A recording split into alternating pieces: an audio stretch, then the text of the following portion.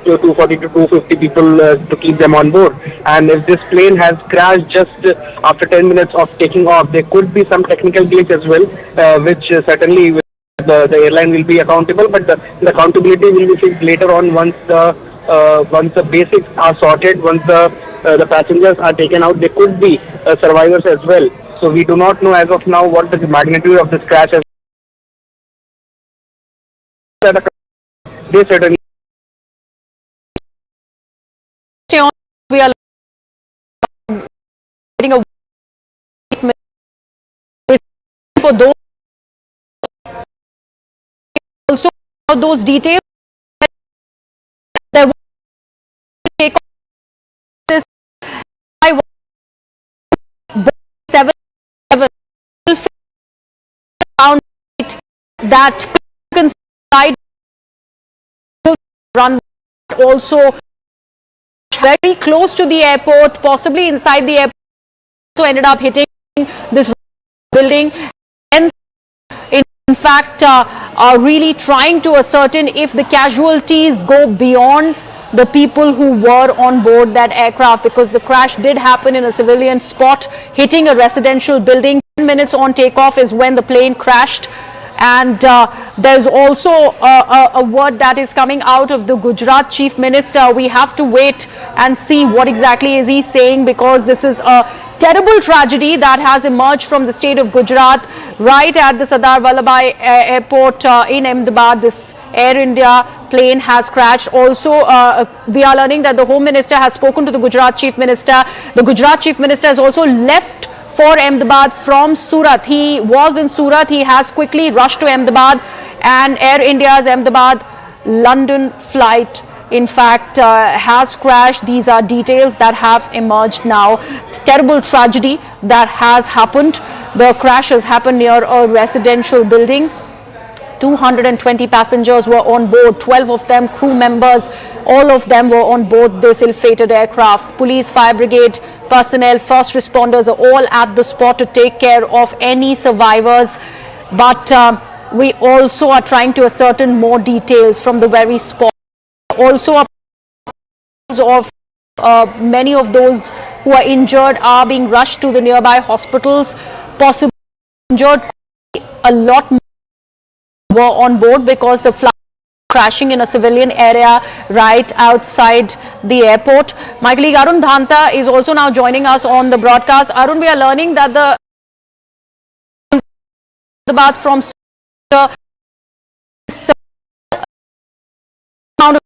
we also learned Minister. We have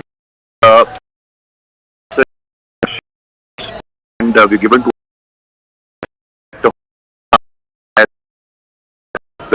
commissioner and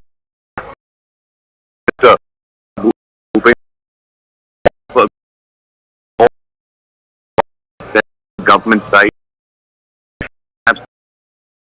You see the chief minister to many passengers were, but reporting that more than 220. So the same incident which is developing everything on the spot.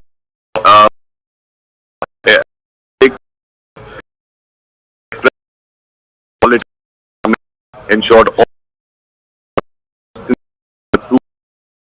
administration that achieved and the police briefed Amit about this investigation for some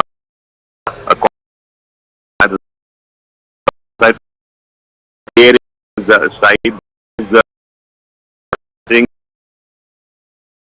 is above huge but of course we'll information comes from mentioning it big in the aviation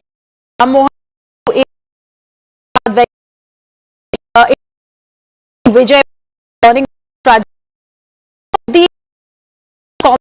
happening in the face of tragedy we are seeing.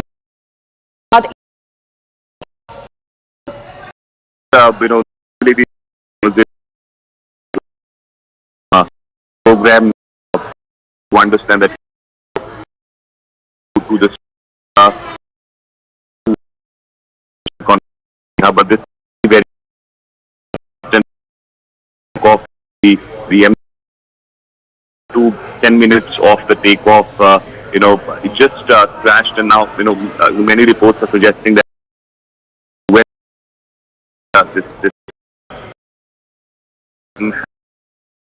that so and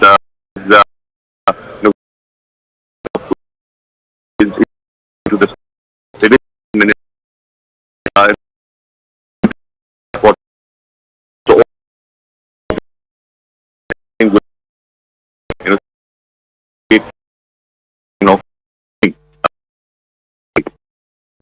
Thank you so much. One Boeing 787 that we have been talking about.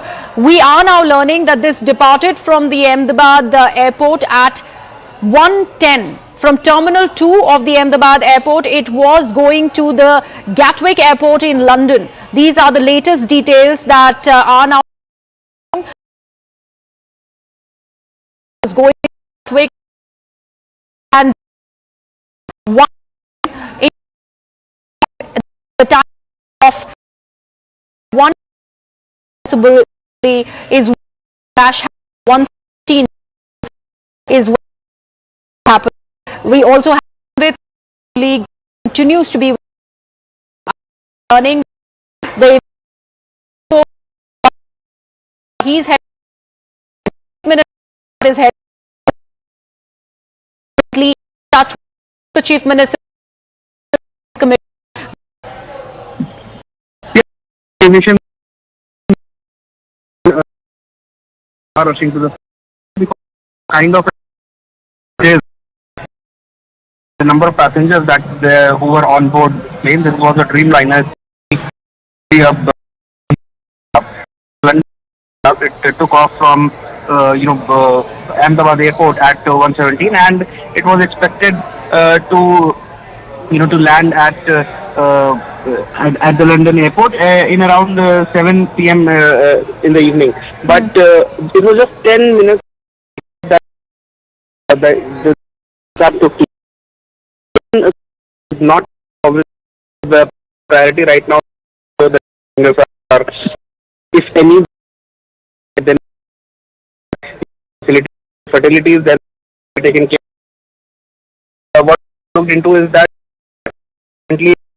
just met the mishap just 10 minutes after taking off from Ahmedabad airport. So it is also being looked if there are casualties in the area where the plane has crashed. It seems to be a residential area. The visuals that are coming in, we can see the paramedics, the ambulances and the firefighters, they are rushing to the spot. There is a lot of chaos in that area, and the visuals clearly speak of that the area is a residential one. So which also makes it even more grave that not only the passengers and the crew that was on board, but also people who were in that area. It looks like a heavily inhabited area. So there could be casualties also on ground where the plane has crashed. So that is also being looked into. Police have been rushed to the spot. All the initial responders have been rushed. But the priority right now is to make sure that there is a tweet by Air India that has now come. Let me put that out for our viewers. Flight AI 171, this is what Air India is officially now confirming. Operating Ahmedabad, London, Gatwick was involved in an incident today, 12th of June 2025. At this moment, we are ascertaining the details and will share further updates at the earliest. This is the official words so far from Air India, Anvit. They have just put out this tweet on social media platform X, but they are still not talking about any number. What we managed to assess was Gatwick Airport. It took off at about 1:10 p.m. is what we are learning, Anvit. So all of these details are emerging. Is it too early to talk about what could have led to this crash? See, right now also the priority of the first responders and the authorities are to make sure that how many passengers were on board, how many of them are safe, if any, how many have sustained grievous injuries, and if there are fatalities, then that needs to be taken care of. Only after that, and the site is clear, then there is a separate committee that is called the Air Investigations, Aircraft, Accident Investigation Bureau. That will look into the what could be the possible reason. There would be a committee, and this is how it happens that an aircraft is investigated. But that comes at a later stage, because right now the mishap that has taken place and the urgency of the matter is that to make sure those who are hurt need to be taken to the medical facilities on priority, so that the number of fatalities are less, and also the casualties that have happened and from to fire to the police. It's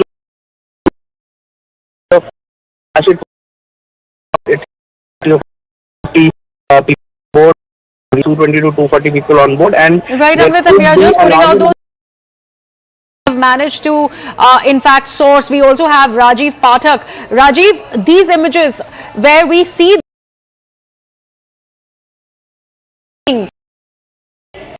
details about this, please. We can normally say right now is that it was an Air India flight going from Ahmedabad to London that has crashed immediately after taking off. The plane took off. It took off. It has crashed. Residential building was not right. But it was right. People were not there. It was a gated area. That Yes, Rajiv. Go. and two were on right. What we in air.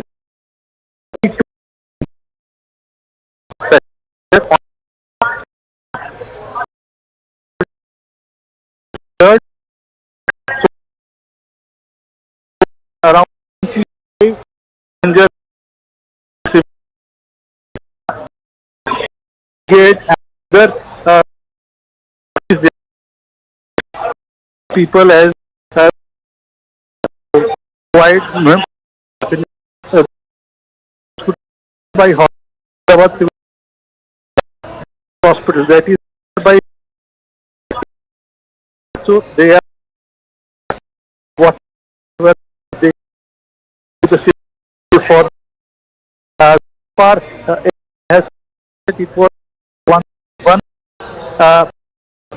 from it was scheduled to take off at around 1:10 p.m. But it was a little late and it took off around 1:38 p.m. and immediately after taking off it crashed into the nearby building right outside the airport. And Right, Rajiv, can we look for one more confirmation feared from you? We are learning of these details that are emerging that 25 passengers so far have been shifted to the nearby hospital, or they could be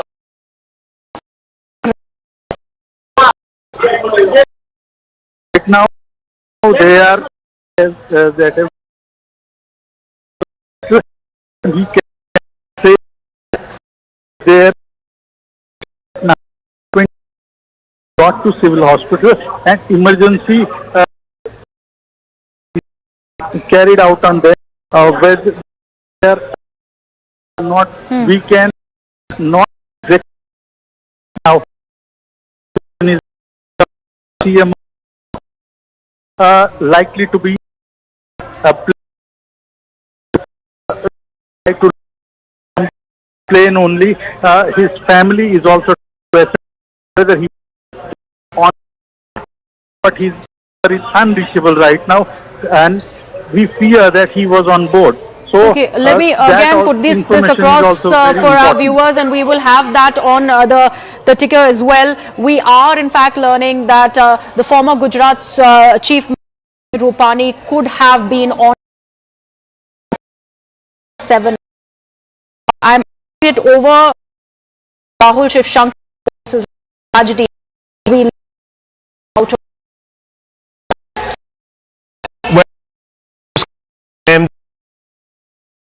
Ahmedabad, if that will lead to casualties,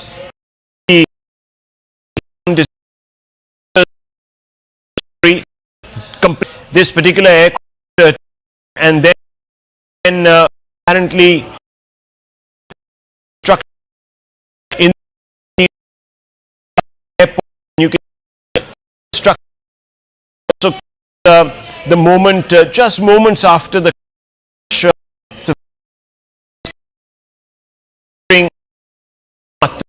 say the of the crash for some reason off. Remember, off load it would take out the new that all erupt obviously disturbing. Don't have enough of this. We want to hazard this news coming to people who on board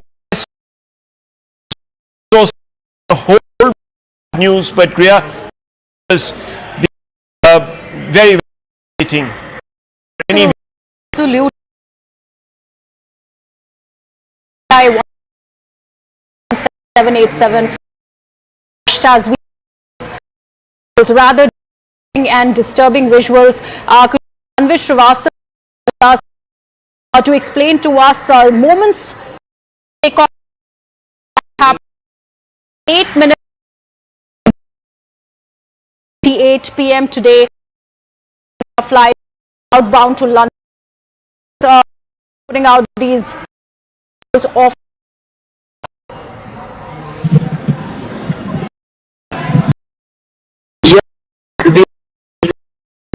In the moment that it can see that it is flying building the flight path, and learning is that the was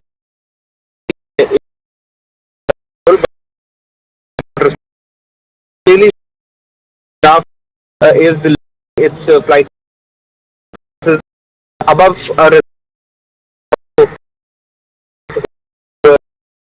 not people who were on board, just there on, and soon as the aircraft goes down, we see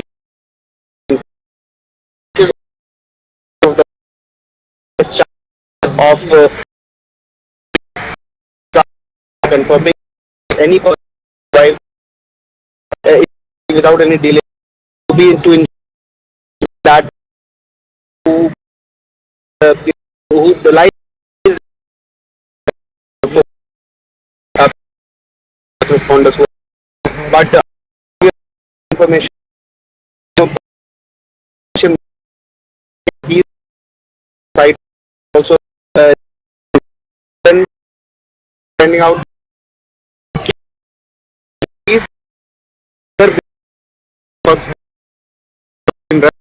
loading the ambulances, other well.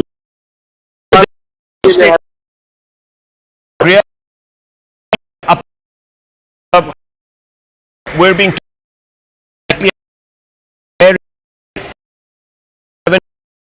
and signed on 12/6/24, the 12th June 25, India 7 B 1 twig immediately take off from. There were 2 participants on board of 10. The aircraft, the commander with further climb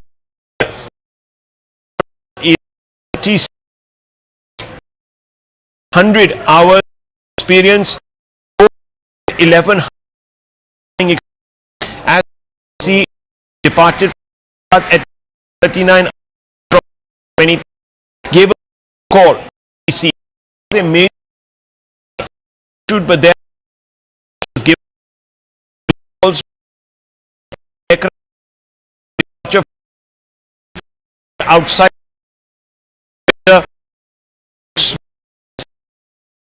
This is the latest that has come through. The registration of this aircraft, the call sign was VTANB AA1171, AI171, operating from Ahmedabad to Gatwick. This crashed immediately after takeoff. What we're now can including 200 passengers from the captain. I was experienced flying off. The first officer 100 hours of contact is with this. You see the devastating, heart-sinking moment there live. Griya. Absolutely, and the building as well, Rahul, I believe this is the building where the plane crashed into, the under construction building that was meant for doctors to reside at. This is where the plane crashed into, and our colleague from News 18 Gujarat, Rajiv Pathak, has constantly been mentioning on how densely populated this area is, and from these visuals where we see minutes into takeoff the plane crashes and it is being caught on film, we do see where it has landed. This is flying right above the civilian areas where you can see houses, terraces of residential buildings, and then it eventually goes and hits another residential, possibly construction. We're also putting out those details. Anvit, our colleague, was just mentioning about that Mayday call. Rahul, we also have an official word from the Aviation Minister Ram Mohan Naidu. He in fact has put out this tweet that he's shocked and devastated to learn about the flight crash in Ahmedabad. He in fact has quickly rushed from Vijayawada, where he was at, to Ahmedabad to in fact be there in the face of this massive tragedy. We're also in fact learning that 3 National Disaster Response Force teams comprising of 9 to the site, 3 more teams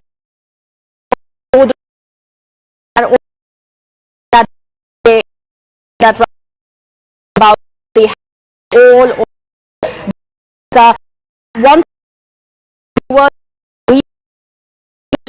at 1:30 is when the crash took place.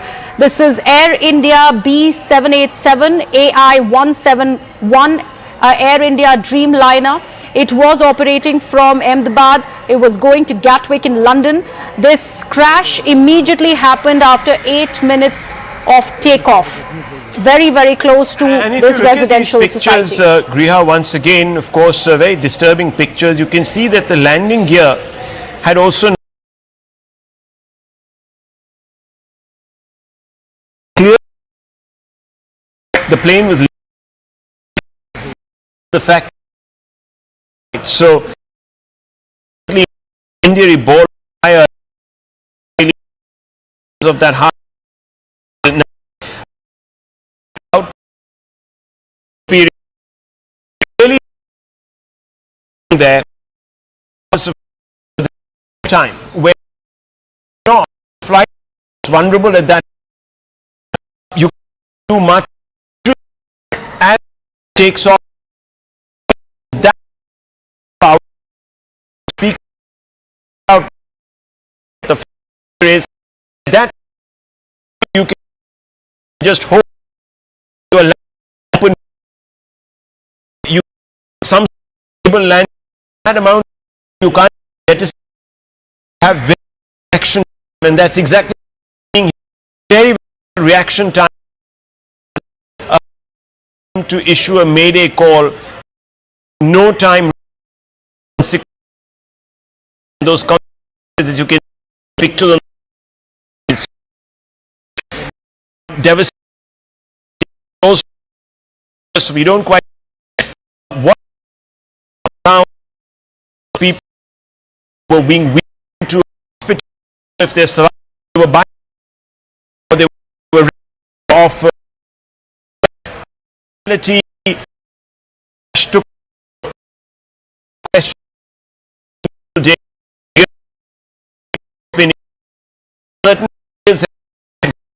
and now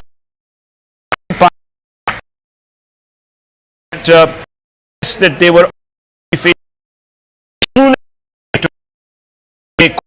but there was very little time to any sequence of this magnitude. Now, the last we had in India magnitude was 20.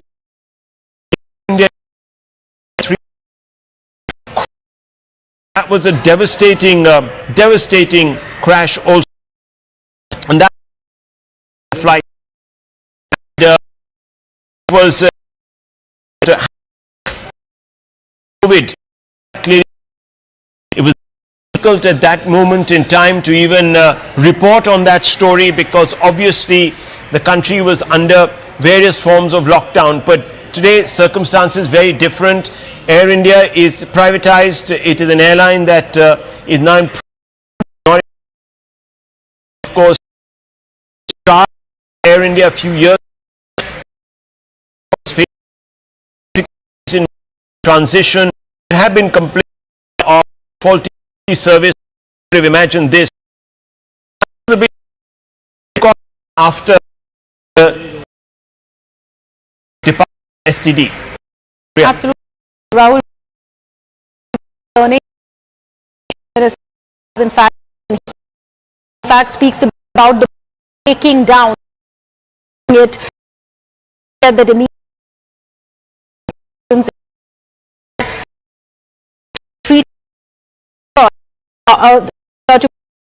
have been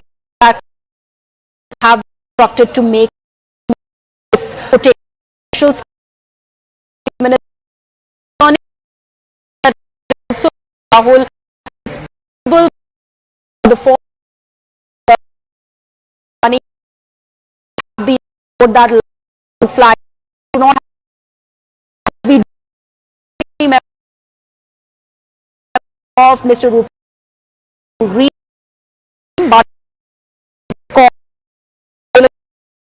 there are in fact there is a social media is also coming. Many such people, several also through the pilot counted a devastating loss of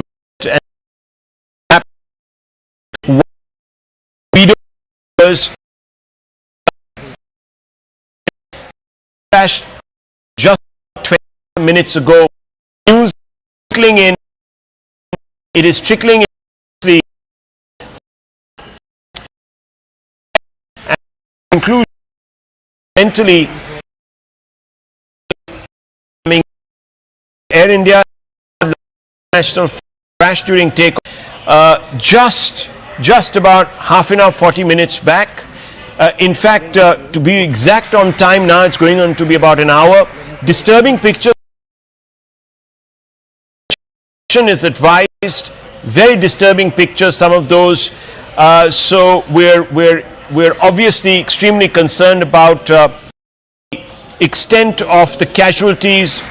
They are high. It is to be expected because there was very little response time to take any action that could avert a disaster of this magnitude. As you saw in those pictures, if you look in the right of your screens, viewers, really the moment of the crash, within minutes, the flight takes off. Its landing gear has not even because it was ready for a long haul flight to Gatwick Airport, and it crashes because there was a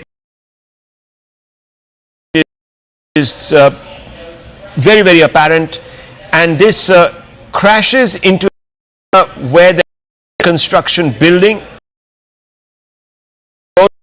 densely packed residential area, so there is a possibility of ground fatalities, of bystanders, collateral damage, so to speak. 250 on board, 2 reports, as well as, of course, 10 cabin crew. We're also told that former flight, the status of his condition right now. We will get updates and we will report to you. Anvit is here with us. Anvit, what can you tell us through some of these pictures? The we are seeing in which the clearly be seen that how it was lowering its flight path, and it clearly be seen that it flying an area heavily inhabited outside of Ahmedabad airport, and there were in fact the visuals that have come in from ground also shows how locals have gathered around the crash site. A lot of people are there. The first responders have also reached. Police, disaster management authorities, and the paramedics and ambulances are also at the spot, but a lot of locals are gathered, which is also indicative of the fact that the area was heavily inhabited, as the reporters from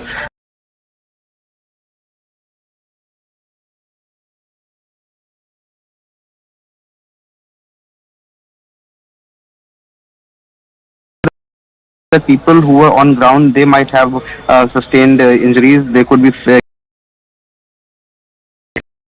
as we see soon as the aircraft lowers its flight path, it can be seen that it's going up heavy in flames.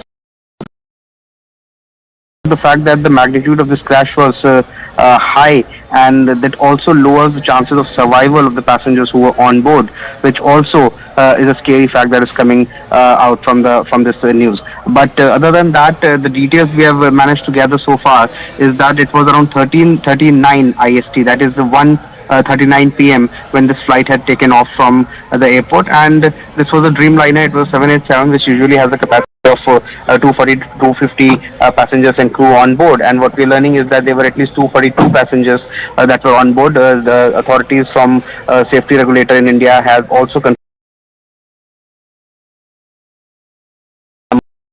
number of casualties in this manner, but they have confirmed that it was a Dreamliner, a B787, and it was an AI-71 flight that was operating from Ahmedabad to Gatwick.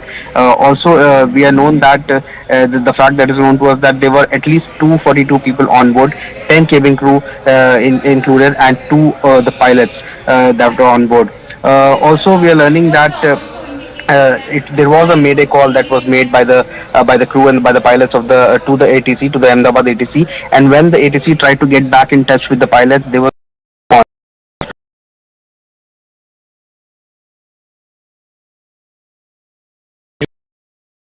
that the flying low at the time. It had only been 10 minutes that the flight had taken off, so the plane was still flying low, and we can only see its flight path going down over the residential area when it goes up in flames.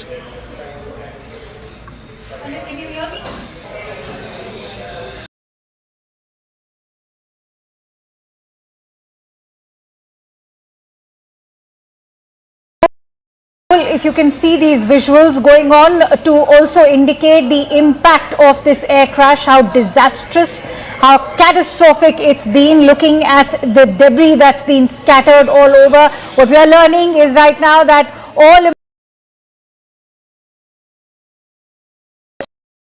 also reached the ground level, but Rahul, as you've been indicating, this is a densely populated area where the crash has taken place, and perhaps there could be also a possibility of ground fatalities as well, something that also highlighting. I'd like to bring you in on that aspect. Yeah, we also got updates coming in from the DG AAIB, Director Investigation, and the GO team Ahmedabad. We're also being told that the Director of Air India has utter sadness at this particular tragedy, and this tragedy is of particularly large magnitude. A little reaction time. The plane took off, and immediately after taking off, it most likely experienced a loss of lift. Why it did so, we don't know. You can see the landing across the perimeter wall of the airport when it found crashed to the ground laden with fuel. There wasn't even time to jettison fuel load and issue a mayday call. The did not obviously result in any bid to avert reaction time here. It was very limited reaction time of that crash. That plane goes down.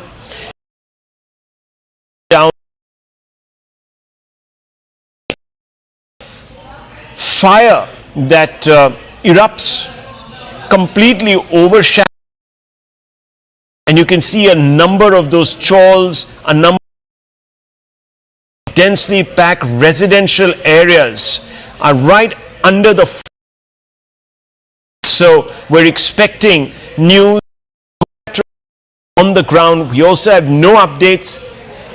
We have no updates really, viewers, on the casual passengers in total. A lot of experience between them. Anvit, what are the details that was aboard this flight, the of this flight? See, if you talk about the people who were on board, the captain of the flight, the Captain Sumit Sabarwal, was handling the flight. He was an with more than 8,200 hours of flying, and his first officer was Clive Kunda, who also is said to have at least more than 1,100 hours of flying experience.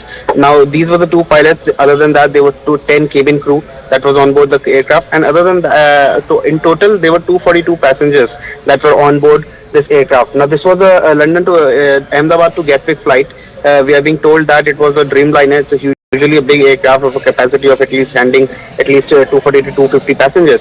And the kind of incident, Rahul, it is, the kind of accident and the visuals that are coming in, they're clearly of the fact that the magnitude of the incident is huge. Not just the people who were on board the aircraft, but also because when we see in the visual, the path is lowering, the flight is going down instead of taking off. Yes. Then it clearly suggests that the flight is right above the residential area. In fact, the visuals that have come on, they also show locals have gathered around the crash site. Other than the first responders, be the police, the ambulances, paramedics, or the disaster management authorities and the firefighters. Along with that, we can also see hundreds of locals have gathered there because it is a really inhabited area, and that is one reason why it is also being feared that there could be casualties from on ground as well, not just the people who were on the aircraft and the way. Just hold your thoughts, Anvit. I just want to quickly update London Gatwick. The airport management has also issued a statement clearly intended, of course, for those who were expecting their loved ones to come to London. As you know, viewers, this is peak holiday season in India, and there would be a lot of flights between India and London, London being one of the favored destinations for Indian passengers. So these pictures, Anvit, a confirmation really of the fact that the flight rate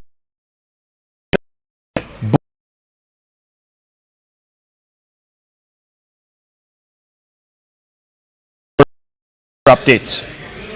And Rahul, also keeping the incident in mind, as a result, this Sardar Vallabhbhai Patel International Airport, that is the Ahmedabad Airport, that has also been made non-operational right now. So all the flight suspended until further notice, and the airport authorities have said that passengers are advised to check their status of flight the airlines and check the latest updates before proceeding to the airport.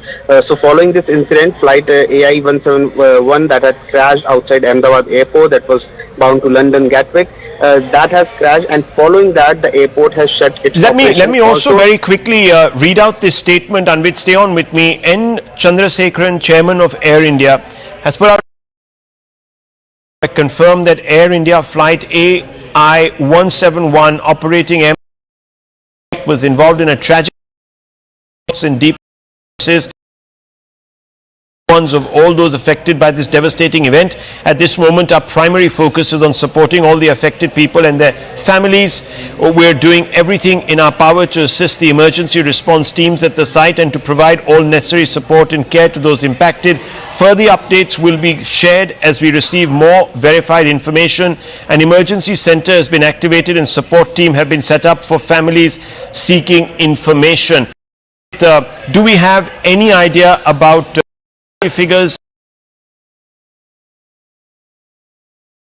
There are 30 deaths that have been verified, but these are not still confirmed officially. These are first responders who are relaying information. And Yes, around 30 number of 30 people, 30 fatalities is coming out, but certainly in these incidents, what really happens is that number of fatalities go up gradually, because the number of people who are being taken out of the aircraft and from the debris, they will be rushed to medical facilities. Many of them, there is a can also survive the crash, given the fact that they are provided with the medical facilities on priority and with no delay. But that also certainly, and completely depends on the kind of injuries they have sustained. If it is an injury that can be managed, and if it's not a fatal injury, then certainly there are chances that when you get medical facilities in time and without any delay, then certainly there are chances of survival. Gradually, given this, what we are noticing that from on ground is that the number of fatalities, unfortunately may go up. But yes, initial number is somewhere 25 to 30 people who have been confirmed. And with a green corridor to transport passengers for treatment into hospital established as we speak. So we've already seen certain people being wheeled into hospital. We don't quite know if they're passengers or if they were bystanders. Anvit has been telling us that the area that the plane crashed in heavily in nature and densely packed, and you can see in fact those visuals in the middle of your screens. That's the moment of the crash. You can see that it flew over a number of packed locales which are in its flight path. Now Anvit, if you really look at these pictures, the plane acquired right after takeoff, that's not the normal trajectory of a plane. Mayday call. Landing gear has not even been retracted, Anvit. Yes, that also in these incidents, the ATC is usually very crucial in investigation of such crashes. So once the investigation begins, the black box will be retrieved, and the data from the black box will clearly suggest that what was the there was Anvit a Mayday call that was issued. They realized very early on that there was a problem. Stay on with me. I want to bring in Payal Mehta. She's got some updates. Payal, over to you. Rahul, what I do understand that both Prime Minister Narendra Modi, Home Minister Amit Shah and Gujarat CM, Bhupendra Patel have spoken to Ram Mohan Naidu, the Civil Aviation Minister.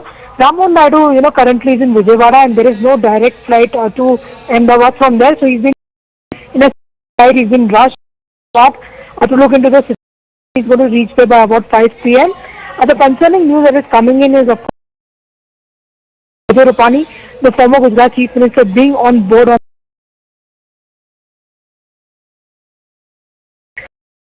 We'll have to just wait and see for more updates, but most unfortunate scenes coming to the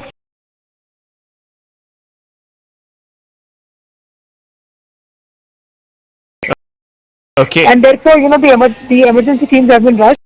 So have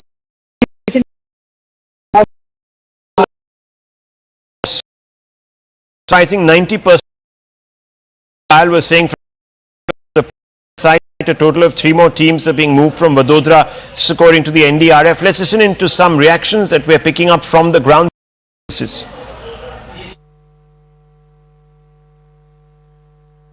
air crash जो भी हुआ, जो उसमें शायद थोड़ा ये news confirm है या नहीं, it is very difficult to say. So कि क्या होगा क्या नहीं होगा, अब प्रेस वाले जो है हम उनसे पूछते हैं कि भाई ऐसा क्या हुआ और कैसे. यदि आपके पास कोई कंफर्म न्यूज़ है तो आप हमको बताइए. बीजेपी लंदन जाने वाले थे. Well, those were updates coming in on the identity of at least one passenger, former Gujarat Chief Minister, Mr. Vijay Rupani, who's on board. We don't know his condition as of now. We're getting conflicting details really about injured, all of that. The fact of the matter is right now, viewers, at 5 minutes past 3 in the afternoon, we have a statement, and that statement seems to suggest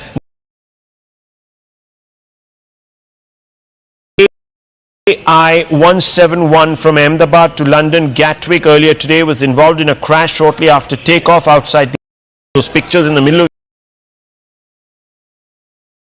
because it captures the moment of the crash.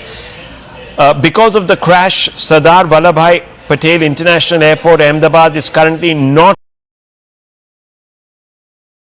All flights are temporarily suspended until further notice. So if you were to travel from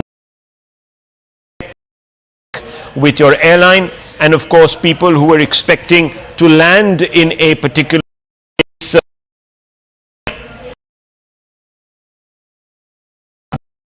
be advised to contact their loved ones and relatives and inform them. We're putting out this statement.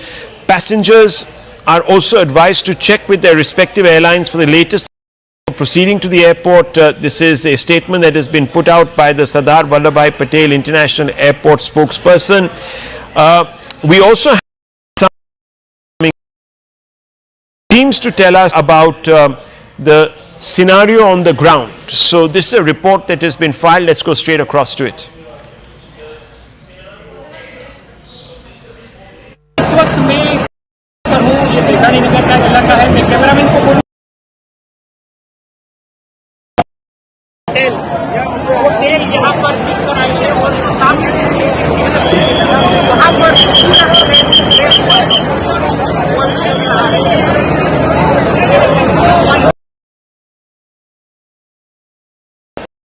Well, that was one very quick overview really of the situation there in the middle moment of the crash, and you can see that there was a catastrophic failure of lift moments after this plane took off. The plane would have been heavily laden with ATF given the fact that it was on a long haul flight from Ahmedabad to Gatwick, which is an airport just outside of London, and it crashed almost immediately after taking off. Even the landing gear had not been retracted on that plane, and it crashed into a very densely populated area.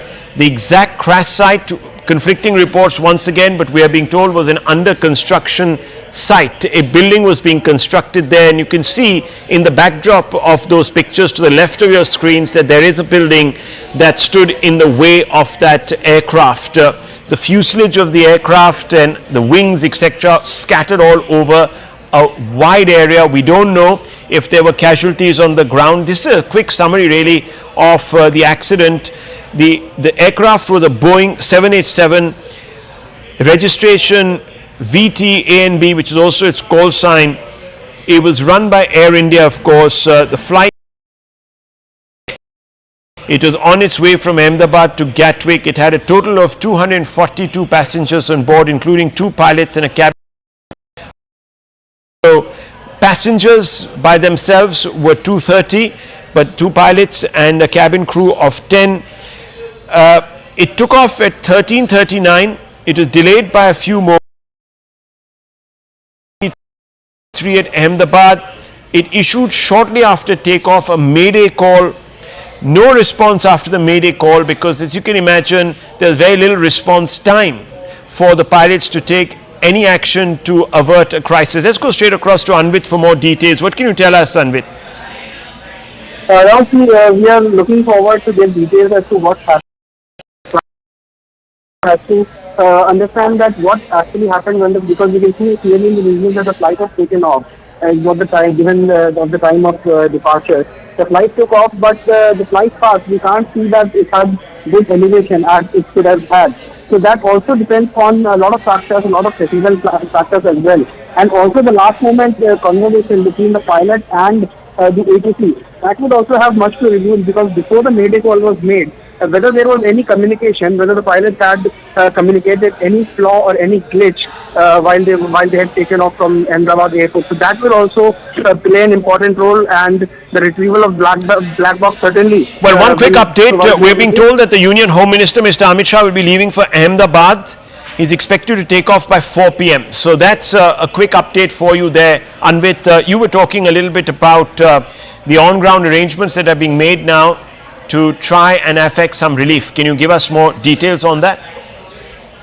So I was saying that more technical details are awaited, and that is what will actually give a clear picture as to what happened and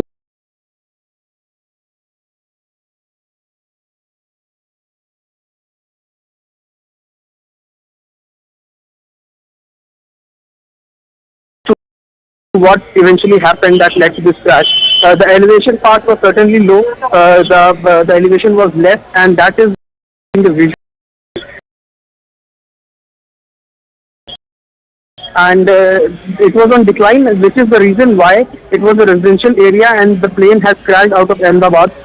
We're getting some details and updates. Anvit, stay on with me from Payal Mehta now on the possibility of the former Chief Minister of Gujarat being on this flight. Payal. Rahul, the passenger list, shows unfortunately Mr. Rupani was on board and he got trying to get in touch with his family and probably people in his office as well. But we're just given to understand that as of now information as well. But when the passenger list was reviewed by our colleagues including Anvit, it showed very, very clearly that he was on board on that flight. What is really happening to him right now is just a little too early to jump the gun, because obviously we have to wait for the confirmation coming in either from the Gujarat government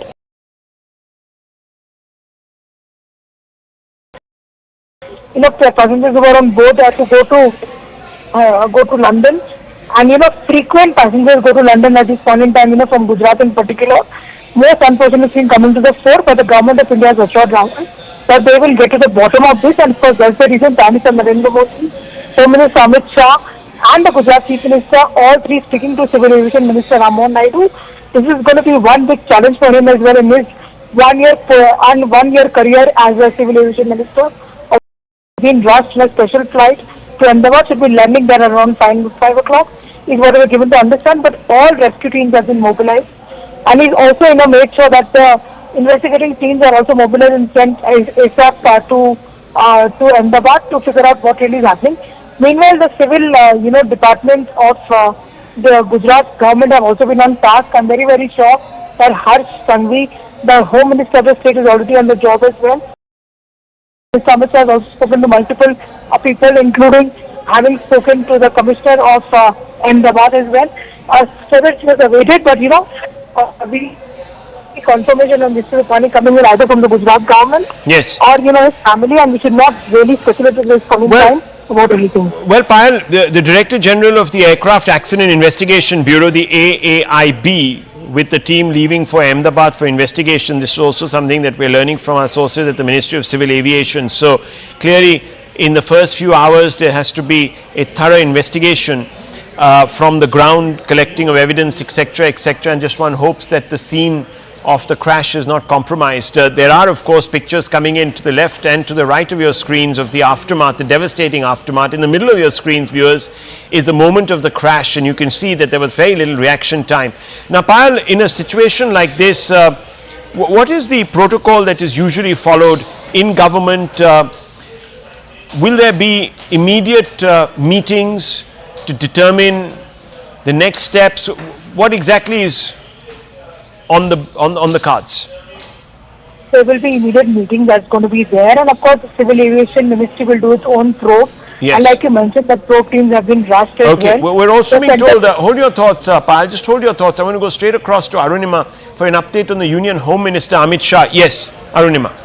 Yes, the Home Minister Amit Shah is just flying off to Ahmedabad. He is the local member of parliament as well. And this is coming at a time when people are still speculating. These are just speculation. Nobody is confirming it as yet. But there are speculations whether this was an accident or whether this was an act of sabotage. So since he is also the Union Home Minister, both in his dual role as the Home Minister and the local Member of Parliament, and somebody who knows Gujarat like nobody else does, he's already spoken to the Chief Minister, and his presence there is aimed to aid rescue and relief efforts. From the central government side, if anything that the state government requires to retrieve the situation, if there are any survivors, if they need any medical aid, if they need to be flown out of Ahmedabad, taken to Bombay, taken to Delhi, whatever needs to be done, I think the best man is being put on the job by the Prime Minister. The local Member of Parliament, the Union Home Minister rushing to Ahmedabad, should be flying off within the hour is what we are told. Yes, we're also being told, of course, and I just reported this, the Director General of the Aircraft Accident Investigation Bureau with his team is leaving for Ahmedabad for an investigation. This is according to Ministry of Civil Aviation sources, because viewers, in the right aftermath of a crash, you need to sanitize and in some ways or the other ensure that the scene of the accident is, or the crash is not compromised, because there's important, very important details that emerge from there. I want to go straight across to Griha, who has a list of the passengers aboard. Our prayers, of course, with each one of them. Griha. Distressing times, Rahul. We are only, our heart goes out for any family members who possibly are watching this.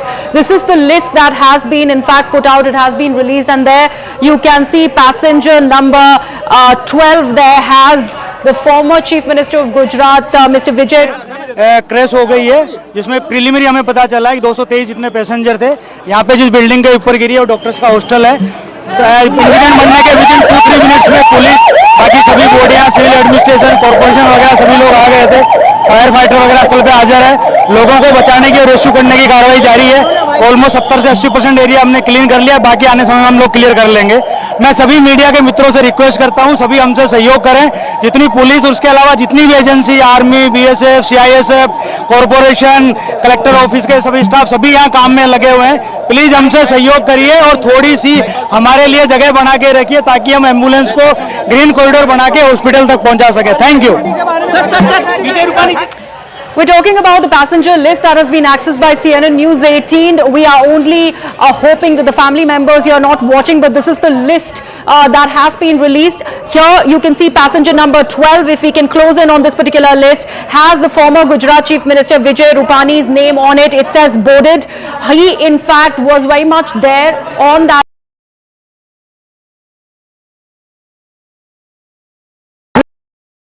Rupani's whereabouts, so we don't want to in fact draw anything up for conjecture, but this is what we are in fact seeing through this particular list that is out. Let me also give you a lowdown on the kind of people, the nationalities that they belong to, or the people, the 242 people who were on board this ill-fated flight. We are learning through this particular list, and there are nationalities here, Rahul, where we learn of many people, not just Indians but also from Britain, who were on board. They had the British passport, so about 52 British from this list that we, and the rest were Indian. So this is what this list in fact lays bare. The number of passengers who have boarded, several of them also, because we are talking about 240, and also a statement there, confirmation that Gujarat, the former Gujarat Chief Minister Vijay Rupani had boarded this particular flight. Very, very unfortunate scenes, viewers. To the left is a manifesto, at least parts of it, and you can see that this was a flight that was carrying a large number of citizens from different parts of the world, including British citizens. There you can see Griha just talked us through some of those people. Let's go straight across to Yesha for more details. Yesha, what can you tell us? We know that this flight has crashed moments after it took off. We're being told that it crashed into a doctor's hostel. Absolutely. In fact, this very flight that we speak of was an Air India flight from Ahmedabad headed towards London. It was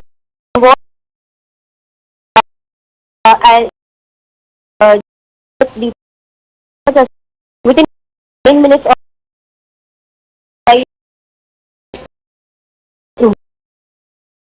flight, and in fact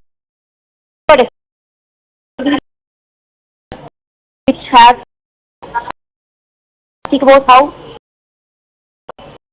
also Ahmedabad State Aviation has also spoken civil area minister asked head to Ahmedabad. Also important that as of now details from local sources have spoken about how there have been more than 40 bodies that have been brought to the hospital. So far, no official source has in fact gone ahead to mention as to what can be the toll here, but it seems to be a massive tragedy, particularly because so far Ahmedabad airport has also been kept non-operational for any further flights from here on, which is where all the local authorities have been rushed to the spot, and there are expected to be more than 200 people who would have been on board that very flight. So yes, all the particular stakeholders responsible, be it the Tata Airlines or for that matter, other stakeholders, they've all been kept on tenterhooks to ensure that that those who are injured or those who were involved there, plus residents who've been injured in that very incident, are rushed to the local hospital. All the local authorities have been kept on alert. Yes. Yeah, well, the updates that are coming in now, of course, official sources, and we're not going to, of course, play out anything that hasn't been verified. So what we're now being told is that Captain Sumit Sabharwal was an LTC with 8,200 hours of experience.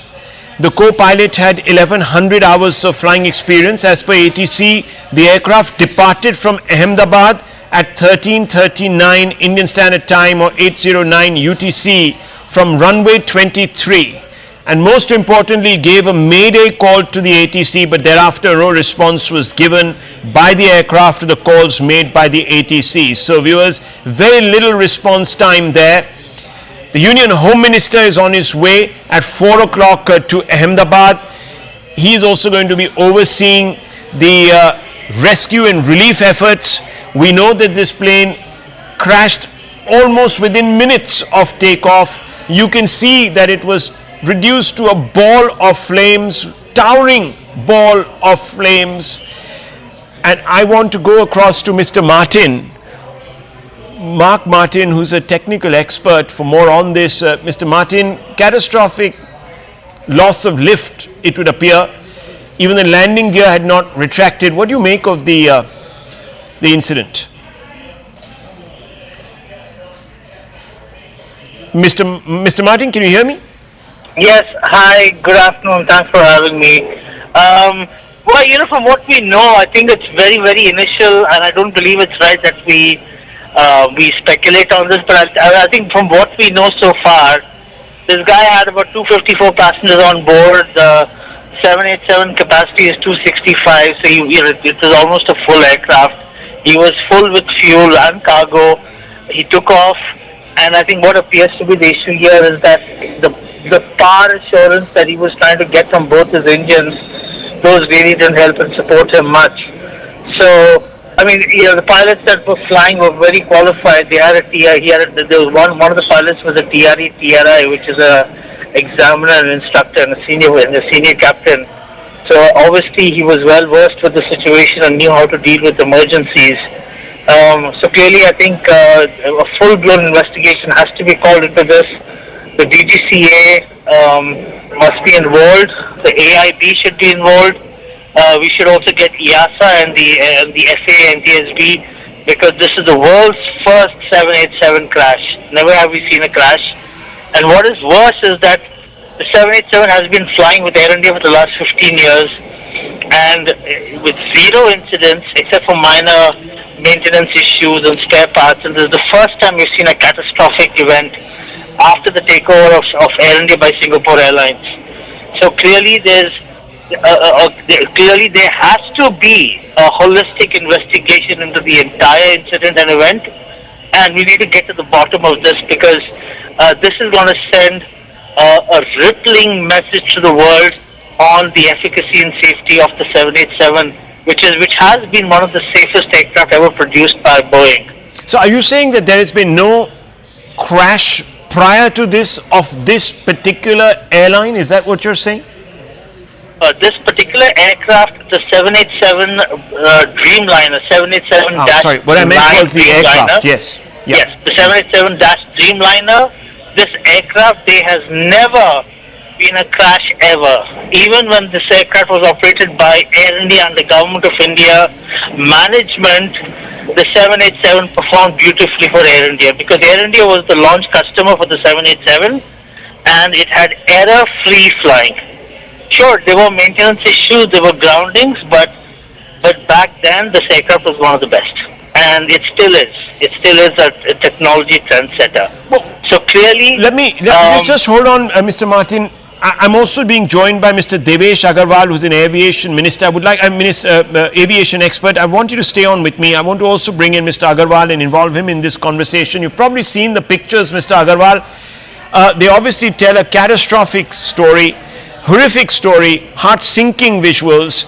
Moments after takeoff, the plane loses what appears to be power and crashes into a very densely packed residential slash habitated area right outside the perimeter of the airport. What do you make of this? What's your assessment, preliminary assessment? Let me first preface by offering my deepest condolences to the families of the bereaved and my prayers that they find survivors. In fact, my cousin sister works in the civil hospital where the aircraft crashed. She was unable to talk because there was quite some smoke. She was telling me that there is a student hostel immediately adjacent to the building in which the aircraft crashed, and there are students who are not accounted for. So again, prayers that they have not been victims of this crash and they may have just stepped out of the building. So that is where I'm going to preface it. I was listening to what Mark was saying. Yes, this is the first quote-unquote accident. There have been, I'm not sure if there has been a hull loss earlier due to the grounding. For sure, India's AAIB, Air Accidents Investigation Board, will be involved. And from the United States, you will get the NTSB, because it is the aircraft is made in the United States. I don't see EASA playing any role because they are the European regulator. Definitely there will be representatives from Boeing and from GE, because this was a Gen X engine. The launch customer was All Nippon Airways I forget the exact date, but they used the Rolls-Royce engine on their 787s. Japan Airlines and Air India, they used the General Electric Gen X engine, and there was an issue right at the beginning which delayed deliveries of the GE equipped, or rather GE powered 787s. So this was delivered in January 2014, but its serial number is 26. That means this was the 26th aircraft or 787 that was made. But as I said, 11 years is nothing in terms of this aircraft. It's a very modern aircraft, as Mark said very correctly. Modern systems on board. I see the video, and obviously there has been a loss of lift. Why that has been a loss of lift is what I think everybody's going to focus on. From what I could discern from the ADSB data, the aircraft was traveling at roughly around 174 knots, which is close to 350 kilometers. It achieved a height of right around 700 odd feet. It was ascending at roughly about 900 feet per minute, which is pretty decent for immediately after takeoff. So I mean, this has happened literally a minute or two after takeoff. The ADSB data shows that it has happened within a minute or so of liftoff. So, and you can see the landing gear is still down. So why they have had such a major loss of lift? The General Electric Gen X engines, if you see, they power all the 777s in the world.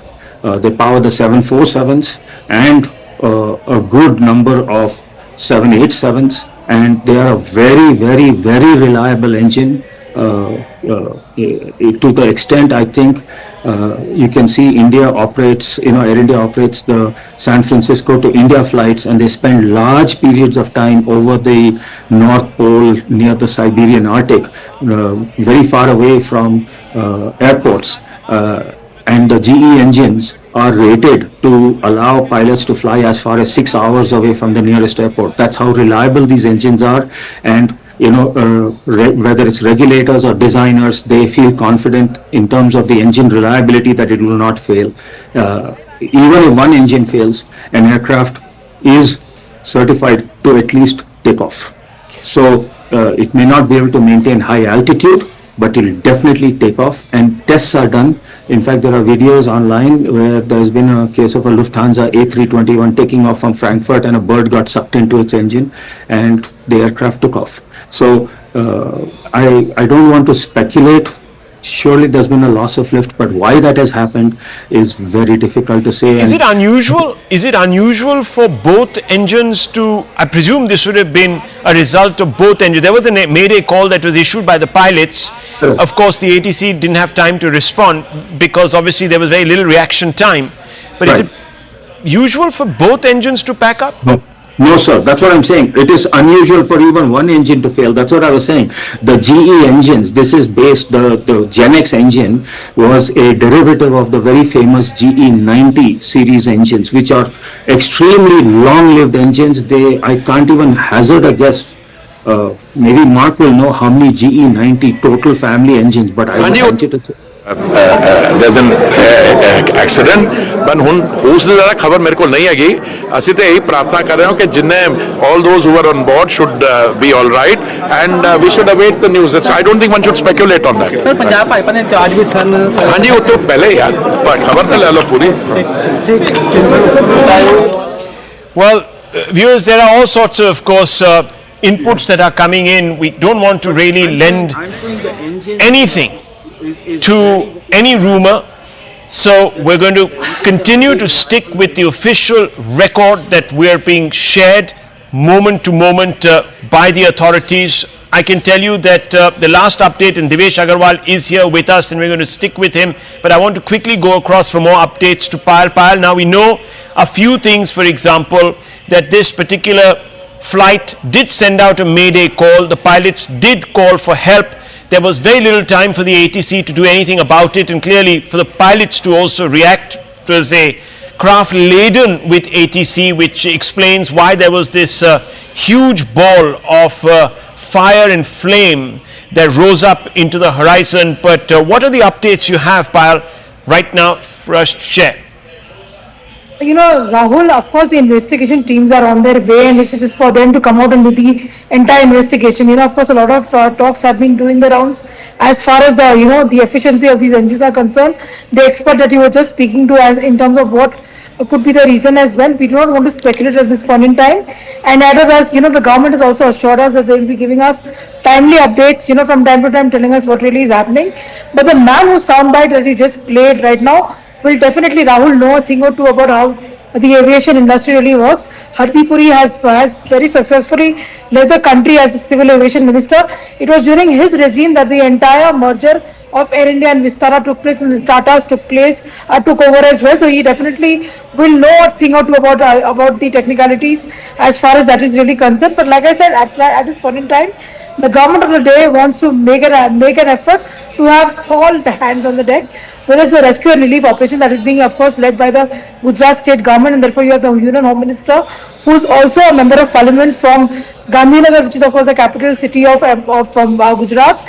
He is rushing there. He also, he also controls the disaster management teams across the entire country. So his being present there on ground will also give a lot of solace to the locals once he goes there and gets the situation on ground.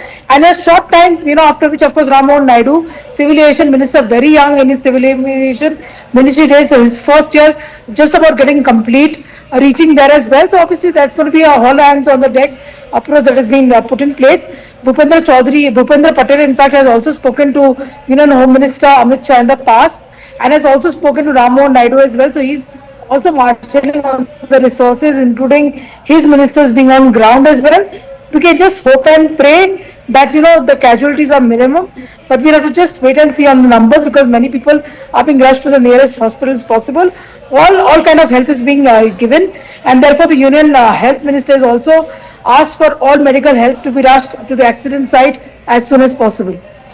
Well, let me go across to Devesh Agarwal. Thanks indeed for that update from Payal there. We're also being told that the Union Home Minister is on his way to Ahmedabad. He's going to depart at about 4 o'clock from Delhi. The AIB is already sending 3 teams to go and scour the crash site for clues, etc. We were speaking to Devesh Agarwal, aviation expert, to express dismay at the catastrophic failure of the Gen X series of GE engines, which he says are very, very reliable. In fact, Mr. Agarwal said that the plane can fly on one engine. For 2 engines to fail is very unusual. Would you still stick by that statement, Mr. Agarwal, and give us a little bit of a background on this engine? Well, one thing, please, as I said, I never ever said that there's a failure of the Gen X engine at all. I said there is a loss. From the video we can make out that there is a loss of lift on the aircraft. Okay. What has happened is obviously going to be determined. Because only X engine, X engine, I can't even recall 787 current, and it's a very reliable aircraft. Please, I've never made that statement. Please, is my humble request, because this is a sensitive time, and I am a person by nature. I don't like to speculate on reasons for a crash. We have seen a loss of lift, and that is. The crew has been very experienced. It's a very experienced crew. It is a stable aircraft. What has happened will obviously be, What can sometimes trigger a loss of lift, Mr. Agarwal? See, you could have a loss of engines. You could have, and why did those engines lose the power? Is it a bird strike, or is it possible that you get what is called a microburst wind shear? What happens is, this normally though happens in thunderstorm conditions. You have air rising and a column of air shooting down towards the ground, and so it sort of tends to push the plane down. If you remember, Delta Airlines had a crash, if I remember, Delta 191 back in Dallas-Fort Worth, which was as a direct result of a microburst right as they were getting ready to land at the airport. So we don't know why there is a loss of lift, and to be honest with you, one engine failing itself is out of the very, very far-fetched possibility. Both engines failing is an impossibility. There is obviously something else that has happened that has caused the loss of lift. These 2 engines are too reliable. And as I pointed out, the aircraft could have climbed with one engine.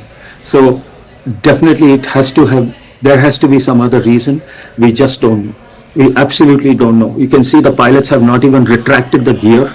So the aircraft is not in what we would call in a clean condition. So it's what, 700 feet off the ground. It's at a climb rate of 1,000 feet per minute. That means that 70% of a minute, less than 45 seconds after takeoff. It's just within 45 seconds to a minute after takeoff. There's obviously something else that has happened that has caused this loss of lift, and that's what needs to be investigated. And I really do hope that the Indian government, the AAIB, takes a lead. If you recall the way the NTSB gave timely updates, they had public briefings and timely updates, and they accepted questions from the press, or rather the media, and they gave timely information. That, I think, is what is going to be the determinant of how India and Air India is viewed by the world of True, aviation. of course. I mean, I'm sure that the government will do what it has to do, Mr. Agarwal. The point of this entire broadcast right now is to give you quick updates, really, on what has transpired. So, Mr. Agarwal, just stay on with me. I want to walk our viewers through what we know definitively. About 2 hours back, The Air India plane, a Dreamliner, takes off from Ahmedabad airport. It is on its way to Gatwick, but the moment after it takes off, even before it could retract the landing gear, there is a catastrophic loss of lift. The aircraft collapses through the sky. You can see those pictures in the middle of your screens into what we're being told is a doctor's hostel attached to a medical college. Immediately you see a fireball that emerges above the horizon. The crash site is a very, very thickly populated area just beyond the perimeter of the Ahmedabad airport. The flight path directly under it are a large number of residential buildings. We don't have updates from whether there have been casualties on the ground unrelated to the passengers who have been on board. If there has been collateral damage, we have no clue about that. We can confirm that some people who are injured have been rushed to hospital. Whether they were passengers or others, we can't confirm. On your right is the immediate aftermath. You can see almost nothing is left of the plane. There is a picture of the tail sticking out of a portion of the building. What we can tell you is that the two pilots were very, very experienced and that they had issued a mayday call. Why this particular flight lost lift, we don't know. Nothing on record as of now. I want us to go straight across and listen into this soundbite from the local police authorities. Let's go straight across to that. बनने के within 2-3 minutes में police बाकी सभी बॉडियां civil administration corporation वगैरह सभी लोग आ गए थे. फायर फाइटर वगैरह स्थल पे हाजिर है. लोगों को बचाने की और रेस्क्यू करने की कार्रवाई जारी है. ऑलमोस्ट 70 से 80% एरिया हमने क्लीन कर लिया. बाकी आने समय में हम लोग क्लियर कर लेंगे. मैं सभी मीडिया के मित्रों से रिक्वेस्ट करता हूं, सभी हमसे सहयोग करें. जितनी पुलिस, उसके अलावा जितनी भी agency, army, BSF, CISF, corporation, collector office के सभी स्टाफ सभी यहाँ काम में लगे हुए हैं. प्लीज हमसे सहयोग करिए और थोड़ी सी हमारे लिए जगह बना के रखिए ताकि हम एम्बुलेंस को ग्रीन कॉरिडोर बना के हॉस्पिटल तक पहुंचा सके. Thank you.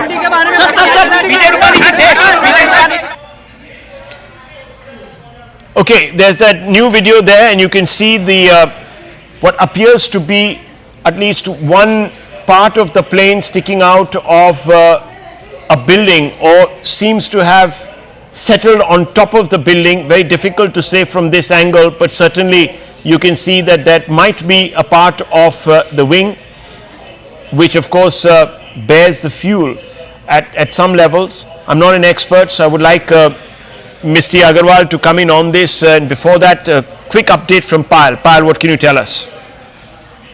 In the wake of this unfortunate episode which has taken place, Rahul, a helpline has already been issued by the Gujarat government, by the Gujarat state government, and also by the Ministry of Civil Aviation for anybody who wants to establish contact if they can't find their loved ones. And that is something which has been done. The government of the day is committed, like I said, to the well-being of every individual, and therefore the officials are requesting, like you just played out a soundbite, requesting everybody not to crowd the streets, not to come to the accident site, but allow a green corridor so that anybody who needs to be rushed for medical help can be done at the earliest as well. And we've just got a tweet which has been put out by Dr. Jaishankar, who is of course a Rajya Sabha member of Parliament also from Gujarat, and he said that he's very, very deeply shocked and he's pained to learn about the flight crash in Ahmedabad.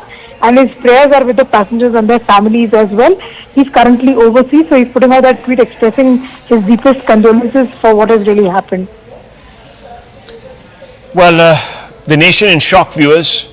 We're getting a lot of reactions from the Prime Minister, the Home Minister, to several Chief Ministers of different states, to the Union Aviation Minister, who's on a special flight from Vijayawada straight across to Ahmedabad because there is no direct flight from there, at least available as of now. On the left is the debris, remnants of the craft. In the middle is the moment of the crash, heart-sinking moment really, viewers. This flight was almost full. It had 142 passengers aboard it, two very experienced pilots who were in control and command, and they issued a mayday call. Even before the ATC could respond, this plane goes up in flames. It crashes into a hostel, attached to a medical facility where doctors are in residence. We don't know whether they were in residence at that time. How many other people on the ground in this very densely packed crash site area have been affected? To the right, you can see that the obvious aftermath suggests that this was a very, very catastrophic result. Let me go across to Devesh Agarwal, Sanjay Leza, aviation expert, also there with us. Devesh Agarwal, a quick update from you on your take, and I also want to bring in right after that Mr. Sanjay Leza. Yes. So basically, just to let you know, the world's most popular wide-body aircraft till date was the Boeing 777, and they had delivered little over 1,500. In case of the 787, they have already delivered around 1,200 aircraft, and they have orders for at least another 1,000 plus aircraft. So it shows you how popular this aircraft is, how reliable this aircraft is. This is the first fatal accident of a 787, whether of the Dash 8, which is the earliest version, the Dash 9, which is what Vistara has, and the Dash 10, which of course no Indian airline has ordered, but it is used a lot by British Airways, United Airlines, and others.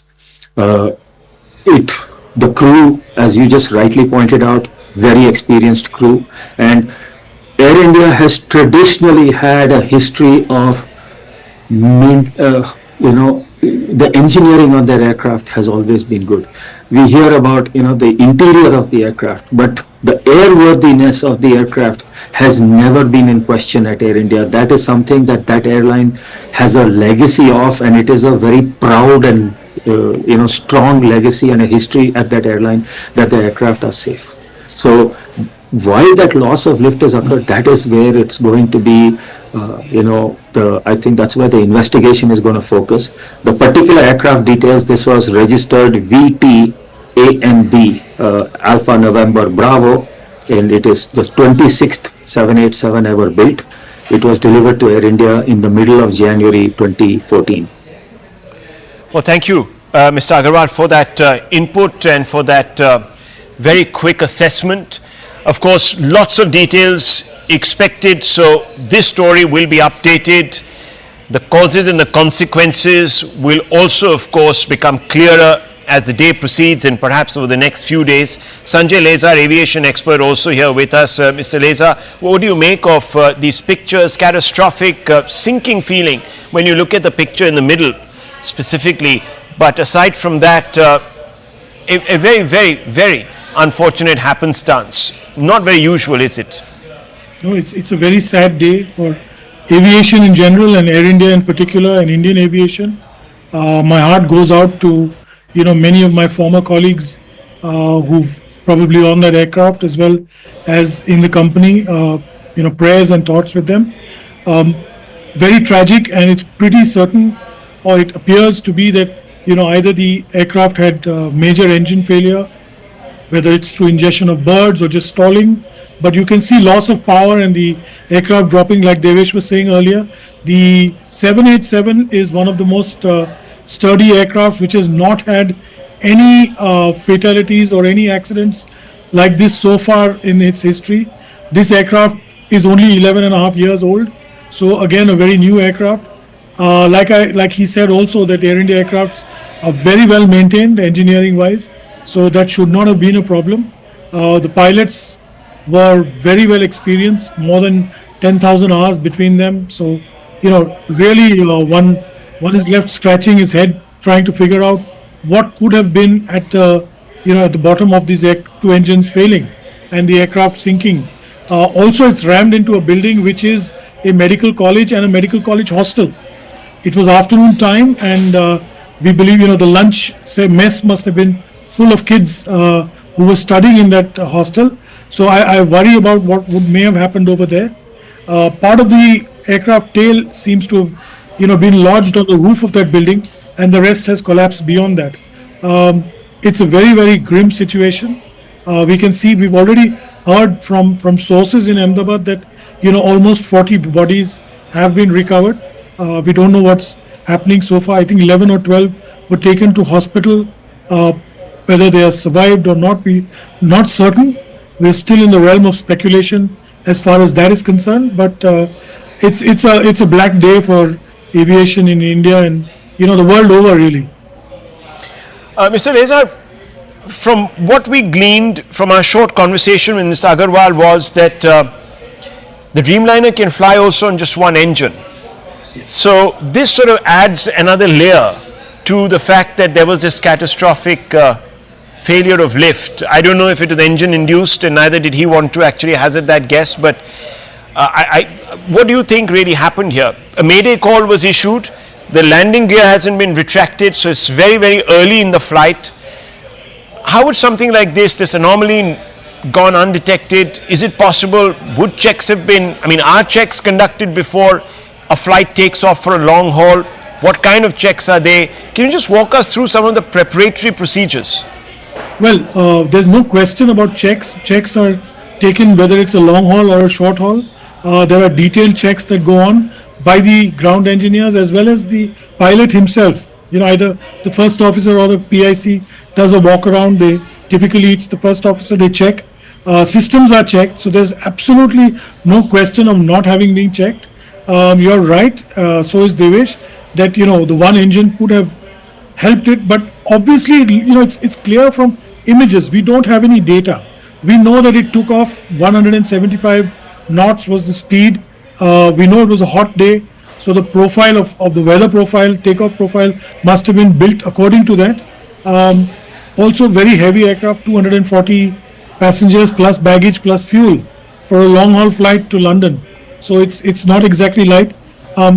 Possibility of perhaps both engines having stalled is all I can say, because there's absolutely zero lift. When you look at the image that you're playing on your screen right now, it shows that the aircraft has struggled to lift off and is just not climbing. There's zero climb. And rightly, as you mentioned, the pilot did issue a mayday call, which the DGCA itself has reflected in its press statement. And before the ATC could respond, it just hit the building and went up in a ball of flames. He couldn't direct the aircraft anywhere. He could not maneuver it to safety. So correct me if I'm wrong, Mr. Leza, the GE engine, the Gen X series of GE engines are known to be very reliable. Very reliable. They are very reliable and very, very powerful engines. So I'm only speculating that there were birds that think of anything else. This was a major ingestion or something that caused both engines to stall, because even in the videos that I've seen, I've not really heard the engines, the togas being introduced or the power of the engines coming into force. So I really can't tell, from this distance, sitting far away as we are, and we really is not fair to speculate beyond that. True. A bird hit, could it result in this kind of an incident? Multiple bird hits could stall the engine. It's about stalling the engine, and this is the most critical phase of flight, takeoff. As you all know, landing and takeoff are the most critical, but takeoff is particularly critical because you could lose complete power as we see as happened here. And the fact that he issued a mayday call, just pushes us towards that conclusion, unless there was catastrophic failure in both engines that we do not know about as yet. Mr. Leza, we were told that the Boeing could actually fly on one engine also, in case there was a bird hit to one. In this early period of flight, is that possible? Well, I don't know if one engine would be able to lift an aircraft with, at this stage of flight with all that load. But be that as it may, it's pretty clear. You can't see the aircraft bank to either side. It's obvious that there seems to be total loss of power in this aircraft. Not from one, possibly both engines. That's what I can surmise from the videos and the data that we've received so far. Yeah, well, the data, of course, at this instance is very, very sketchy, viewers. We're only getting information that we're reeling, that has been confirmed and put out by the authorities in question, because doing anything else would be to hazard misinformation which is not our intention at all. But the pictures are now quite clear. There are first responders on the scene, a building, as you can see on the right, there's a lot of smoke emanating from that building. Clearly it's the ATF that is cloaked to that building.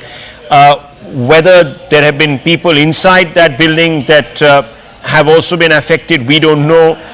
We have seen bodies and being pulled out of the wreckage. We also have seen people the injured rather, being wheeled into hospital. Obviously, we can't tell you if those are passengers or if there were people on the ground, but the scenes are extremely overwhelming. Let's go straight across to the MOS of Civil Aviation who has spoken to our network. Let's play that out. Sir, हमसे बात करने के लिए शुक्रिया। मैं जानना चाहता हूं कि अभी फिलहाल वहां की स्थिति क्या है, किस तरीके से सरकार जो है वो मदद कर रही है। जी, अभी तो वहाँ की जो गवर्नमेंट है, स्टेट गवर्नमेंट के साथ हमारे अधिकारी संपर्क में है। राहत बचाव का कार्य भी शुरू हो गया है जी, और हम भी घटनास्थल पे पहुंच रहे हैं। मैं भी थोड़ी देर में वहाँ पे पहुंचूंगा। माननीय HM सर, देश के गृहमंत्री अमित भाई भी वहाँ पे पहुंच रहे हैं। स्तर पे कार्रवाई शुरू है, काम शुरू है। और सर, प्राइमरी इन्वेस्टिगेशन में क्या कुछ सामने आया है कि एग्जैक्टली रीजन क्या था? नहीं, अभी तक तो जांच चल रही है। अभी कुछ हम इस पे बात करना उचित नहीं होगा, लेकिन उसकी जांच चल रही है। मैंने अभी भी मिनिस्ट्री में सभी वरिष्ठ अधिकारियों के साथ मैंने मीटिंग भी करी है, लेकिन उसका सामने आएगा एक्चुअली रीजन भी आएगा। में हमें ध्यान देना है, पहले वो तो काम करना पड़ेगा। मोदी जी, मुझे ये जानना है कि आंकड़े जो है कैजुअलिटी हो या तरफ से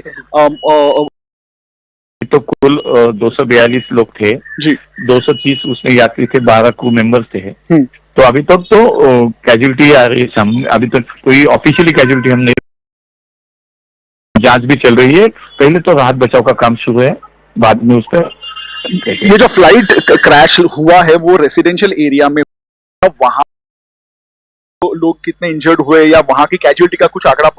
वही तो मैंने अभी कहा कि राज्य सरकार के संपर्क में हमारी सभी टीम है वहां पे। तो अभी सामने नहीं आ रहा है कि, लेकिन वहां भी राहत बचाव का कार्य जो शुरू है उसमें पहले तो इन लोगों को बाहर निकालना है। इनको इमीडिएटली वहां पे मेडिकल इमरजेंसी को पहले उनको वहां पे हॉस्पिटल में शिफ्ट करना है, मदद करना है। I'm also joined by Captain Kishore Chinta, who is the Chief Pilot of Sirius India Airlines Private Limited. Thanks a lot, Captain Kishore, for joining us. I want to understand from you first, from what we know, within a minute or so of takeoff, this plane has crashed, and it has crashed in a scenario where it seems the pilots were not in control at all. They had already issued a mayday call and they actually crashed into a building. What do you make of what could have happened?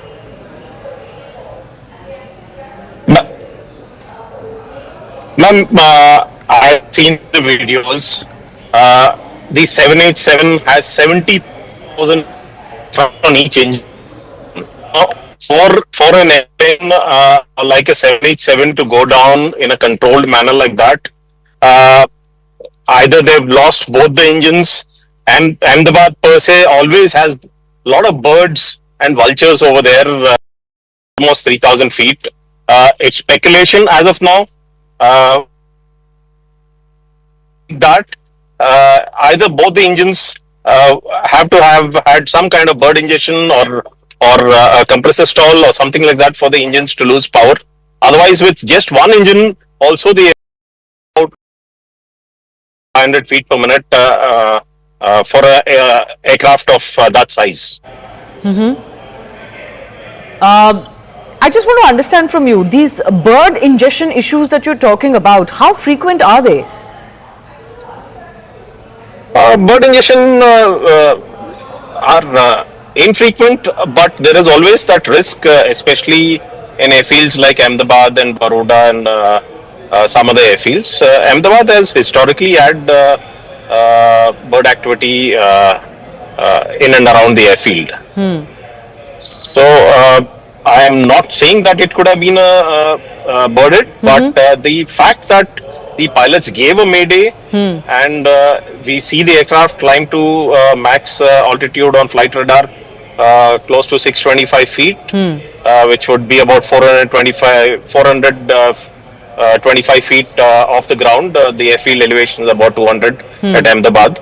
So they did climb to 425 feet. On the aircraft, they could have engaged autopilot, but it appears to be that they've lost power in both the engines for the aeroplane to have come down in a controlled manner like that. Yes, and because most experts like yourself are suggesting that even loss of one engine should not lead to a crash like this.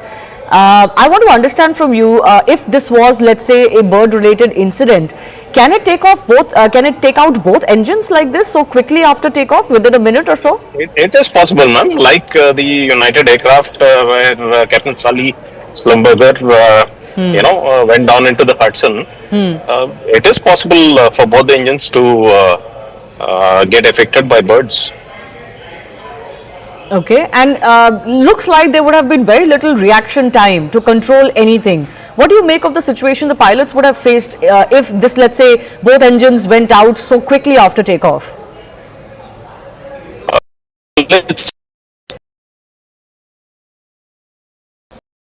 To minimize any kind of damage, and the aircraft's gone down in a controlled manner, they probably have done everything possible which they have been trained for a situation like this. But the rest we'll only come to know once more specifics come out from the flight data recorder and cockpit voice record.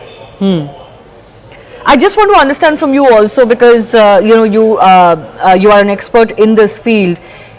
Apart from a bird hit, what else can lead to a crash so soon after takeoff, where the speculation is that just one but both engines went out? What else is a plausible reason? I don't see another plausible reasons, ma'am. This has to be loss of both the engines for the aircraft of the magnitude of 787. The world's first ever Boeing 787 crash. So that's the track record of this aeroplane, and the pilots are highly experienced, well trained. So the only probable cause would be loss of power on both the engines, just at the time they were getting airborne. And that's extremely rare, isn't it? It's probably 1 in a million kind of scenario. There's probably nothing anyone could have done in this case. If there was no obstacles immediately after takeoff, probably they could have glided down onto the ground to as minimal damage as possible. But with buildings over there, they seem to have landed on top of one of the under construction buildings.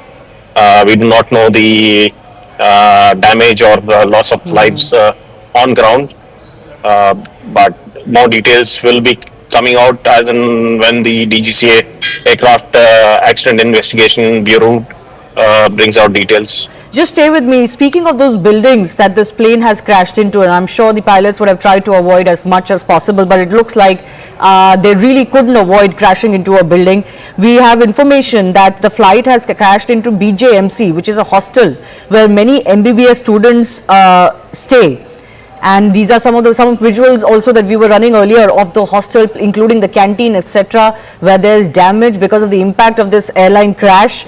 And we don't quite yet know what the damage could be as far as students there in the building is concerned. But certainly news is coming in that some of them have been injured, and we hope that they get quick treatment. Praful Patel, former aviation minister, is also joining us over the phone line. Mr. Patel, thanks a lot for your time. Extremely sorry scenes that are coming in from Ahmedabad, and of course news of heavy casualties as well. Very saddened to hear and very distressed at the same time. One of the biggest tragedies in our country, and unfortunately whatever visuals we are able to see on TV, that's all information we have. But considering that, today's aircraft are very sophisticated, very technically advanced, to see a situation like this, unless we know the full details, will be very difficult to comment on that. But at the same time, whatever visuals we see on TV, our hearts go out to the passengers and their families. We don't know what is the fate of many, so I only pray and hope that most people survive this horrific crash. Yes, the pilots were extremely proficient. Praful Patel, there are 133 casualties that we are getting latest updates on. We are hoping that some rescue operations are able to find some injured who can receive some treatment. But many international passengers on board as well, and many countries on alert now, including UK. We are told that as many as 50 plus passengers were from UK. We are also told that former Gujarat Chief Minister Mr. Rupani was on board. Well, I've seen Mr. Rupani's name on television, and having been a person who's known him for many years, I only hope and pray that he is well. But at this moment, there is no information about any of the passengers. And of course, as you said, there are many passengers of different nationalities, mostly UK, besides Indians. Yes. And I think we really feel very sad, because at the same time, I would like to repeat that today's aircraft are very, very sophisticated.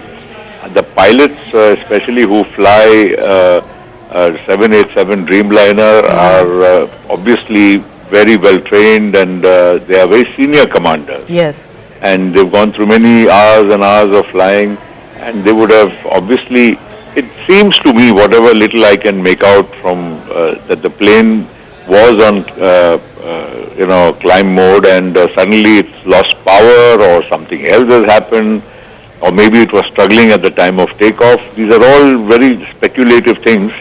But one thing is certain, if the pilot gave a mayday call, we don't know the exact time of when he gave the mayday call. Was it just immediately on climb, or yes, soon after takeoff, sir. In fact, within a few minutes, it seems this flight has crashed. It had barely reached the height of 700 feet. This flight couldn't have flown more than 60 seconds because of the very fact that it's just 825 feet into the air, which is virtually nothing. It just would not take more than 60 seconds. Yes. So it is very intriguing because of the first, as I said, the aircraft itself has many backup systems. These are very fly-worthy, very safe aircraft, and 787s are flying all over the world. I would be surprised, probably in 787. Yes, actually we have, sir, that the 787 Dreamliner, this is the major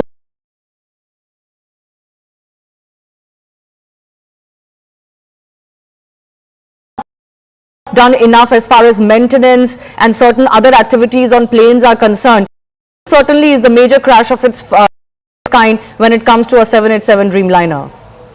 Well, absolutely. Being flown by most airlines of the world, and it's a very, I would say, a workhorse. It's a good aircraft, and in this case, flown. Obviously, it was absolutely flyworthy. Otherwise, no aircraft takes off. Before they take off, they go through all the checks. And if they find anything missing, and especially if they are on a long haul flight like London, they would be absolutely very careful to see all parameters are fine before they would take off. Okay. So obviously something has gone wrong after they started their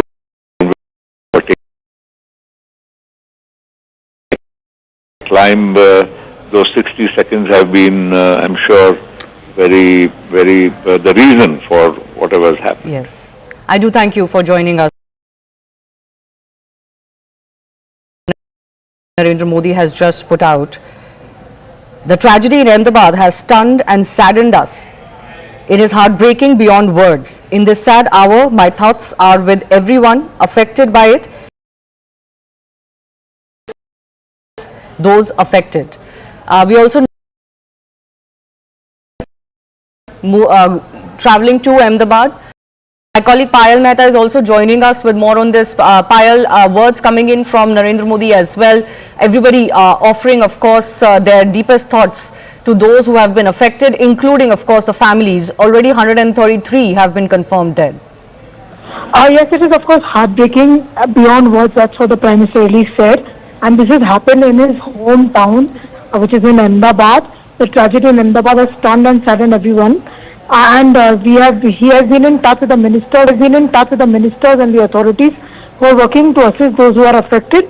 He has already spoken to Bhupendra Patel, the Gujarat Chief Minister, already spoken and asked Ram Mohan Naidu, the Civil Aviation Minister, to rush as well, and constantly been in touch with Amit Shah, another union minister in his government, the Home Minister, another son of the soil. So they've all been rushed. Maximum help needs to be assured is what the Prime Minister has also indicated. Tragedy coming to the fore as well. Many people have been feared dead in this. We've really seen. Of course, the investigation will follow soon as possible, is what the government is assured. But it's a very heartbreaking moment, because Indian nationals, but foreign nationals as well. But the government of the day has assured that they will get to the bottom of this and understand why this really occurred. The Prime Minister joining the nation in expressing his condolences to what has really happened and to the loved ones. One of the biggest aviation crashes in Indian history, and of course certainly the first concerning a Dreamliner. I want to go across to Rajesh Patani, who's an eyewitness to what happened. Rajesh जी, आपने क्या देखा जब ये crash हुआ? आपने क्या देखा? आपको क्या दिखा? ये बताइए। राजेश जी, आपको मेरी आवाज आ रही है?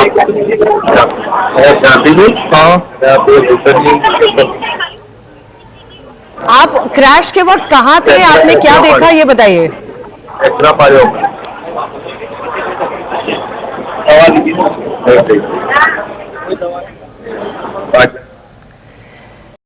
Let's try and reconnect. We're trying to get you some more eyewitness accounts, but of course visuals of the crash are on screen, and they show that the flight had barely taken off. Then of course this flight has crashed. It seems the pilots have lost all control, because they couldn't even deviate the flight from a what seems to be a residential area. There was in fact a MBBS students hostel that has come into the path of this crashing, and the aircraft burst into flames immediately upon impact. Those visuals have also been caught by those who were living in the vicinity of the Ahmedabad airport. Captain Kishore Chinta continues to be with us. Captain, I want to understand from you, in such a short span of time, if both engines are lost, how much can captains do? How much can the pilots and the crew do in such a situation? What can they do? There's not much the pilots can do other than look for an area where they can crash land the aircraft in the safest possible manner. So in this case, they barely had any height in hand to change the direction of the aircraft. See, the most prudent thing they could have done was to keep the wings level and glide into a path which is most safe, which would minimize casualties on impact with the ground, rather than having bank on, wherein the risk of the aircraft cartwheeling and more damage and more casualties. So the pilots probably did the most prudent, probably lost power. Okay, and how does this loss of power really happen? What causes it? Loss of power could be either due to bird ingestion, engine compressors stalling and not producing any more thrust. It would be really unlikely for engines of such magnitude and to lose power for any other reason for a technical defect just after takeoff.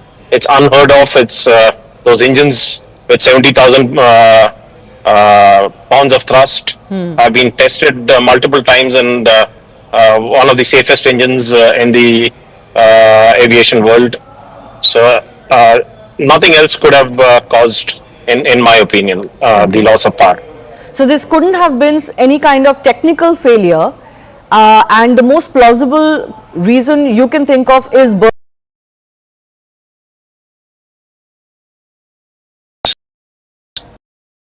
we can only speculate as of now. I haven't heard of a technical defect taking out both the engines just after takeoff ever in the aviation. Certainly what has transpired is shocking everyone. This is already, as experts have told us, the first of its kind crash, including involving a 787 Dreamliner, and the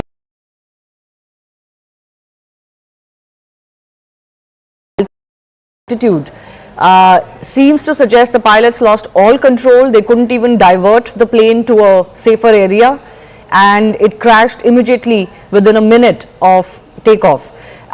What also is concerning is that they seem to have lost all control, so both engines were out. There was a mayday call given, but agencies tell us they didn't really manage to contact this flight after that. So it all points out to things going wrong very, very quickly. Harshit is Captain Kishore. I'm going to come back to you in just a bit. Harshit is an eyewitness of this crash. Harshit, आप कहाँ थे जब ये crash हुआ और आपने क्या देखा? हम मेस में ही थे जहाँ पे ये प्लेन टकराया था. अच्छा, तो आप स्टूडेंट हैं जो मेस में रहते हैं वहाँ पे हॉस्टल में? हाँ, मैं कॉलेज से लाइब्रेरी से पढ़ के मैं यहाँ पे खाना खाने आया था 2 बजे.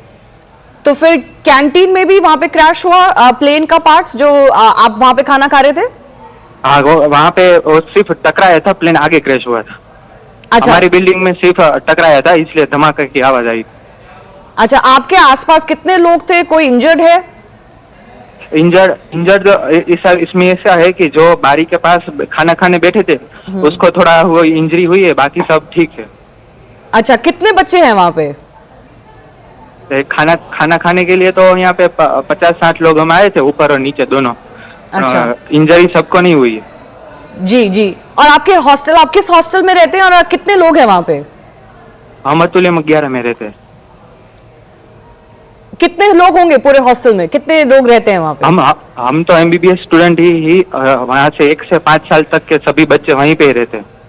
अच्छा, और सब इसी मेस में खाना खाने आते हैं. जी जी जी. और उस वक्त 50-60 बच्चे वहाँ पे थे जिस वक्त ये खाने हाँ, ये खाना खाने का ही टाइम था, इसलिए वो सब वहाँ पे ही थे. जी. आपकी जो बिल्डिंग है उससे ये प्लेन टकराया नहीं है, आगे जाके एक बिल्डिंग में क्रैश हुआ है, तो आपको उस बिल्डिंग के बारे में कुछ पता है? क्या हुआ वहाँ पे, क्या देखा आपने? वो अतुल्यम 1, 2 और 3 है, वहाँ पे वो रेसिडेंट डॉक्टर रहते हैं सभी, और ये सब मेडिसिटी के क्वार्टर्स ही है. क्रैश हुआ वहाँ पे रेसिडेंट डॉक्टर रहते हैं? हाँ. और उस बिल्डिंग में कितना इम्पैक्ट हुआ है, आपको कुछ जानकारी मिल रही है वहाँ पे? ना, कोई वो नहीं पता. नहीं पता. जी जी. बट आपका जो हॉस्टल है वहाँ पे सब सेफ है? कुछ लोगों को इंजरी हुई है? हाँ, हॉस्टल से ये मेस थोड़ा 1-2 किलोमीटर दूर है, इसलिए सब बच्चे हॉस्टल से मेस तक चल के खाना खाने जाते हैं, तभी ये सब हुआ. अच्छा, मेस में उस वक्त जो थे वो सेफ हैं, लेकिन हॉस्टल में जाके बिल्डिंग में क्रैश. बात करने के लिए बहुत बहुत धन्यवाद. Let's also listen to some more reactions coming in. Meeting भी हुई है, लगातार पिछले 2-2.5 घंटे से हमारी टीम उस पर काम कर रही है. हमारी सेक्रेटरी है, DGC है, AI की टीम है, सभी लोग, हमारी विकास की टीम, सभी लोग एक साथ. अभी हम DGC है, हमारे सेक्रेटरी है, मैं तो हम तो वहाँ पे अभी फिजिकली भी जा रहे हैं.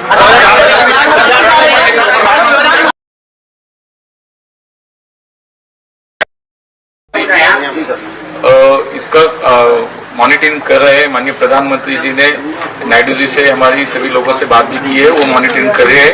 हमारे होम मिनिस्टर वहाँ पे पहुँच रहे हैं. लगता है कि अभी राहत का कार्य बड़ी इमरजेंसी के लेवल पर ऑडिट होगा क्या? सभी प्लेन का इंडिया के ऑडिट होगा? नहीं, अभी तो आज मुझे लगता है कि बाद में सब होगा, उसकी जांच होगी, उस पर रिपोर्ट आएंगे, उस पर असल में क्या रीजन है वो भी सामने आएगा. ये आज मुझे लगता है कि थोड़ा सर, इन टाइम दिनों कंपनीज जो है, सारी एयरलाइन कंपनीज, क्या वो बहुत सस्ता ले रही है क्या लोगों के जान को लेकर? क्योंकि कोई भी मतलब बारिश हो जाए तो प्लेन में कुछ होगा। मुझे लगता है कि कोई जो रियल उसका वहाँ पे कुछ कैजुअलिटी हुई है, लगता है, ऐसे लगता तो है, लेकिन थोड़ा सा मुझे लगता है कि ऑफिशियली थोड़ा सा बिल्डिंग में कुछ लोग रह रहे थे ऐसे भी। सर, डॉक्टर्स हॉस्टल बताया जा रहा है, नहीं, यहाँ से एनडीआरएफ की टीम भी गई है, वहाँ पे बाकी सेना दल की टीम भी गई है। मुझे लगता है कि सभी जो टीमें हैं सभी लेवल पे वहाँ पे काम शुरू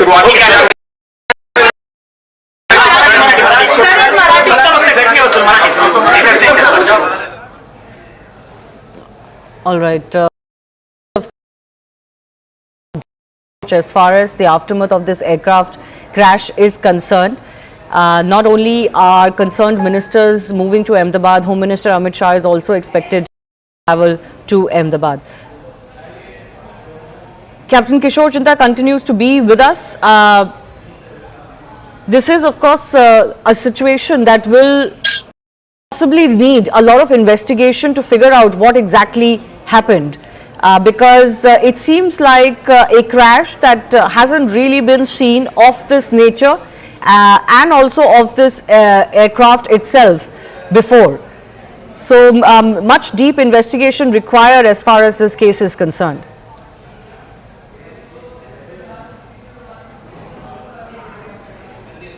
Captain Kishore, can you hear me? Yes, ma'am. So the standard procedure of the Aircraft Accident Investigation Bureau, which is already on site, will follow the laid down protocol for fatal accident like this, and I'm sure they will do the due diligence with all possible data that can be collected from the flight data recorder and the cockpit voice recorder and the eyewitness accounts. I'm sure no stone would be left unturned by the AIB inquiry team. I myself have done a fatal accident investigation, and I'm sure the actual cause would come out in due course of time.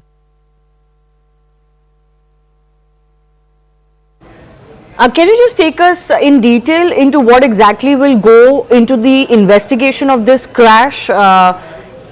The black box is going to become extremely crucial. Yes, ma'am. The flight data recorder and the cockpit voice recorder are manufactured to withstand crashes of this magnitude, and they will be recovered in due course of time, and they would be analyzed. All the data from the analyzed by the Aircraft Accident Investigation Bureau team. They will piece together every single aspect of the possible causes of why and what happened, whether it was loss of power, whether it was a technical defect. Everything will be there in the flight data recorder, and they will be analyzing that, and they will analyze the flight path of the aeroplane based on the data and the as well as the ATC transcript of the radio transmissions which they received. All this will be correlated, and then the inquiry team will piece together their facts and figures and come out with the conclusion on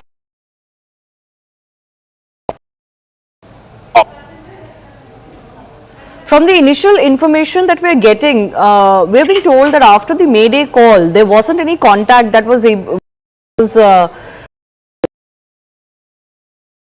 what could have happened to make it unavailable? Captain Kishore, I want to understand. Goes away? Could the pilots have recorded? How would they? How would we know if the remaining parts establish that? Will there be something recorded from the cockpit that can establish that?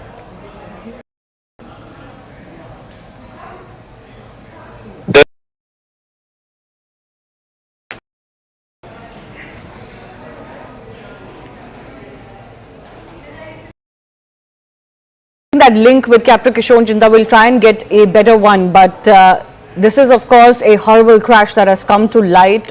It has really raised alarms as far as the nature of this crash is concerned. 12 crew, including 2 pilots.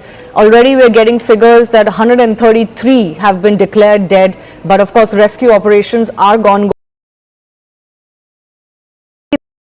Those visuals where parts of the plane have actually crashed into the building and they have been stuck into the building debris as well. My colleague Payal also continues to join us. Payal, more updates coming in from your end. What all do we know about the efforts that are ongoing, plus who all is expected in Ahmedabad? We've just learned that Civil Aviation Minister of State Muralidhar Mahol, the DGCA team, and of course Civil Aviation Secretary Mr. Samir Sinha, they're all being rushed to Ahmedabad also to be alongside Ram Mohan Naidu, Amit Shah and the others as well.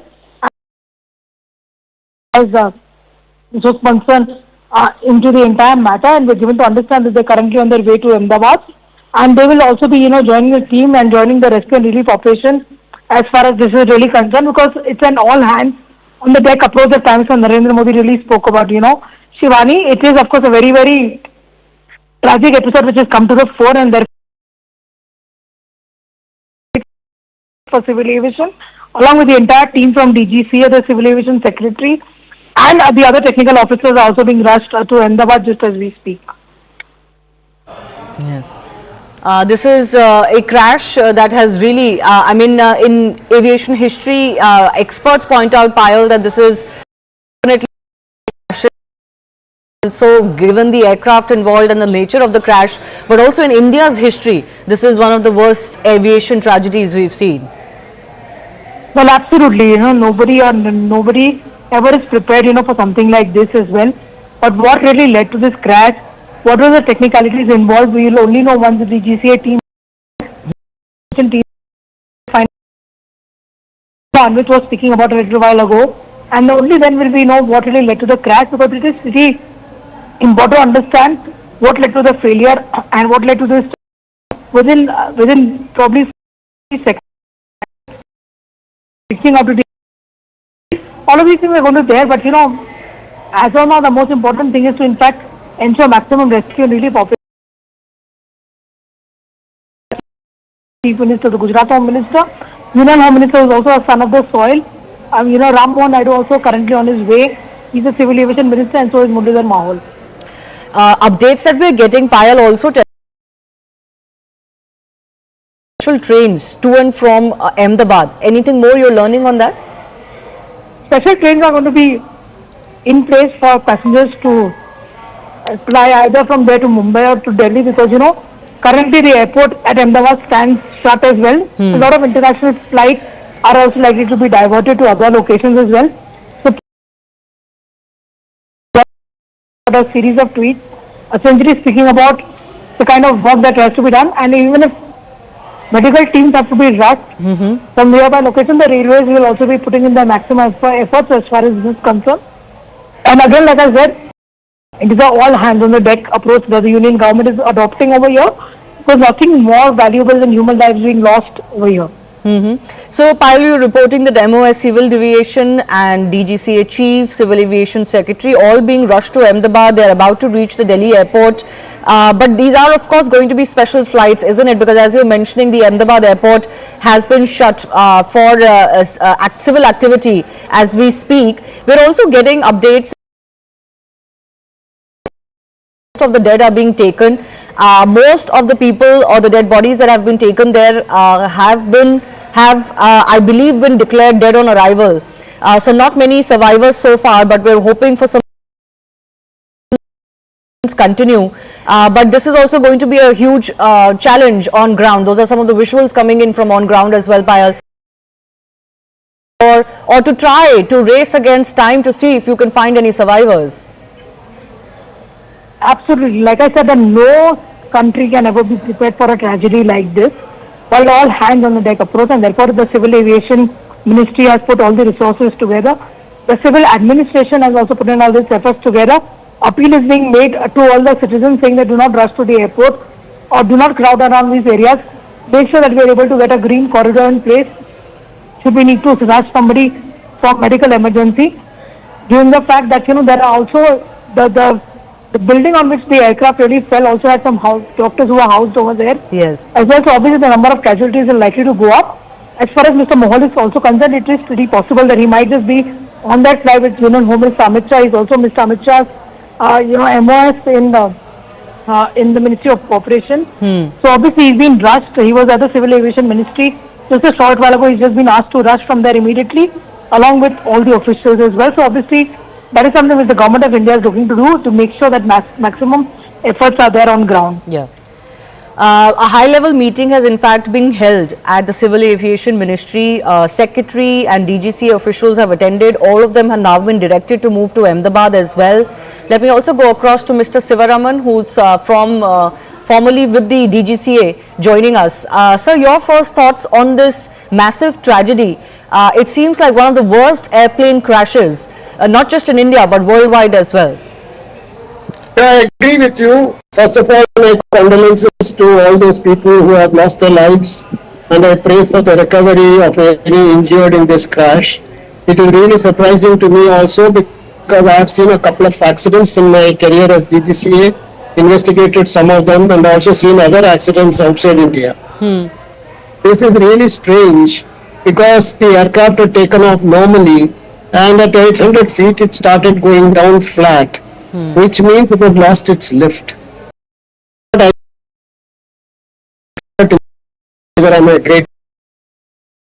However, it seems after the first Mayday call, the could not communicate.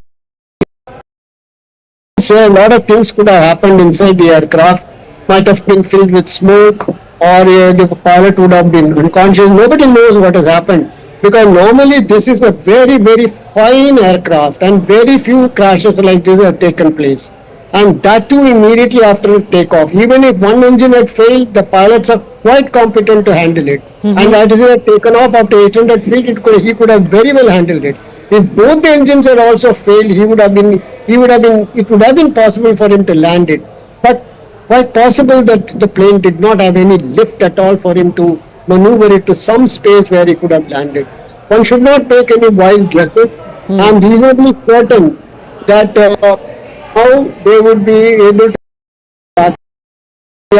and moreover, this aircraft can transmit its engine parameters to the ground, and I am sure Air would have set up this. Similarly, the DFTR, which records all the flight data, they could have also been transmitted to the ground. Because these facilities have been in existence for a very, very long time, and I am sure Air India would have seen to it that these facilities are available. And in this particular case, when I contrast it with the accident that took place of the Air India 320 in Bangalore, the authorities have acted very swiftly, and they have acted magnificently, I must say. All the required help has been rendered to the people there on ground, and also people have been moved very fast from the accident area. I only pray that at least some people come out alive from this accident, and I hope that the authorities will be able to find out what really went wrong. One should not miss any aspect of investigation, particularly in these very tense times. Because, I'm not trying to, I don't want to be very explicit on this matter, but every angle should be explored, and every possible agency should be involved in investigating this accident. Sir, in your experience, what follows next as far as the investigation itself is concerned? See, as far as investigation is concerned, earlier as DGCA I used to conduct the investigation myself. Now they have got an investigation board, and I am sure accident investigation board, the DGCA authorities should be fully involved along with them, and they should Aviation Authority, they have got excellent facility, they have investigated many accidents in the world. They should be involved. The engine manufacturer, particularly the GE, should be involved. The aircraft manufacturer, Boeing, all of them without hesitation should be part of the accident investigation, because we must get to the truth of this entire thing. Yes. No, absolutely. This is one of the worst crashes as well in aviation history all around the world. There is much alarm, and condolences and thoughts are coming in from across the world. Captain Sam Thomas, former pilot, is also with us. Captain, your thoughts? Any thoughts on what you think could have gone wrong? Good evening. I don't really want to hazard a guess as to what has actually happened. And while our thoughts and prayers are with the victims, what I'd like to say that with the limited evidence that we have, and we are seeing through the visual that the aircraft has lost power on, or rather is not generating lift enough. Only happen when the reason for that can only be found out once we have the DFDR data, and until then it's in the realms of speculation, and we understand that people are interested in knowing exactly what has happened. To that extent, we can only say that the weather seems absolutely clear, and the reason for losing power on both engines is extremely rare. If you recollect, there was an incident on the Hudson, where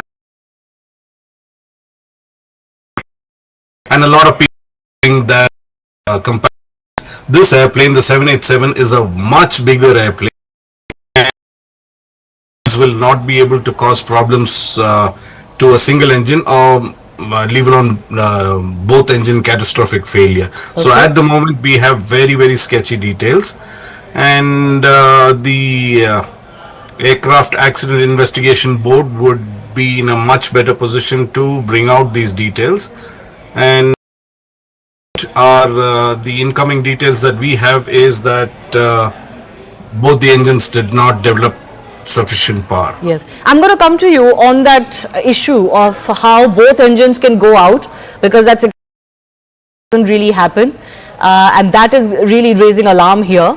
But we also have a video that has been shot by one of the passengers. I'm told a British passenger who was on board before the crash. Let's just play that out. We are at the airport, just boarding. Goodbye, India. Goodbye. 10-hour flight back to England. What's your biggest takeaway, Jamie? We've done this already. On a different thing. Oh, right. What's my biggest takeaway? I don't know. Yeah, fascinating. Great. Thanks. Thanks for your contribution. Okay. Yeah, my biggest takeaway is don't lose your patience with your partner. Yeah. You're already starting to. You've already snapped at me while we're having chai at the airport. You see, you've learnt nothing. Going back happily calm. We are at the airport, just boarding. Goodbye, India. Goodbye. 10-hour flight back to England. What's your biggest takeaway, Jamie? We've done this already. On a different thing. Oh, right. What's my biggest takeaway? I don't know. Yeah, fascinating. Great. Thanks. Thanks for your contribution. Okay. Yeah, my biggest takeaway is don't lose your patience with your partner. Yeah. You're already starting to. You've already snapped at me while we're having chai at the airport. You see, you've learnt nothing. Going back happily calm. We are at the airport, just boarding. Goodbye, India. Well, that seems to be a video made by two passengers, British passengers, young men who were going back to England. They were happy about it, and just kind of points out the fickleness of life. Nobody could have really seen this coming. Captain Sam Thomas, former pilot, and Mr. Sivaraman, who is formerly with the DGCA, both on the show with us. I do thank you for your time. Captain Sam Thomas, I just want to take your thoughts once again, because our viewers would be curious to know, how can both engines go out? That seems to be the case here, given how quickly the flight crashed and the fact that the pilots didn't seem to be in any control. They didn't seem to have any communication left with the ATC. What can really cause this? A variety of reasons can cause it, but in this particular case, what has happened, we would not know until we have the details. Now, you asked of both engine failures. It has happened just short of London Heathrow once with a 777, and that was due to fuel starvation. Now, if both the engines do not get adequate fuel, it could result in both the engines flaming out. Now, but that beast is a very rare scenario. And in this particular case, we don't know how both the engines have failed, or indeed, we are speculating this from the visuals that we have. So it's evident to a certain extent that there is a loss of thrust on both engines, but we would not be absolutely sure on that till such time that the DFDR shows us the results. I want to ask Mr. Sivaraman also, how long do you think an investigation into a crash like this will take? All right, I think I've lost Mr. Sivaraman. Captain Sam Thomas, do you want to just take this question? How long do you think an investigation of a crash of this nature may take? How quickly can we get to the bottom of what happened? The DGCA would allocate this investigation to the Air Accident Investigation Board, AAIB, and they would put out a preliminary report in about 30 days, and thereafter, based on whatever information they are able to gather from the engine manufacturer, from the OEM, that's Boeing, and may take assistance of other investigative agencies, because not very many qualified investigators are there in India, and it should take about a year.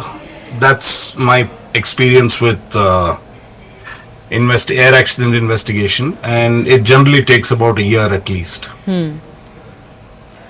Currently, of course, rescue operations are the chief priority, and all of the ministries concerned, including the Home Ministry and the Civil Aviation Ministry, are concerned only with that. Those are hospital visuals also coming in. There seem to be some who are injured, but we're unsure whether they are passengers who have been brought in an injured situation, or these are people who were in the buildings surrounding where the crash took place. Because the unfortunate part is, Captain Thomas, is that this flight actually crashed into buildings, and unfortunately we're getting updates that the buildings that it crashed into had MBBS doctors, resident doctors, etc. staying in that hostel. Very tragic, very tragic. It does happen that when an airplane crashes and in a thickly populated area, there would be collateral damage on ground as well. It's very unfortunate, and unfortunately that is the nature of the beast, and very little we can do about it except extend the hospital services to the injured and minimize whatever damage that has already occurred by providing proper medical assistance timely. The area around the airport perimeter was, as the visuals themselves show, densely populated. Clearly there were some facilities there as well for MBBS doctors, hostels and multiple buildings of that nature with messes, etc., and several buildings housing medical students. Do you think there could be a need to expand the non-residential or commercial areas around airport? Viable at the moment. If you look at the Mumbai airport, which is the current airport, not the Navi Mumbai, the Chhatrapati Shivaji International Airport, it is very densely packed up to the compound wall on both sides of the runway. Up to it touches the compound wall. So Ahmedabad is much better compared to what Mumbai is, and it may not be commercially viable to clear out vast areas near the airport, because it's not unusual. When old Hong Kong was there, that also was and I have flown to many international countries which have buildings very close to the airport. How rare is it for a flight to crash so soon after takeoff? See, a crash as such can happen at any phase of the flight, though the takeoff and landing are some of the phases that most commonly it happens, but there is no it could happen at any phase of the flight, and takeoff and landings are more critical than say a climb or a cruise. Yes. In this situation, Captain Thomas, it seems like the pilots didn't have any time at all this could have transpired within a minute of takeoff. Yes, because the altitude reported and what we have right now is 741 feet or 800 feet, which is pretty. And actually, there is very little time to do. If you've lost both engines, there is very little you can do. And the more you try to deviate from the path, the faster you're going to stall. So only choice that they had and the only natural way to do it. Losing both engines so soon after takeoff, we were being told that this flight, of course, the airplane had no issues. It had flown earlier today. It had reached Ahmedabad and was on. Any guesses as to, you know, how, apart from, let's say, bird ingestion issues, what else could cause this so quickly? I mean, our business, you really don't hazard a guess, because then we lose face within the community. So, because that is not something that is done. I understand. But any technicalities that could come into play here?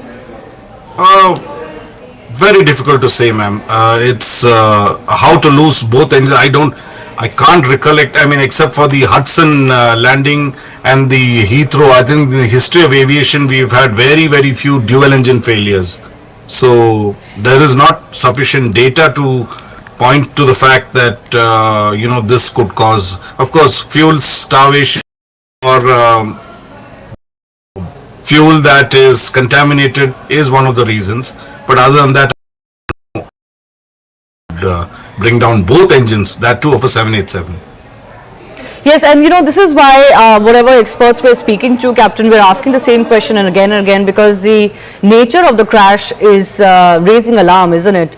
So soon after takeoff, even though takeoffs are sensitive, but losing both engines, you know, crashing into a building, and literally no time that had elapsed for a flight that was clear to be fit.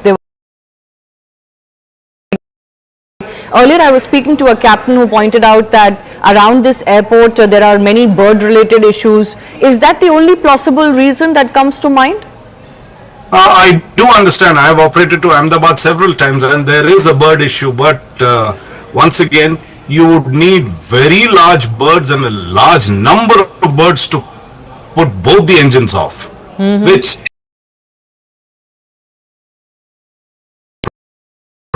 problem. That's in Bangalore we have a bird problem, but not significant enough to affect the engines of a 787. These are very big engines, very reliable engines.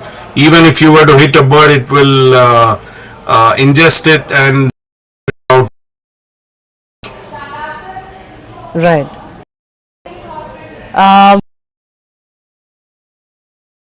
Chief Minister having reached the civil hospital, major focus right now is on getting help on ground. Both at and medical facilities are concerned.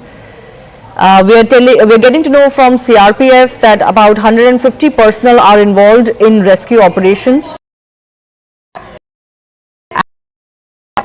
We're also getting to know that some operations have begun, in fact, at the Ahmedabad airport. SpiceJet, one of the airline operators, have put out a tweet saying that operations have resumed. Passengers are advised to check their flight status regularly via their website. So we were being told earlier that till 5 p.m. there would be a cancellation of all airport activity, given the nature of this attack having, the nature of this crash having taken place so close to the airport premises. As far as other operations are concerned, we are being told that they may be up now. People in Gujarat, the government, the agencies are working against time to ensure that they can mobilize as much help as possible. Visuals coming in from that civil hospital as well, where the Gujarat Chief Minister is also visible. He's visiting the facility. So far, we don't have any update on that, but certainly we did get an update earlier that 133 list. 30 passengers were on board plus 12 crew including 2 pilots as well. All authorities are working to ensure that they can first focus on ensuring that both the crash site and other facilities are up to speed. BSF has also pushed 2 teams. CRPF Rapid Action Force 100 personnel have been sent, and from Group Center in Gandhinagar 50 personnel have been told to reach Ahmedabad. I'm also joined by Captain C.S. Randhawa, who is joining us. Captain Randhawa, your first thoughts on this crash that has taken place?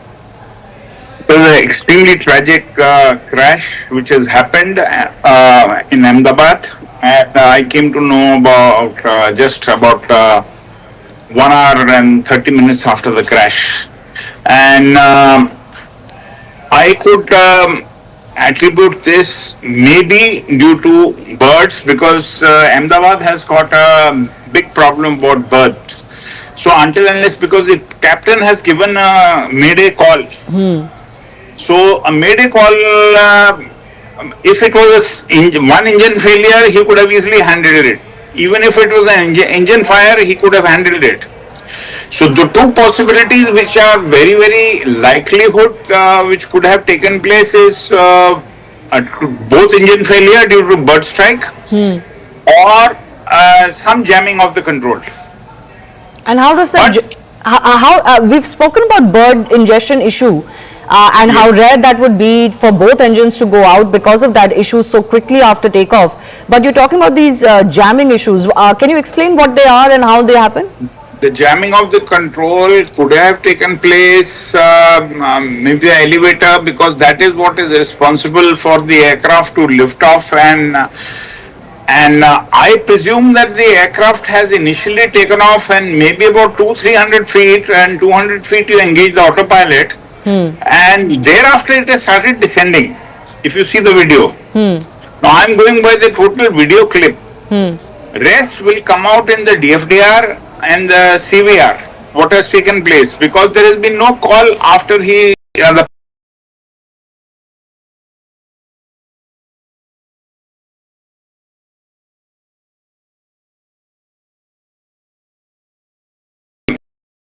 like once in a million chance it does happen, like we saw the Hudson crash where the aircraft was ingested, both engines were flamed out by the ingestion of the birds. So there is a possibility, because I have flown a lot over Ahmedabad and I have done a lot of training flights, 20 landings in a day I have done, training. So birds are a big problem there. There is no doubt about it.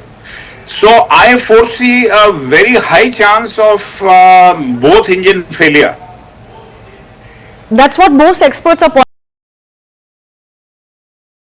Even that is extremely rare, isn't it? Both engines just don't go off. Yes, it is a very possible. In aviation, sometimes things happen the first time. Because it's not a machine, it's a new aircraft, maybe about 7-8 years old, and a technical fault like this has never taken place on the trip, and aircraft are unlikely to have such problems. Till now in the world, they have had no problem on the 787 and the 777s. Yeah. So very high possibility of a bird ingestion, because he's given a mayday. Now that depends that what that mayday call was. So your experience, these moments, what would these moments have been like? I would say the pilot, when he's given the mayday call, he was knowing that it's a no-go situation. It is the end. Because you see, height was not there, and nothing the pilot could have done. It is just after liftoff. At least when the Hudson crash took place, he had the height, he put the aircraft down in the Hudson Bay. But in this case, he had no, I don't think he had any control, and the aircraft has just gone on the takeoff. That's gone crashed in the populated area. Very unfortunate, Captain Randhawa. Thank you very much for speaking to us. Very, very unfortunate situation there, viewers. What a tragedy to... it's completely, the heart sinks every time you see those pictures. I'm joined by Praful Patel, former Union Aviation Minister. Mr. Patel, this has happened in Ahmedabad. Not very often that Indian aviation is caught up in an incident such as this. The last time there was one was, of course, during COVID, and before that, substantial time had elapsed before 2010. What are your first thoughts when you see some of these pictures, Mr. Patel, and a comment generally on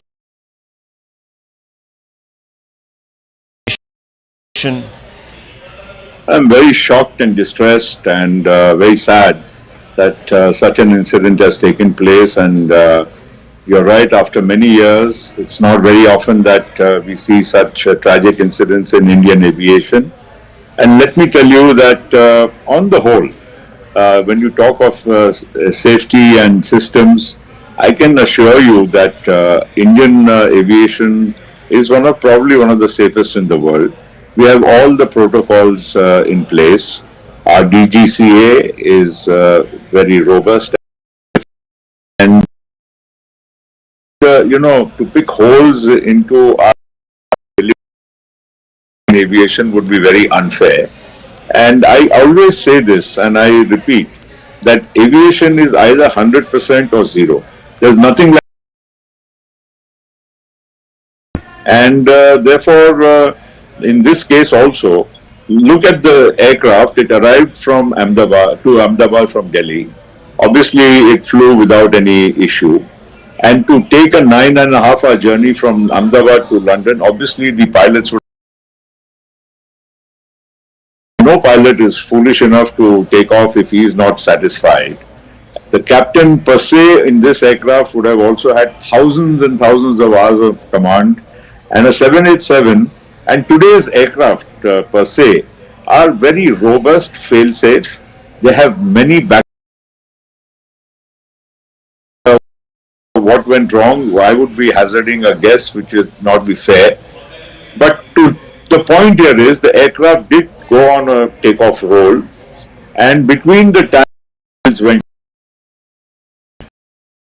probably the time frame would have been almost only about 60 seconds or so, because you can't go to 800 feet and crash and it be within less. I mean, the time span is only 60 seconds.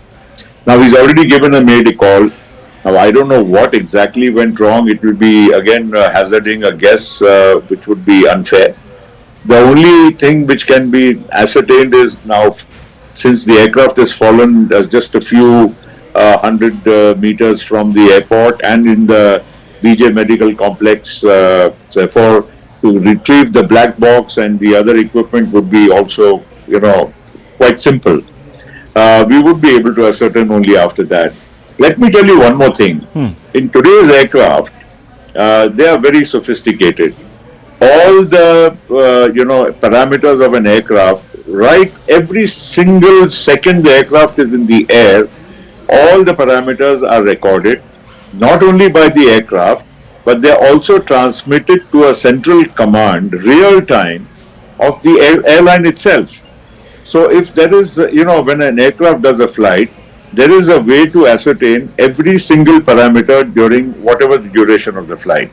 So if anything would have gone wrong prior to this flight, or which may have escaped the attention of anybody, I'm sure this will be retrieved in no time once the equipment is found. Now, Mr. Patel, just time, this fleet, the Dreamliner, very, very safe. I think from what the experts are saying, and I only have them to sort of lean on for facts, they've said that this is the first time a Dreamliner has actually crashed anywhere in the world. Now, most of these Dreamliners were purchased, I suppose, about 10, 12, 15 years back by Air India when it was still government owned. Obviously, there would have been a huge procedure that must have unfurled within government to select the plane. There would have been due diligence. There would have been all sorts of studies that would have.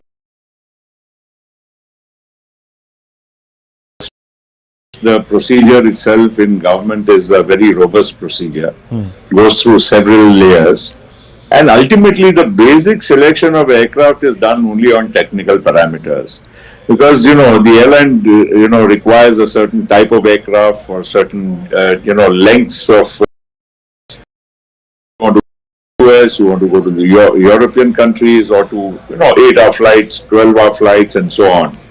And the kind of configuration you want.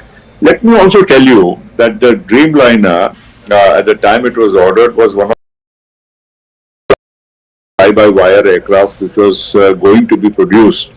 And it was ordered by probably most major airlines in the world, Air India also being one of the ones. To now even discuss it would be unfair, because after this particular aircraft itself, which has crashed, had been flying for almost 11 years. And if you see any major airline in the world, and if you go at any moment of time, there would be up and flying any part of the world. So I'm sure when, of course, the order, and of course it is the airline's requirement which primarily drives what is the choice of aircraft. Let me also remind you that in the world for wide body, you only have two aircraft manufacturers. You have a Boeing and an Airbus, and the comparable aircraft are a 350 for the Airbus or a 787 Dreamliner for Boeing. So it's not really that we are ending up, with too many choices. And let me be honest, whether it's a Boeing 7 or an A350 of Airbus, technically, technologically, they would all be on par in terms of efficiency. So it's a minor thing between one and the other. But the fact of the matter is, all the machines flying today, irrespective of this type of aircraft, are very, very robust and sound. And every aircraft has backup after backup. I don't think, of course, the pilot's efficiency, his knowledge, his presence of mind is the most important factor in any aircraft flying. But even technically, an aircraft, is so designed that it can overtake a lot of functions which a human, mind and hand cannot, perform in the shortest possible time.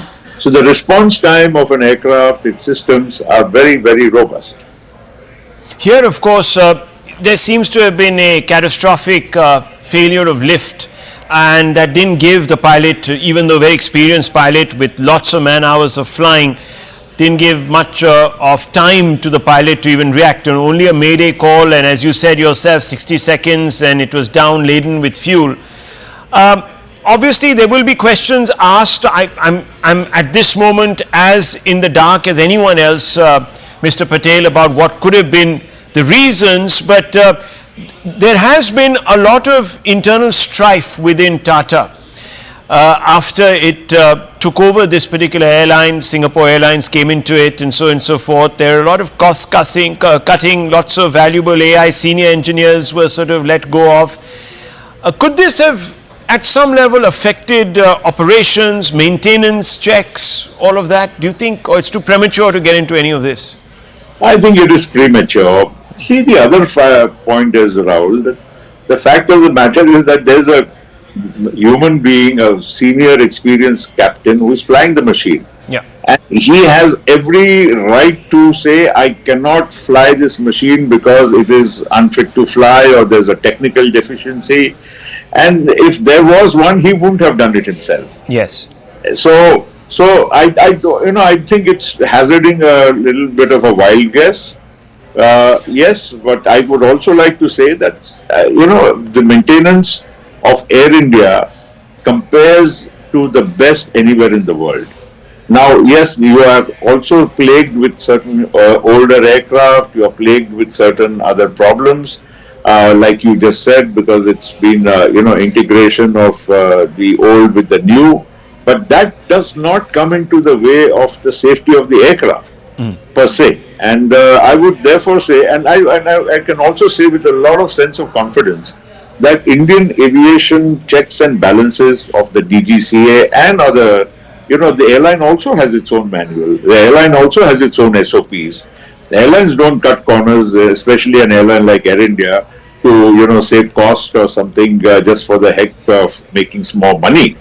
I would say that Air India as an airline has its own SOPs put very, very strongly in place. And again, this commander, or many of the commanders, or most of the commanders, I would say, flying a 787 have so many thousands of pilot and out. They know everything, what an aircraft flying to London on a 9.5-hour flight would have taken off without the proper pre-flight checks by the captain or his second in command. What do you say in the aftermath to passengers? Remember, the aviation sector was really, really coming back after COVID, the disruption of COVID, one of the hardest hit sectors as we know, but it's really bounced back, opening across the country. I am sure for a few days there's going to be some consternation, maybe even a little bit of apprehension in the sector. What's your message to them? Well, my message is that, very sad and tragic. I'm sure people do get shaken up when they see such, visuals on their screen. And still, by far, is the safest mode of transport. If you consider the accident to the number of flights ratio, I think it will be far, far, far, safer than any other public transport. So let's not panic. Let's not think that this could be, an everyday affair. And we should be patient, confident, and also be confident that our aviation in India is absolutely in good shape. Let's not, see one incident. This accident unfortunately happened in India. Probably it could have happened anywhere in the world. When we see a visual in any other part of the world, we don't get so upset. Because it's happened in our country, we will certainly be, stirred and shaken. Let's just have faith. Our aviation sector is good, sound, safe, and this is, of course, a lesson. We should, strengthen our systems even further, and we should learn from some things. If at all, the inquiry, once it's complete, will, throw up some definitely revelation as to what has happened. So we should be, concerned, but we shouldn't be scared, and we shouldn't, stop flying or reduce our flying, or every time you fly, you start praying to God. Of course, we pray otherwise, but we don't have to worry about safety and pray. That's all I'm trying to convey. Right, Mr. Patel, on that note, thank you very much for speaking to us as we pray, of course, for those who were in harm's way. You're seeing that building. Thank you, Mr. Patel, very much. Thoughts and prayers yes. are with everybody. Thank you very much. Thank you very much. You see that visual on the left of your screens, viewers? That's the tail of the plane that has crashed through a hostel attached to a medical college just outside the perimeter wall of this particular airport in Ahmedabad, the Sardar Vallabhbhai Patel International Airport. And we're apprehending that there might be casualties. This accident took place, and it was lunch hour, and there were many students, many doctors, aspiring doctors in the canteen, and the plane crashed into the canteen, and those visuals tell the story. Viewers, very quickly, let me give you a quick update. Operations have resumed at the Sardar Vallabhbhai Patel International Airport in Ahmedabad. This is PIB India putting that update. And the Aviation Ministry have put out a medical emergency helpline and a control room helpline. It's 0793508211. That number will flash right now under our screen. You can see it.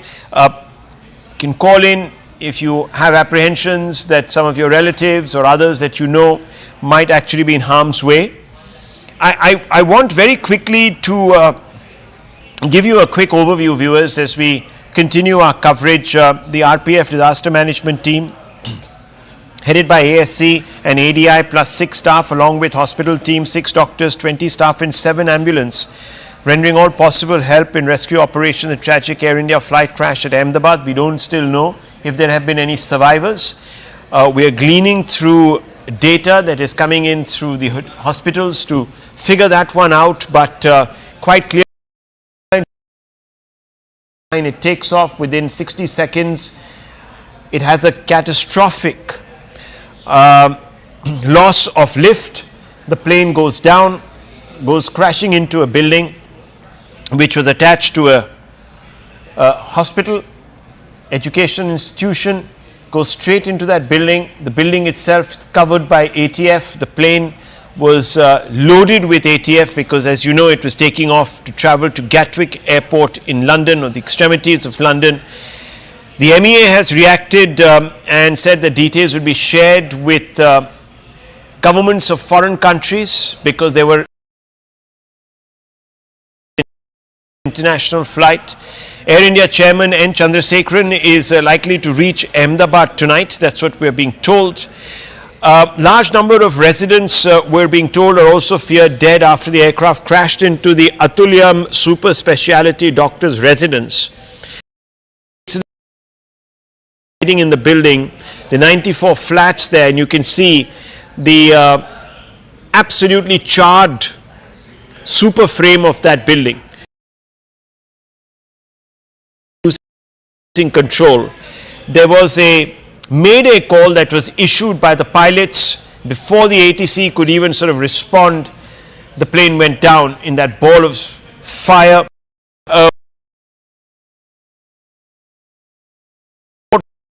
That had been shut down has now been reopened, and flight safety protocols are being followed with utmost care. There are also directions that have gone out to prevent people when they take off, take photographs, so you won't be allowed to do all of that because clearly the flight path. Let me go across to Payal for more updates. We're told that Union Home Minister Mr. Amit Shah.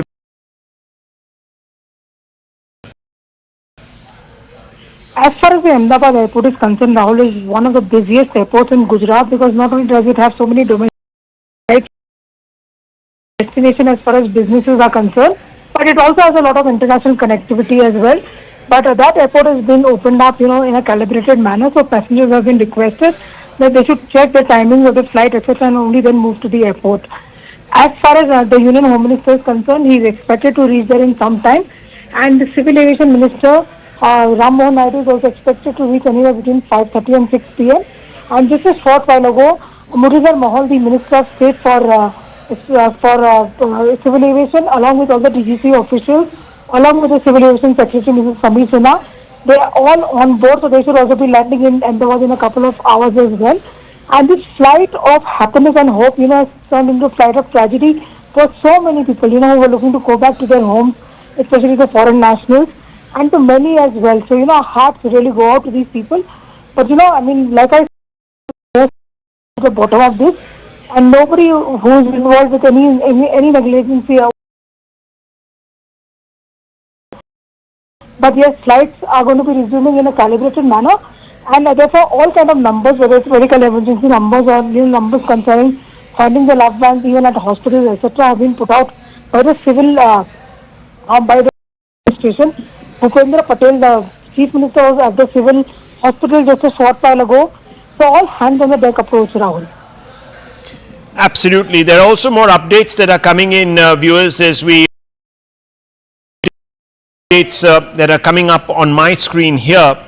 We're also being told that the Air India has called upon the authorities to investigate and ensure that exam examinations of the crash site, etc., are conducted utmost. We're also being told that Air India management officials have held meetings with DGCA staff. Air India has been asked. There are also some pictures that make the heart really weak coming in from inside the mess of the hostel where the plane crashed. Devastating scenes there. One just hopes that the casualty figures are not as high as what appears from the scene of devastation. We're being told that former Chief Minister of Gujarat, Mr. Rupani, was on board. We don't still know whether he has survived this or he's injured. We have no updates really on his well-being, but he was a former Chief Minister of Gujarat from 2016 to 2021, the State President of Gujarat when his name was declared as the Chief Minister.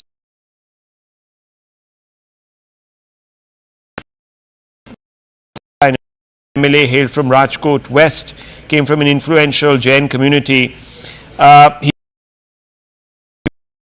citing his wish to step back from electoral politics. He was currently in charge of Punjab for the BJP and was on his way to England and was aboard that flight. Pictures of the crew of this flight, and we are told that there were at least 10 crew members on board this flight from different parts of the country.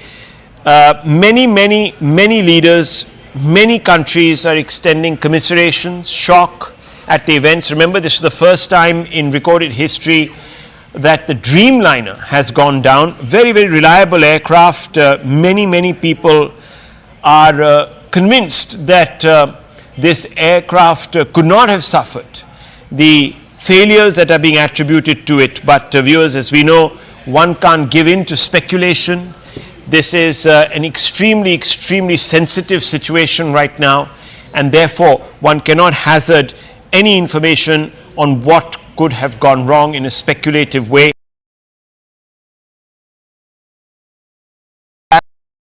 But we are going to not take that at face value till the authorities come out and give us some sort of a confirmation. But not good.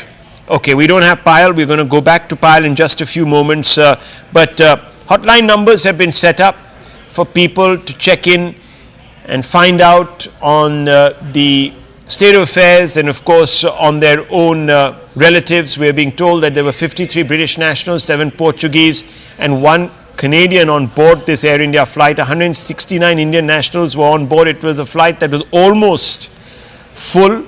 Ahmedabad London flight, and at this time of the year, viewers, there is huge traffic between the two destinations given the fact that this is a peak holiday season. I want to go straight across to Anvit. Anvit, a lot of people heading out to London on this particular flight. We're getting some details. We're being told unofficially that the possibility of survivors is very What's the update that you're getting? Certainly, you see, Rahul, death toll was what we are being unofficially confirmed by the sources on ground. It is being said that it has already been counted up to 150, and it certainly is unfortunately expected to only rise from here because the kind of incident it was, and we initially also saw how the plane went up in flames. It clearly was indicative of the fact that the number of casualties and fatalities would certainly be high. Not just those in the plane, but also on ground. The collateral damage that it has caused, because it was a heavily residential area, and the building in which the plane had crashed, which was the doctor's hostel, that also, from there also, a number of occupants had to be rushed to medical facilities, and deaths have been reported from there as well. So ground damage certainly is there, but all what we are being told by the officials who are in this rescue operation, that number of survivors is really bleak, as what we are getting from the ground. Also, because the incident that this is, and what we are being told by the experts, is that the two major chances incident took place. One is dual engine failure, which could be one reason, could be, or another reason could also be bird ingestion. But it is also being said that it's very unlikely that bird ingestion would be control jamming, which is also a subject matter of investigation, and the AIB will now take over the investigation as their teams are already on ground, and the investigation in this manner will also be done. But what we are learning from to more than 150, and chances of any survivors are really, really bleak, which is unfortunate.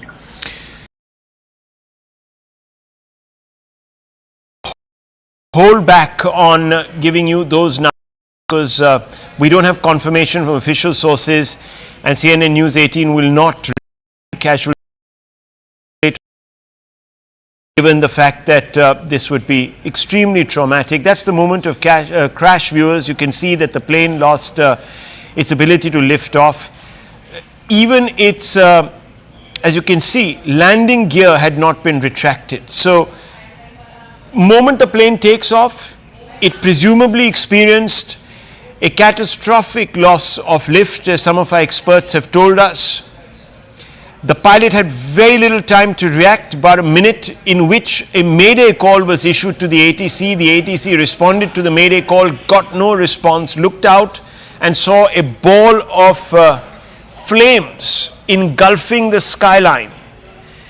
And a minute after crash it was, because as you know, our planes do travel at a particular speed, therefore it becomes easy to assess the length that they would have traversed and calculate that they would have spent on air, in air that is. And you can see that ball of flames going up, lighting up the sky and completely overshadowing the afterground, and that is because this plane was laden with ATF. It had just been refueled, it's taking off. It had come in from Delhi, we are told, landed in Ahmedabad, was obviously surveilled for and examined for any technical issues, maintenance, etc. The plane then crashes into a building. The building is part of a medical establishment, and the exact building it crashes into is a canteen. And lunch hour was on, it was in the middle of lunch hour, and parts of the fuselage and debris from the plane lying littering this particular building, and you can see that the tail section of this building is sticking out. Tail section of the plane is sticking out of the building, and in we're told there were several doctors who were undergoing training and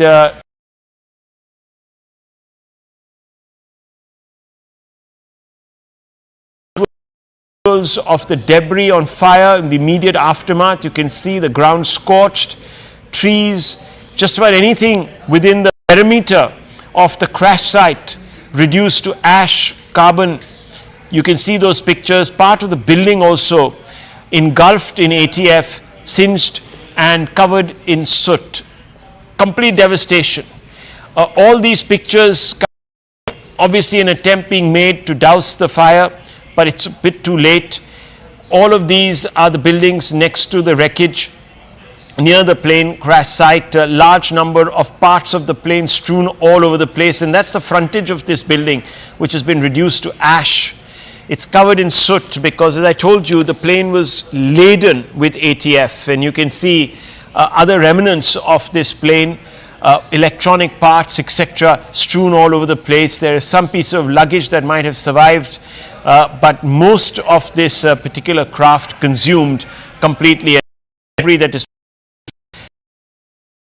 obviously there would be a desperate search for the black box, because that needs to be taken and examined to determine what could have gone wrong. Right now, no use speculating on it beyond the fact that the plane suffered a catastrophic loss of lift. Now, what that was, I don't know. Was it a third hit?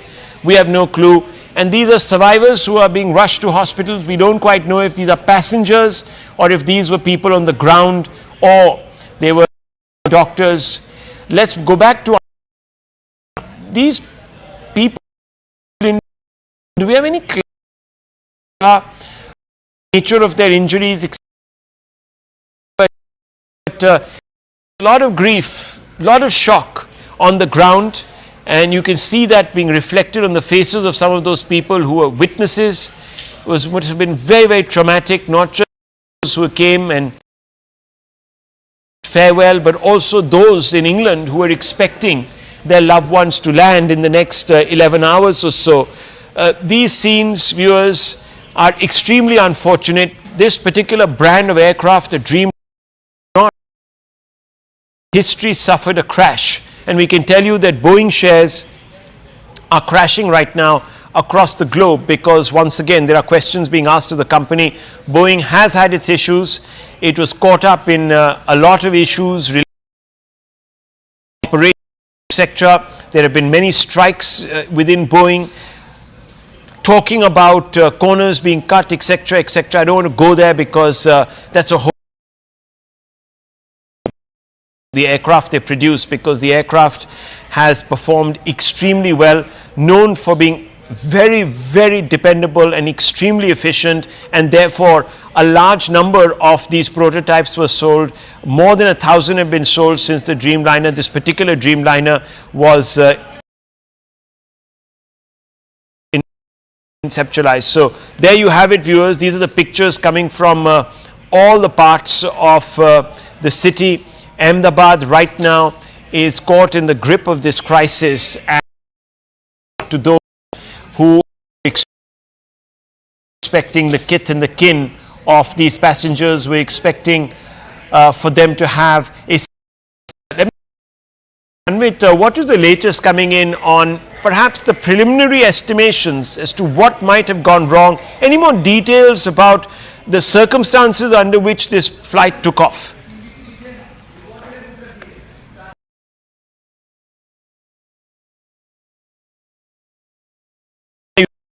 There with us, flight AI 171 Ahmedabad to London, reportedly carrying 242 passengers. Troops of and GCCRPF Gandhinagar involved in rescue operations. More details, of course, waited on casualty figures, but we're told that the prognosis is not too bright, that many people would have perished in this. The details, of course, to the left of your screen. What are the details we have? We know for sure that the Dreamliner, this particular make of the Dreamliner, has never had a crash. And it's the first crash anywhere in the world of a Dreamliner. It had VTA and B, was the 26th to have been purchased by Air India. The numbers, of course, data don't tell the entire story. What are you learning from your sources?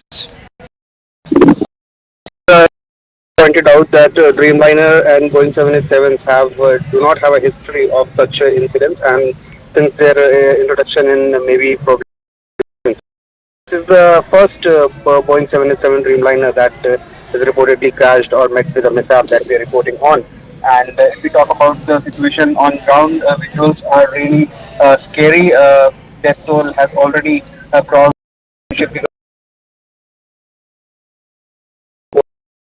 that it is likely to grow because the kind of incident it was, and how we have the visuals we've been playing out for our audiences, that how the plane and the chances of survival of any passenger that was on board are bleak, is what the officials are saying. However, it has not been officially confirmed that all on board are dead. It's not confirmed yet.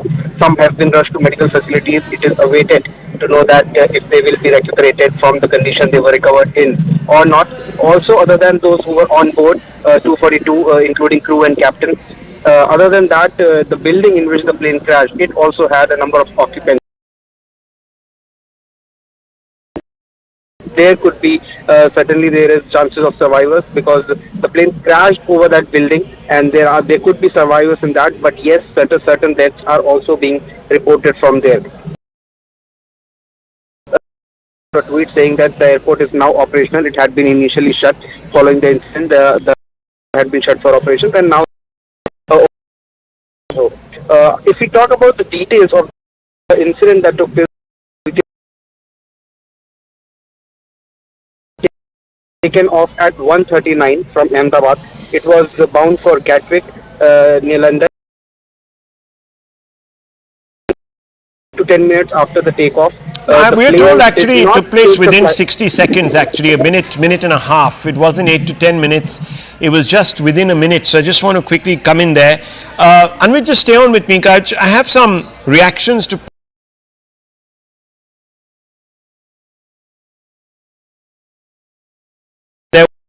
was a loud thud. The flats of the doctors have been damaged. The rescue operation will continue, unquote. Also put out the reaction of an individual. He said, and I quote, "My son had gone to the hostel during lunch break and there. My son is safe and I have spoken to him. He jumped from the second floor, so he suffered some injuries in Ahmedabad." So clearly very worried parent. Now Anvit, what about those people who found of the crashed plane? See, the incident was completely unforeseen, and it happened. It will certainly raise panic among those who were on ground. How the plane went down and the flight path as it was declining on its flight path. That has been recorded. Some videos we have played also on scene. But yes, there certainly was panic when visuals were coming on from ground.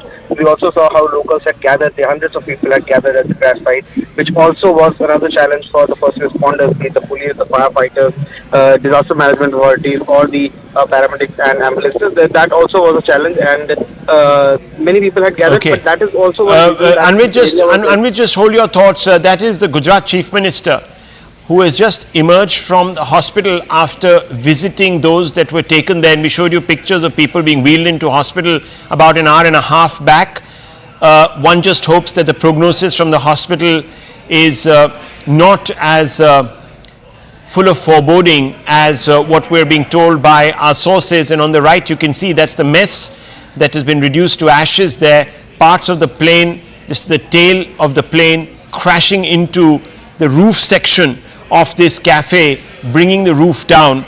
An eyewitness has been quoted as having saying that after my office 200 meters from here, as soon as I stepped out of the office, I heard a very loud noise and smoke filled the area. Suddenly a commotion broke out here, and then we saw that this incident had occurred. When I reached the spot, I saw debris scattered here.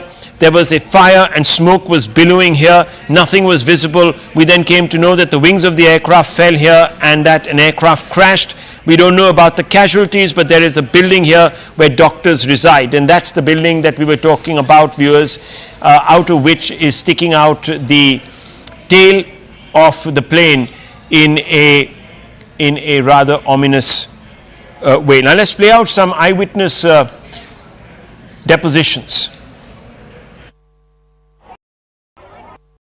यहीं मेरे office में बैठी थी, जैसा धड़ाका हुआ मैं वहाँ office से वहाँ गई। बहुत बड़ा प्लेन क्रैश हुआ था, तो बहुत धुआं और आग लगी थी। जो डॉक्टर्स के फ्लैट थे उनको बहुत डैमेज हुए हैं, और उसमें से कितने डॉक्टरों को हमने निकाला है, लोकल कार्यकर्ता और सब मिलके। बाद में जो प्लेन में से निकाले हैं वो लोग भी बहुत बड़ी दुखद दुर्घटना, बहुत मौत कुछ अभी कोई अंदाजा नहीं लग रहा है। रहने वालों को भी बहुत नुकसान हुआ है। हमारी बहन जा रही थी, 1 बजे जा रही थी, 1:10 की फ्लाइट थी और जा रही थी लंदन। लंदन जाने से पहले ही क्रैश हो गया प्लेन। मेरी सारी था वो खम्बीसर थी, लंदन जा रही थी। प्लेन क्रैश हो गया है, इसलिए मैं वापस अहमदाबाद से बाहर निकल गया था, तो वापस आए सील में आ गया। अभी कुछ भी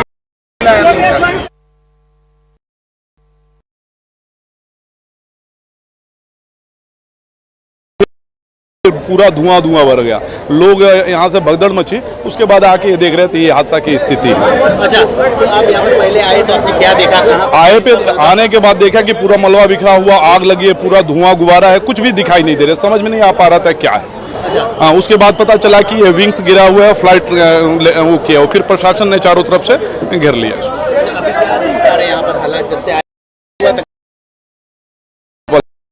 हादसा हुआ। Viewers, everyone expressing shock and pretty much confirming the off within a minute. It's down. It crashes into a building that houses a number of doctors because it is part of a medical establishment. In fact, the building was the cafeteria. You can see the pictures on the left of the plane, tail of the plane that is sticking out of the top of that building, the roof section of the building. Below, those are the pictures from within the building. a lot of material there reduced to dust, burnt to smithereens.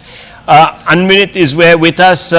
We're also being told Jamie Ray Meek, a British citizen, passenger on Air India flight 1717, reportedly shot a final Instagram short story just before takeoff, and that remains his final testament to the world. Very, very passengers from across this flight. Remember, there were Canadians, there were British nationals, more than 50 British nationals, 169 Indian nationals, a number of Canadian nationals. The US also putting out a statement, not just in sympathy, but also calling upon its citizens to check with the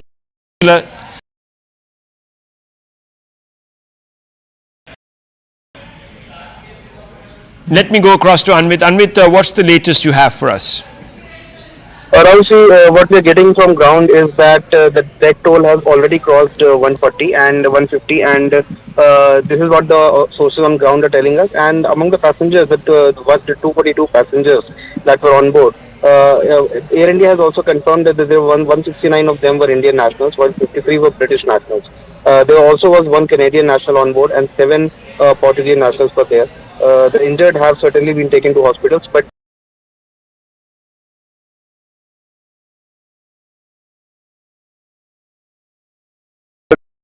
there's no official word though, but chances of survivors are really bleak in this incident. As we have also seen, locals had gathered on, and it is also one reason because the area was heavily populated one. That is also one reason that there is certainly as well. Building that hostel. Many of the occupants of the building have also been rushed to medical facilities, and there certain deaths have also been reported. Numbers of not. It is expected that agencies certainly will be putting out the number soon. The police is expected to give out the number soon, but so far the focus is on rescue because many people who are now they are all being rushed to medical facilities, and soon we'll get the numbers also as to how many have been. What are the is that out of 242 people, which includes 2 pilots and 10 cabin crew, number of survivors who were on that plane is really bleak to be.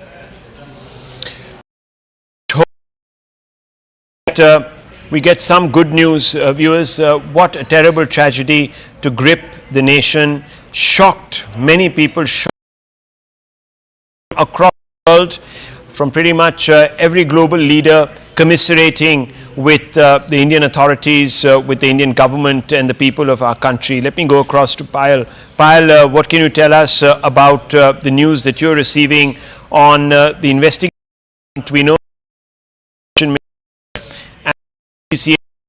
and Sanitation Secretary are being rushed to Ahmedabad. They're going to probably meet there. There's going to be a forensic inquiry and a probe into all of this. But what are you hearing from government sources?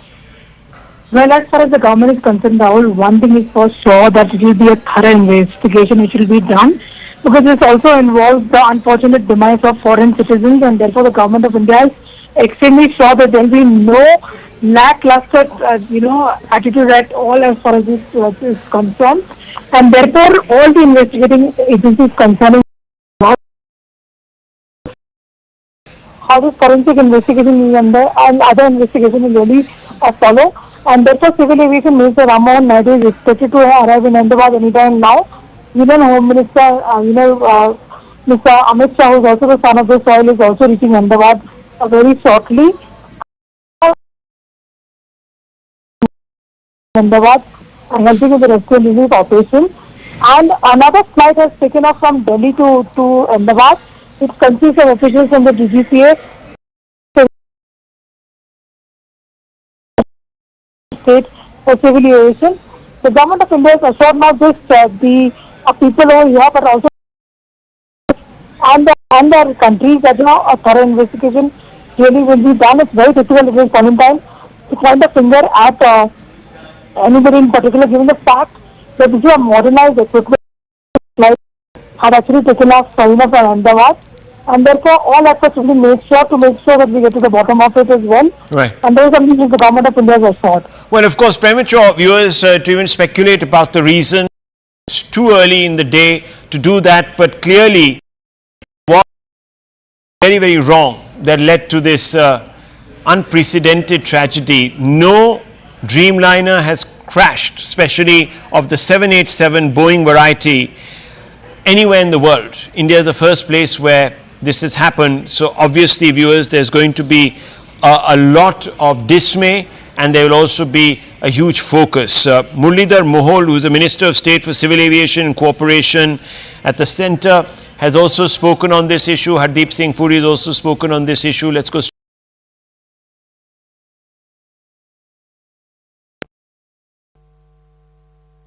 कुछ समय पहले दोपहर को एक दुर्भाग्यपूर्ण घटना घटी है। एयर इंडिया का AI-171 जो अहमदाबाद से लंदन जाने वाला जो फ्लाइट था वो क्रैश हो गया है। उसमें कुल 242 लोग थे, 230 पैसेंजर थे और 12 क्रू मेंबर्स थे। तो वहाँ पे अभी सब राहत का कार्य शुरू है, बचाव का कार्य वहाँ पे शुरू है। हमारे मिनिस्ट्री में भी अभी हमने एक वरिष्ठ अधिकारियों की बैठक भी करी है। जांच तो शुरू है, वरिष्ठ लेवल पे हमारी मीटिंग भी अभी यहाँ पे हुई है और वहाँ पे अभी इमरजेंसी में जो बचाव राहत का कार्य चल रहा है उस पर चर्चा हुई है। अभी किसी बात पर बोलना यानी कि कितनी कैजुअलिटी हुई, क्या हुआ, तो उस पर थोड़ा टाइम लगेगा।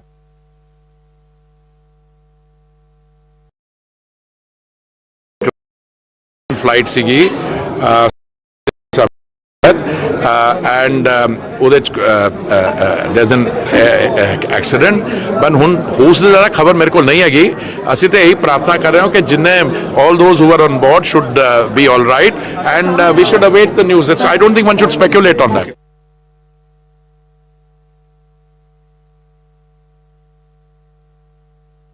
बहुत दुख की बात है, कैजुअलिटी कंफर्म नहीं बट बहुत दुख की बात है कि एयर इंडिया का एयरक्राफ्ट क्रैश हुआ है और जब एयरक्राफ्ट क्रैश होता है तो घटना बहुत बड़ी होती है। इसलिए इस समय पर इतनी जानकारी मिली है तो हमारी अपील यही होगी सरकार से, हालांकि सरकार खुद कोशिश कर रही होगी कि सभी यात्रियों को बचाएं, सुरक्षित पहुंचाएं और उनका इलाज हो और हमारी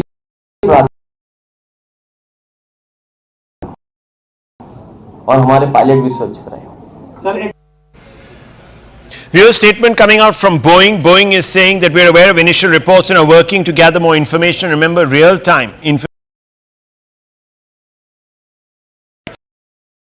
And it is kept and located at a particular center. So real-time information will be available to them. Of course, they would also be wanting to look at the crash footage.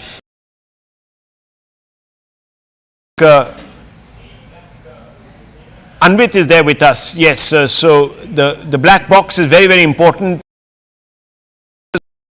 Has been recovered as yet, Anvit? What are you learning? See, right now the operations on ground are focusing on rescue and evacuation, and all that happen on ground, they need to be evacuated and taken to medical facilities. Even the bodies, the charred bodies that we've seen visuals, they need to be moved to mortuaries and PM will be conducted, and those formalities need to be done, and only after that, see, AIB team also already there, and they are looking into parallel investigations or have also begun into the cause of the probable cause of this crash.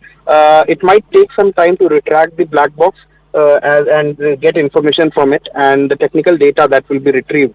Based on that, it will be ascertained as to what may have gone wrong, because there are multiple speculations as of now. Also, the last moment communication between the pilot and the even if there was any communication or if there was any communication from the pilot highlighting that there is some issue with the aircraft, that also will be crucial in this investigation. So far, when we have spoken to the experts, they have highlighted two possibilities. One is the way the plane went down and declined on its flight path. One probable cause could be dual engine failure, which is certainly a rare thing to happen, rarest of the rare in fact.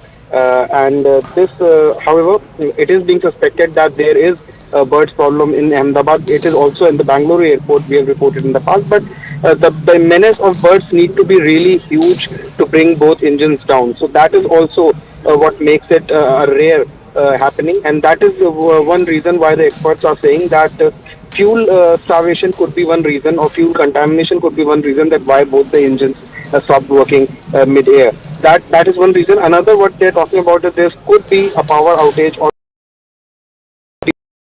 that would bring the plane down. So these are the reasons that the AIB will also be looking at, and also the DGCA. Well, can you confirm? Can you confirm, because there are reports, of course, coming out that those are the Minister of Home Affairs. He's taking a flight right now to Ahmedabad. Of course, this area does fall under his constituency, or very near to his constituency, viewers, and he's on his way there.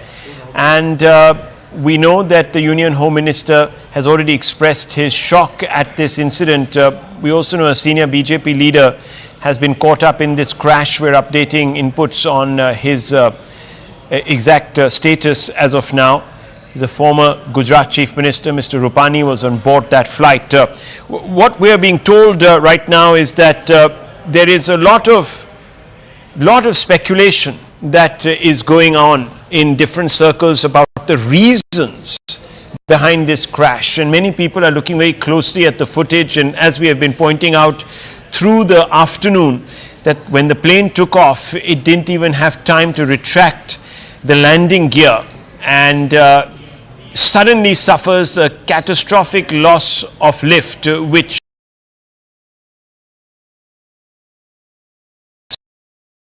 how did it actually happen? Because fundamentally the Dreamliner has known to be extremely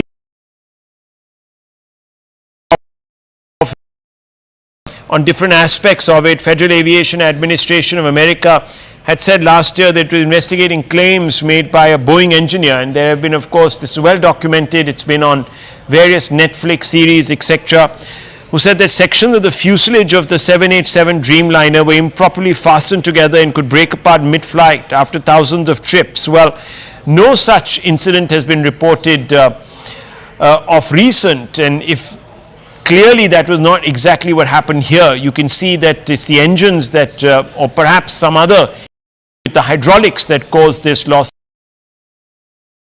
No part of the fuselage here has come undone, otherwise we would have seen this particular plane unraveling mid-air. Let me go across to Payal. Payal, on the right, pictures of the Union Home Minister leaving for Ahmedabad. Yes, it's in Ahmedabad in a short while from now. And of course, the Civil Aviation Minister also. What we are also learning, Rahul, that the BJP state Jal Shakti Minister C.R. Patil is also on his way to Gujarat. He's also not just the state president, but he's also the union minister. He's the son of the soil as well. He's also been asked to go there and aid in whatever rescue relief operations are required. With the unfortunate news coming forward, there could hardly be any survivors as far as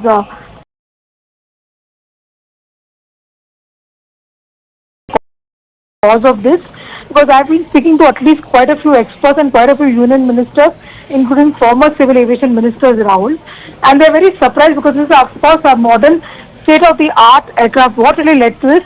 So nothing is being ruled out as of now, and our colleague Manoj Gupta had just spoken to us a little earlier, and he basically also said that the sabotage angle is also being looked into over here, with the fact that several national and international passengers were on board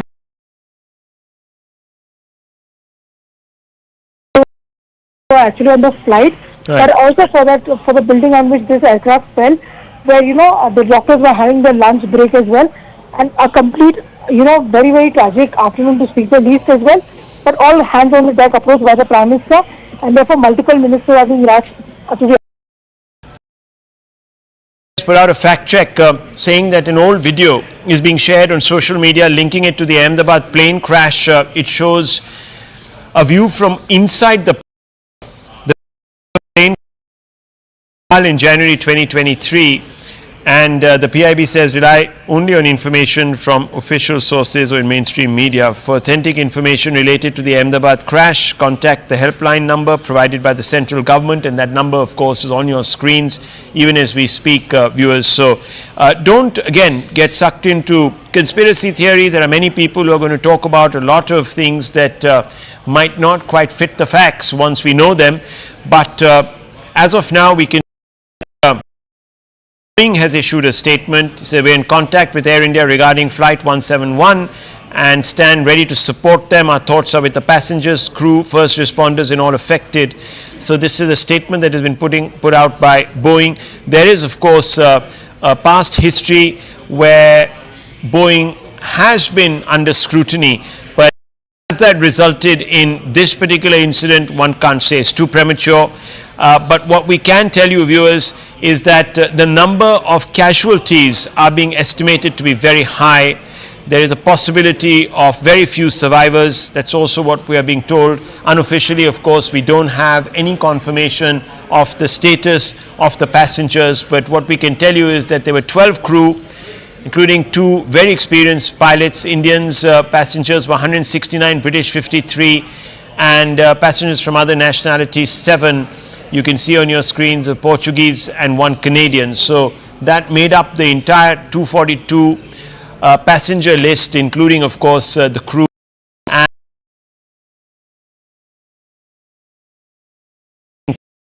tragedy. I want to go across to Anvit. Anvit, what's the latest on the casualty figures? What are you picking up? And also of course from the ground, we know that there were MBBS students that are admitted in hospital. It is being said that they are stable.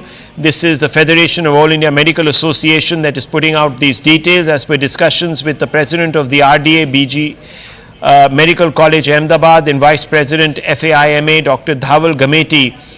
These numbers are being put out. 4 to 5 MBBS students are missing. Hope they're okay. 2-3 are in HDU and ICU, so their situation is quite precarious. 3-4 relatives of the super specialist resident doctors are missing right now, and wife of 1 found dead, and most of the passengers of the flight are brought dead. We appeal to everyone to remain calm. So this is the first intimation that we have got from any official source about the possibility of casualty figures. Anvit. Yeah, Rahul, see, the situation on ground is such that some people certainly are missing because the crash, the plane went into a residential area and the buildings have been damaged. The people from ground, many of them are being reported missing. Some are yet to be traced. It is not confirmed whether they are dead or they have been taken to some hospital and they remain unidentified. So these are the problems and the challenges that the first responders and the paramedics and medical experts are facing on ground right now. That is one challenge. Another is that the plane had tons of fuel as it has just taken off and it was bound to go to Gatwick. So it had a huge amount of fuel. Usually it is with the planes that their fuel is contained into the wings, and that is one reason why when planes crash that it immediately goes up in flames.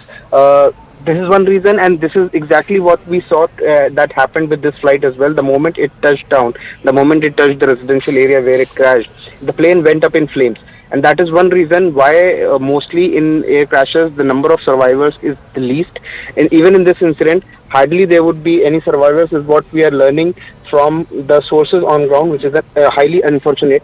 But this is the reality that there might the chances of survival of anyone on board that aircraft might be very less. Also, there are casualties, collateral damage from the ground because it was the residential area. We saw how the plane's flight path declined instead of rising, and it had been taking off. And it was just minutes after taking off that the flight went down and crashed. So the visuals are clearly suggestive of the fact that they would the casualty figures that have already crossed 150 is what we're learning from the ground. That is expected to only rise. It is unfortunate, but yes. Some people have also been rushed to medical facilities and they have been marked safe. This includes a number of hostelers and the doctors who were living in the hostel in the building in which the plane has crashed. So they have been marked safe with some injuries and they've been said they're out of danger, which is a good news in this. But on-ground situation remains challenging as rescue operations are still continuing. Well, that's not a very encouraging outlook that has been painted there by Anvit. What we can tell you, viewers, is that the FAIMA, the Federation of All India Medical Association, has put out the latest details, and Shivani, it doesn't make for very encouraging reading. 50 to 60 MBBS students are admitted, and thankfully some are stable, most are stable. 4 to 5 MBBS students are missing, and 2-3 in HDU and ICU. But the prognosis on the passengers of the flight is not very good. Shivani. Absolutely. Good evening, everyone. Thanks a lot for staying with us in what is now the second biggest air tragedy in India. An Air India flight with 232 passengers and 10 crew members crashed shortly after taking off from Ahmedabad airport. Now, the plane was carrying 169 Indians, 53 British nationals, 7 Portuguese and 1 Canadian passenger, and was bound for London. Already 130 plus casualties have been confirmed. 130 plus passengers have been declared dead, even as rescue and relief operations are on. The tragedy and crash has been so severe that the worst is now feared as far as the casualties are concerned. The aircraft involved was a Boeing 787 Dreamliner 12, and is believed that the pilots lost both engines and plunged very quickly after takeoff. Before Ahmedabad, Boeing 787, known as the Dreamliner, entered service in October 2011 and had never been involved in a fatal incident. But there have been many concerns over safety and audit-related issues with Boeing, the company itself. Home Minister Amit Shah, Civil Aviation Minister K. Ram Mohan Naidu have travelled to Ahmedabad along with other ministry and DGCA officials. News also is that former Gujarat Chief Minister Vijay Rupani was on the flight travelling to London, where his family is currently, and we are awaiting confirmation on his condition. Let's take a look at exactly what happened. Air India Boeing flight AI-171 from Ahmedabad to Gatwick in London crashed immediately after takeoff from the Ahmedabad airport itself. As per ATC, the aircraft departed from Ahmedabad at 1:39 p.m. this afternoon from runway 23. So it was scheduled to leave this afternoon. It departed or took off at 1:39 p.m. There were 242 persons on board the aircraft, consisting of 2 pilots and 10 cabin crew, as I mentioned. The aircraft was under the command of Captain Sumit Sabharwal with First Officer Clive Kundar. Captain Sumit Sabharwal is a line training captain with 8,200 hours of experience. The co-pilot also had 1,100 hours of flying experience. Now, the captains, the crew gave a mayday call to the ATC shortly after its takeoff, but thereafter no response was given by the aircraft to the calls made by the ATC. Now, the flight is said to have crashed within a minute after takeoff from runway 23. It had barely achieved a height of 600 odd feet. And the worst is that it actually lost control so badly that the pilots crashed right outside the airport perimeter. The Air India flight crashed at an under construction building, but it also damaged in its path a medical college and hospital, where few students have also been injured. We're also trying to ascertain more about their condition on ground. So what exactly happened mid-air? Initial data from flight Air India 171 shows that the aircraft reached a maximum barometric altitude of 625 feet only. Now, this is not a lot. This is just about 425 feet above the altitude of the runway itself, which is at 200 feet. Minutes after making that mayday call, the Air India flight started to descend with a vertical speed of minus 475 feet per minute. So you can imagine that actually the flight went down so quickly that within a few seconds it had crashed into those buildings, possibly giving no time to the pilots and others to even try to maneuver away from what seems to be a heavily densely populated area. These are some of the videos that we have also been able to capture through various residents of that area. This is of course the moment the Air India Ahmedabad London flight crashed. After takeoff, you can see that it immediately burst into flames, which is why we are fearing heavy casualties and possibly no survivors. Minutes after the flight crashed at this under construction building, visuals show parts of the flight up in flames. Footage also shows firefighters dousing those flames soon after the crash site is so close to the city and the airport itself. The rescue and the fire services actually managed to get to the area, to the crash site fairly quickly, within minutes, is also what the police has confirmed. The visuals from the crash site show the debris of the flight AI-171 scattered across the area. This is one visual that is extremely damning as far as this crash is concerned. This is one portion of the parts that have fallen on the ground, where of course there are lots of people that you can see as well.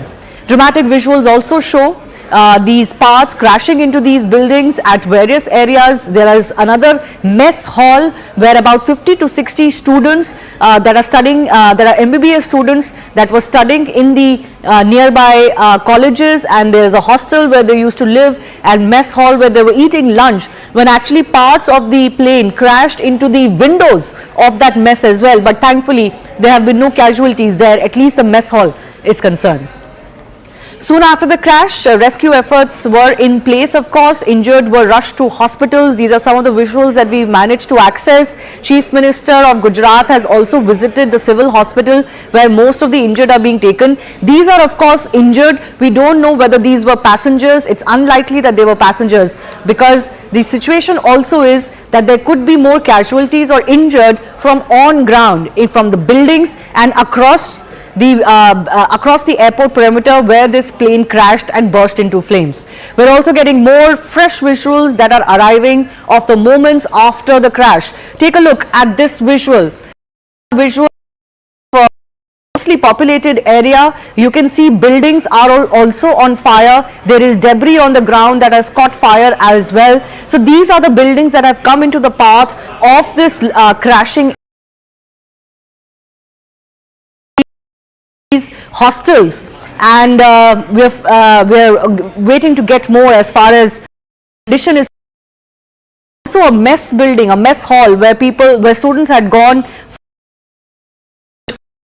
also bore the brunt, but less severe brunt of this crashing aircraft. At least there we spoke to an eyewitness. The student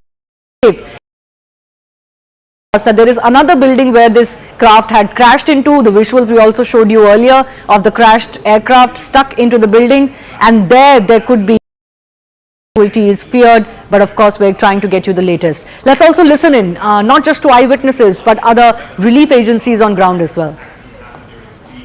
यहीं मेरे office में बैठी थी, जैसा धड़ाका हुआ मैं वहाँ office से वहाँ गई। बहुत बड़ा प्लेन क्रैश हुआ था, तो बहुत धुआं और आग लगी थी। डॉक्टर्स उनको बहुत डैमेज हुए हैं, और उसमें से लोकल कार्यकर्ता और सब मिलके बाद में जो प्लेन में से निकाले हैं वो लोग भी बहुत कुछ अभी कोई अंदाजा नहीं लग रहा है। रहने वाला नुकसान हुआ है।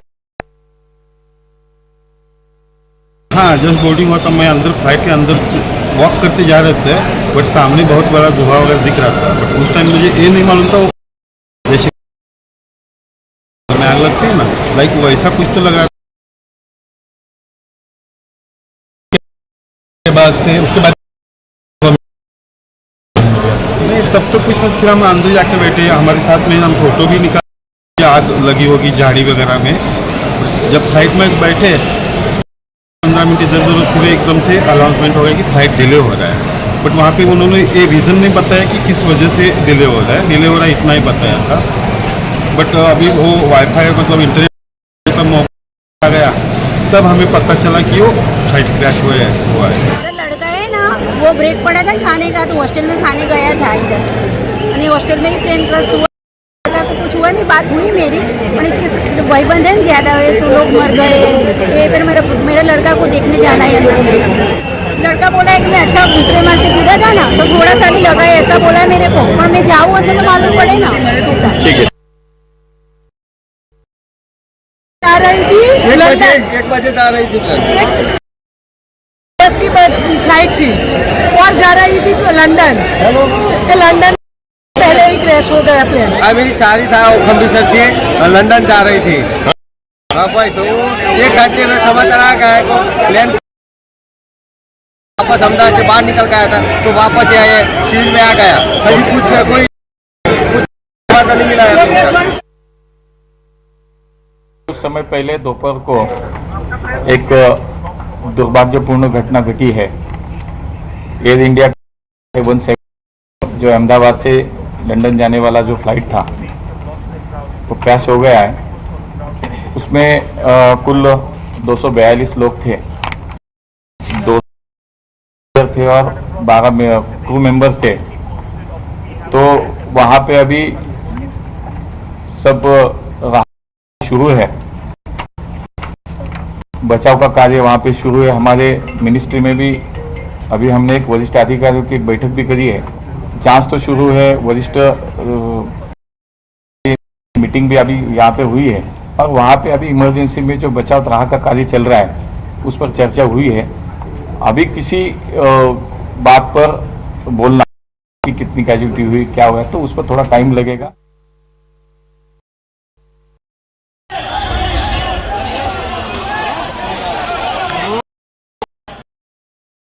Some of our experts joining us. Captain C.S. Randhawa is President of Federation of Indian Pilots. He's also served as former General Manager of Air India and former Deputy Chief Flight Operations Inspector at the DGCA. Group Captain M.J. Vinod is a former fighter pilot with the Indian Air Force with us. Dr. Vandana Singh, Chairperson of Aviation Cargo, Federation of Aviation Industry in India. V.K. Kukur is aviation expert also with us. I do thank you all for your time. First up, I want to go across to Captain C.S. Randhawa. Yes, ma'am. Your thoughts about the nature of the crash first up, because it has happened within a minute of takeoff, giving the pilots and the crew hardly any time to even be able to change their course of line or their direction, crashing into these buildings. What do you think could have transpired? What could have been those moments like inside that cockpit? To start with, this was an extremely tragic accident which has occurred. Let me give you some background. This flight was from Ahmedabad to London Heathrow and must be carrying at least 65,000 to 70,000 liters of aviation fuel.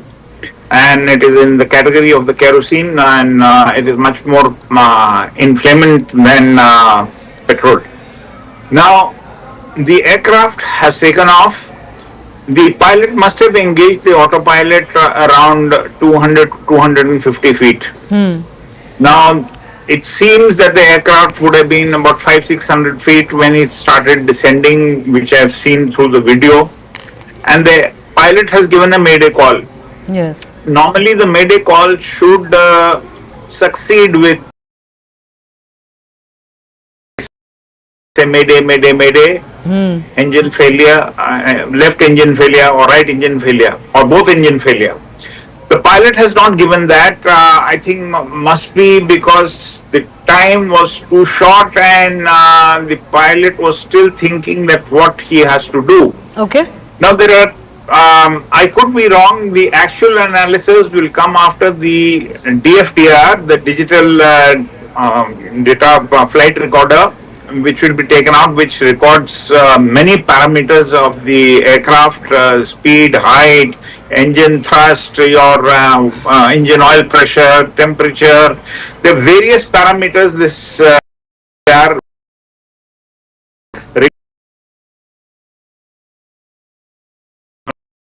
which has got a recording up to 2.5 hours and then it starts auto erasing. So these during the investigation, which I don't think so, the AAIB, which will be instituted to do this inquiry of the, they will take time because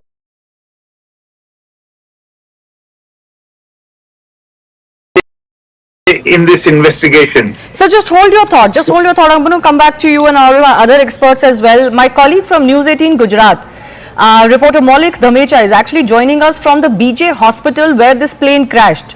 Yes. मौलिक, हमें जरा दिखाइए वहाँ पे किस तरह का damage हुआ है और आपको क्या इन्फॉर्मेशन, क्या जानकारी मिल रही है कि कोई वहाँ पे जो बच्चे थे, जो स्टूडेंट्स थे, उनके क्या हालचाल है? बिल्कुल पूरा मामला जो है वो 1:30 बजे के आसपास जब प्लेन क्रैश हुआ तब बना था। फिलहाल ये दृश्य आपको दिखाना चाहूँगा कि ये जो पीजी अस्पताल है जहाँ डॉक्टरी की अस्पताल से पढ़ते हुए बच्चे, जहाँ प्लेन क्रैश होने के नाते लगभग 22 से 30 बच्चे थे जो यहाँ पे प्लेन क्रैश होते ही सीधा ब्लास्ट हुआ और ब्लास्ट होने के नाते वो यहाँ जलकर राख हो गए। साथ ही साथ 133 से भी ज़्यादा पैसेंजर जो प्लेन में सवार थे, अहमदाबाद से टेक ऑफ की हुई फ्लाइट जो थी वो लंदन की ओर जा रही थी, पर करीबन एयरपोर्ट से निकलते ही लगभग 1 किलोमीटर दूर आई होगी और 1 किलोमीटर दूर आते ही ये ब्लास्ट होने के कारण सारा जो है तहस नहस हो चुका है। पूरी बिल्डिंग जो है 8 माले की बिल्डिंग अभी लगभग 4 माले की रह चुकी है। पूरा काटमाल जो है वो खसने की काम जो है वो पुलिस, NDRF की टीम, पूरा गुजरात पुलिस का फोर्स और साथ ही साथ आर्मी की टीम जो है वो भी जुटी हुई है। लोकल जो पुलिस और फायर ब्रिगेड की टीम जो है वो भी फिलहाल तैनात है। एक जो अस्पताल से निकाले गए जो डॉक्टर की ओर से बोले गए जो मृत लोग हैं उनको यहाँ से PM की ओर ले जाया जा रहा है। माना जा रहा है कि आने वाले समय में और भी जो कई डेड बॉडियाँ जो है वो निकाल के यहाँ से रवाना किए गए। कई सारे बच्चे थे, कई सारे युवा थे जो यहाँ से फ्लाइट में सवार होते हैं और कई जो आशास्पद युवा जो डॉक्टरी की पढ़ाई करने आए हुए थे और ये प्लेन क्रैश होने के नाते अभी फिलहाल मौत को बेटे हुए। मौलिक जी, मैं आपसे कंफर्म करना चाहती हूँ एक बार और। मौलिक जी, मैं आपसे कंफर्म करना चाहती हूँ एक बार और। आप कह रहे हैं कि 22 से लेके 30 बच्चे जो MBBS की तैयारी कर रहे थे और इस हॉस्टल में रहते थे उनकी मृत्यु हो गई है, अस्पताल ले जाया जाएगा।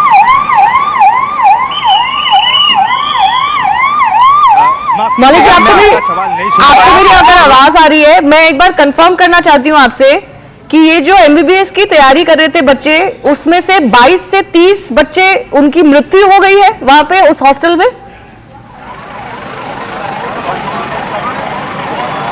माफ़ कीजिएगा, आपको एक बार क्वेश्चन जो है वो रिपीट करना पड़ेगा क्योंकि एम्बुलेंस की आवाज़ इतनी आ रही है, मैं आपको सुन नहीं पा रहा था। पर फिलहाल एक दृश्य जो है वो आपको दिखाना चाहूँगा कि जो अभी भी फिलहाल कई सारे स्वयंसेवक हैं, कई सारे एम्बुलेंस जो है वो यहाँ के लिए काम में जुटी हुई है, कागजात जो है वो निकालने के जुटी हुई है। फिलहाल एक एक करके एम्बुलेंस जो है वो अंदर भेजा जा रहा है और फिलहाल कोई भी अंदर आ ना जा सके, इसीलिए सबका जो पॉइंट है वो BSF भी यहाँ अंदर जुटा हुआ है। लाइट जो है वो लाइट बिल्कुल ऑफ कर दिया है। टॉरेंट पावर की टीम जो है वो टॉरेंट पावर की टीम जो है यहाँ लगातार तैनात है। साथ ही साथ कई सारे स्वयंसेवक हैं वो भी जुटे हुए हैं। फिलहाल अभी AMC के जनरेटर मंगाए गए हैं क्योंकि जो आसपास में जो बड़े घने वृक्ष से उनको काटने के लिए कहीं जो जनरेटर की व्यवस्था जो है वो AMC की ओर से की जाए। ऐसी कई सारी मात्रा में एम्बुलेंस जो है एक दो डेड बॉडी निकालने के लिए आती जाती रहती है। अभी फिलहाल 50 से भी ज़्यादा डेड बॉडियाँ ऑलरेडी निकाल चुके हैं और उनको अस्पताल भेजा जा चुका है। फिलहाल ये मामला लगभग 1:30 बजे से जब शुरू हुआ है और अभी 6 बजने की वारदात है। 6 बजे के बाद 6 बजे बाद भी यहाँ से कोई बाहर निकलता है, एक दो डेड बॉडियाँ जो है वो बाहर निकलती नजर आ रही। हाल जो इंजर्ड लोगों की एक सूची बाहर आई है, वो इंजर्ड लोगों की सूची में ऐसा जानने मिला है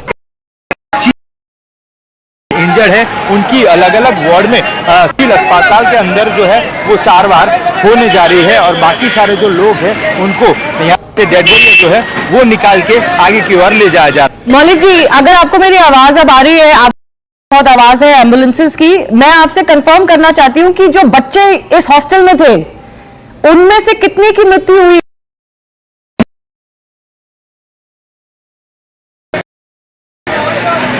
अभी जिस प्रकार जानकारी मिल रही है वो बेसिक इन्फॉर्मेशन है। बेसिक इन्फॉर्मेशन इसीलिए क्योंकि जब घटनास्थल पे ये प्लेन जब क्रैश हुआ जगह है, मैं आपको एक बार दृश्य के माध्यम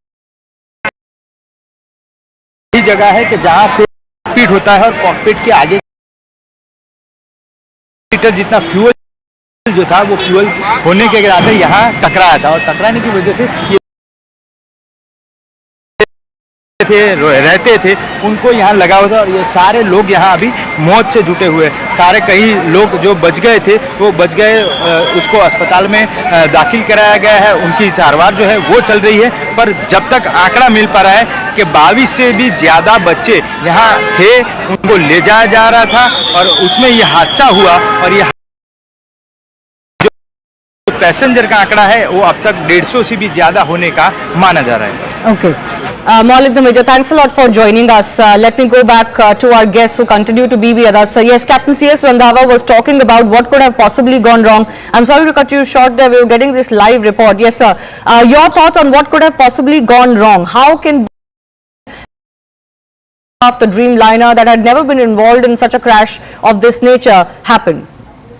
See, I said earlier that this could have been due to bird ingestion because Ahmedabad is a known airfield for a lot of bird activity. I have flown there enough number of times, and that was one challenge we used to have about the bird activity at Ahmedabad, even when we used to do training flights. So there could be a possibility that that both engines have flamed out because of bird ingestion. There is a very less possibility that the both engines have failed because of fuel starvation, because there are separate fuel lines going into each engine, and it is unlikely that such a situation has occurred until and unless there is some contamination in the fuel, some water content which was there due to cold soak.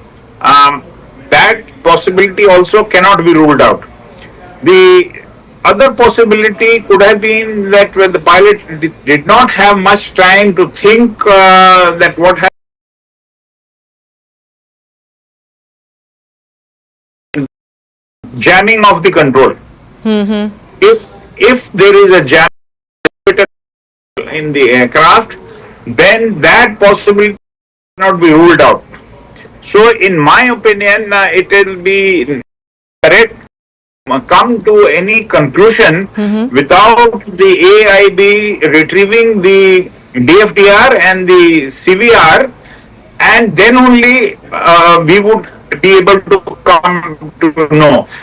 Thirdly, let me tell you, when the aircraft crashes with so much of fuel, it is like a time bomb. Yes. And if it lands up over a populated area, there is no question of survivors wherever the debris of the aircraft will go, because it will be, and fuel, you know that when it is spread, even a small fire, small light can create a havoc, because in one go it will burn the whole place. Yes, yes. That certainly seems to have happened as far as this case is also concerned. Let me also go across to Group Captain MJ Vinod. A very, very concerning situation this. Not only the fact that the plane crashed within a minute or so, barely had achieved any height or altitude before it crashed. It seems like the pilots were not able to control the plane at all. Their power was completely off. Both engines could have, and we are being told that that can only happen if both engines have gone off, which is a very rare situation. And then, of course, for the plane to have crashed into a residential area, my colleague was just bringing a report there from what is a tragic scene unfolding, which was a hostel for MBBS students who seem to have come in the path of this crashing plane. Yes, Shivani, with all due respect to all the information out there, I want to, Shivani, I mean, you know me by now, I want to break it down into logical pieces. I landed in this particular runway just a couple of days ago on a twin-engine big jet, and very, very familiar with this place. I keep landing there often. So with that as the background, I'm saying this. If you hear the voice or the noise of this particular video, you can clearly make out that the engines are humming till the time the aeroplane is touching down or hitting the ground. A loss of thrust, loss of power is not the case here. At least from the time they have started filming this video till the time the crash happens, you can hear the engine is running. Point number one.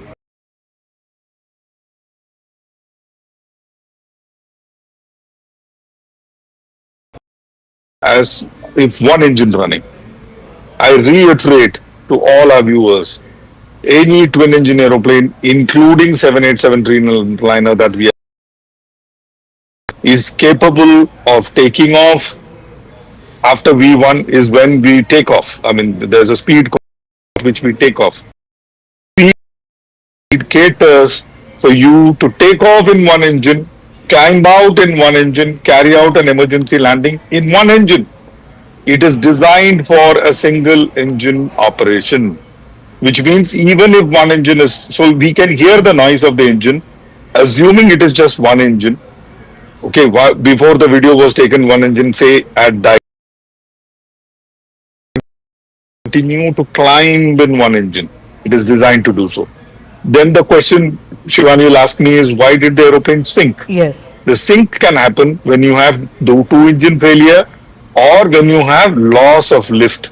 So when you zoom in closely, as you can see, zoomed in video in the box, you can see very clearly the trailing wing is up. That is called the flaps. Normally, as you can see, landing. It is kept down so that you can take off at a much lower speed. But if the flap goes up prematurely, whatever reason, it could be electrical lift and it starts sinking. So even with two engines, with loss of lift and heavy aeroplane will not be able to climb out. No, just a clarification. As simple as that. What causes this loss of lift? Flaps are up, Shivani, because the flaps are put down so that the aeroplane wings can generate much more lift. 120% lift is extra. Matlab, 100 plus 120 is what you get when the flaps are down. But when the flap goes up, as you pick up speed, you have to keep raising the flaps. And as you pick up cruising speed, the flaps are fully up, the aeroplane wing is straight, as it is seen in the video. So the flaps have gone up. In 2013, Shivani, this particular entire 787 was grounded because of, and after that they sorted out the electrical issues and the aeroplane came back online. Are you suggesting that there are technical issues that could have led to loss of flight? Loss of lift? Yes. Possible, but only the FDR will tell us whether the flap went up automatically or the flap went up due to some other reason. Only the FDR will and the CVR, the cockpit voice recorder, will be able to tell us. But Shivani, you turn up the volume and let the let our viewers hear the noise. The engine is running. So the loss of lift, in my opinion, could be the reason. But again, there are only two people who will know. One is the FDR and other is God. No one else can tell you what went wrong. You know, I spoke to several experts through the day when we first got the update about this crash. And most are suggesting that this nature of crash soon after takeoff in what was clearly a fit aircraft to come from Delhi to Ahmedabad and then was flying from Ahmedabad to London could not have happened, given that the pilots had no time to react, to respond. After Mayday call, they were incommunicado. This couldn't have happened without loss of engine. But you are suggesting that loss of engine is not the case here. Turn up the volume. You will know what I am saying. Just turn up the volume of this particular video. You will know what I am saying. See, sound is a very, very important clue.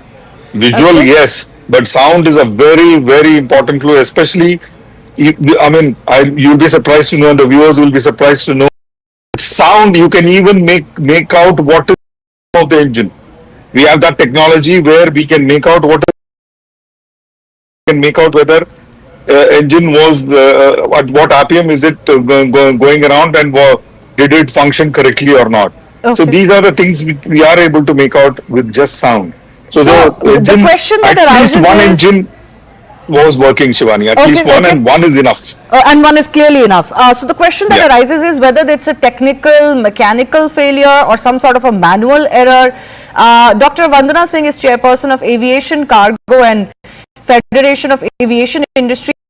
And Dr. Vandana, I want to come to you with the issue surrounding the Boeing. While the Boeing Dreamliner is being called an airline with great safety record, we do know that there are whistleblowers plus other investigations that have happened into Boeing operations that have pointed out serious lapses in security audits, etc. In fact, in April 2024, a whistleblower had actually warned against the safety of the Dreamliner 7 itself.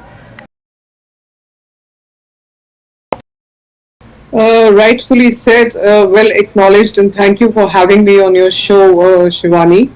Yes, indeed, first of all, 787, a Dreamliner, very, and it has a good health check about it, that it is flying all over the world and it's being maintained well. There are whistleblowers everywhere, whether it's Airbus, whether it's Boeing, whether it's any other company, we know about that.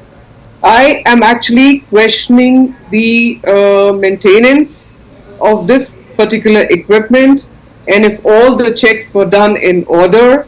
I'm also hearing all about, what could it be. Of course, the flight data, the recorder is going to reveal what it was, but it could have been a massive electrical or a software system failure cause, which means it is causing total FADEC, full authority, digital engine control, meaning complete down. But then if the engines were running, the question is what went wrong. It could be a critical maintenance issue. It could be a weight and volume issue. It could be a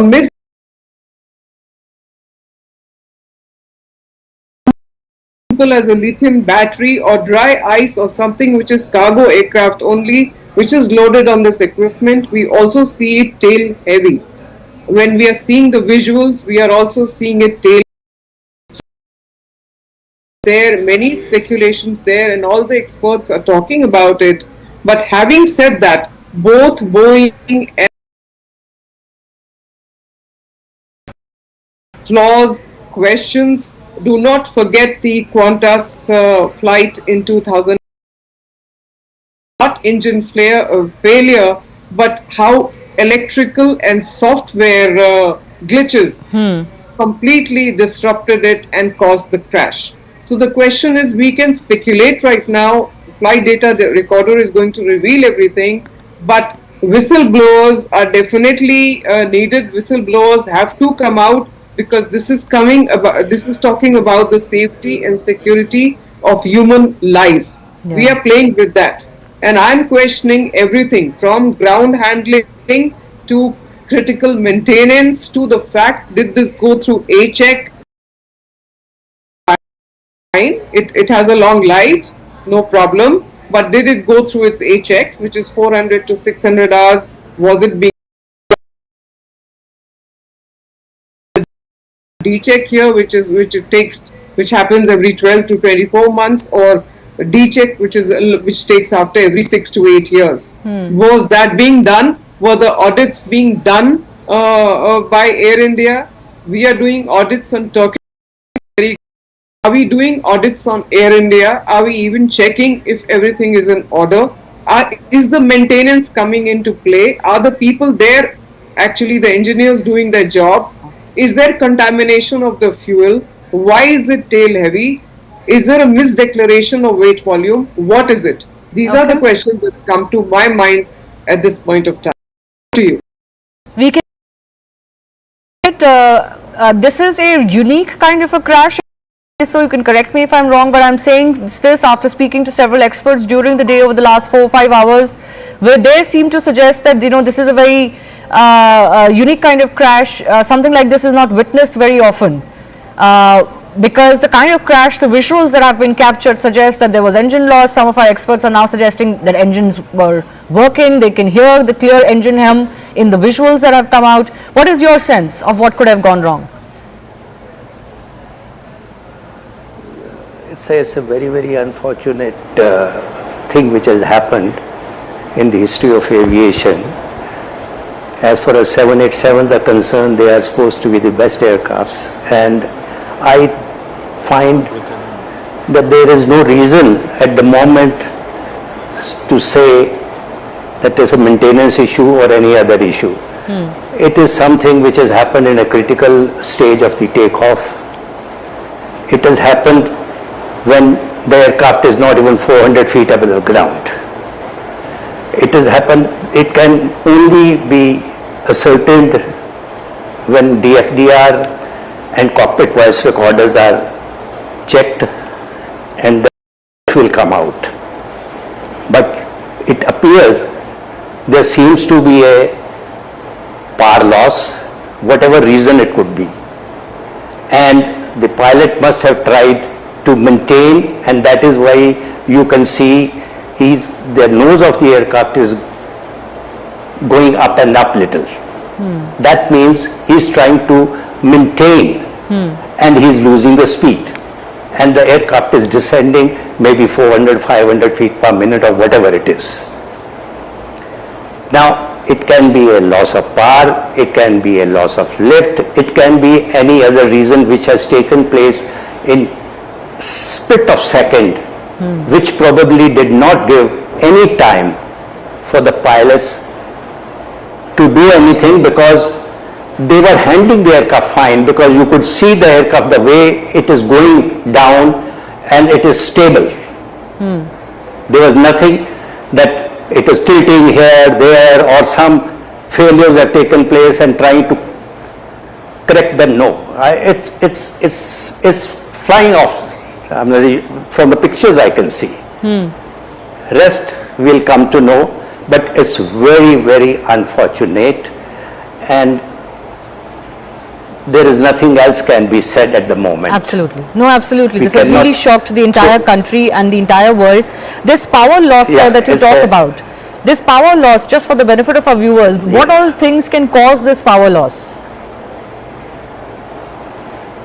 Power loss can be due to bird also, can be any reason, because I am not an engineer or I am not an expert on 787s. But it looks like the engines were not developing the power, and that is why he was trying to maintain the height by pulling the nose up. This is what I can see from the pictures. And it is a very critical height. And it did not give him time to even turn back and land. Yes. Because if he had turned back, there should have been some speed. Yes. Otherwise, it would have been drag and it would have been fall. So he was trying to maintain. That's what I can see. Yes. I don't know much more than this, but it's a very, very unfortunate, and we cannot at the moment pinpoint any fault at the moment. Till such time the investigations are carried out, and the aircraft has already flown from Delhi or Bombay to Ahmedabad. They must have done the checks at the transit also, at the night stop also. So I don't think that if something has gone wrong, it has gone wrong. Right. 5 seconds, 10 seconds, because the aircraft has not attained more than 400 feet from the ground. Absolutely. It happened very soon after takeoff. Hardly any altitude had been achieved by the aircraft. It is a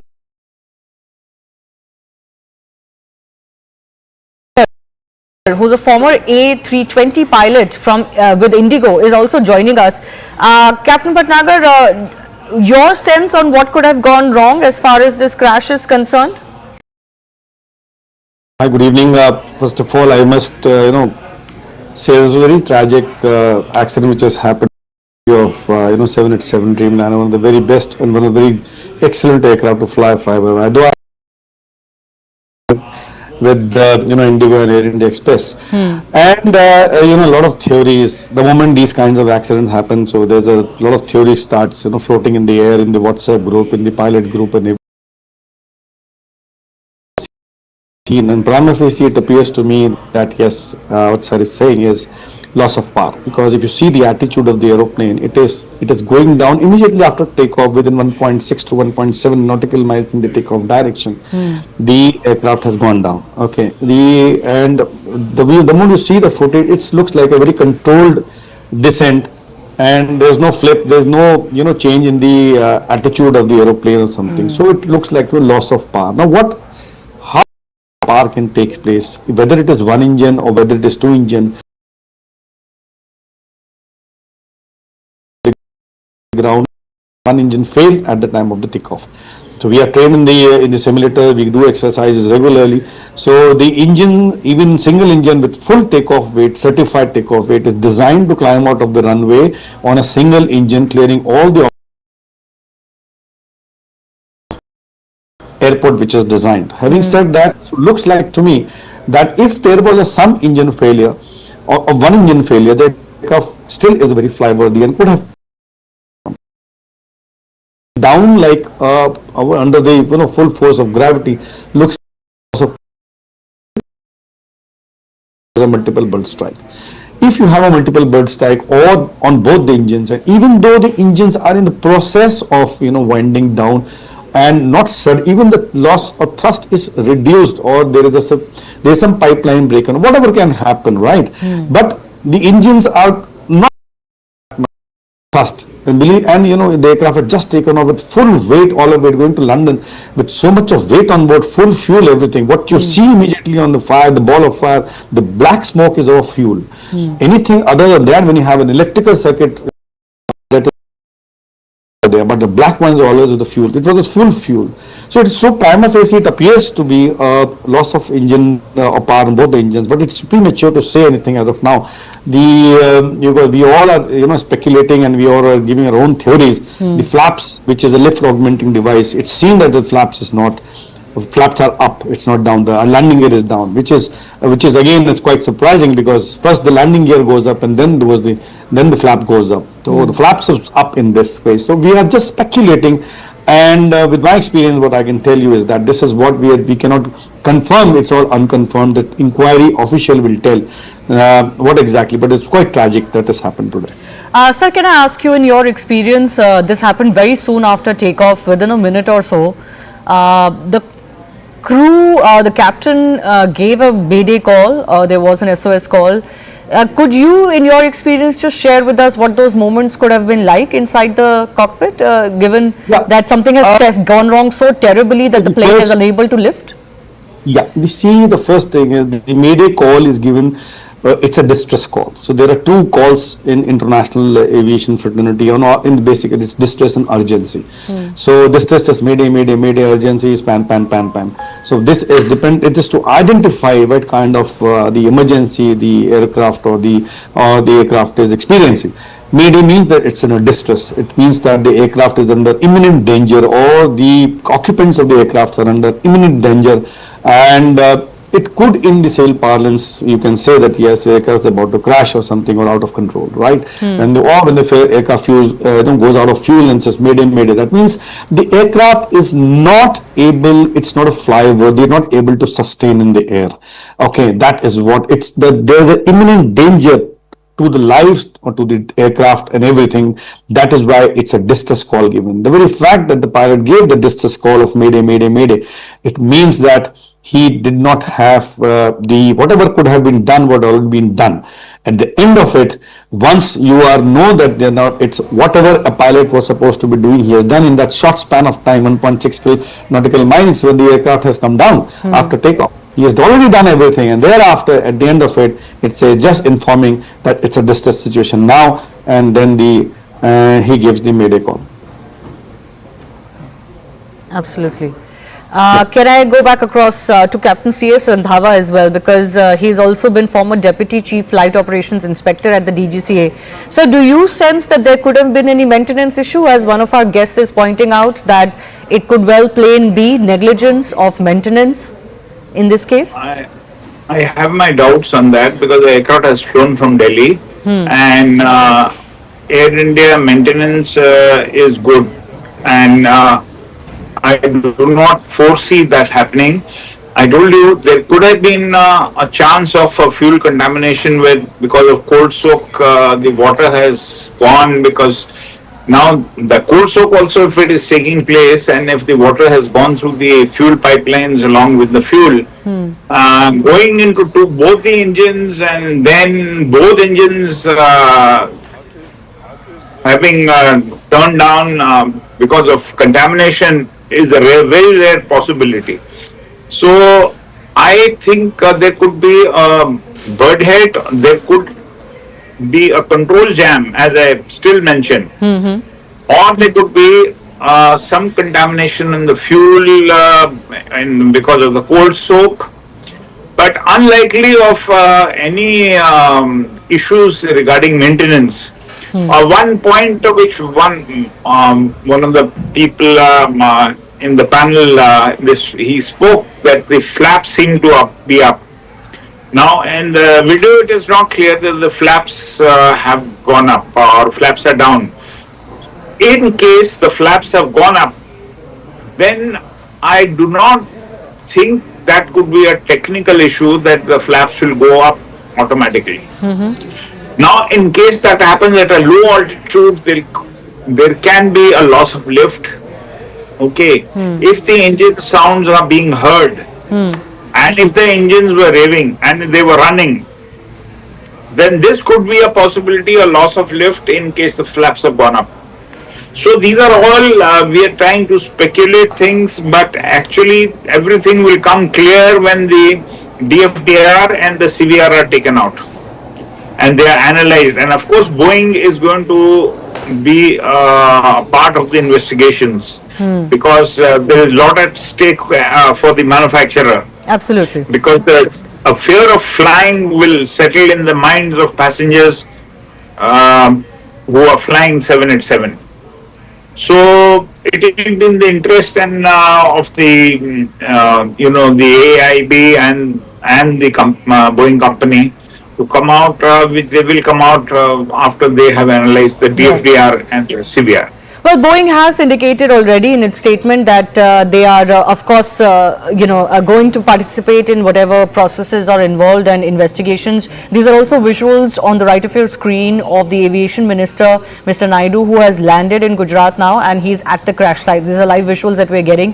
We're also, of course, expecting Home Minister Amit Shah, along with officials of the Civil Aviation Ministry, the DGCA, and others who've been asked to be on ground, because it is really in Ahmedabad where most of the efforts are required. There are additional trains that have now been announced for to and fro Ahmedabad, especially from Delhi and Mumbai, because flight operations were disrupted and possibly people might want to take a train out, in or out of the city right now. I want to go back across to Captain Saurabh Bhatnagar one more time. Sir, this jamming that has been talked about, some other experts had also mentioned this during the day, this control jam. What causes this and what can a pilot do in a situation like that? What Captain Mandhava has said, yes, control jam can happen at any time, control surface jamming, anything which is motor failure or because of fly-by-wire, the aircraft electric signal goes and then the hydraulics operate the system. So if there is a control jam or a control failure, definitely the aircraft will not be able, the pilot will not be able to control the aircraft. But what I try to, what my thing is that even if there is I would say control failure or control jam, if the engines are developing thrust and if the pilot at that point of time move the thrust levers to toga full power, the aircraft will climb out immediately. The aircraft did not climb out, it went down. So with the control, even if you open full power of the engine, initial the response of the engine, the aircraft should be the climbing out. Right. And secondly, if there is a partial or asymmetric control jamming or something happen, then there will be some part of the flipping or cartwheel, what you can say, that there will be a different if the control had been jammed. So there will be nose is going up while they are going down, rather the nose is started going up, and there was quite high altitude when the aircraft touched the ground. So my thing is any kind of control failure initially, the moment you put full power out, there is definitely a lot of thrust is generated immediately on the engine, and there will, even if there the control is not able, the aircraft will have a nose up altitude and go up faster instead of going down. So something more could have happened and not just a control jam as far as the situation. It was basically, it came down under the force of gravity. That's what I get, and because the weight was very high at that, it couldn't have glided also, something of that sort. Wherein controlled by lowering the nose, there was no height itself. Wherein or there is a loss of lift, even if you lower the nose and develop some wing, the speed over the wings to get some lift, there was no height to do that. Yeah, absolutely. Well, certainly very tragic whatever has happened, and one only shudders to think what would have happened in the cockpit, giving pilots no time really to do anything, and there are about 50 to 60 medical students who have been taken to hospital now, we are being told, and we really do pray for their well-being. Let's also take final comments from Group Captain MJ Vinod and Dr. Vandana Singh one more time. Group Captain Vinod, certainly investigation is going to be very key here. You know, the world really deserves to know what really caused this, because we don't really want speculation for too long, and we certainly don't want the fear of flying to set into the mindsets of people. Absolutely not. And that is why I'm trying to piece it, Shivani, logically. Umpteen number of reasons are there. All those reasons can be sifted out by just these visuals. And, when aeroplane is heavy, when the flap goes up, very, very important point this is. Like I said, if you could run the few visuals just with the engine noise, you can make out that the flaps go up, Shivani. There's something called, at least in the Airbus, and there is, we call it the barber pole, the low speed regime. It comes up and the aeroplane goes into low speed regime, and especially when you are heavy, you get into low speed regime very fast. You get into stall condition very fast when you take the flaps up prematurely. And in this case, it is the loss of lift. The reason could be umpteen, including electrical. So that is something we need to keep in mind. Why the flap went up is the question that FDR will answer. Flap went up is the reason it went down into the ground, is my take on the subject. Rest all or noise. Over to you. Dr. Vandana Singh, we did get an update that the entire fleet for Air India is now being reassessed. Do you think there should be an across airline kind of exercise done post this crash, even though we cannot ascertain the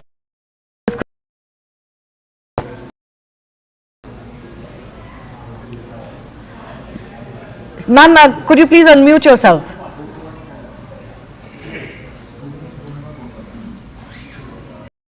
Dr. Vandana Singh, can you hear me? I can hear you. Yes, go ahead. We can hear you now. Thank you, Shivani. My comments on this is absolutely all equipments that we all have in India. We should be very, very vigilant. This was the writing on the wall. It has been for a very long time. We have been seeing various cases happening in the US where we have been coming on the various channels and discussing it, and including the that happened at Jeju Airport where it went into a thick wall.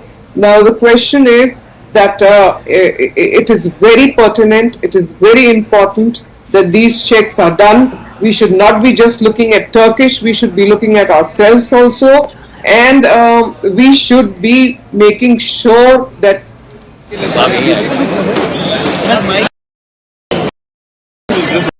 yes, sir.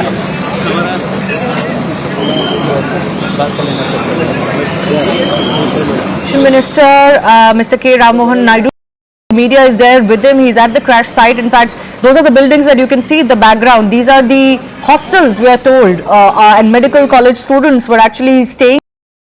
The mess. कोई issue नहीं sir, कोई issue नहीं sir. अभी आए inspect कर रहे हैं तो थोड़ा टाइम दीजिए. Okay, thank you. I think the minister there is just indicating that they've just come there. They'll take some time to inspect and speak after that. The media trying to take a response from the civil minister there. Okay.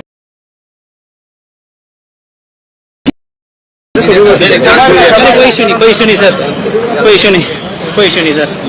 अभी आए inspect कर रहे हैं तो थोड़ा time. Thank you. I'm also joined by Akash Vats, who was also in the same airplane that flew from Delhi to Ahmedabad prior to its departure from Ahmedabad to London. He has also saying that he noticed certain unusual. If you can hear me, can you explain, can you describe your experience and what did you find that was unusual during your flight from Delhi to Ahmedabad on this plane? Hi. So The things that were unusual were first the AC that I've already. So AC wasn't working. Some people are saying that it is common practice that during takeoff the AC is turned off for a better thrust, but throughout my life I have never experienced any such thing that the AC is turned off during takeoff because you know it is just an aircraft. It is packed and there is no place for oxygen or ventilation. So it was very suffocated. In fact, I turned on the front camera. I've shared the same video. I turned on the front camera and I was sweating. My hands were sweating.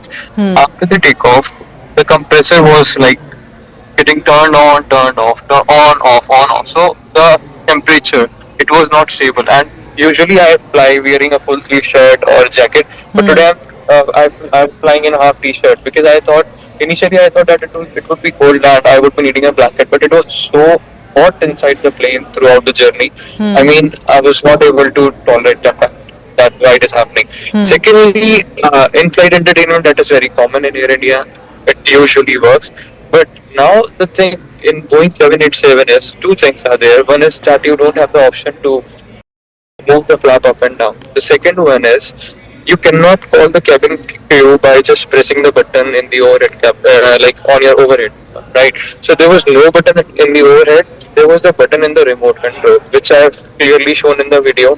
That the button was also not working. When the plane was on ground, I wanted to call the staff, I mean the air hostess, to tell her about the issue. But then I was not able to call, and right after takeoff they came. But by that time I adjusted ki okay, it's just half an hour or like it's just 1 hour flight. In 40 minutes we'll be landing. Kya hi bolna? Everyone thinks that ki yaar ab jo ho gaya, kya is pe? It is not working. If it is not working, so mere it will not work. So I ignored it. Third thing was I was sitting on seat 25A, right, and I was just next to this left engine. Right, I'm listening to these news now, but I'll be giving my opinion. So I noticed that the wing were like the flaps and everything. I was thinking that they are not like properly. They were like kind of unstable. Yeah. All right. We'll take that on notice. Thanks a lot, Akash Watts, for joining us. He says that he has experienced some unusual instances when he boarded the same plane when it flew from Delhi to Ahmedabad earlier in the day. Time for me to wrap up Plane Speak. The right stand is coming up in just a bit.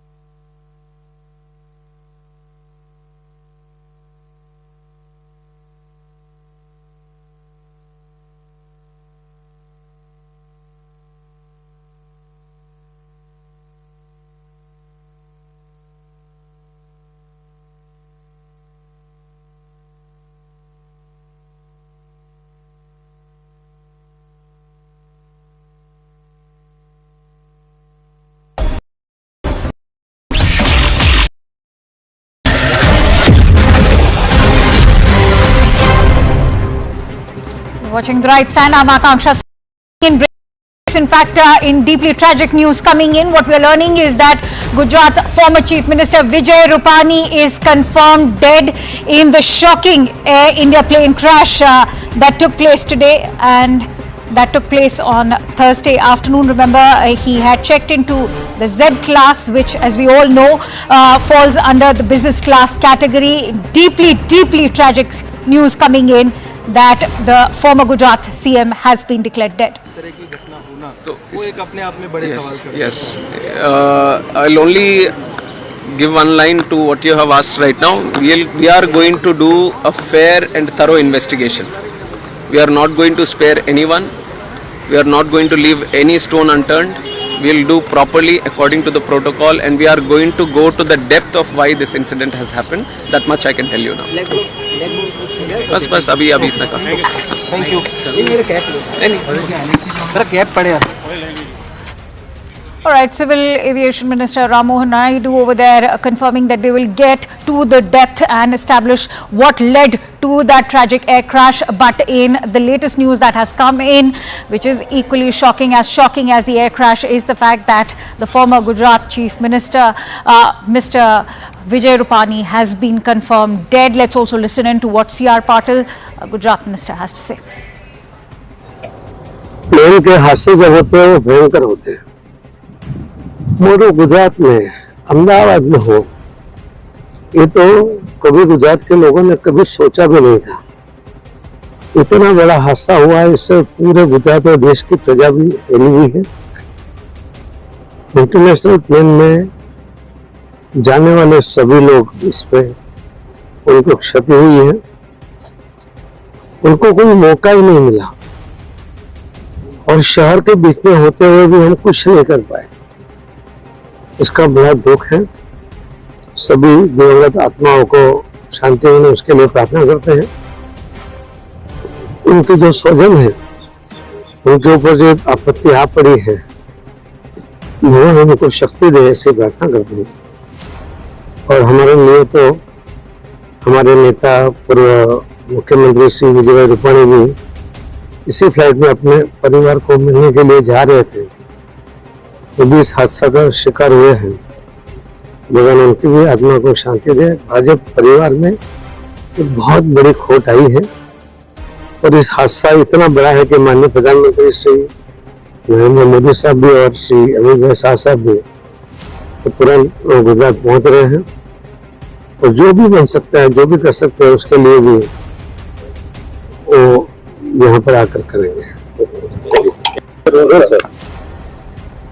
All right, so C.R. Patil over there expressing his condolences, conveying his condolences to all those family members of the victims of this air crash. He's also conveyed his deep remorse with regards to how helpless they were in terms of not being able to do anything to rescue all those victims. Also has expressed his condolences for the tragic demise of Mr. Vijay Rupani, the former Gujarat CM. Joining me right now with more inputs is Payal Mehta. Payal, what are you learning in terms of the demise of the former Gujarat CM, Mr. Vijay Rupani? At what time was he declared dead? He was declared dead just a short while ago, but Rupani's demise feels very personal. I have covered his journey both as a Rajya Sabha member of Parliament to the fact that he was declared the Chief Minister, to the fact that he was asked to step down in 2021 when Bhupendra Patel took over. Thereafter, he's held organizational responsibilities. Is currently the Punjab head as far as the BJP's organization is really concerned.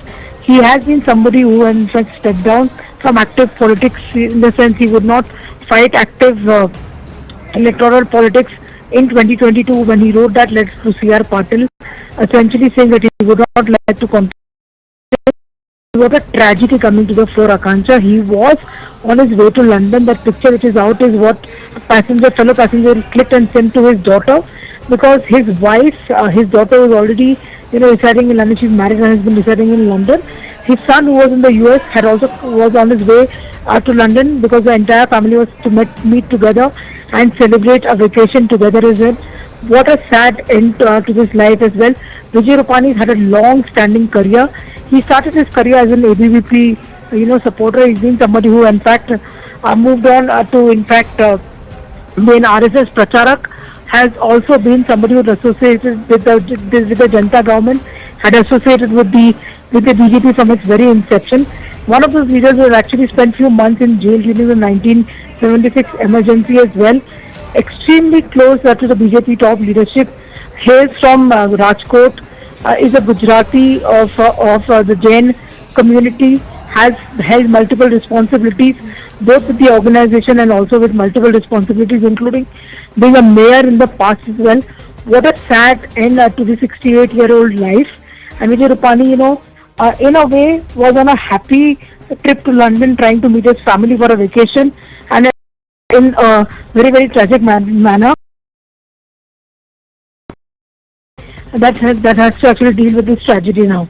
Right, absolutely agree with you. He was a figure who commanded and wielded much influence in the politics of not just the Bharatiya Janata Party, but particularly in Gujarat, because as you highlighted, he held office as the CM between 2016 and 2021. In fact, had held 2 consecutive terms. Many thanks to you, Payal, for bringing us those latest inputs. Let's also give our viewers a quick recap in terms of what exactly happened. From Ahmedabad to London Gatwick was the flight. 23 at 1:38 p.m. local time. 230 passengers were on board, 12 crew members included. 169 out of these were Indians, 53 were British, 7 Portuguese and 1 Canadian national was on board. A mayday call was issued shortly after takeoff, which was of course not responded. The flight soon after crashed into a medical building.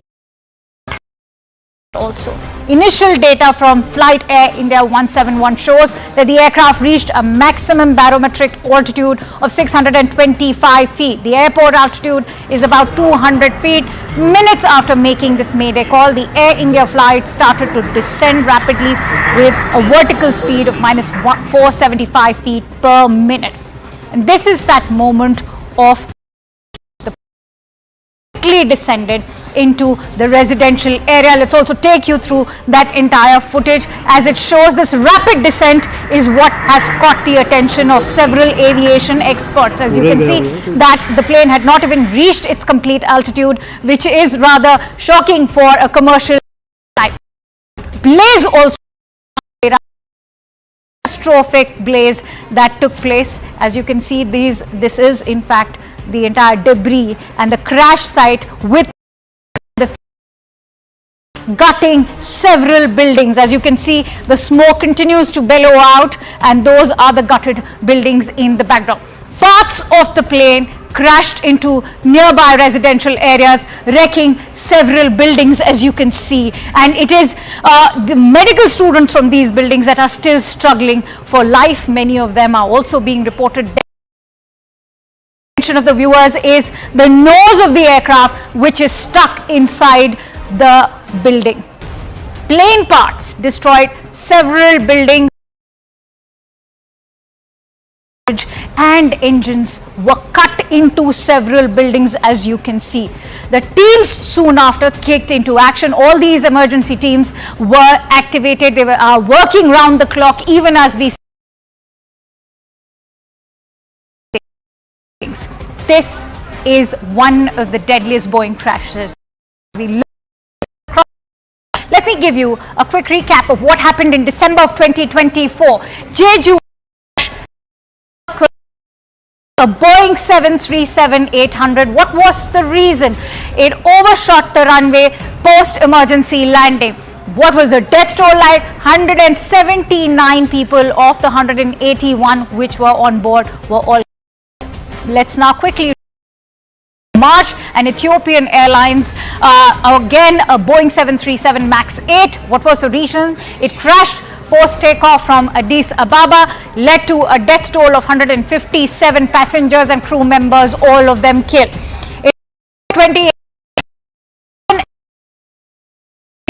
In Indonesia crashed. It was a Boeing 737 MAX 8. The reason that was given that time was that it crashed into the ocean soon after takeoff. All 189 on board were killed. especially in 20 Kozhikode, Air India Express flight 1344 killed 184 passengers, 6 crew members. Given was that it overshot the runway during the landing. The death toll was 21. And the conclusion that was drawn, in fact, was that there was a non-adherence to the SOPs by the pilot. Now, in May of 2010, the Air India Express flight 812, 6 crew members. The given was that it overshot the runway, fell into a gorge, and led to the death of 52 fatalities. Captain failed to discontinue the plane. Ahmedabad air disaster is the deadliest crash in Indian aviation. Unanswered questions. Let me bring those questions forward to you. The first most burgeoning question that begs our attention is, was there a technical issue detected a day before the flight that was perhaps missed out on? The other question that also is being raised is what prompted the pilot to issue the SOS within 5 minutes of the takeoff. Play angle be even ruled out by the authorities? Will all Boeing 787 planes now be put under scanner following this deadly air crash in Ahmedabad today? Will the black box unlock the mystery behind the plane crash? These are all the host of questions that beg and people are still looking for answers for. Now, right now, sources from the Ahmedabad police have gone on to say that has been rescued out of that entire plane crash that happened. Almost a miraculous incident that there's one survivor who is in from Ahmedabad police as we speak. This, remember, sitting on seat 11A. Pal Mehta joins me with more inputs. Pal, share the details. Well, what we're given to understand is that there is possibility that the authorities are confirming so that there's actually at least some glint, in this entire affair that was only seen, that 11 is a survivor that the police has really come out and said, and there is actually no less than that it almost confirmed that most of the passengers are feared to be dead. This crash where doctors were eating lunch during the lunch hour. It's tragic beyond beyond one's imagination, but at least a glint of hope, and that survivor actually must be a real survivor to survive this. Is not feared to be dead, Akansha. Also, by learning condition of this survivor, how seriously or gravely is he injured, and are there any hopes of him? All right, we seem to have lost that connection with Payal, but what we can tell you is this is almost a miracle that we have a lone survivor from that plane crash, and remember, many of them or all have been declared dead, but the Ahmedabad police are confirming that one person has miraculously survived, and perhaps this survivor could be of looking into what exactly led to that deadly air crash. Payal Mehta is back with us. Payal, if you could share details with us with regards to what is the condition of this lone survivor. Condition has certainly been ascertained, and no doubt whatsoever. Akansha, that person must have really, got grievous injuries to say the least, given the fact that everything around him is charged. One has to remember that the flight was full completely. It was full to its capacity, and the flight was just meant fuel completely full to the brim, and therefore everything around them is really charged. The Ahmedabad police is still trying to ascertain his exact health condition. But like I said, in a place where actually everything seems to be so glum, at least there is this faint hint of some sort of a hope coming up that life knows how to survive.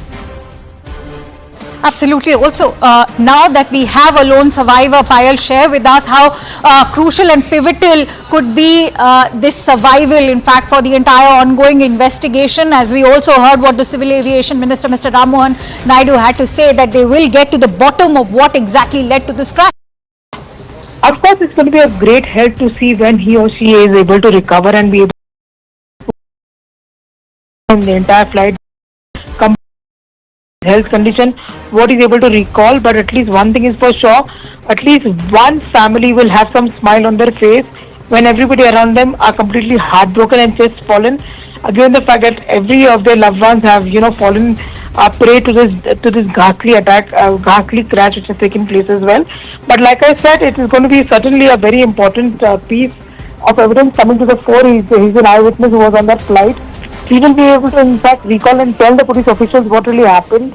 Because I'm sure before the ATC was connected, the pilot must have also alerted the passengers within the aircraft as to what was really happening. All this happened within a matter of 60 seconds is what we've been able to fathom and we've been able to gather as well. So his testimony will be of great importance as far as that is concerned. But purely depends on what his health condition is and when and how much he'll be able to recall. Alright, so what we are also learning that the survivor's name is Vishwa Kumar, and the Ahmedabad police have in fact gone on to confirm that he has been rescued. He's a lone survivor from this crash. Of course, it is a miracle of the survivor, Mr. Ramesh, as you can see as he walks out, almost surviving. Has what we can tell pivotal. His testimony is going to be very pivotal with regards to the ongoing investigation, as Ram Mohan Naidu, the civil aviation, already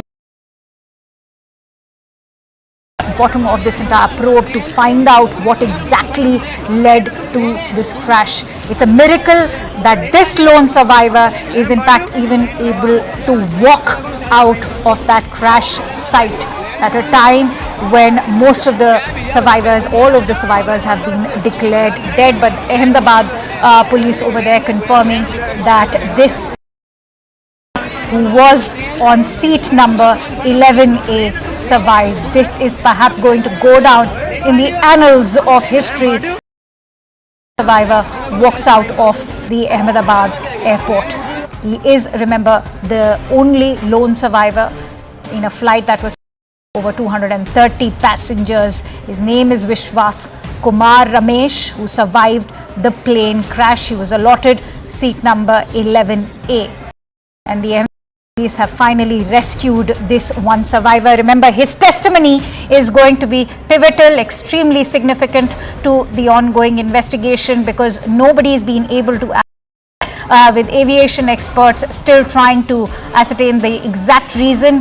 The quality control behind Boeing is also now coming into the picture, as reports are indicating that there was an FAA audit last year, which was a 2-week audit into the quality checks.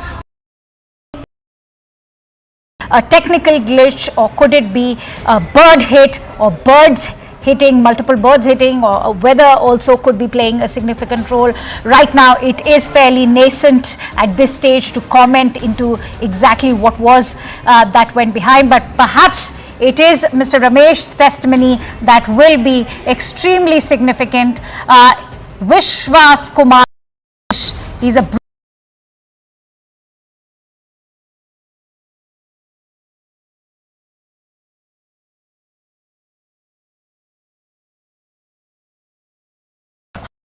crashed into the residential building of the medical college, into the medical hostel, where several students are still grappling for life. It is a miracle, to say the least, that we have a lone survivor. Mr. Ramesh, allotted seat number 11A. He is a British national, as we are being told. He was on a visit to Gujarat and was heading back to London. Payal joins me with more input. This miraculous survival that place. Payal, share what is.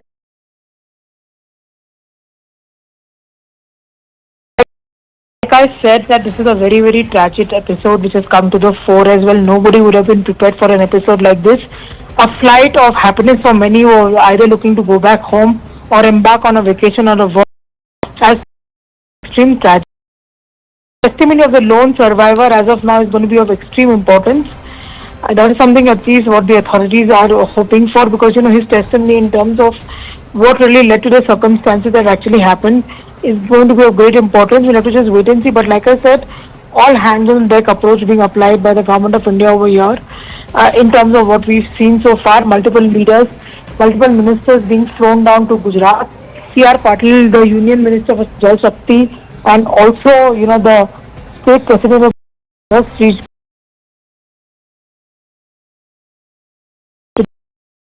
fortunate demise over here. Civil Aviation Minister Rammohan Naidu can be seen taking rounds of the accident site and what's really happening.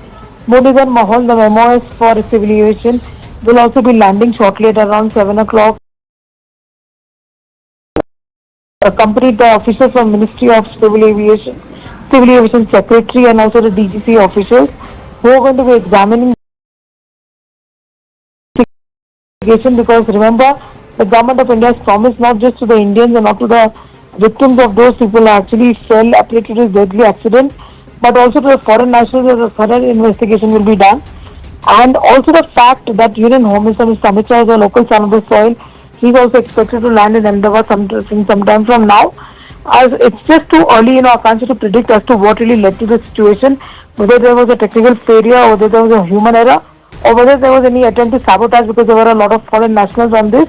Nothing is being ruled out from the agency so far, and should there be any sabotaging angle which emerges over here, it is important to see if the government hands over the probe to NIA or any other investigating agency. It's just too early in the day to talk about it. We'll have to just wait for some more time. Absolutely. In fact, stay with me, Payal, as we are also getting in more information through newspaper reports which are going on to indicate that Mr. Vishwas Kumar Ramesh, who's 40-year-old and the only lone survivor of this deadly crash, has, as we can see, borne impact injuries on his chest, eyes and feet. He has received these impact injuries but is miraculously able to walk out of that entire crash site. That is in fact indeed a miracle in itself. And he's also gone on to share his experience. Most importantly, he's gone on to talk about how there was a loud noise just 30 seconds after takeoff, and that is what in fact led to a crash within minutes, and the plane of course burst into flames. So this is what Vishwas has had to share, that it was only after 30 seconds of takeoff there was a loud noise, and then soon after the plane crashed. It all happened very quickly. So if one was to go by what Vishwas has had to say, this is also contradicting the other versions that have come into limelight, which are going on to indicate that it was 20 minutes of takeoff that the plane actually crashed. But Vishwas has gone on to share that only after 30 seconds there was a loud noise, and soon after the plane crashed. It all happened very quickly. But this indeed is a miracle to see Vishwas Kumar Ramesh, who is a 40-year-old British, was visiting Gujarat, has miraculously escaped this or rather survived this deadly or catastrophic air crash. Relatives of all those aboard the Air India flight are currently desperately looking for their loved ones at the civil hospital in Ahmedabad as we speak. All the rest have been declared dead except from Vishwas Kumar Ramesh, who's a 40-year-old, the lone survivor, as he survived this deadly crash. But if you can see that image which is currently being flashed on your screens, he's of course borne injuries on his face. These are impact injuries that he's not just borne on his face but also on his chest.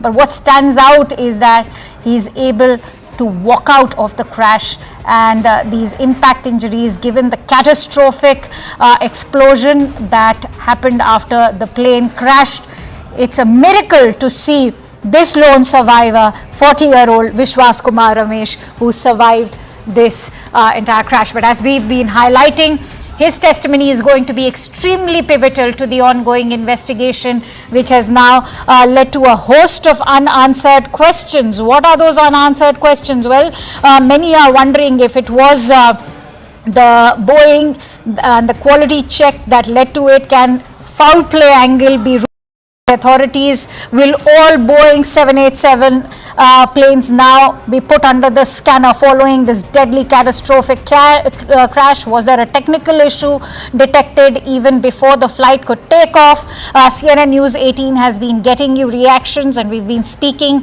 to passengers who boarded this flight earlier in the day, and they've gone on to talk about how there were technical snags because the AC in the aircraft was not working, the in-flight entertainment was not working, which is rather unusual for Air India flights, and those are the testimonies that we are learning from passengers who had boarded this flight earlier during the day. But as of now, there are a host of unanswered questions, and to pinpoint any particular factor would be fairly nascent or premature, but all those unanswered questions do call for an investigation. Will the authorities be able to find the black box? How soon will they be able to, because perhaps the black box will be able to unlock the mystery behind this entire plane crash. But what's standing out right now as we track all the latest updates for you in this unimaginable story that has emerged is that Ramesh Kumar actually managed to dodge death, had a narrow escape. In fact, that explosion that you can see is catastrophic to say the least, and he managed to actually come out absolutely unscathed. It's miraculous that he's managed to walk out of the crash site. As you can see, the least that he's borne is in fact those impact injuries on his face, on his chest, and he's a 40-year-old British national who was in fact visiting the state of Gujarat. He was on this Gatwick-bound flight. He was allotted seat 11A, and according to Asia, there was a loud explosion, and that happened soon, 30 seconds after takeoff, and it all happened so quickly, and that is exactly what led the aircraft to nosedive and led to the crash eventually. In fact, aviation experts have also been commenting on the rapid descent of this entire crash and the entire video. But let's quickly go across to Anvit, who's been tracking the latest for us. Anvit, if you could share with us the story of this lone survivor, what is it that you're learning? If you could give us some confirmation regarding the comments that he's shared with other newspaper reports that are indicating that he said that only after 30 seconds did the aircraft crash, and there was a loud explosion before it led to that crash. Anvit, can you hear me? All right, we'll try and reconnect with Anvit, but this is the big story of the hour that has emerged out of this entire air crash. The only silver lining to this deadly catastrophic air crash, as Ramesh Kumar is the lone survivor, is a 40-year-old British national visiting the state of Gujarat. This has several families now look for their loved ones. Vishwas Ramesh, of course, survives this catastrophic air crash. One passenger so far has been identified who is the survivor, and so far we are calling him the lone survivor because no other survivor has been reportedly been safe in this flight, and this man has been identified as Vishwas Kumar Ramesh. He had been living in UK for more than 20 years, and he had come to India with his brother, and he was travelling back. They had visited Diu, and he's a 40-year-old man. He had when he was found on the spot, he was put in an ambulance and sent to medical facilities. But as he recalled later for the media, he mentioned that when he when the plane crashed, he was on the seat 11A, and he has said that he realized only after when the plane crashed, he found himself amidst the debris that was on fire, and he said that he recalled that there were bodies all around and there were human remains all around. And he said that he was scared seeing those visuals and he was terrified. That was the moment when he was put into an ambulance and was sent to medical facility. Now, he has been marked safe. He has injuries. He certainly has injuries all over his body. There are burn marks as well, and there are injuries also. But doctors are saying that he's safe, he's been marked safe. He's out of danger right now, and he's under medical supervision. But so far, he's the only passenger actually who has been found to have survived this crash. Other than that, even though the rescue operations are still underway, it is being the debris also being looked if there would be any more people who can be sent to medical facility for the dead can be shifted to the north. But so far, this person is the only survivor that we have spotted and that the agencies have spotted, and he has been marked. Vishwas Kumar Ramesh is his name. Is a 40-year-old who knew the British national by nationality, and he had come here. Bringing us those latest inputs. In fact, in the studio, we are also joined in by Captain Kishore Chinta, who is the chief pilot of the Sirius India Airlines Private Limited. Many thanks to you, sir, for joining in.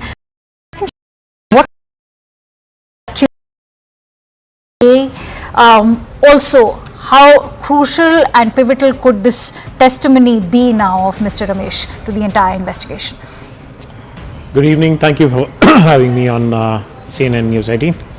It is indeed practically grabbing life out of the jaws of death for the survivor. It is indeed miraculous that he survived the crash.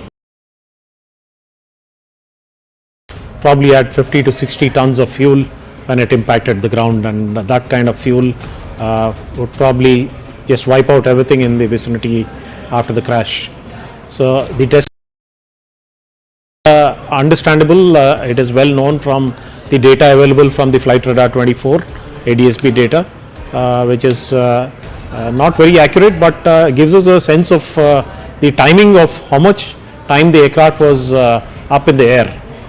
It was definitely not a immediate loss of power. The fact that it happened beyond a speed of V1, beyond which the pilots were compelled to continue with the takeoff, and that it gained an altitude of close to 625 feet as on flight radar.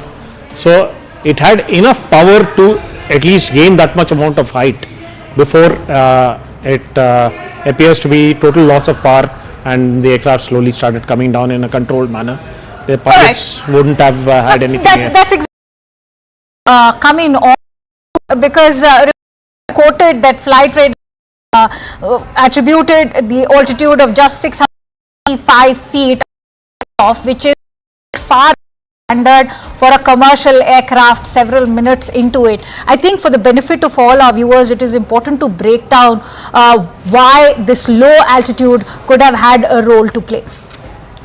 All right, and before we take that answer from you, in fact, fresh visuals coming in on CNN News 18 after the Civil Aviation Minister Ram Mohan Naidu. What we can tell you is that the Home Minister Amit Shah has, remember, this is also his home state. He's here to inspect the entire site, and as you can see, the debris is still scattered, all of it completely charred. It's a very dark day for the entire nation, because the country has also lost the former Chief Minister of Gujarat, Mr. Vijay Rupani, and those visuals coming in as the Union Home Minister Shri Amit Shah inspects the crash site. Remember, this is where the Air India aircraft crashed minutes after takeoff, and it is the hostel or the residential building of a medical college. Many of those medical students are still struggling for life. The Home Minister also accompanied by the Gujarat Chief Minister. In fact, he is standing right next to the building where it is the nose of the aircraft that's still stuck, and the Union Home Minister actually inspecting. So, Captain Chinta, please go ahead and tell us why the low altitude could have had a role to play. Well, the mere fact that it reached that altitude is testimony that those engines are powerful enough, even at partial powered, to propel the aircraft to that altitude at least. Because if there was total loss of power, it wouldn't have even reached that altitude after takeoff. So the reasons can be multitude. It could be probably a burdette leading to portions of the engine shearing off and entering the rest of the engine clear, causing complete shutdown of the engines. So right now, until the, like you mentioned, until the CVR, the cockpit voice recorder and the flight data recorder are found and downloaded by the Aircraft Accident Investigation Bureau, we will not come to know the actual picture on when actually the engine started winding down. So the height definitely is critical. Probably if they had a couple of hundred feet more, they would have crossed that one sole building and maybe impacted the ground in more clearer area, leading to chances of more survivors compared to what we have right now. All right, let me also introduce the other guests joining us. I'm joined in by Captain Ehsan Khalid, who's a veteran pilot and currently flying as captain of Gulfstream 650 aircraft. Also joined in by Commodore B.S. Sivach, who's the ex-DG and an aviation safety expert, Mr. Anand Ranganathan, renowned author. Thank you for joining in. Anand, if I could come to you, what is your assessment of the lone survivor, first of all, who's in fact walked out completely unscathed? It's rather shocking to see him walking out at a time when the loved ones are looking for their family members who could have been on that flight. Good evening, Akanksha. On this terrible hour, my sincere condolences to the families of the bereaved. It's such a tragedy. I think we all feel exactly how each one of two on the plane, and so were doctors and medical students were in the building where the plane crashed into. My sincere condolences. It's an absolutely ghastly event that has taken place. 3 points I'd like to make. Number one, of course, it is too early to even discuss about the of what caused the fatal crash. There are many, but at the moment, I'm not going to pick one of those. Go with because this Dreamliner, which is a particular type of aircraft, this is the first fatal crash in its history, and it's been there commissioned for the last 15 years. Having said that, there have been whistleblowers who've talked about the deficiencies that have gone on in the construction, in the making of the Dreamliner, who've talked about the cost cutting or indeed cutting corners by Boeing as far as the commissioning of the plane itself is concerned, who've talked about various inadequacies, especially relating to hydraulics. And a similar loss, sudden descent, loss of height happened almost a year ago, in fact 14 months ago, on a Dreamliner flight from Sydney to Auckland, if I'm not mistaken. I think it was Chilean Airlines. And there was a sudden descent, which is what we've seen, at least from the visuals that I can see. And the one of the panelists was talking about that after the V1, the descent was reached, and it is highly unusual for a descent. Right. I think people or at that height. As far as the survivor is concerned, Akanksha, it's an absolute miracle, and I'm so happy, at least in this unearthly hour, ungodly hour, to have this small bit of news, good news, and I hope that he's able to, he looks pretty fit under the circumstances. True. And he will be giving us vital information about about what happened. Yes. True. He's the only silver lining at the moment, and perhaps, in fact, latest visuals coming in to take our viewers through these visuals that have just come. These are the moments that Indian Airlines flight took off. Just critical moments of that entire takeoff that have been accessed by CNN News 18 before it crashed. But as flight, this is in fact just the takeoff, and it led to the crash soon after it takes off. This is the entire video that we have accessed for you that shows that entire takeoff till the moment where it leads to that catastrophic explosion, as you can see. And those visuals, in fact, indicating that the moment when the AI-171 actually took off. And as you can see, those visuals actually speaking for themselves, that as Mr. Ramesh's testimony goes, that it was a loud explosion and within 30 seconds it was all over. And I want to bring in Captain Ehsan Khalid. The video speaks for itself. Captain Khalid, bring in Gujral over there, DG Flight Safety of Air Costa is also with us. Mr. Gujral, what do you make of these visuals? They are also in alignment with the testimony that's come in of Mr. Ramesh, who said that it was all over within 30 seconds.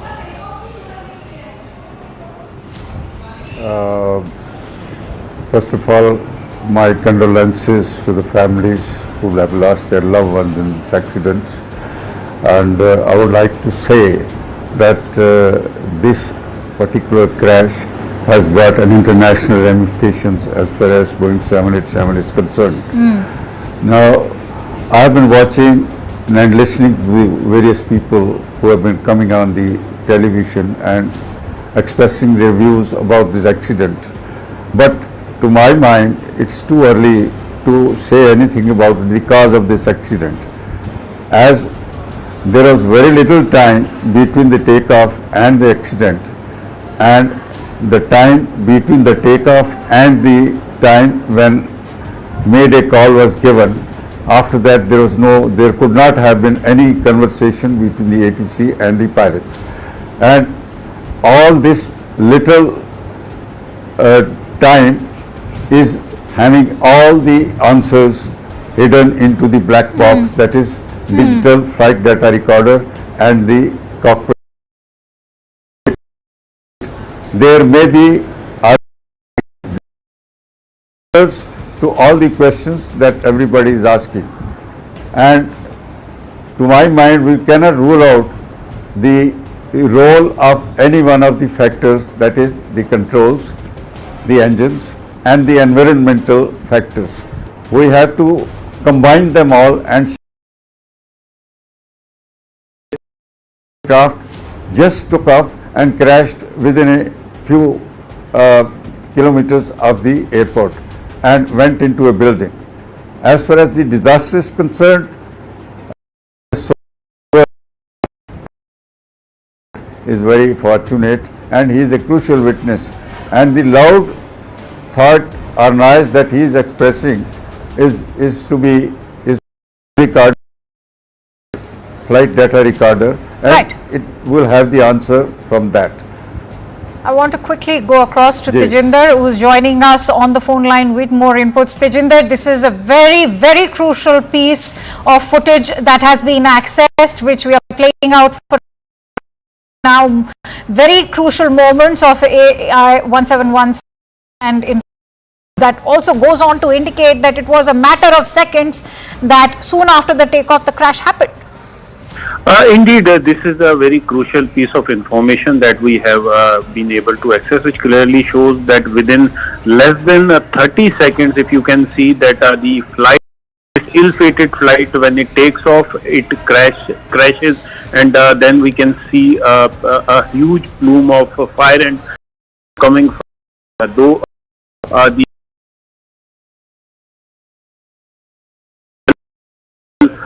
and they are trying to find out because the black box of this ill-fated flight is yet to be retrieved. Fortunately, there has been only one. There has been a survival, while unfortunately every other passenger on the plane have been killed in this unfortunate incident which happened this afternoon. But yes, a crucial piece of clearly show that. Soon after the takeoff, this ill-fated flight, it could not continue with its ascent, and it crashed, and then a fireball and smoke to the death of all the passengers aircraft. Yes. Absolutely, it is, and I actually want to bring in Mr. Air Commodore B.S. Sivach also, who's with us right now. So, what do you make of these visuals? Because contrary to what Flight Radar 24 was reporting, that it was 20 minutes after takeoff, now these visuals actually go on to testify also what Mr. Ramesh has been stating, that it was a loud explosion, and within 30 seconds.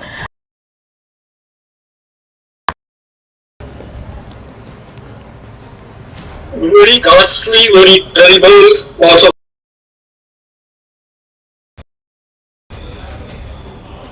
our heartfelt condolences and our prayer to God for the speedy recovery of those who are injured. Now, in this particular accident, the aircraft was fully serviceable. Pilots were absolutely well qualified with good experience. Weather was aircraft was fully serviceable. The aircraft has taken off. Actually, it has come from Delhi. So aircraft was fully serviceable. It had landed there, got turned around, loaded its passenger, and again took off. Till takeoff, there was no problem. Aircraft was climbing after takeoff at about 425 feet. That is what is being talked about is 625 feet. The Ahmedabad runway elevation is about 180 odd feet. So let's assume 200 feet. So aircraft was just at 425 feet. It has loss of power. We must commend the presence of mind of the pilot that at such low altitude loss of power, he immediately informed ATC in the form of mayday call that there is threat to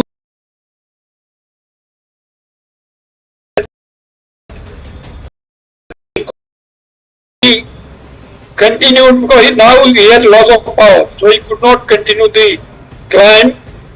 He started descending because of the loss of power.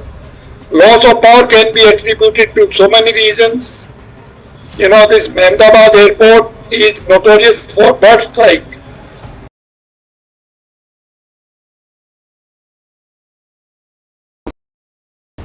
And the passenger who was survived, he also talked about some loud noise.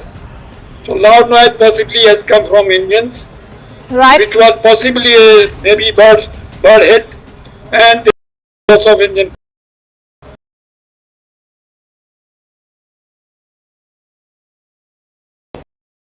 You had no control of the aircraft because there are no power in the aircraft, and eventually the aircraft crashed. Right. Very, very terrible accident. 87 Dreamliner is a very safe aircraft. Initially it had some trouble. These are called teething troubles, which had been resolved. Now this aircraft is being flown by a large number of airlines. Almost 1,200 aircrafts are flying around the world. They must have conducted millions of flights. There have been no such accident. Remember, in aircraft operation of flight, which are very, very critical. One is takeoff and another landing. Okay. Most of the accidents take place during landing. Takeoff, there is accident. There have been accidents. I'm not saying that, but it is very rare. Landing accidents have been plenty. So, takeoff accident, obviously chances of the crash because the aircraft had more than 1 lakh liters of fuel. So it's like a bomb blast. The fuel caught fire and of course there was a large flame. It is very miraculous, very surprising and very good news that at least one person who survived Holocaust. Chinta, this is a very significant and pivotal piece of footage, and I'm sure this will. But what is your assessment? Because as that this is now fresh information corroborated by these. The plane takes off and it crashes within 30 seconds. What that are coming to your mind? Of course, we all know that 65 to 70,000 liters of fuel was being carried in this flight, given that it was Gatwick bound, and that sort of sheds light on the size of the explosion. But what is it that comes to your mind when you look at how rapidly the descent happens?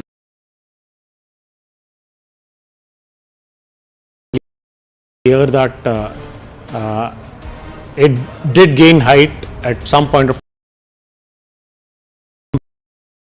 smoke coming out of the engines. So just before it starts descent from this new video which is there, something did lead to engines, and an aircraft which is going to be close to 200 tons weight for 240 odd passengers and 60 tons of fuel. Approximately we can take a guess estimate of about 200 tons for a 787 to fly from Ahmedabad to London. So with no power being generated, 200 tons would come down that quickly, as you can see from that video. So the pilots did a miraculous job of maintaining full control and maintaining wings level all the way down to the impact. If they had even slight amount of bank, we wouldn't have seen even that sole survivor which we have. All right, Mr. Gujral, I want to what mind when you look at these visuals. Within 30 seconds the crash happened, as soon takeoff, and that also aligns with the testimony that's come in from the lone survivor. I'd like your thoughts. Thank you so much for bringing me in. What I find is that there are so many factors coming, visual and the TV, but there is one very crucial question: why did the aircraft did not gain the height? The loss of height is not being explained by any of these arguments or whether of the engines or third injection.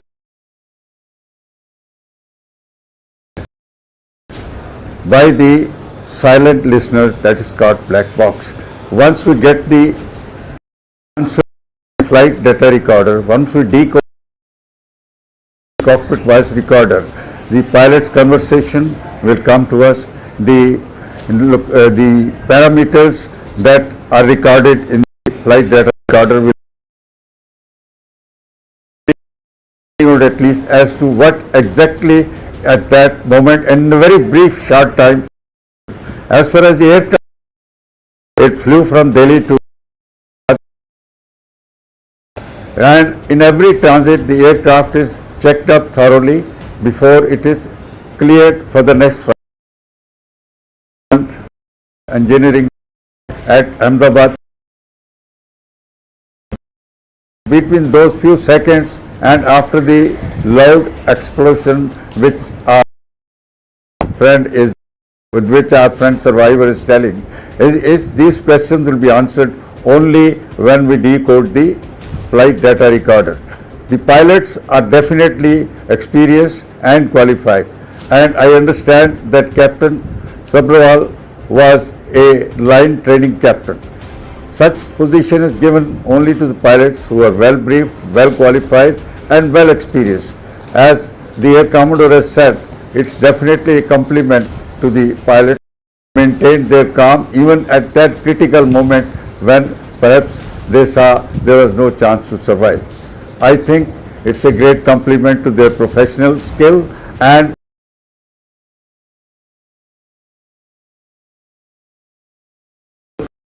free when it arrived from Delhi. Thank you so much. Stay with me, Mr. Gujral. I also want to bring in Anand. Anand, I think you were raising a very critical point. While it is fairly nascent to probe into what exactly led to the air crash, there are many who are also raising questions about whether or not this calls for a quality control for Boeing, because remember there's talk about how the Boeing 787 Dreamliner was also facing numerous quality controls, and the FAA and Boeing both had in fact paused its deliveries between the year 2021 and 2022. Quality issues, but also manufacturing issues.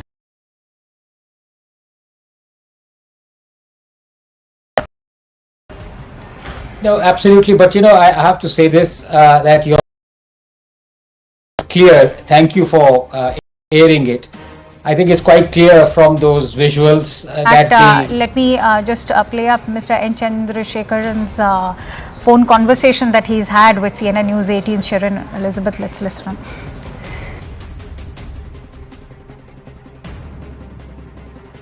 Mr. Chandrasekhar, many thanks for joining us here to start with.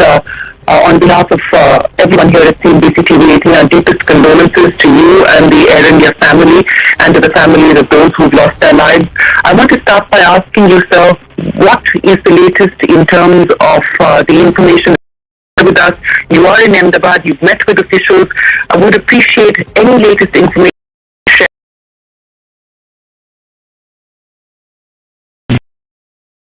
First of all, Shireen, it is a totally devastating tragedy, and we are all totally shocked and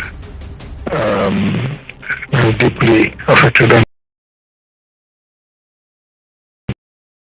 the people, the families of people who experience. We are working to that at this point in time.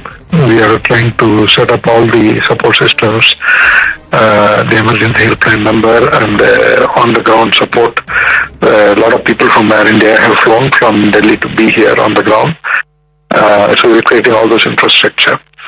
While we are trying to do all of this, we are also working with the authorities to see the investigation and the root cause, etc. I have spoken to the CEO of Boeing, and I've also asked him to send the best expert to work with us in this whole process, and they are very supportive. And we have a lot of questions, but we need to wait because we need to have authentic information.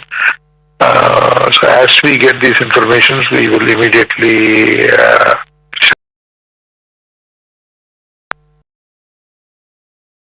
to help the families. We just announced that we will provide one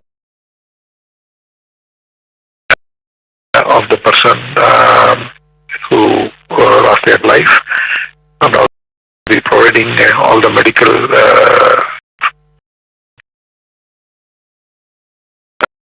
and we would also try to help to rebuild that infrastructure in the hostel where the crash actually happened.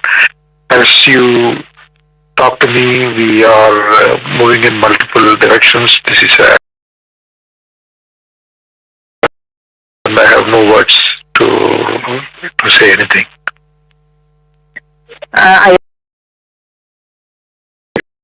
Difficult period, and I just wanted to understand from you, there is a lot of speculation. Do we have an update on whether there are any survivors? There are some indications, some comments, there are some survivors. If you can share with us the information that you have, Mr. Chandrasekhar. So I don't have the exact number, and see on the other. I'm also hearing from you. I also have the information that maybe there is a survivor, but we still don't have confirmation. I'm waiting for authentic information. I'm talking to the government. As you know, the government is on top of it here, and I'm in constant touch with them. And they are in touch with the hospital authorities. And so we just want to make sure that we don't give any information. So a single source of information is the best in these circumstances, because any misleading information or speculation is going to be going to complicate matters.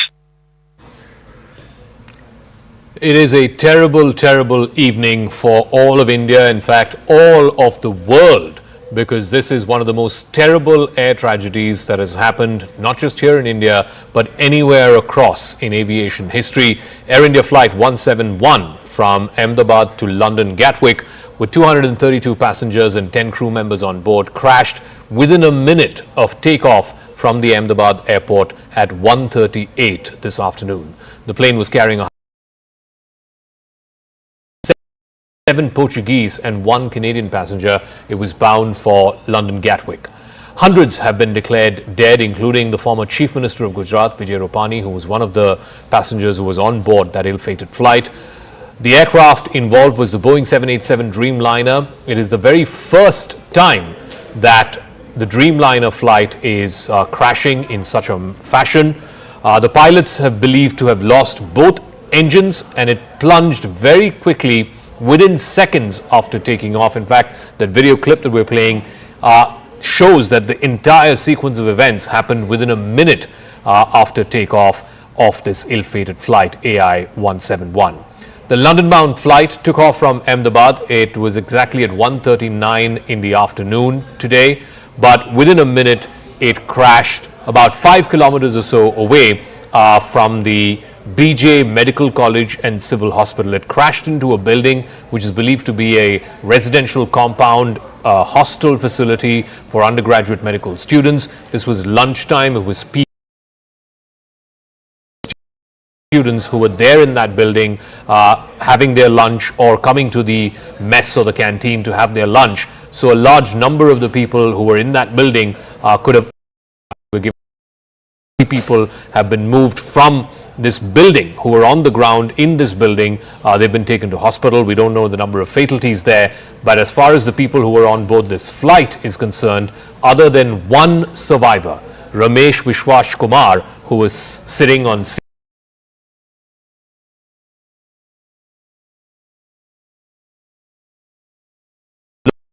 lone survivor out of 240.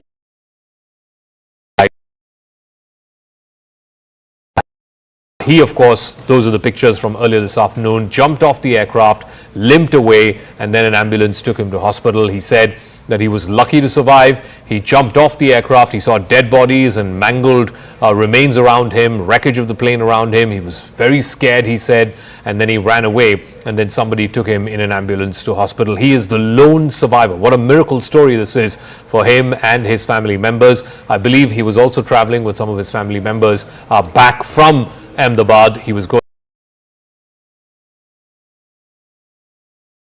to celebrate some functions back home, but he was on his way back to London, and he managed to survive. He is the sole survivor that we know of. All the other passengers, I'm afraid, are dead in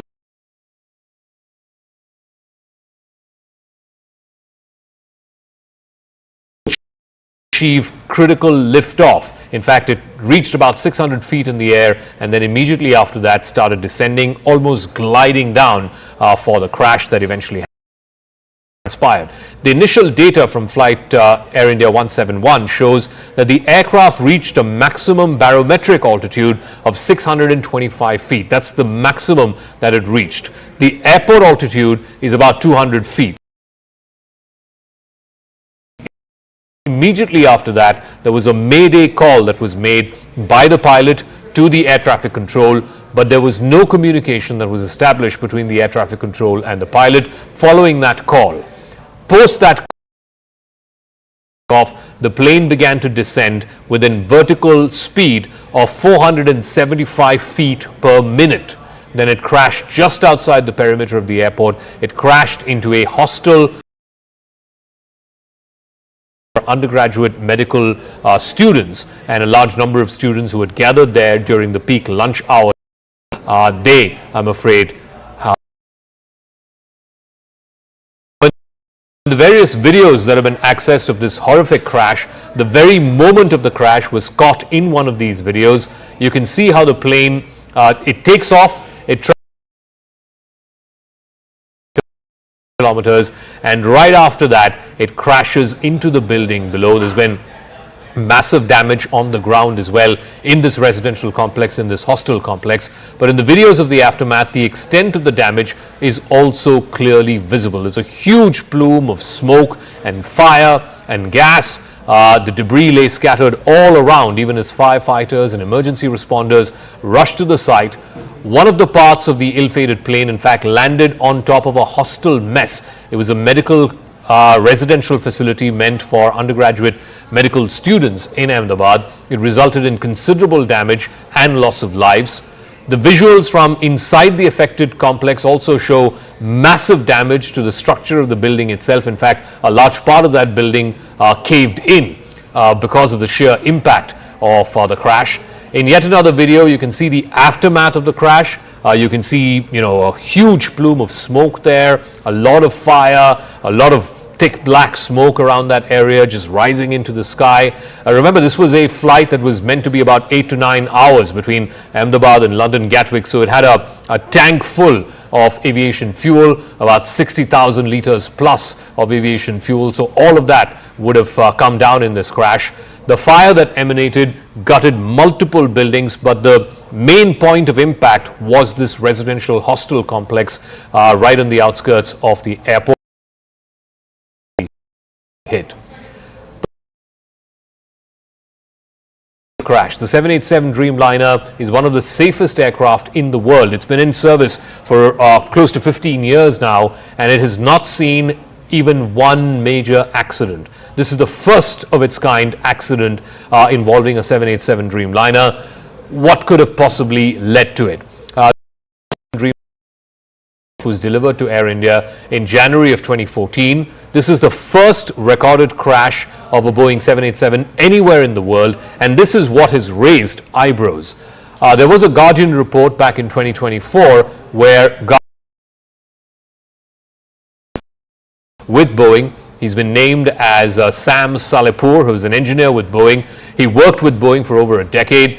He urged Boeing in that interview to ground every single 787 Dreamliner worldwide. He warned that the 787s were at a risk of premature failure. The whistle led to reduce the production bottlenecks while making the 787. He also raised issues about the production of the 777. He also alleged that he faced retaliation from the company, including threats and exclusion from meetings after raising concerns over these issues, including a gap between the parts of the fuselage and the remainder of the body of the 787. Now, while this is one isolated report, this came out in 2024, Boeing didn't necessarily take any action, at least certainly did not ground the 787 fleet. After this interview, after this Guardian report came out, it did raise questions about the safety of passengers. Many questions are being asked in the aftermath of this crash, many for which answers will be sought for, but right now these questions are unanswered. Number one, was there any kind of technical issue that was detected before this flight took off, either the day before the flight or moments before this flight took off? Remember, this flight also had a flight first, a 2-hour flight, and then it was subsequently meant to be an Ahmedabad-London Gatwick flight. So was there any technical snag or any issue noticed in the first flight that was between Delhi and Ahmedabad? An SOS or a mayday call, and that too within a minute of takeoff. You can see just how quickly within moments of takeoff it reaches about 600 feet in height and then sliding down. Could any kind of foul play or angle of foul play be ruled out officially by Boeing, by Air India, and of course by government authorities, including the DGCA, which will do a thorough audit and a thorough check of what exactly led to this crash? The other question that's being asked, will all Boeing 787 flights, certainly Indian operators, Air India, will they be grounded following this flight, this crash? Will the box and the voice recorder instruments that are there on board all flights, will they be recovered and will they unlock the mystery that led to this plane crash? I want to first go across to Mr. Jitendra Bhargav. He's a former executive director with Air India. Thank you very much for the deadliest. It's the first time that a Dreamliner 787 has crashed like this. From whatever you can see in this footage, the flight taking off within a minute, it sort of starts descending. Within a minute, we're given to understand the mayday call was made by the pilot, and then the plane crashes in the available footage.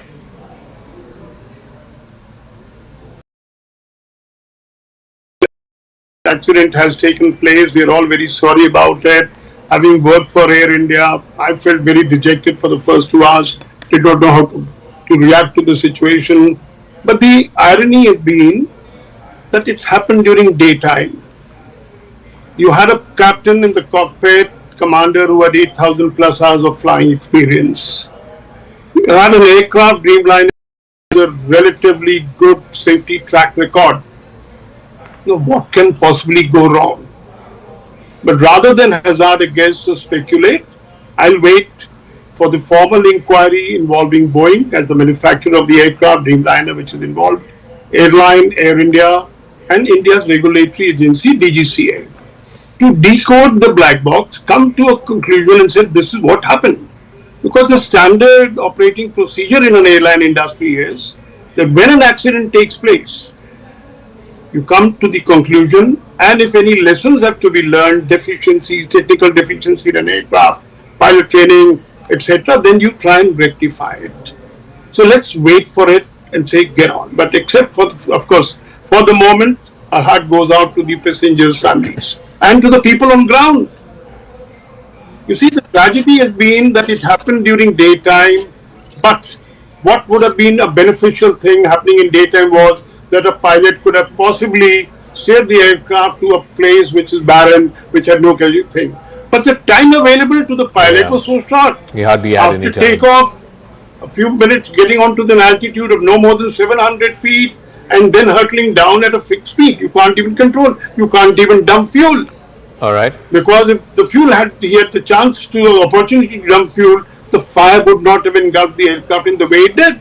And the survival rate would have been much higher. And of course, we have only one case at the moment, but let's hope there are more people who've survived. I do want to know from you, Mr. There have been reports that it could have been a technical error, some kind of a technical failure, and that could have led to the eventual Mayday call. And the Mayday call happened within a minute of takeoff. In fact, the entire thing happened within a minute of takeoff and then the crash itself. What could possibly be the reason for why and how so quickly the pilot made that Mayday call? Because it indicates that within moments of takeoff, he realized that something was wrong. What could it have been? Oh, no, certainly not. You see, let's put it this way. If there was a technical fault and somebody had to conclude, because it is not that the Air India will ground the Dreamliner if there is a reason for it. All airline world over operating Dreamliners will have to do it likewise if the Boeing was to issue an advisory. Clearly speaking, we can't jump to a conclusion and say it happened because of a technical fault. Whether it is technical, aircraft defect, or it is maintenance fault, one will only come after the inquiry has been concluded.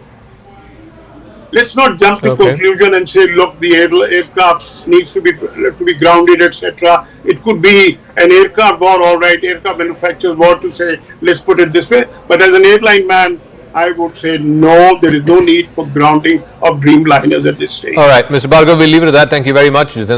Former executive. I want to now open this up to our guests who are joining us. Captain Sam Thomas is a former pilot and president of the Airline Pilots Association of India.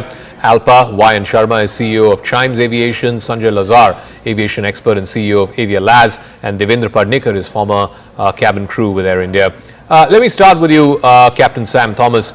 You know, a couple of things stand out. Obviously, within a minute after takeoff, the captain realizes that something's wrong. He issues a Mayday call.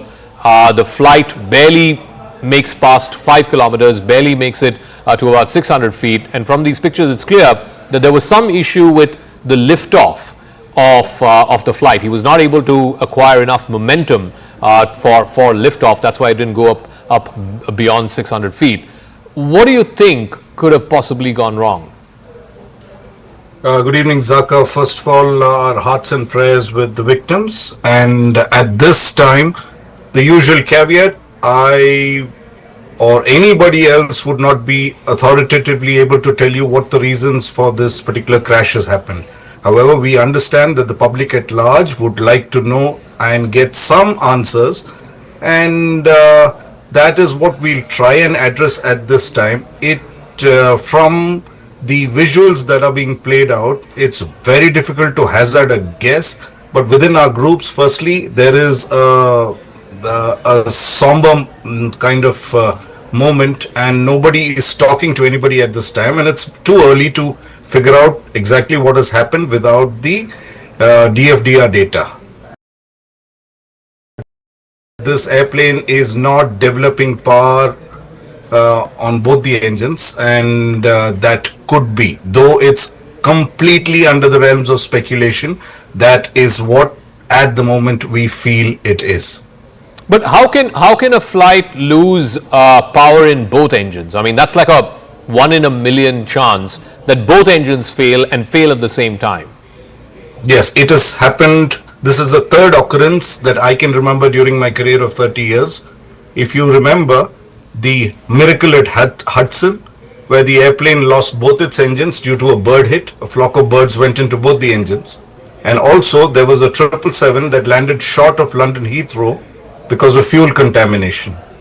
And this is the third time. If our conjecture is correct, this would be the third time in the history of aviation that it is happening. So there is nothing with regard to machine that we authoritatively say that it will not. No matter how many redundant systems you have, there have been cases of failures, and this probably one of them. Mr. Y.N. Sharma of Chimes Aviation, the Dreamliner, the 787, is arguably one of the safest aircraft in the world in the years that service, and I believe this particular aircraft was drafted into Air India in 2014. So this particular aircraft itself has been in service for more than 10 years. The Dreamliner has not had a single case of an accident. So surely something awfully wrong must have happened with this particular aircraft. Does it raise suspicion that, as the captain said a moment ago, there have been only 3 instances where both engines of an aircraft have failed at the same time? At the outset, first, let me just express my deep anguish at this unfortunate incident. Now, as my fellow panelist was saying, that the instances which have been reported on this aircraft earlier, where both engines have failed simultaneously, have been clearly attributed to the causes were identified. In one case, it was a flock of birds which flew into both the engines. At the second time, it was fuel. Right now, till such time the data is analyzed, it is absolutely premature to hazard any kind of guess on what could be, the reason here. But it does look as if just after takeoff, the aircraft seems to have lost power and has just descended. And it doesn't look as if it went very far. It looked, as you said, the altitude of Ahmedabad airport is 200 feet. It seems to have recorded a total height of 600, which means that it just attained a height of 400 feet before it started descending. Correct. And, it could be, anything is possible. It could be a flock of birds which could have flown in and, incapacitated both the engines. That could be one of the reasons. It could be, override to the pilot input. That's also, possible. But all these things one would know only after the data recorders are, analyzed, and our investigating authorities, which is the Aircraft Investigation Bureau and the DGCA, they do a thorough inquiry and give us the answers that we seek. Mr. Sanjay Lazar, this was the same flight. It was a Delhi, Ahmedabad, and then after that from Ahmedabad to London Gatwick. So this flight had gone 2 hours from Delhi to Ahmedabad. The crew changed in Ahmedabad. But if there was anything wrong, would it have been sort of flagged in the previous leg of this flight? Thanks for having me, Zaka. First of all, my condolences to all the families of the crew, the pilots, the cabin crew, passengers, and of course the students in the hostel. It's a dark day for Indian aviation and for Air India in particular. When we look at this aircraft, it's flown from Delhi to Ahmedabad, and obviously everything was fine. It's done its mandatory pre-flight checks also. Let's not forget that. There was probably an AME and a ground engineer who would have looked at the aircraft. The pilot in command or the first officer would have done his walk around and checks. So let's understand this was a perfectly fine aircraft. This aircraft is 11.5 years in service, and one of the newer ones. Like you said in your introduction, the 787 is a very reliable machine and has been, there are more than 1,200 of them flying in the world today. Yeah. So when we enter into discussion on this, we shouldn't get into the realm of speculation. The video you've shown is a very telling comment.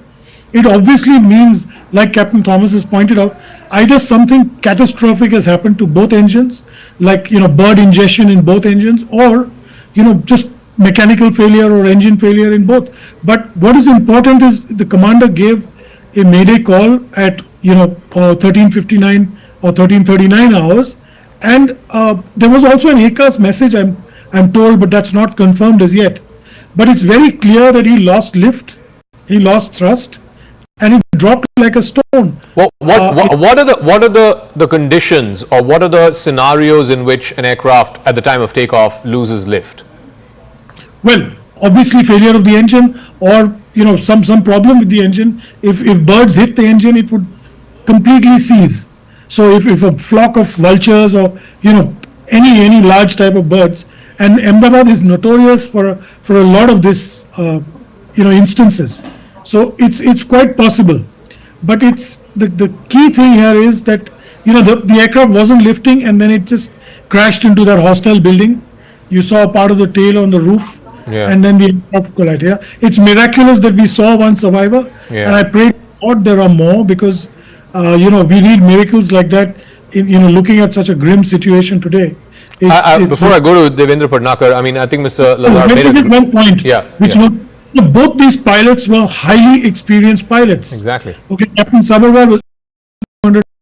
The other pilot was 1100 hours. So that's almost 10,000 hours of flying. Yeah. So let's respect that as well. We don't know what happened. We'll get to know after the investigation. I just want to show you this story of hope, really, the only silver lining of amongst who have died. This one gentleman, Ramesh Vishwash Kumar, and I want to go to Devendra Padnakar on this. He was sitting, I believe, on 11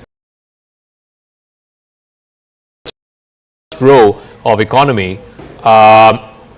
He was traveling with some of his family members. The manifest says, which is different from the boarding pass number. The boarding pass, it says 11A, but the manifest says he was supposed to sit in 11J.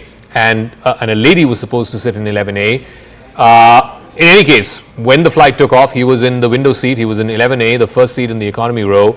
The flight crashes. He's closest to the emergency exit. He jumps out, and then he spoke to some reporters there, and he said, I couldn't see anything. It was just a huge ball of smoke and fire. And then somebody came with an ambulance, and they put me in an ambulance and took me to hospital. A phenomenal story of walking away from the dead, almost cheating death. There were 200 plus others on that same flight. Man survived. What a story! He will live to tell this tale till the rest of his life. Yeah, it's indeed a miracle. That would be 1 in a billion that could happen. Someone just escaping death like this. But I feel sorry for everyone who's lost their lives, right from to the civilians the plane crashed on, to the passengers who were flying on that aircraft. It's shocking, till the day when I flew, I was always dreading that something the entire world, but today I'm seeing this and I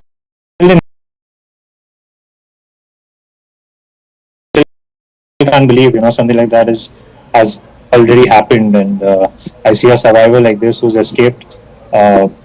He's truly blessed, but I don't know, I'm just short of words of not being able to express how deeply saddened I am with whatever has happened today. Can you also sort of understand, and from the pictures that we're seeing, within the first 30 seconds it takes off till about 600 feet and then immediately starts dropping, almost like somebody threw a big rock from the sky. Clearly there was no control there. What could have possibly led to this? Like Captain Thomas said, that there could be endless possibilities that could happen, and we speculating on them is really not to be considered. But I feel that there is very little chance of anticipation when something like this happens, and it is just seconds where you fall and then you realize that you were amidst a crash. Or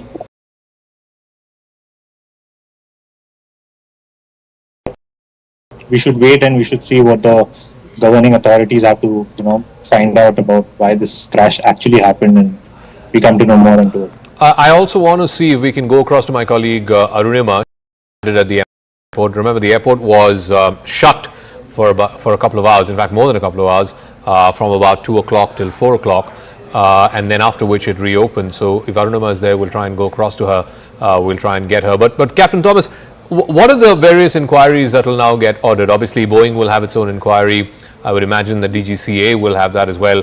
And what would it take to understand what happened on this flight and what led to this crash? Yeah, Zaka, the most important thing is the investigation now.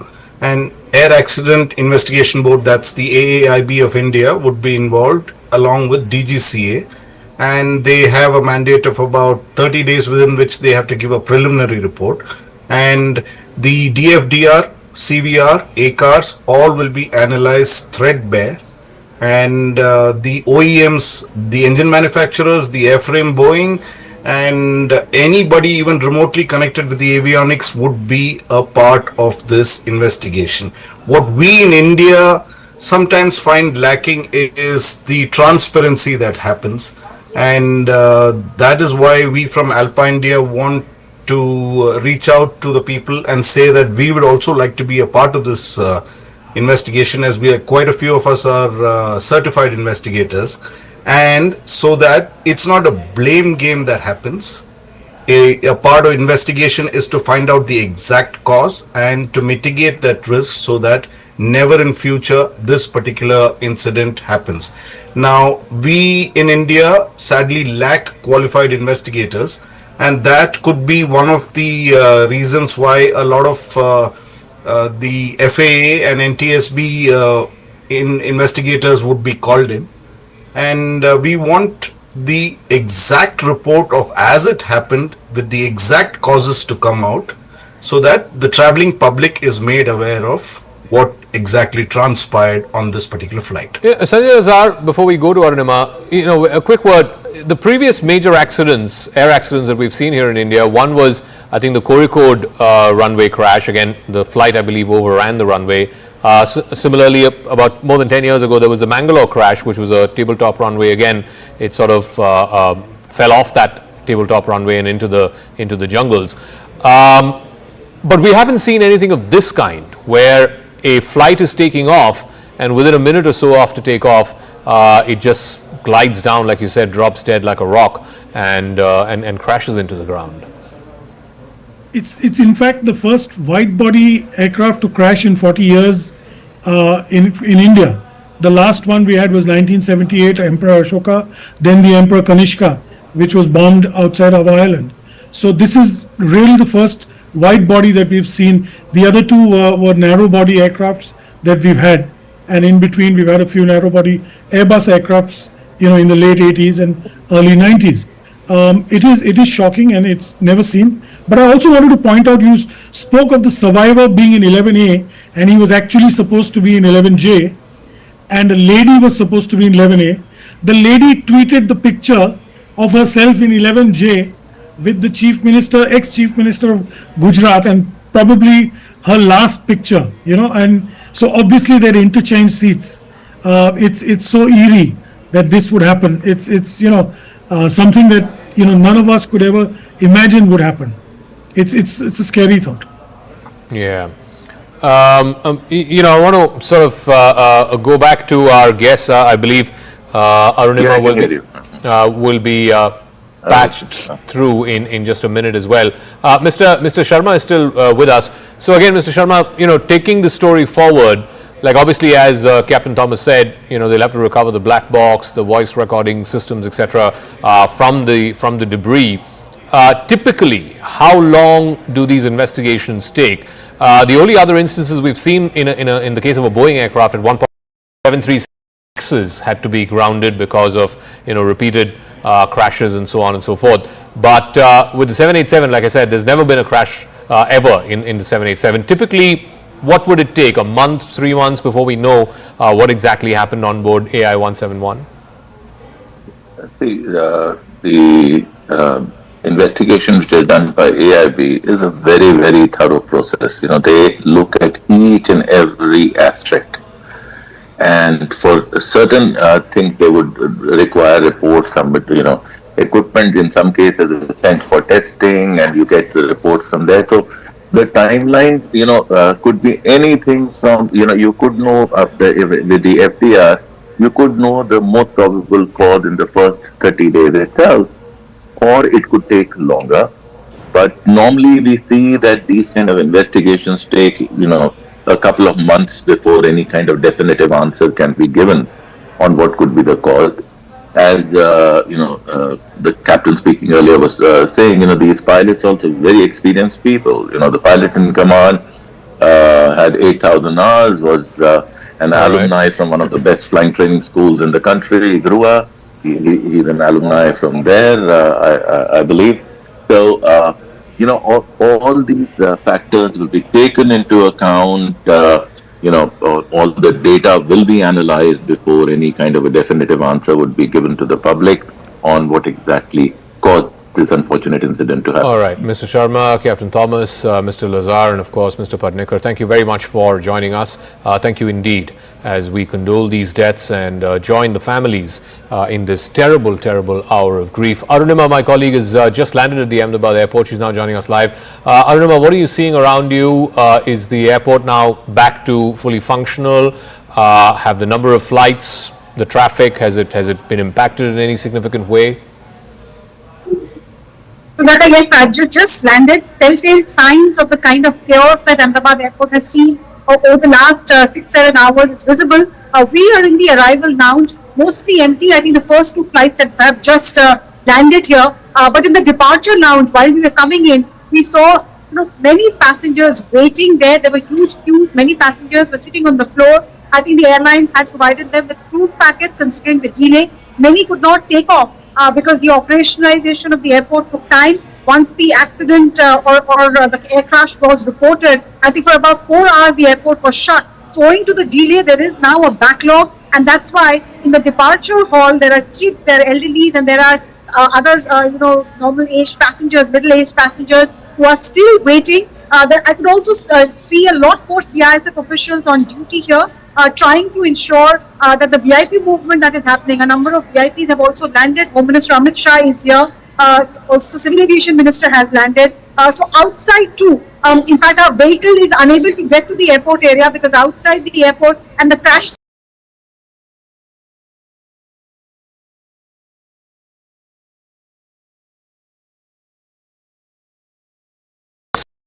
Speak to people there who've just landed. Obviously, everybody's heard about this news. This has been the only story since about 2 o'clock in the afternoon. On the flight from saying about this unfortunate tragedy.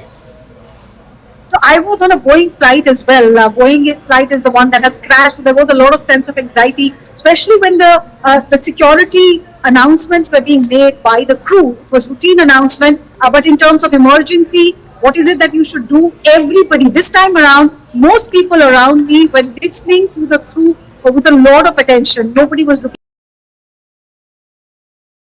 paying attention, especially at the part where they said, what should you do? And we are told at least one passenger managed to jump out of the emergency door and survive.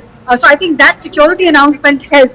Second is when the flight landed here at Ahmedabad, we saw some people clapping. Most passengers here are people who belong to Ahmedabad or who speak Gujarati. So there were some Gujarati greetings that were exchanged. Some people clapped. Many called up their loved ones. And I can tell you, the crew family members, it has been a very, very anxious last 5 from Delhi. It was not clear whether the flight will land or not because the Ahmedabad airport was not operational. But finally, when the green signal was received, the crew and their family members spent some anxious. All right, Arunima, we'll leave it at that. Before we go back to other guests who will be joining us. You up to speed with the timeline. First show you that video. It's a matter of just 30 seconds after it is airborne, after it is nose up, as they say, once the flight is up in the air, once it's nose up, it's just a matter of 30 seconds. It just comes gliding down almost like somebody dropped a giant rock from the skies, and then at takeoff, it crashes onto this hostel building. It's attached to a medical institution. There were undergraduate medical students who were there, who had gathered there for lunch. 1:39 in the afternoon this afternoon, and it crashes into this building. So there are fatalities, not just of the people who were on board, other than one person who miraculously managed to survive. There is also, I'm afraid, a large number of fatalities on the ground. About 30 bodies from the ground, people who were on the ground, have been shifted to the hospital as well. 30 people have been taken to hospital, some of them in grievous injury. It is really a matter of concern, because investigators will be probing this for days, for months now, to find out what is it that led to such a crash, because it's so dramatic. It's not like this flight was mid-air for an hour or a couple of hours, or that it was something that happened at the time of landing. This is within a minute of takeoff for the captain to send a SOS message or a mayday call to the ATC. No communication then between the ATC and the captain of the flight, and despite the fact that this is an aircraft which has a stellar record of safety. There's not been a single instance of an air crash involving a Dreamliner 787. This is the very first one, and if you look at that, once the flight takes off, within 30 seconds after its nose up, it just comes crashing down. One of the things that people have pointed to after looking at this footage 2 or 3 times is that the landing gear has not been drawn in. It is still out. I don't know. I'm not an expert, so I don't know if that is a particular cause of concern. Let's try and ask Captain Sam Thomas that. He's a former pilot and the president of the Airline Pilot Association of India. The fact that the landing gear has not gone in, Angad Singh is also joining us, aviation expert. Would you make much of that, Captain Thomas? Oh, well, it appears that there is a startle effect on whatever has happened. And this is very common, that the moment you notice something that is not normal, your complete attention is shifted towards that. And that is the reason he might have not called for. Now this is speculation, all speculation, I must put it up. There is a good reason that he would be attending to the engine emergency or any emergency that has come up, and not elected to take the gear up. Now if from what I can see, if he's having a loss of thrust on both engines, it would not be a wise thing to put up that landing gear up. Having said that, this is I'm looking at this video clip, which is limited information, and giving you my assessment on that. Angad, the fact that, and I was speaking about this in the previous half hour of this conversation as well, some of the major accidents that we've had, air accidents here in India, usually involve planes going off the runway, skidding off the runway. The Kozhikode instance, the Mangalore instance, it was a tabletop runway, the plane literally fell off that tabletop runway. But this is the first instance I can think of where at the time of takeoff, and that too within a short span, within a minute of takeoff, there's a mayday call and the flight just comes crashing down. What do you think possibly went wrong? I think it's clear that this aircraft lost thrust on both engines. Now, what specifically caused that is much more difficult to say. One point of speculation, for example, has been birds, not too dissimilar from the accident on the Hudson that we saw all those years ago.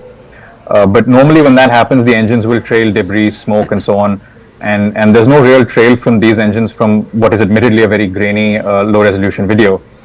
So it may not have been birds, and I think given the sort of expected actions of a pilot in such an emergency, it may well be that this engine emergency took place after decision speed, after what they call V1. Where the aircraft and the aircrew are committed to taking off regardless of what goes wrong, and it may have been anything from a mechanical fault to bird ingestion.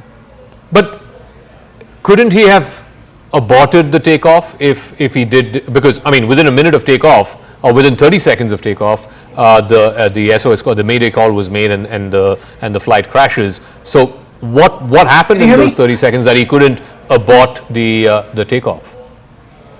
As a general rule, once you cross decision speed, it's called decision speed because that is the point at which you decide whether you're committed to taking off or not.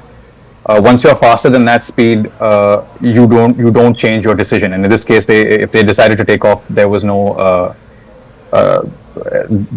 chance that they were going to do anything differently. And frankly, at those speeds, if it had speed to rotate and get airborne, even if they had tried to set down again on the runway, what was left of the runway, I suspect, and again to echo Captain Thomas's remark, again this is pure speculation, but losing both engines at this phase of flight, it ends badly almost.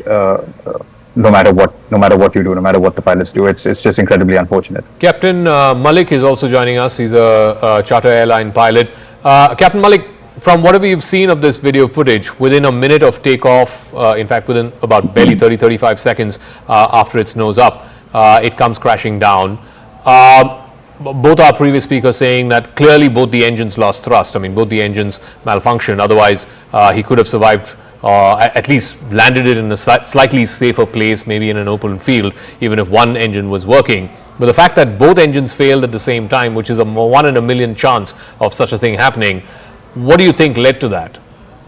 See, I very much agree with by both fellows. They said it right that it's incident had happened because of the engine loss the power. Because we can see at the time of the takeoff, the aircraft gained the right power till it's reached, I think, 300 feet height from the runway, and suddenly it's just sink towards of the incident place, and we can see it that it's something from the tail attack also, because this plane had took something on the left, from the left also. It was not on the straight gliding, descending path. So might be we can say this is the absolutely we can say this is the loss of both of engine lost the power, and it did happen. We can assume it right now, but the rest of things it will become after the investigation what exactly had happened with the aircraft and inside the cockpit. So Mirza Faizan, design and development of the Boeing 787 Dreamliner. The fact that this was an aircraft which had a stellar record, not a single known crash of the 787 Dreamliner until today, how does our understanding of what went wrong today change given these developments? Yes, it's a pretty impressive bird. There's not one event which leads to an air crash. There's a series of events always which leads to a plane crash or a disaster of this scale. So there's a lot of things which we have, which is a subject of investigation. The fuel system, right? The maintenance of the fuel system. I mean, there could be a lot of reason why the engine lost power. There could be a bird strike. There could be foreign object intake and on its takeoff roll. There could be fuel malfunction in the fuel system. That could also be one of the problems. So then once the investigation starts, the entire maintenance log since the day investigated to find out. What do you mean by malfunctioning of the fuel system? Why would that lead to a crash? If a layman is watching this program, and I'm sure a lot of them are, why would the engines losing power? All right. So in this phase of the flight, when an aircraft is power from the engine, keep in mind that the aircraft is also gulping down maximum amount of fuel. So if the fuel system, which is pumping the fuel from the fuel tanks, which is probably in the engine and its belly, to the engine, if that malfunctions, there's a very high probability that the engine may burn out. Now, since both the engine burn out at the same time, which is a very remote possibility, right? There must be some integrated cause which impacted both the engines at the same time, right? So fuel system could be one of that. What other cause could be there? As I said, bird strike, which happened when Captain Sully landed his plane in the Hudson in 2009. I just seen for the first time, I've seen the video of this aircraft crashing from the time it took off on your channel. Yeah, let's play that video again. Yeah. Yeah. As you're speaking. Yeah. So I do not see that there is a possibility of a bird hit. Reason being, when the bird is sucked into the engine of an aircraft, the engine is deprived of right amount of oxygen, and it starts to sputter. It starts to give short blast, black smoke from its exhaust, which I cannot see in this situation. So bird hit is definitely not something I will speculate on at this point of time. Sometime it might happen. Now this video is from a different angle. Sometime when the pitch is deprived of fuel as well. But I do not see that the pitch is also very abnormal at this point of time. So the malfunction of the fuel system is one thing. Thomas was referring to this, I think in the 3 instances that you recounted where both engines malfunctioned at the same time. I think you said one of them, obviously the Sully example, River, but the second example you cited, Captain Thomas, was of contaminated fuel system. That's correct. That happened with British Airways.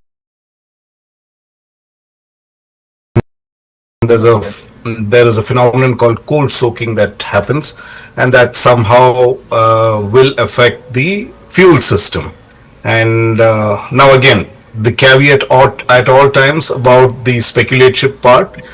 Even I do not believe that this airplane has suffered a bird hit.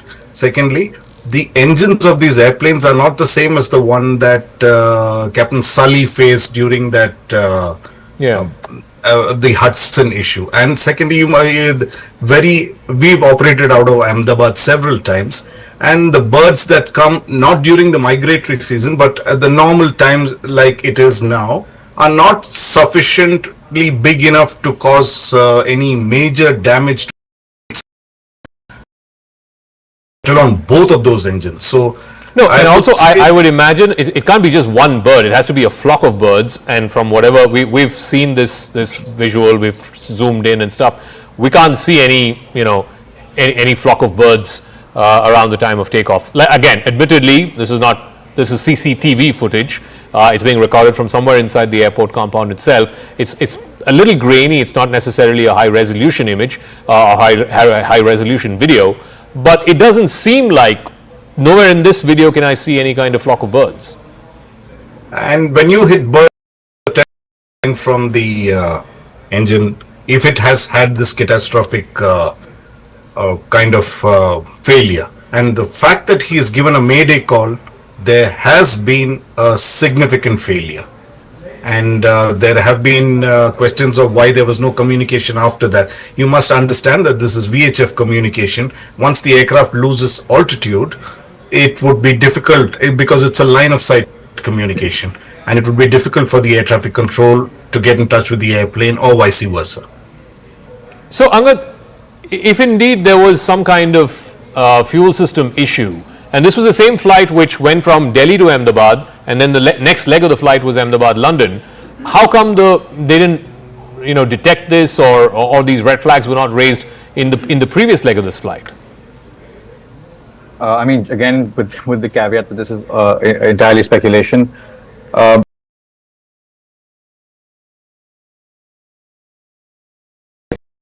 For example, if it's debris blocking a filter or damaging a fuel pump, it doesn't catastrophically seize right away.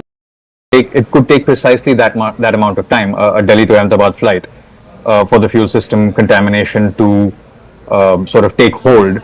And then I think one of my panelists already mentioned this.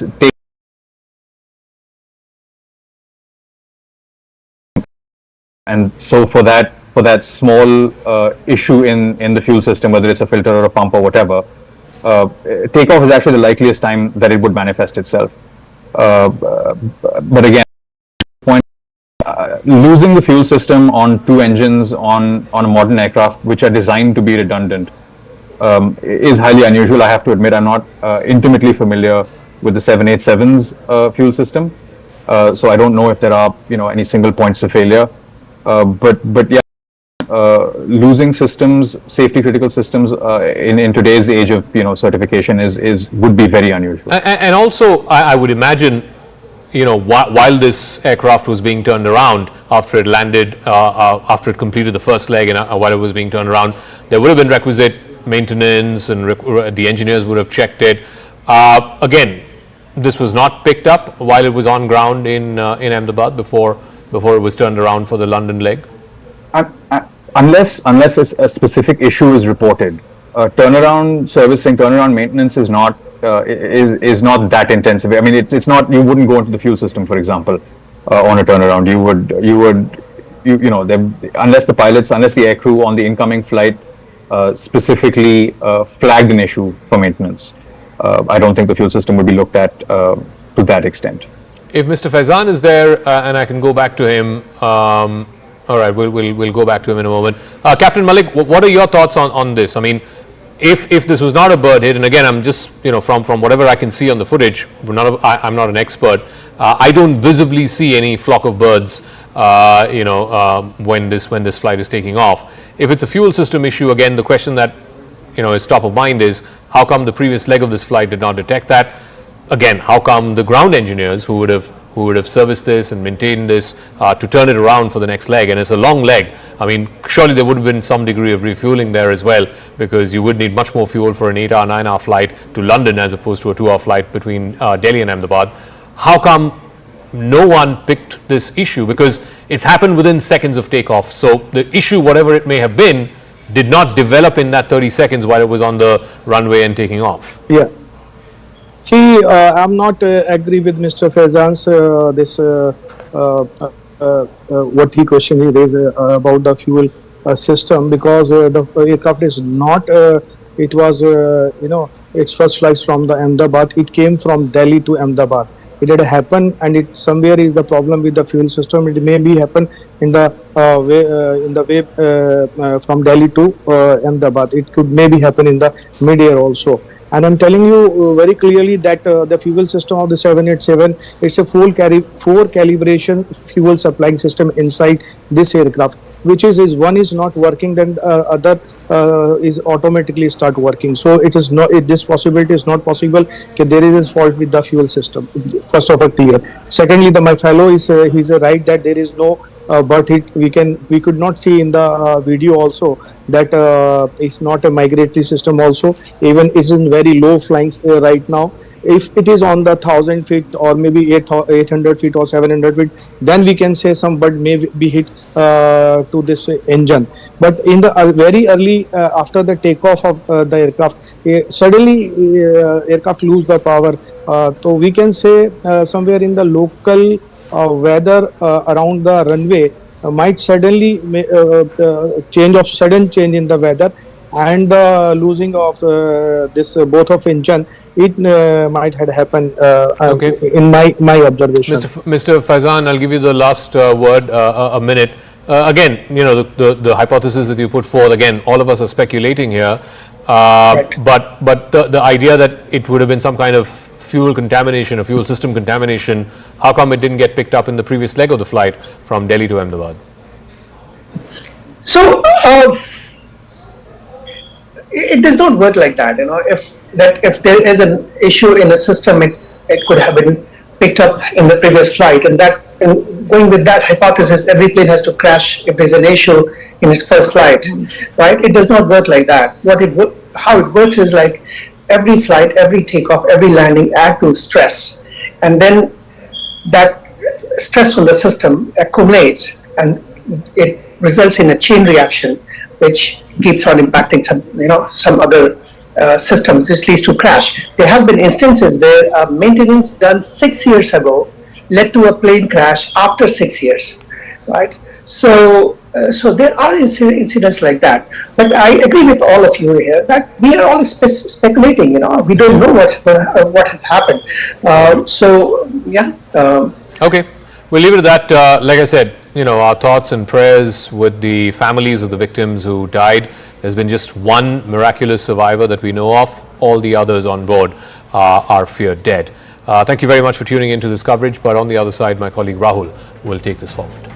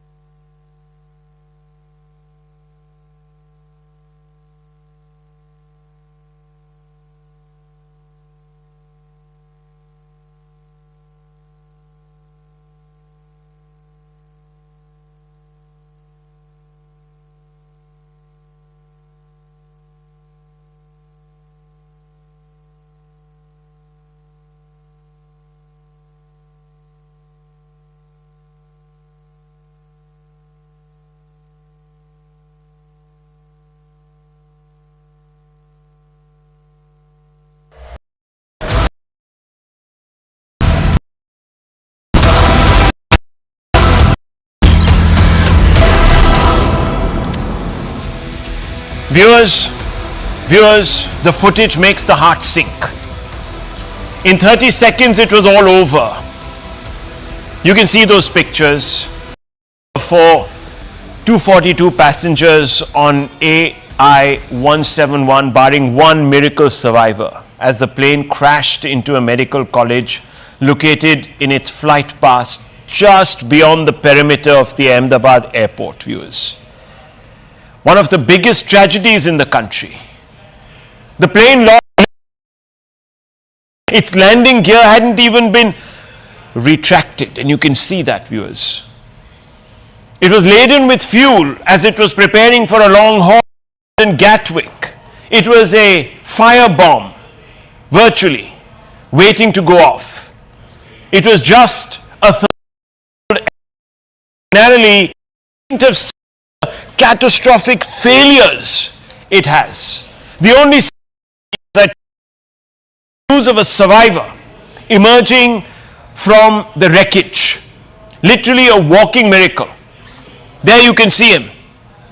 The survivor was a man, or is a man called Vishwas Kumar Ramesh, a British national who was returning to London.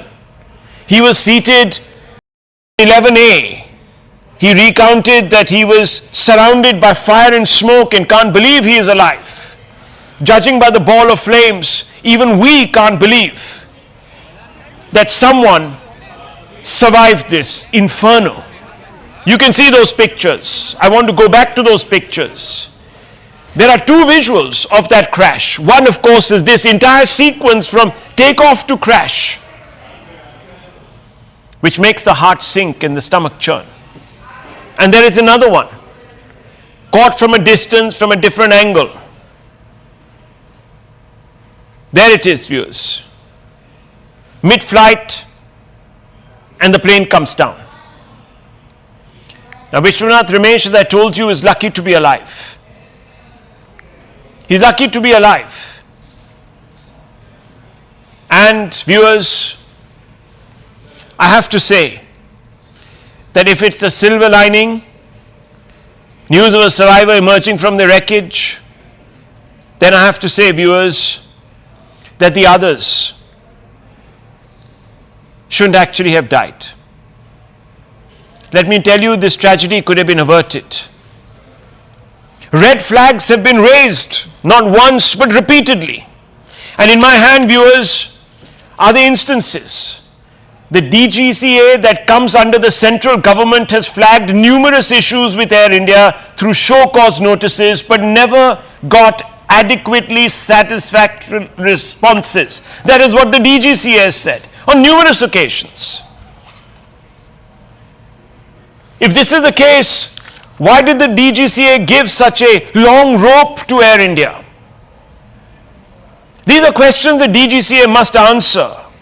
The Tata Group, the DGCA needs to come out and explain. At one point, for example, the DGCA said and flagged, quote, instances of unauthorized entry into the aircraft cockpit have been reported to the DGCA in the recent past, wherein persons having no authority or purpose were permitted entry into cockpit, unquote. This is a serious breach. But more than this, there were show cause notices for risky flight safety. Viewers, there are many instances, and these instances begin from June 2022, when Tata took over Air India. Now, viewers, the Tata Group came with a halo. It emphasized the fact that Tata was the one that was taking over Air India. Why? Because there's a certain brand resonance. There's a certain trust factor associated with the Tata brand. Viewers, did the Tatas squander that trust? Did they barter it for profitability? I don't know. I can only tell you the instances when it appears that it has been quite lax on the issue of safety. On January 2025, it was fined 30 lakhs for allowing a pilot to fly without completing mandatory takeoffs and landings. How could you do that, viewers? The Tata brand stands for something. How could they cut a corner such as this? The DGCA once said, quote, instances of unauthorized entry into aircraft cockpit have been reported to DGCA in the recent past, wherein persons having no authority or purpose were permitted entry into the cockpit. Air India pilots raise alarms over extended duty hours, with unions, ICPA and IPG alleging safety compromises and regulatory violations. All of this has happened. They seek immediate action to halt the coercion for extended flight duty time limitations, FTTL that is, and uphold aviation safety standards. The point is that to make Air India profitable, we're being told corners were being cut regularly. Maintenance crews were cut back. I'm not saying that these issues are directly linked to what happened tonight or earlier today, but I'm saying that there were problems in the manner in which Air India has been running its business, potentially taking its duties casually. And that's the problem. Trust is of utmost importance in this business. Did the Tata Group barter that for profitability? That's a question I'm going to be repeatedly asking. And viewers, if this was the track record, if the DGCA itself was not satisfied as it maintains on its own, and let me read out something to you, viewers, from another part of this report that I have. It said, in May 2024, the DGCA issued a show cause notice after 2 long-haul flights left passengers in stifling cabins without proper air conditioning. The notice stated the airline was time and again failing to take due care of its passengers, unquote. It is just a mentality. And the DGCA, if it found that the airline was so constantly in breach of its own standards, why didn't it do something about it? There's also something else. A whistleblower had urged the maker of the Air India Dreamline plane, Boeing, to ground the fleet. Boeing engineer Salehpur urged maker to ground every 787 Dreamliner, flagging risk of premature failure. Salehpur claimed manufacturing giant took shortcuts to reduce production bottlenecks while making the 787. He also came out with a complaint that read, gaps in separately manufactured fuselage sections faulty, reduces durability, raises the risk of a catastrophic failure. I'm not saying that happened earlier today, but between 21 and 2023, the Federal Aviation Administration of America and Boeing paused deliveries of the new Dreamliners to investigate the issue. Boeing later stated it had updated its manufacturing process and deliveries eventually resumed. Did Air India do its due diligence with Boeing? How did it satisfy itself that Boeing has taken care of the problem? What was the nature of this due diligence? This year, there have been 6 incidents involving the 787. This is the 6th aircraft incident in 2025 involving a Boeing 787 Dreamliner. Washington-bound Boeing 787-8 Dreamliner made an emergency landing in Lagos after declaring a mid-air emergency. September 2024, an Air India Boeing 787-800 passenger plane en route from Delhi to Birmingham made a precautionary landing in Moscow due to technical issues. There was another problem between an Air India plane, Dreamliner, Delhi to SF, made a precautionary landing in Siberia. Why? Because the crew detected a potential issue in the cargo hold. May 2024, Boeing warned airlines flying its 787 Dreamliner model to inspect certain switches in the cockpit after a New Zealand-bound LATAM plane dropped violently mid-flight, injuring several passengers. You might even remember that incident. There's also the Turkish angle, viewers. Air India had signed an agreement with Turkish Technic for the maintenance of its wide-body aircraft. After Operation Sindoor, this was reviewed, or the contract is under review. I don't know the exact status. I'm not saying at all, viewers, that it did this so deliberately.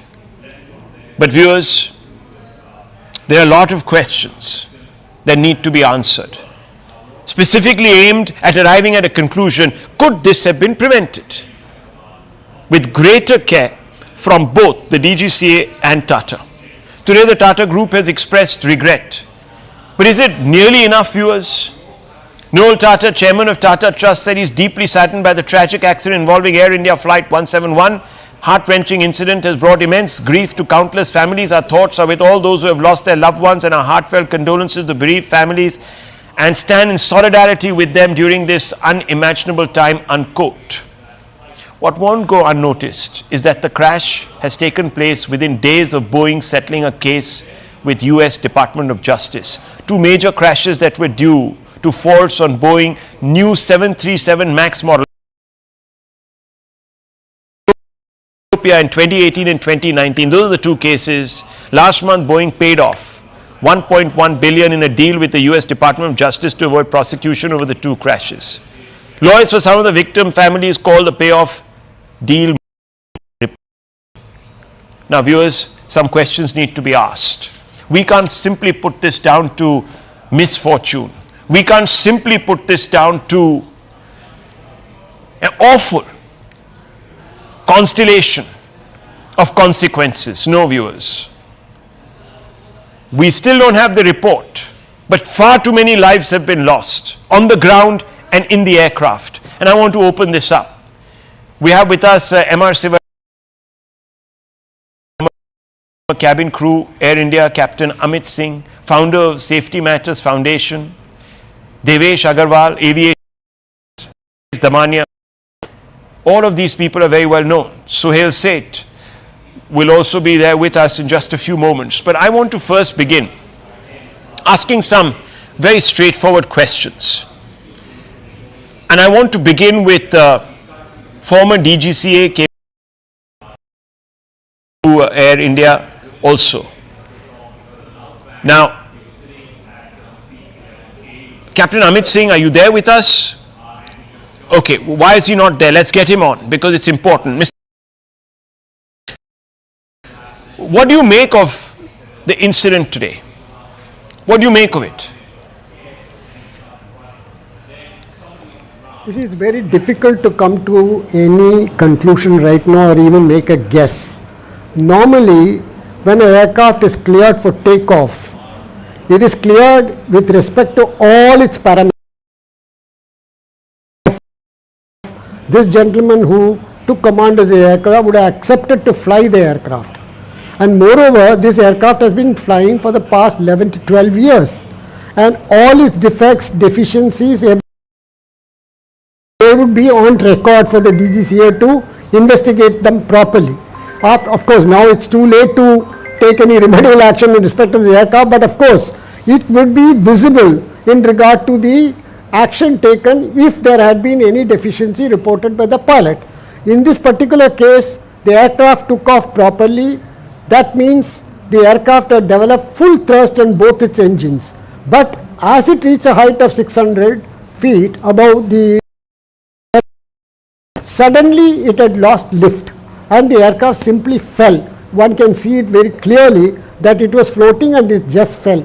That means it lost all its lift, which could happen, as far as I know, only in two cases. One, both the engines have failed, or the entire lift mechanism of the aircraft, stabilizer, the ailerons, everything failed. Now that cannot happen unless there has been a catastrophic negligence in regard to a catastrophic failure, and this has been flagged by a former Boeing engineer, Mr. Salehpur. You know this case. We all know this case. It was flagged last year. Yeah, I know. He warned. He said, ground these flights, ground these planes. Yet we were told by Boeing that everything has been sorted out. So I'm sorry, sir, but there is somebody who needs to put their hands up and tell us on what basis did they believe that Boeing had rectified the issue. We don't know. Maybe this is exactly the foreboding this gentleman. Lives have been lost. What I'm trying to we owe them an explanation. That the Boeing aircraft is such a giant corporation having influence all over the world, including the governments to which they supply aircraft or to the countries which they supply aircraft, and they get away with paying fines. In fact, they should have been prosecuted, and they were not prosecuted. They got away with. Department of Justice, they paid $1.1 billion. They paid blood money. I mean, hundreds of people died in those crashes in 2018 and 2019 when a 737 MAX model in Indonesia and Ethiopia crashed, just because they were lives that perhaps in in the rarefied environs were not European lives or US lives or what. You could just insulate yourself from the blowback, from and the they law. got away with it. Shocking. 447 aircraft lost one engine, whole engine fell near Palam airport and the aircraft crash landed and it was burning when I reached the aircraft at that particular point of time. When we reported this matter, we found, due to our investigations, we found the bolt which held the engines, they were very weak. Ultimately the Boeing rectified it and they got away with it. These are giant companies. What can we do? At the most we can say, okay, we will not buy any more Boeing aircraft. That is one decision the country can take, the government can take, the airlines can take. Secondly, the point that you have mentioned in your introduction, that several notices were given to the Tata Airlines and they are not compliant with the DGCA's instructions. That's a very sorry state of affairs. I am afraid if I had been DGCA, I would have given them notice so that I would withdraw their license to fly. That should have been the step taken by the DGCA. If so many of their notices had not been complied with the company, there's a problem here. Parvez Damania, there is a problem here. You know, you've been part of the airline industry for a very long time. I am shocked, Parvez Damania. You've been you've been executive director of Kingfisher Airlines. I'm shocked that the DGCA has complained on numerous occasions, fined Air India. I'm talking about a culture here of laxity. DGCA is a very firm body. They're very strict. I know Shivaraman sir very well, and they would take action against any airline that would not fall in line. I am surprised that they've given so much leverage to Air India and Tata, which is quite surprising to me. And this is a very hard lesson, a very bitter pill to swallow. These people have died, so many lives have been lost, and no amount of money can compensate the situation. As far as Boeing you are talking, now the problem for the world is there are only two manufacturers left, Boeing and Airbus. So you have to choose between the two. Today, any airline in the world cannot ignore Boeing completely. There has to be some amount of competition, there's some amount of strategy. So airlines are forced to buy Boeing or Airbus. So a lot of people end up buying Boeing, and that is the reality of the situation there is.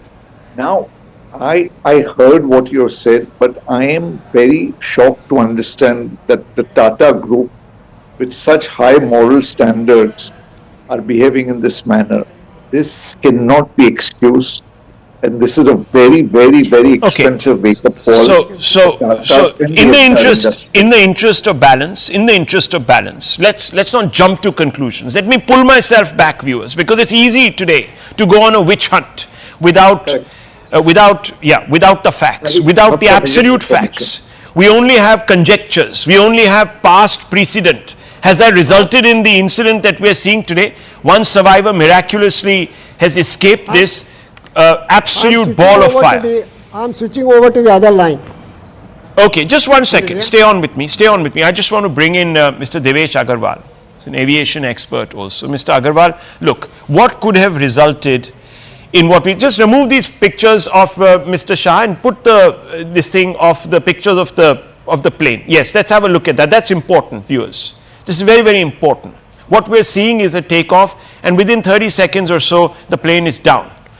Mr. Agarwal, what do you make of this? What could have happened? What could have happened to this plane? I think you're on mute, sir. Yeah, please unmute yourself. Thank you. Yes. Yeah. I can't still hear you. You're on mute. I don't know what happened between the afternoon and today, because we were hearing you very clearly and you made so much sense. He's still on mute. I don't know. Okay, let's try to come back to you, but let me bring in Wing Commander Sudhakaran. Wing Commander Sudhakaran, what do you think has happened? Some people are saying that the flaps of the airliner weren't opened to a particular degree, etc., etc. Everyone's become an expert. What do you think is happening? To begin with, I'm not a pilot, I'm a nautical engineer. So I'm qualified on avionics, not a pilot. But having said that, having served in the Air Force and having been around the aircrafts and seen enough accidents. See, any accident, the primary cause is generally assessed through what is called as the Swiss cheese model, and that has been brought out by many experts. It's not one reason which leads to an aircraft accident. It never happens. It is a layer of cheese which gets aligned, and all these holes, when it gets aligned, that's when that perfect accident happens. And unfortunately, today was one of the day, and my heart goes out to people who lost their lives. I stand with the families today. But you know, if you try and assess, there is one thing that is very clear here. There is something that is catastrophically failed. Okay, something catastrophically wrong. Okay, let me bring in now Devesh Agarwal, if I can hear him. Devesh Agarwal, what do you make of this? Okay, Rahul, if you see the video with the audio on, you can hear engine sounds. So, you know, the thoughts of people saying that there's a sudden loss of power, there seems to be a sudden loss of lift. That could happen for a variety of reasons, including an engine failing. But the thing is, these GE engines, the Gen X engines, are, you know, from a family of GE engines that are over 30 years old, and they have got a solid reputation. In fact, you were mentioning the flight which was from Delhi to San Francisco, which had to divert to Russia. It was a 777, and all 777s are powered by GE 90 engines. And these are the engines that have proven so reliable that earlier, when aircraft used to fly, they had to be within 60 minutes of an airport for diversion. Today, that time frame has shifted to 6 hours, which permits these, you know, flights of Air India over deep parts of Russia where there is no airport nearby, purely based on the reliable engine. Now, even, and just a small piece of information, it has to prove that it can take off at its maximum takeoff weight, full of fuel, full of equivalent of passengers, the maximum specified takeoff weight of the aircraft as specified by the manufacturer. It has to prove that it can take off with one engine failed. If you go to see, Boeing has to do it, Embraer has to do it, Comac has to do it. You know, we talk about Russia, MC-21. There are now 5 different manufacturers. All of them have to prove that their aircraft can fly with one.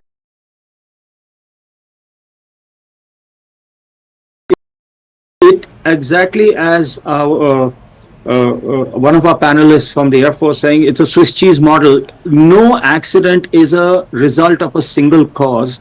It is always a series of, you know, slices of cheese where the holes line up and miss.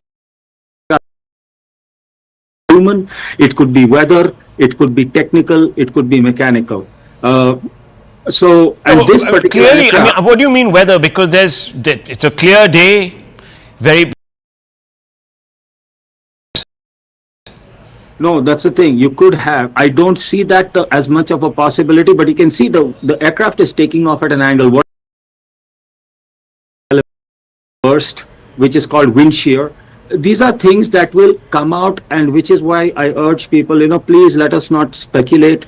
Let us wait for some kind of preliminary India's AAIB, because they will be assisted by the US NTSB, by Boeing, by GE, by Air India, by AAI. There will be a big investigation. Hold on for a little while and let's avoid speculation, because honestly I feel we do disservice. No, but you know, we're also looking at the pathology here. You know, we have to look at the pathology. Look, yes, of course we have to wait. No one is foolish enough to think that the pilot would want to fly an aircraft that is compromised in any which way. No one is suggesting for a moment that Tata willingly has put passengers in jeopardy by flying this aircraft because it knew something but decided not to act upon it. I'm not getting there. I'm not talking about that kind of culpability, but I'm talking about a laxity, a lax approach towards passenger and air travel, passenger safety and air travel, and there has been enough of a history. And the DGCA, look, I don't know about the DGCA, but the little experience I've had covering news for a while now, I have noticed that the DGCA, some people here say they take a lot of action, etc., etc., but I've also seen when certain things have been permitted, which should not have been permitted. We've seen this in the past. Rahul, if I may, Air India, at least see, the aircraft may not have been maintained internally, kept clean, things were breaking, things like that, I can understand that. But Air India engineering, the actual, you know, they have a very strong reputation. Okay, look, I mean, let me just 5 seconds, just 5 seconds.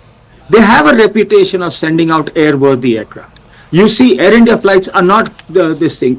You talk about diversions and all. Hey, that happens so regularly. Okay. Let me bring in KVG Rao. He's been a part of Air India before. Mr. Rao, tell me, Air India is above blame because their brand, their values are unimpeachable. That's the sense I'm getting on this panel. Would you agree with that?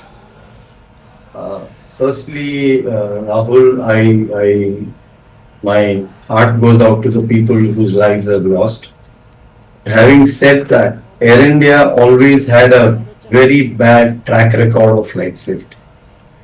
I have been flagging the flight safety violations since the year 2008. And there are innumerable, like I can tell you, lakhs of flights have flown illegally and contrary to rules. I'm not getting into that now. Air India got privatized under the Tatas. After the Tatas also, the culture didn't change in Air India. Profit took over the thing. I'll give you a simple example, Rahul. This is a DGCA report in July 2023. They conducted a surprise raid on the Air India and they found that the checklists were physically signed by an auditor from CMS department, which does not fall under the approval and inspection scope of DGCA. But till today, nothing has happened to that officer. She has got promotions, she has risen from GM to director and finds her way always into the flight safety department.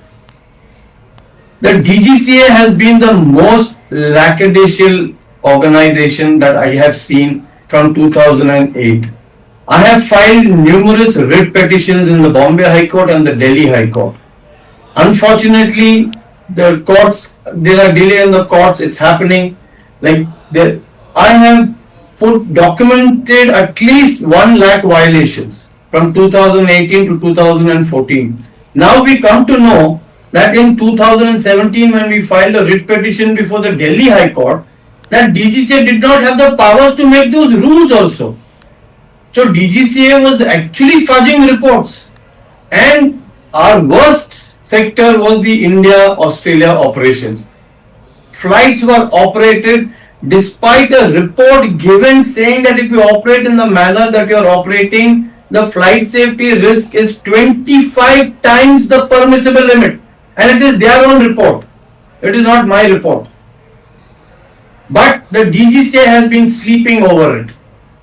Why do you think? There is a quid pro quo. If you want me to be very honest with you, it's a quid pro quo. It's as simple as that. I have not won. Here I have DGCA saying that medical reports are forged. Can you go through some of these documents, sir? Tell us a little bit about this. I'm completely shocked right now.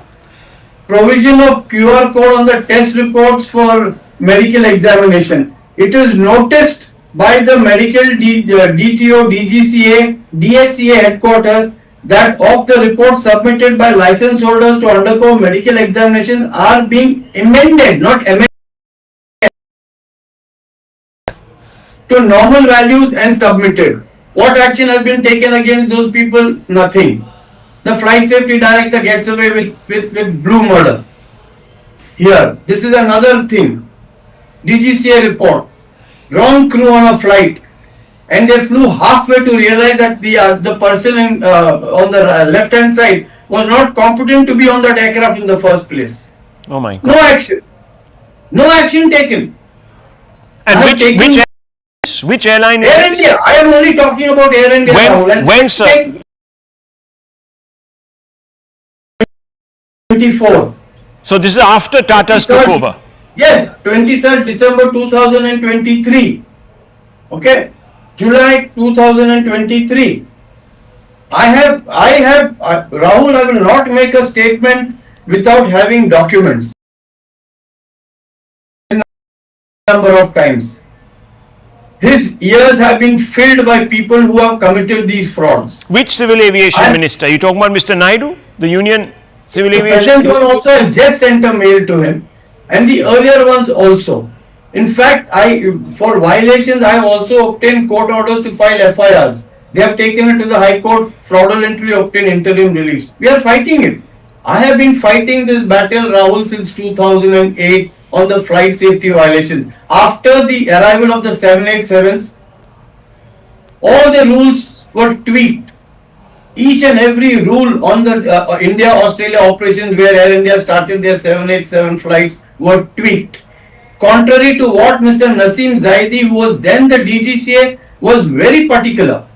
That no, this is how you will operate these long-range flights which are over 14 hours of flight time. It is their own DGCA officers who have violated those rules. We have brought it to their notice, but nothing happens. Because like I said, there is political compulsions, there is maybe gratuities involved. And I make this statement with full responsibility, Rahul.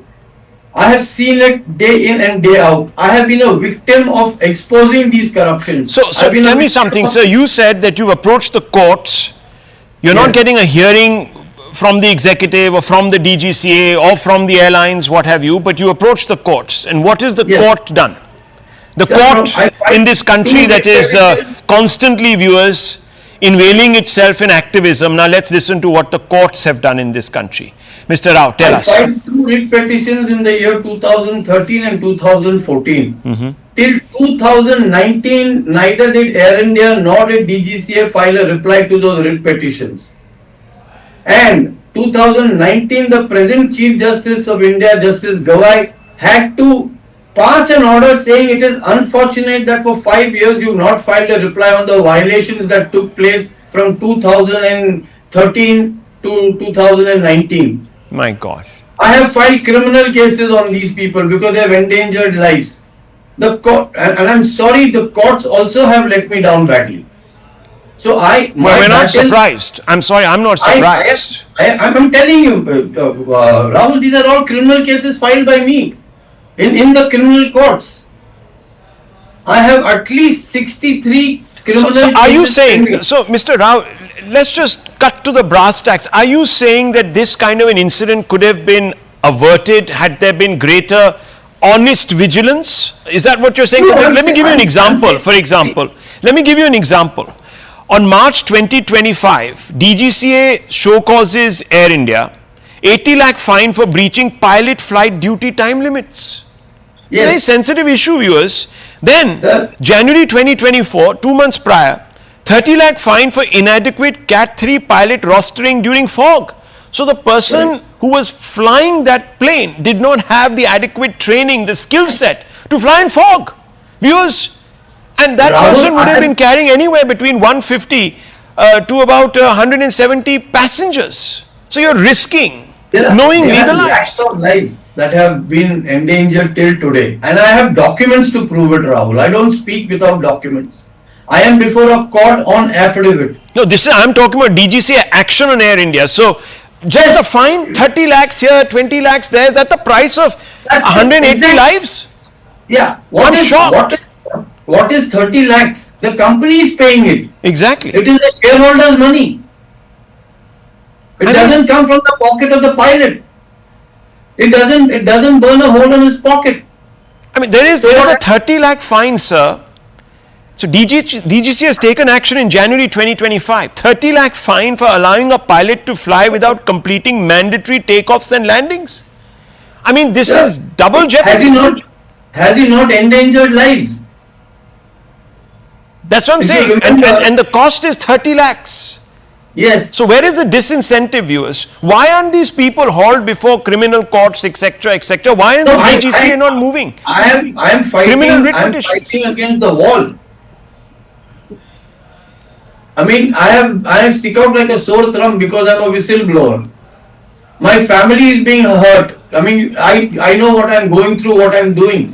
So let me just hold on, sir. This is very, very. First of all, we salute you for your yeoman service Unfortunately, viewers, look at this. One single man waging a fight against a system that is actually trying to discredit this person. And he's got all his documents, he's got all the reports, he's only highlighting what the DGCA itself has observed. I mean, how bizarre is this, viewers? That a 30 lakh fine, a 30 lakh fine, or an 80 lakh fine, or another 30 lakh fine for endangering, knowing fully well that your pilot is not up to the task. So endangering 150, 140, 130 lives. I don't know what kind of craft this was, whether this was just an Airbus 320 or whether it was a bigger craft, I don't know, the capacity. But anywhere between 130 lives upwards. And the price is 30 lakhs. Do the math, viewers. Do the math. Today, Air India has announced compensation of 1 crore for each of the passengers who lost their lives. 1 crore, viewers. I want to bring in Suhail Seth. Sir, just stay on with me because I want you to respond also to some of these responses that we're going to get. Suhail Seth, thank you very much for joining us. We have with us others on the panel who are extremely well versed in this there's Mr. Damania, who you must know. I want to begin by asking you, there's growing evidence to suggest that Air India hasn't taken its responsibilities very seriously. And therefore, can the Tatas just walk away from all of this thinking that they're blameless? Mr. Seth. I don't think the Tatas are the kind of group that will walk away from any responsibility. Rahul, you were there when 2611 happened. Ratan Tata, R.K. Krishna Kumar at that point in time stood right outside the Taj. Mr. Tata attended every funeral. We gave help to everyone. The Tatas gave help to everyone. They offered help, both financial and emotional. I don't think the Tatas as a group is the kind that will walk away from anything. A. B. You've seen N. Chandrasekharan's statement. The statement very clearly says that we will get to the bottom of this. We will offer all the support, all the help to all the families that have been affected by this crash. Look, no one, and least of all a group as venerable as the Tatas, would want anything of this kind to happen. So, while everyone says, oh, the DGCA has flagged this, the DGCA has flagged that, then my question, Rahul, to you as an ordinary Indian citizen is, then why did the DGCA not take action? Everyone says, oh, but the DGCA wrote to the Tatas, DGCA wrote to this. Please remember that Tatas have more to lose should there be a problem, and as there has been of this magnitude reputationally, than the DGCA. Group that took on Air India when no one wanted to touch it.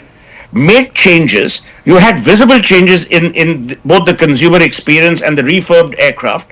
So, someone needs to cut the Tatas some slack.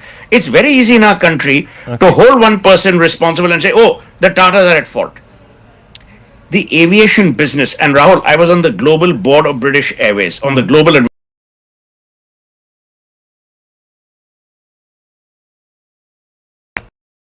at fault, or Air India is at fault. The reality is the following. A, we have to wait for an inquiry. B, we have to get down with the people from Boeing, because this is a Boeing issue more than an Air India or a DGCA issue. Number 3, where did the Tatas go wrong? You had a pilot, the commander of the aircraft had more than 8,000 hours of flying. The first officer had more than 1,100 hours of flying. Do you think people would risk a non-maintained aircraft, and would they even fly it? Number 2, amongst the finest by any aviation research that you can undertake in the world. So I'm saying that it is early days, it's early hours. Okay, you're saying let the a little bit. Mr. Air India under Tatas is very conscious of its brand image. It's not going to do things that is going to jeopardize the legacy of the Tatas, and we know that. To that. Let me assure Mr. Suhail Seth, I am second generation Air Indian. My father was very close to Mr. G.R.D. Tata, and they broke no violation. Let me make that also very clear. is a culture that has gone down now. I'm not blaming the Tatas. We can't say Mr. Ratan Tata or GRD Tata. The company is run by a bunch of. They are only worried about their promotions, their bonuses, and other things. At no stage have I said that the Tatas are bad. Okay. Let me make that also very, very clear. I have had issues and I have taken up those issues. It is unfortunate that Tatas have brought in lawyers to kind of fight these illegalities that we are exposing. No, Rahul, That is the saddest Yeah, part. one second. Let him finish. Yeah. Okay. Yeah. Okay. Yeah. Go ahead.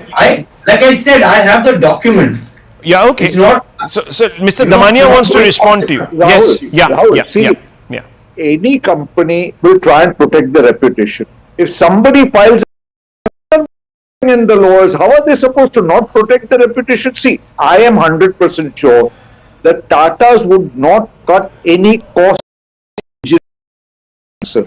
It's a cash-rich company. It's not a company that's going down or something. Some company. I'm not implying. No, hang on. I'm not. Let's be very clear here. I'm talking about owner.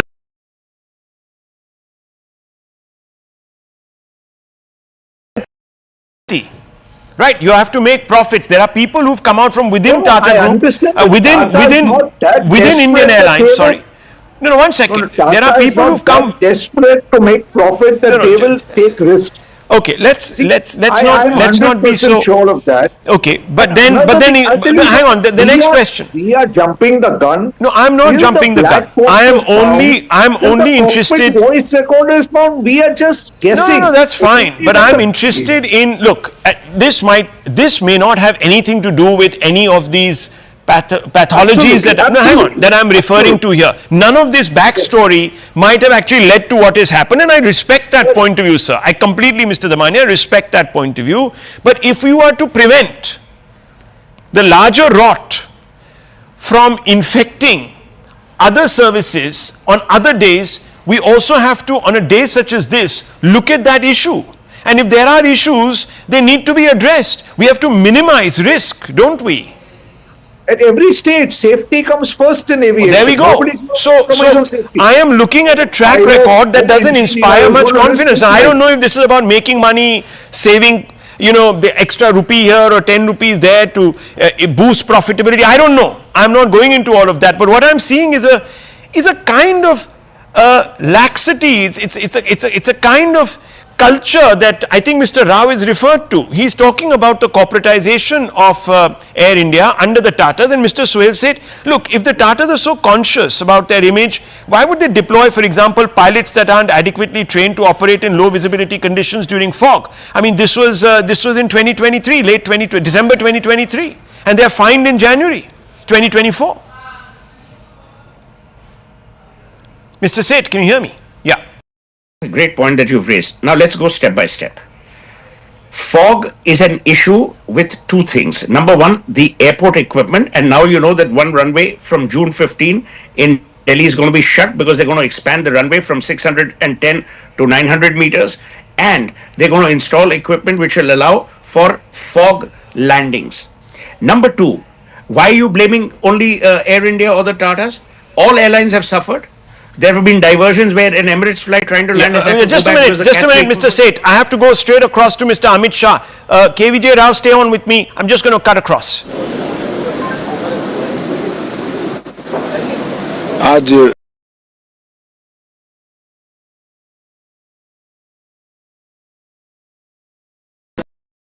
AI 171 दुर्घटनाग्रस्त और कई passenger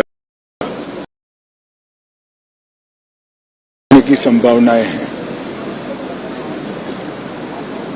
इस घटना से पूरा देश क्षुब्ध है और पूरा देश एक साथ पूर्ण संवेदनाओं के साथ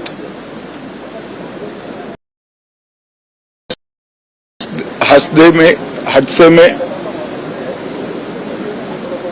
पैसेंजर हताहत हुए हैं, इनके परिजनों के साथ खड़ा है।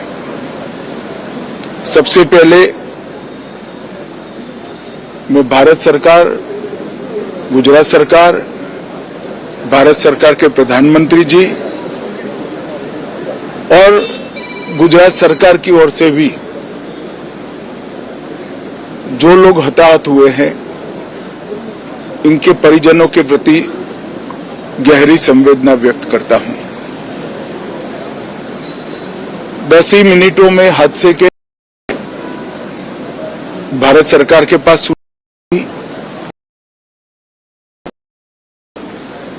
मैंने मुख्यमंत्री जी, यहाँ के गृह मंत्री, होम डिपार्टमेंट के control room, civil aviation department, civil aviation मंत्री, सभी से संपर्क किया। प्रधानमंत्री जी का भी तुरंत ही फोन आ गया और भारत सरकार और गुजरात सरकार के सभी डिपार्टमेंट एक साथ होकर राहत और बचाव कार्य में लगे। इस विमान में कुल मिलाकर 230 यात्री देश के और विदेश के और 12 क्रू मेंबर सवार थे। इसमें से एक यात्री का बचने का अच्छा समाचार मिला है, मैं उनको मिलकर आया हूं। मृत्यु का आंकड़ा तो डीएनए परीक्षण और यात्रियों की पहचान के बाद ही अथॉरिटी अधिकृत रूप से घोषित करेगी, मगर जो यात्री बचा है उसको मैं मिलकर आया हूं। घटना के तुरंत बाद गुजरात सरकार ने बहुत त्वरा से डिजास्टर मैनेजमेंट की सारी इकाइयों को अलर्ट करते हुए, चाहे हेल्थ डिपार्टमेंट हो, चाहे फायर ब्रिगेड हो, चाहे पुलिस विभाग हो, भारत सरकार की भी सीएपीएफ को संपर्क कर सभी ने एक साथ मिलकर राहत और बचाव का कार्य चालू किया। मगर 1.25 लाख लीटर ईंधन विमान के अंदर ही था और लगभग गर्मी, तापमान इतना ऊंचा हो गया कि किसी को बचाने की मौका ही नहीं मिला। अब मैं घटना स्थान पर भी जाकर आया हूं। सारे यात्रियों के मृतदेह को बाहर निकालने का काम लगभग समाप्त हो चुका है। जितने यात्रियों के परिजन यहां पहुंच चुके हैं, वो सबका डीएनए लेने की कार्यवाही भी 2-3 घंटों में समाप्त हो जाएगी। विदेश में जिनके परिजन हैं, उनको सूचना देने की कार्यवाही समाप्त हो चुकी है और जैसे ही पहुंचते हैं उनके भी डीएनए सैंपल लिए जाएंगे और मृतदेहों की पहचान के लिए जितने मृतदेह मिले हैं, इनके भी डीएनए सैंपल लेने की कार्यवाही समाप्त हो चुकी है। गुजरात में ही लगभग 1000 के आसपास डीएनए टेस्ट करने पड़ेंगे।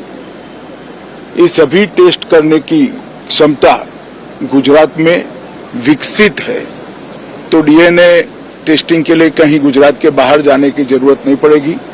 गुजरात की एफएसएल और नेशनल फॉरेंसिक साइंस यूनिवर्सिटी दोनों मिलकर कम से कम समय में डीएनए का परीक्षण पूरा करने के बाद परिवारजनों को अपना मृतदेह, परिजन का मृतदेह सौंपने का काम करेंगे। उनके रहने की सुविधा, उनकी सांत्वना की सुविधा, जिनको मेडिकल प्रॉब्लम ट्रॉमा के कारण हुए, इनकी मेडिकल की सुविधा, ये सारी व्यवस्था बहुत सुचारू रूप से हो चुकी है। अभी रिव्यू मीटिंग में सारी व्यवस्थाओं को हम सब मंत्रियों ने साथ में मिलकर देखा है। एविएशन डिपार्टमेंट ने अपनी जांच शुरू कर दी है और जांच तेजी से आगे बढ़े, इसके लिए भी एविएशन मंत्री जी ने सूचनाएं दी है। मैं फिर से एक बार राहत काम में जिन जिन एजेंसियों ने त्वरा के साथ बचाव और राहत का काम किया, वो सभी का धन्यवाद करना चाहता हूं। और फिर से एक बार जिन्होंने अपने परिजनों को गंवाया है, हताहत हुए हैं, वो सभी को मनपूर्वक संवेदनाएं व्यक्त करता हूं। मैं एक बार जरूर कहना चाहता हूं कि ये एक्सीडेंट है, एक्सीडेंट को कोई रोक नहीं सकता, परंतु 365 दिन 24 घंटा इस तरह की घटना के लिए प्रशासन का जो अलर्टनेस है, उसकी कसौटी उसी वक्त होती है जब ऐसी घटनाएं होती है। और आज गुजरात के डिजास्टर मैनेजमेंट की तैयारियों का एक प्रकार से दुर्भाग्यपूर्ण तरीके से मगर कसौटी हुआ और बहुत त्वरा के साथ यहाँ पर काम किया गया, वो पूरे देश के मीडिया के सामने और परिजनों के सामने भी आया है। अंत में मैं फिर से एक बार सम्माननीय प्रधानमंत्री नरेंद्र मोदी जी की ओर से, भारत सरकार और गुजरात सरकार की ओर से सभी हताहत लोगों के परिजनों के प्रति गहरी संवेदना व्यक्त करता हूं। धन्यवाद। The tragedy and the relief and the rescue efforts that were mounted. Now, where do we go from here? I also want to bring in Mr. Devesh Agarwal right after that, because we have a survivor, a miracle survivor, and I want to understand how that can actually happen. How can, after this fireball, someone walk away? But Mr. Rao, what's your quick assessment of the way ahead from here, Mr. Rao? Can you hear me? Yes. Where do we go from here, Mr. Rao? Do we have him? I don't think we have him. KVJ Rao, I think we've lost him there. But this is the picture, viewers. Air India miracle survivor walking away from that crash site. Mr. Agarwal, what do you make of this? How is this even possible? Even Amit Shah said that this was a plane carrying 1.25 lakh liters of ATF goes up. Yeah. And in, I think, 11A seat, we have a survivor. God works in mysterious ways. I guess this gentleman's time has only one word I can use for it. But since you're talking about this, Rahul, one point I would like to this thing. I've seen some videos that are so graphic. And I would ask all your viewers also, we are talking about, those 75 students in the hostel, yes, and the passengers, of course, who have perished. But these are first responders and volunteers who have obviously seen carnage of humanity, which I'm sure they did not want to see, and I don't think they will ever forget. And I just would hope that the government would reach out and provide these first responders the kind of counseling they will definitely need post such a horrific thing. Very quickly coming out to you, where do we go from here? What do you think are the next steps? Who needs to principally answer, face the press, come out and give some basic answers? Rahul, it's very simple. The DGCA needs to pull up its socks. They wanted to make the DGCA an autonomous body. It didn't happen. And we know why it was not allowed to happen. The fact remains is till we clean up the whole system, sir, it is going to be a problem. And it is getting murkier by the day. Like Mr. Seth was saying, why aren't we discussing other airlines? Let me tell you, sir, as on today, every aircraft is in violation of the minimum crew limitations.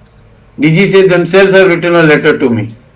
But the fact remains is, where all can I go and what all can one man do? If the institution doesn't want to change, how can we get in? I can only take the system, Mr. hospital. Damania, that is on test tonight. It is the system, Mr. Rao says. It is, first of all, we have to admit one thing for sure. The aviation industry in India is growing very, very, very fast. It is growing, the fastest growing aviation industry in the world. We've already become third largest industry. And I am 100% sure the government is trying to buckle up and shape up and increase the capacity of the Director General of Aviation. But sometimes it's not possible. Our infrastructure is not keeping pace with the growth. Now, we may say it's good, bad, but this is the reality. The growth is fantastic. It is changing the entire country, it's supporting the country. Okay. And when an industry grows at this speed, there are going to be problems.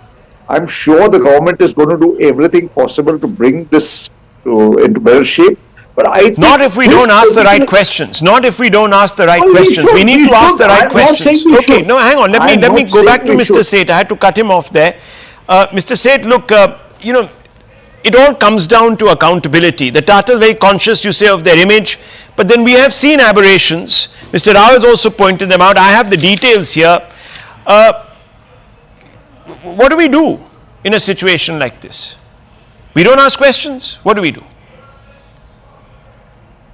They're going to install equipment which will allow for fog landings. Number two, why are you blaming only Air India or the Tatas? All airlines have suffered. There have been diversions where an Emirates flight trying to land has had to go back because the Cat 3 equipment is not working. The problem, Rahul, is no one understands, and you more than anyone else will understand when I say what I'm about to say. Pilots have to be type rated for Cat 3 landings. And that is why, if you see pilots in countries where there is a lot of fog, whether you look at the Nordic countries, whether you look at some parts of America, they're Cat 3 trained. That Cat 3 training requires investment. Why, if you go back to December 2024 and compare it to December 2023 and look at Delhi airport, you will see the number of diversions or the number of non-landings owing to fog were far less because the Tatas had put into place certain measures. I can only ask the questions. Here's the thing. Hang on. I'm running out of time. We can only ask those questions. Viewers, that are apparent to us. Yes, we agree. There has to be an investigation. Mr. Rao is also in favor of that. Mr. Agarwal is in favor of that. Mr. Sudhakaran is in favor of that. Mr. Damania is in favor of that. Mr. Seth is in favor of. So we want the truths to emerge. But then on the back of that, we also want accountability. We've had 2 crashes in the past, but not much has changed really. Not many people we found were made accountable, apart from the small fry. That has to change. Till that doesn't change, viewers, there is not going to be a change in culture, and that's the real problem. We can talk about infrastructure, we can talk about this, that, the other, but if the culture improves, ways will be found. I leave it to this.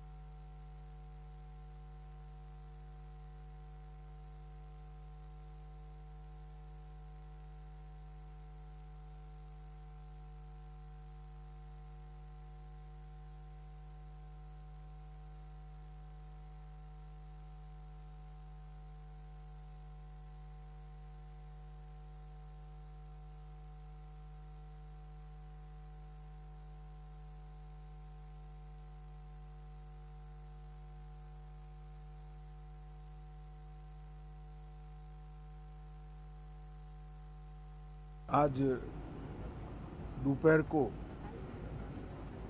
Air India की flight संख्या AI 171 दुर्घटनाग्रस्त हुई और कई passenger इसके अंदर हताहत होने की संभावनाएं हैं।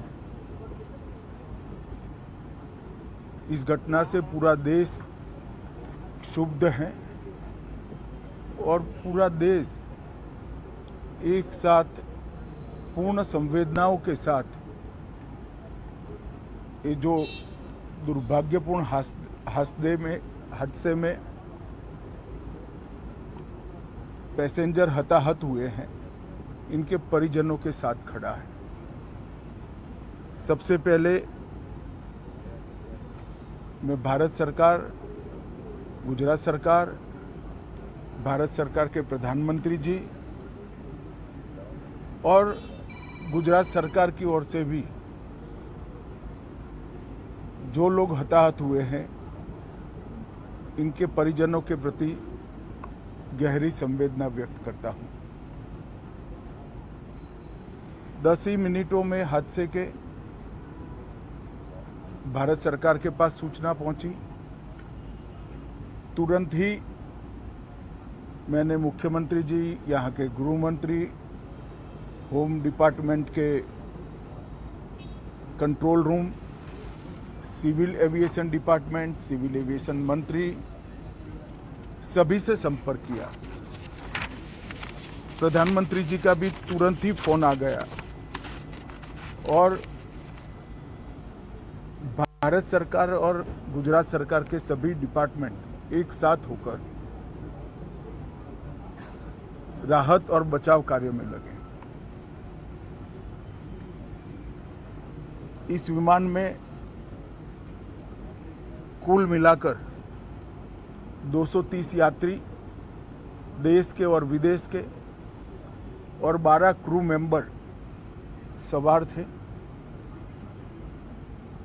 इसमें से एक यात्री का बचने का अच्छा समाचार मिला है, मैं उनको मिलकर आया हूं।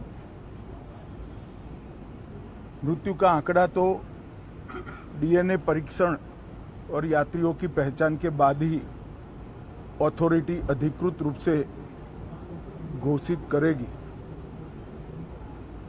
मगर जो यात्री बचा है उसको मैं मिलकर आया हूं। घटना के तुरंत बाद गुजरात सरकार ने बहुत त्वरा से डिजास्टर मैनेजमेंट की सारी इकाइयों को अलर्ट करते हुए, चाहे हेल्थ डिपार्टमेंट हो, चाहे फायर ब्रिगेड हो, चाहे पुलिस विभाग हो, भारत सरकार की भी CAPF को संपर्क कर सभी ने एक साथ मिलकर राहत और बचाव का कार्य चालू किया। मगर 1.25 लाख लीटर ईंधन विमान के अंदर ही था और लगभग गर्मी, तापमान इतना ऊंचा हो गया कि किसी को बचाने की मौका ही नहीं मिला। अब मैं घटना स्थान पर भी जाकर आया हूं। सारे यात्रियों के मृतदेह को बाहर निकालने का काम लगभग समाप्त हो चुका है। जितने यात्रियों के परिजन यहां पहुंच चुके हैं, वो सबका DNA लेने की कार्यवाही भी 2-3 घंटों में समाप्त हो जाएगी। विदेश में जिनके परिजन हैं, उनको सूचना देने की कार्यवाही समाप्त हो चुकी है और जैसे ही पहुंचते हैं उनके भी DNA सैंपल लिए जाएंगे और मृतदेहों की पहचान के लिए जितने मृतदेह मिले हैं, इनके भी DNA सैंपल लेने की कार्यवाही समाप्त हो चुकी है। गुजरात में ही लगभग 1000 के आसपास DNA टेस्ट करने पड़ेंगे। ये सभी टेस्ट करने की क्षमता गुजरात में विकसित है तो डीएनए टेस्टिंग के लिए कहीं गुजरात के बाहर जाने की ज़रूरत नहीं पड़ेगी। गुजरात की एफएसएल और नेशनल फॉरेंसिक साइंस यूनिवर्सिटी दोनों मिलकर कम से कम समय में डीएनए का परीक्षण पूरा करने के बाद परिवारजनों को अपना मृतदेह परिजन का मृतदेह सौंपने का काम करेंगे। उनके रहने की सुविधा, उनकी सांत्वना की सुविधा, जिनको मेडिकल प्रॉब्लम ट्रॉमा के कारण हुए इनकी मेडिकल की सुविधा, ये सारी व्यवस्था बहुत सुचारू रूप से हो चुकी है। अभी रिव्यू मीटिंग में सारी व्यवस्थाओं को हम सब मंत्रियों ने साथ में मिलकर देखा है। एविएशन डिपार्टमेंट ने अपनी जांच शुरू कर दी है और जांच तेजी से आगे बढ़े इसके लिए भी एविएशन मंत्री जी ने सूचनाएं दी हैं। मैं फिर से एक बार राहत काम में जिन जिन एजेंसियों ने त्वरा के साथ बचाव और राहत का काम किया वो सभी का धन्यवाद करना चाहता हूं और फिर से एक बार जिन्होंने अपने परिजनों को गंवाया है, हताहत हुए हैं, वो सभी को मनपूर्वक संवेदनाएं व्यक्त करता हूं। मैं एक बार जरूर कहना चाहता हूं कि ये एक्सीडेंट है, एक्सीडेंट को कोई रोक नहीं सकता, परंतु 365 दिन 24 घंटा इस तरह की घटना के लिए प्रशासन का जो अलर्टनेस है उसकी कसौटी उसी वक्त होती है जब ऐसी घटनाएं होती है। और आज गुजरात के डिजास्टर मैनेजमेंट की तैयारियों का एक प्रकार से दुर्भाग्यपूर्ण तरीके से मगर कसौटी हुआ और बहुत त्वरा के साथ यहाँ पर काम किया गया, वो पूरे देश के मीडिया के सामने और परिजनों के सामने भी आया है। अंत में मैं फिर से एक बार सम्माननीय प्रधानमंत्री नरेंद्र मोदी जी की ओर से, भारत सरकार और गुजरात सरकार की ओर से सभी हताहत लोगों के परिजनों के प्रति गहरी संवेदना व्यक्त करता हूं। धन्यवाद।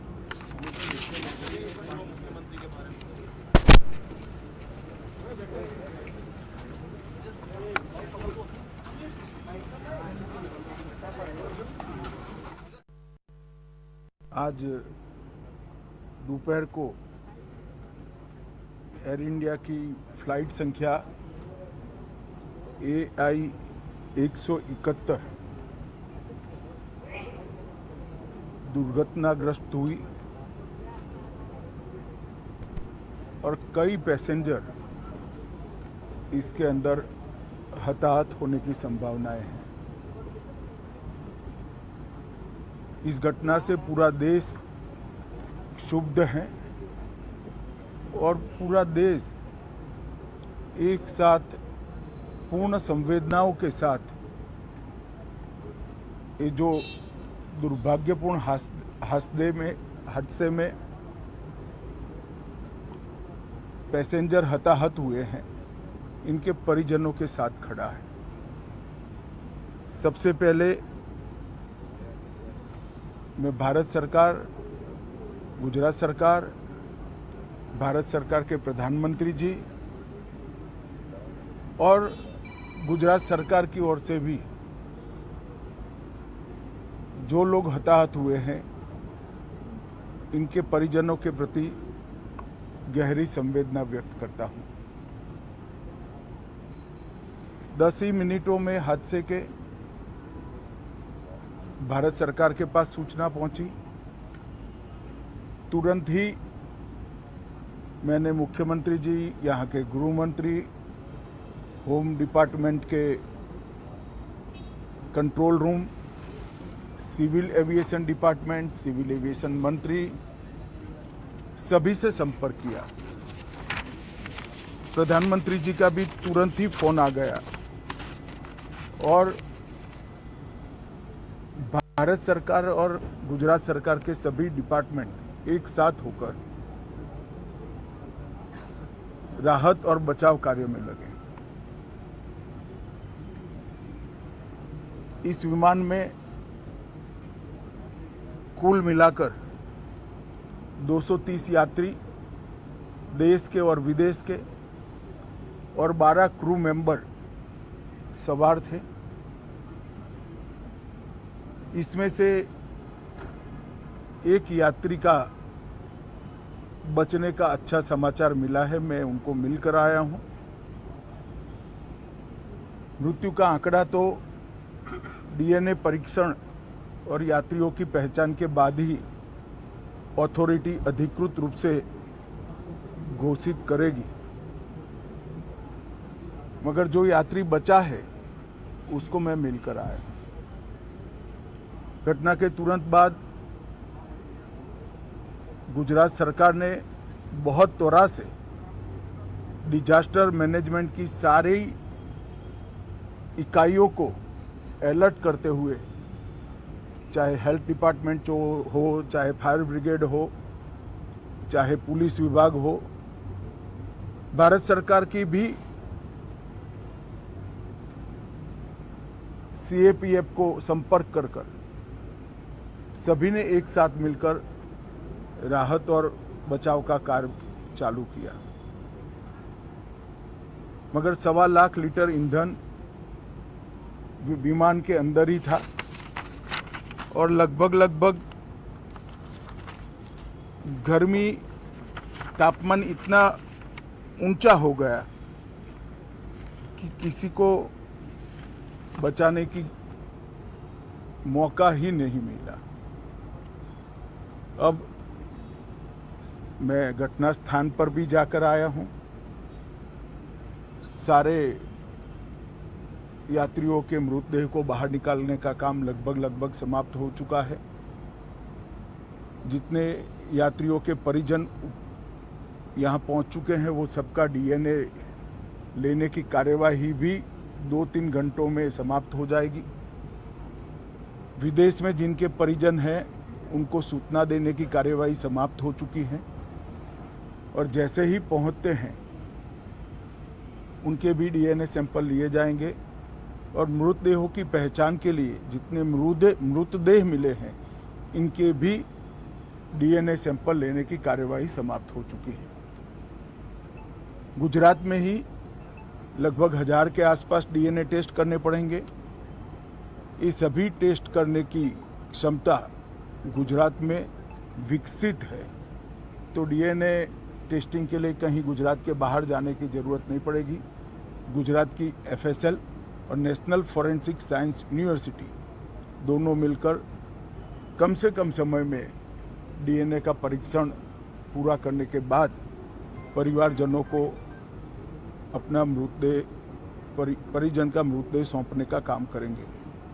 उनके रहने की सुविधा, उनकी सांत्वना की सुविधा, जिनको मेडिकल प्रॉब्लम ट्रॉमा के कारण हुए इनकी मेडिकल की सुविधा, ये सारी व्यवस्था बहुत सुचारू रूप से हो चुकी है। अभी रिव्यू मीटिंग में सारी व्यवस्थाओं को हम सब मंत्रियों ने साथ में मिलकर देखा है। एविएशन डिपार्टमेंट ने अपनी जांच शुरू कर दी है और जांच तेजी से आगे बढ़े इसके लिए भी एविएशन मंत्री जी ने सूचनाएं दी हैं। मैं फिर से एक बार राहत काम में जिन जिन एजेंसियों ने त्वरा के साथ बचाव और राहत का काम किया वो सभी का धन्यवाद करना चाहता हूं और फिर से एक बार जिन्होंने अपने परिजनों को गंवाया है, हताहत हुए हैं, वो सभी को मनपूर्वक संवेदनाएं व्यक्त करता हूं। मैं एक बार जरूर कहना चाहता हूं कि ये एक्सीडेंट है, एक्सीडेंट को कोई रोक नहीं सकता,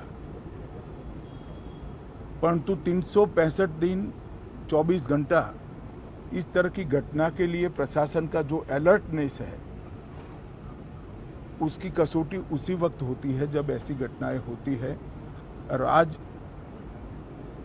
गुजरात के डिजास्टर मैनेजमेंट की तैयारियों का एक प्रकार से दुर्भाग्यपूर्ण तरीके से मगर कसौटी हुआ और बहुत तोरा के साथ यहाँ पर काम किया गया, वो पूरे देश के मीडिया के सामने और परिजनों के सामने भी आया है। अंत में मैं फिर से एक बार सम्माननीय प्रधानमंत्री नरेंद्र मोदी जी की ओर से, भारत सरकार और गुजरात सरकार की ओर से सभी हताहत लोगों के परिजनों के प्रति गहरी संवेदना व्यक्त करता हूं। धन्यवाद।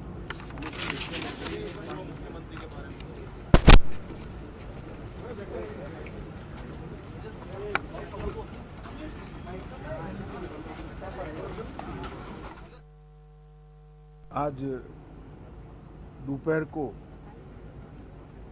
एयर इंडिया की फ्लाइट संख्या AI 171 दुर्घटनाग्रस्त हुई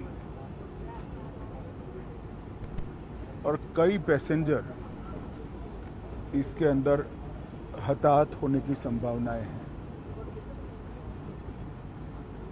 इस घटना से पूरा देश क्षुब्ध है और पूरा देश एक साथ पूर्ण संवेदनाओं के साथ ये जो दुर्भाग्यपूर्ण हादसे में पैसेंजर हताहत हुए हैं, इनके परिजनों के साथ खड़ा है। सबसे पहले मैं भारत सरकार, गुजरात सरकार, भारत सरकार के प्रधानमंत्री जी और गुजरात सरकार की ओर से भी जो लोग हताहत हुए हैं, इनके परिजनों के प्रति गहरी संवेदना व्यक्त करता हूं।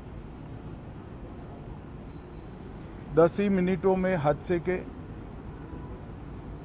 भारत सरकार के पास सूचना पहुंची। तुरंत ही मैंने मुख्यमंत्री जी, यहाँ के गृह मंत्री, होम डिपार्टमेंट के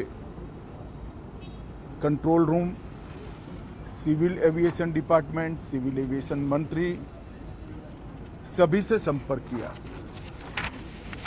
प्रधानमंत्री जी का भी तुरंत ही फोन आ गया और भारत सरकार और गुजरात सरकार के सभी डिपार्टमेंट एक साथ होकर राहत और बचाव कार्य में लगे। इस विमान में कुल मिलाकर 230 यात्री देश के और विदेश के और 12 क्रू मेंबर सवार थे। इसमें से एक यात्री का बचने का अच्छा समाचार मिला है, मैं उनको मिलकर आया हूं। मृत्यु का आंकड़ा तो DNA परीक्षण और यात्रियों की पहचान के बाद ही अथॉरिटी अधिकृत रूप से घोषित करेगी, मगर जो यात्री बचा है उसको मैं मिलकर आया हूं। घटना के तुरंत बाद गुजरात सरकार ने बहुत त्वरा से डिजास्टर मैनेजमेंट की सारी इकाइयों को अलर्ट करते हुए, चाहे हेल्थ डिपार्टमेंट जो हो, चाहे फायर ब्रिगेड हो, चाहे पुलिस विभाग हो, भारत सरकार की भी CAPF को संपर्क कर सभी ने एक साथ मिलकर राहत और बचाव का कार्य चालू किया। मगर 1.25 लाख लीटर ईंधन विमान के अंदर ही था और लगभग गर्मी, तापमान इतना ऊंचा हो गया कि किसी को बचाने की मौका ही नहीं मिला। अब मैं घटना स्थान पर भी जाकर आया हूं। सारे यात्रियों के मृतदेह को बाहर निकालने का काम लगभग समाप्त हो चुका है। जितने यात्रियों के परिजन यहाँ पहुँच चुके हैं, वो सबका डीएनए लेने की कार्यवाही भी 2-3 घंटों में समाप्त हो जाएगी। विदेश में जिनके परिजन हैं उनको सूचना देने की कार्यवाही समाप्त हो चुकी है और जैसे ही पहुंचते हैं उनके भी डीएनए सैंपल लिए जाएंगे और मृतदेहों की पहचान के लिए जितने मृतदेह मिले हैं इनके भी डीएनए सैंपल लेने की कार्यवाही समाप्त हो चुकी है। गुजरात में ही लगभग 1000 के आसपास डीएनए टेस्ट करने पड़ेंगे। ये सभी टेस्ट करने की क्षमता गुजरात में विकसित है, तो डीएनए टेस्टिंग के लिए कहीं गुजरात के बाहर जाने की ज़रूरत नहीं पड़ेगी। गुजरात की एफएसएल और नेशनल फॉरेंसिक साइंस यूनिवर्सिटी दोनों मिलकर कम से कम समय में डीएनए का परीक्षण पूरा करने के बाद परिवारजनों को अपना मृतदेह परिजन का मृतदेह सौंपने का काम करेंगे। उनके रहने की सुविधा, उनकी सांत्वना की सुविधा, जिनको मेडिकल प्रॉब्लम ट्रॉमा के कारण हुए इनकी मेडिकल की सुविधा, ये सारी व्यवस्था बहुत सुचारू रूप से हो चुकी है। अभी रिव्यू मीटिंग में सारी व्यवस्थाओं को हम सब मंत्रियों ने साथ में मिलकर देखा है। एविएशन डिपार्टमेंट ने अपनी जांच शुरू कर दी है और जांच तेजी से आगे बढ़े इसके लिए भी एविएशन मंत्री जी ने सूचनाएं दी है। मैं फिर से एक बार राहत काम में जिन जिन एजेंसियों ने त्वरा के साथ बचाव और राहत का काम किया वो सभी का धन्यवाद करना चाहता हूं और फिर से एक बार जिन्होंने अपने परिजनों को गंवाया है, हताहत हुए हैं, वो सभी को मनपूर्वक संवेदनाएं व्यक्त करता हूं। मैं एक बार जरूर कहना चाहता हूं कि ये एक्सीडेंट है, एक्सीडेंट को कोई रोक नहीं सकता, परंतु 365 दिन 24 घंटा इस तरह की घटना के लिए प्रशासन का जो अलर्टनेस है उसकी कसौटी उसी वक्त होती है जब ऐसी घटनाएं होती है। और आज गुजरात के डिजास्टर मैनेजमेंट की तैयारियों का एक प्रकार से दुर्भाग्यपूर्ण तरीके से मगर कसौटी हुआ और बहुत त्वरा के साथ यहाँ पर काम किया गया, वो पूरे देश के मीडिया के सामने और परिजनों के सामने भी आया है। अंत में मैं फिर से एक बार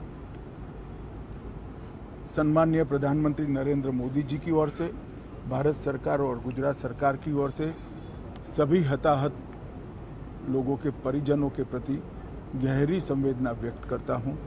धन्यवाद।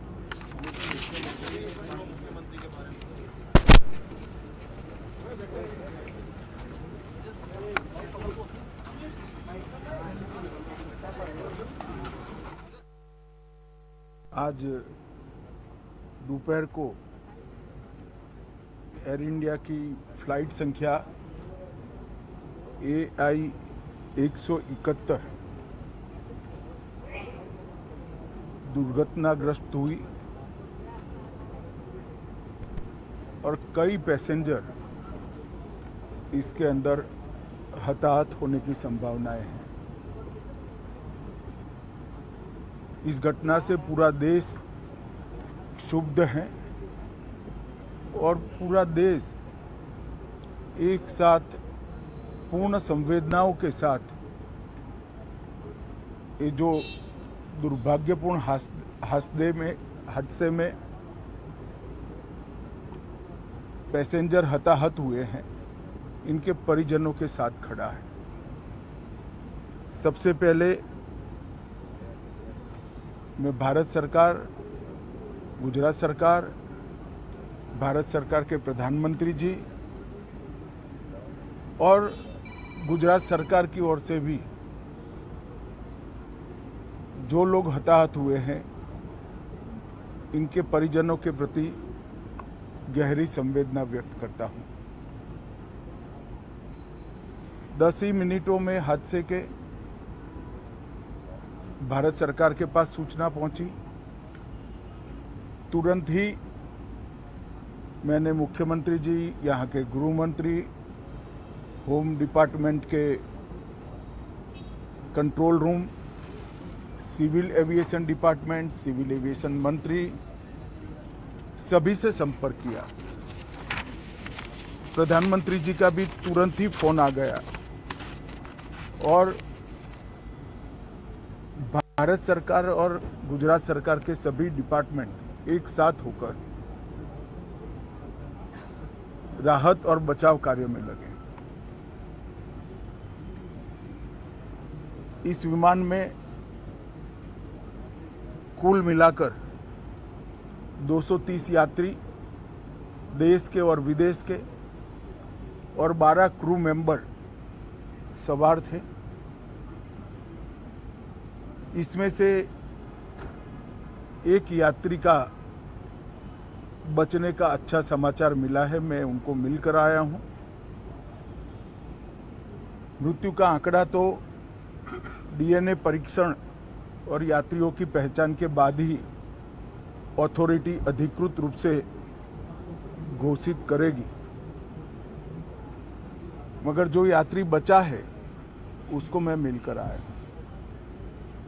घटना के तुरंत बाद गुजरात सरकार ने बहुत त्वरा से डिजास्टर मैनेजमेंट की सारी इकाइयों को अलर्ट करते हुए, चाहे हेल्थ डिपार्टमेंट जो हो, चाहे फायर ब्रिगेड हो, चाहे पुलिस विभाग हो, भारत सरकार की भी सीएपीएफ को संपर्क कर सभी ने एक साथ मिलकर राहत और बचाव का कार्य चालू किया। मगर 1.25 लाख लीटर ईंधन विमान के अंदर ही था और लगभग गर्मी, तापमान इतना ऊंचा हो गया कि किसी को बचाने की मौका ही नहीं मिला। अब मैं घटना स्थान पर भी जाकर आया हूं। सारे यात्रियों के मृतदेह को बाहर निकालने का काम लगभग समाप्त हो चुका है। जितने यात्रियों के परिजन यहां पहुंच चुके हैं वो सबका डीएनए लेने की कार्यवाही भी 2-3 घंटों में समाप्त हो जाएगी।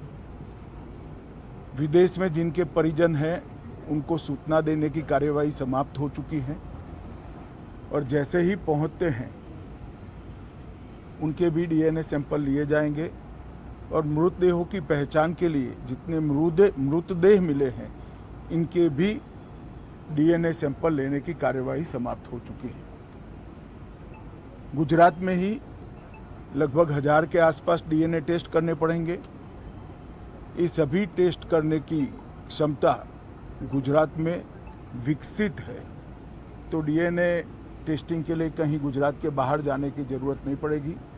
गुजरात की एफएसएल और नेशनल फॉरेंसिक साइंस यूनिवर्सिटी दोनों मिलकर कम से कम समय में डीएनए का परीक्षण पूरा करने के बाद परिवारजनों को अपना मृतदेह परिजन का मृतदेह सौंपने का काम करेंगे।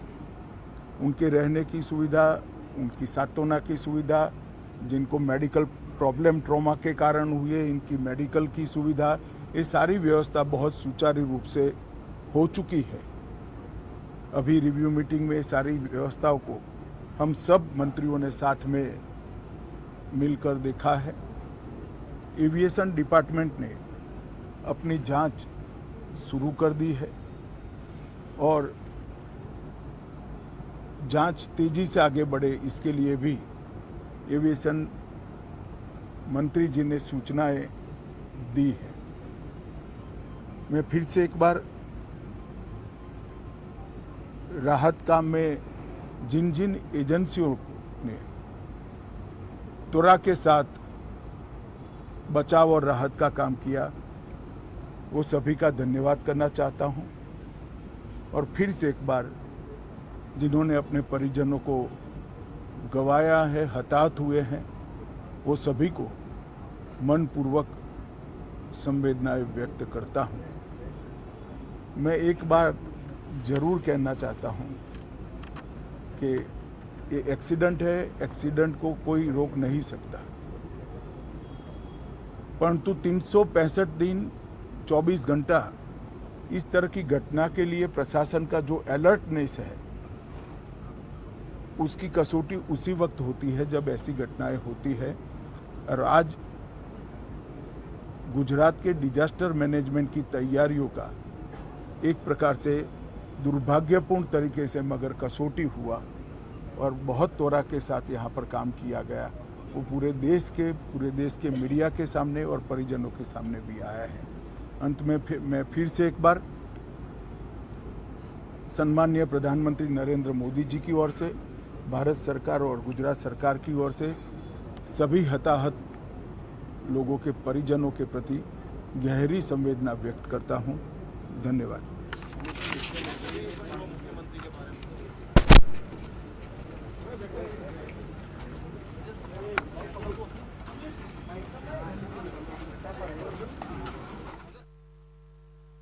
आज दोपहर को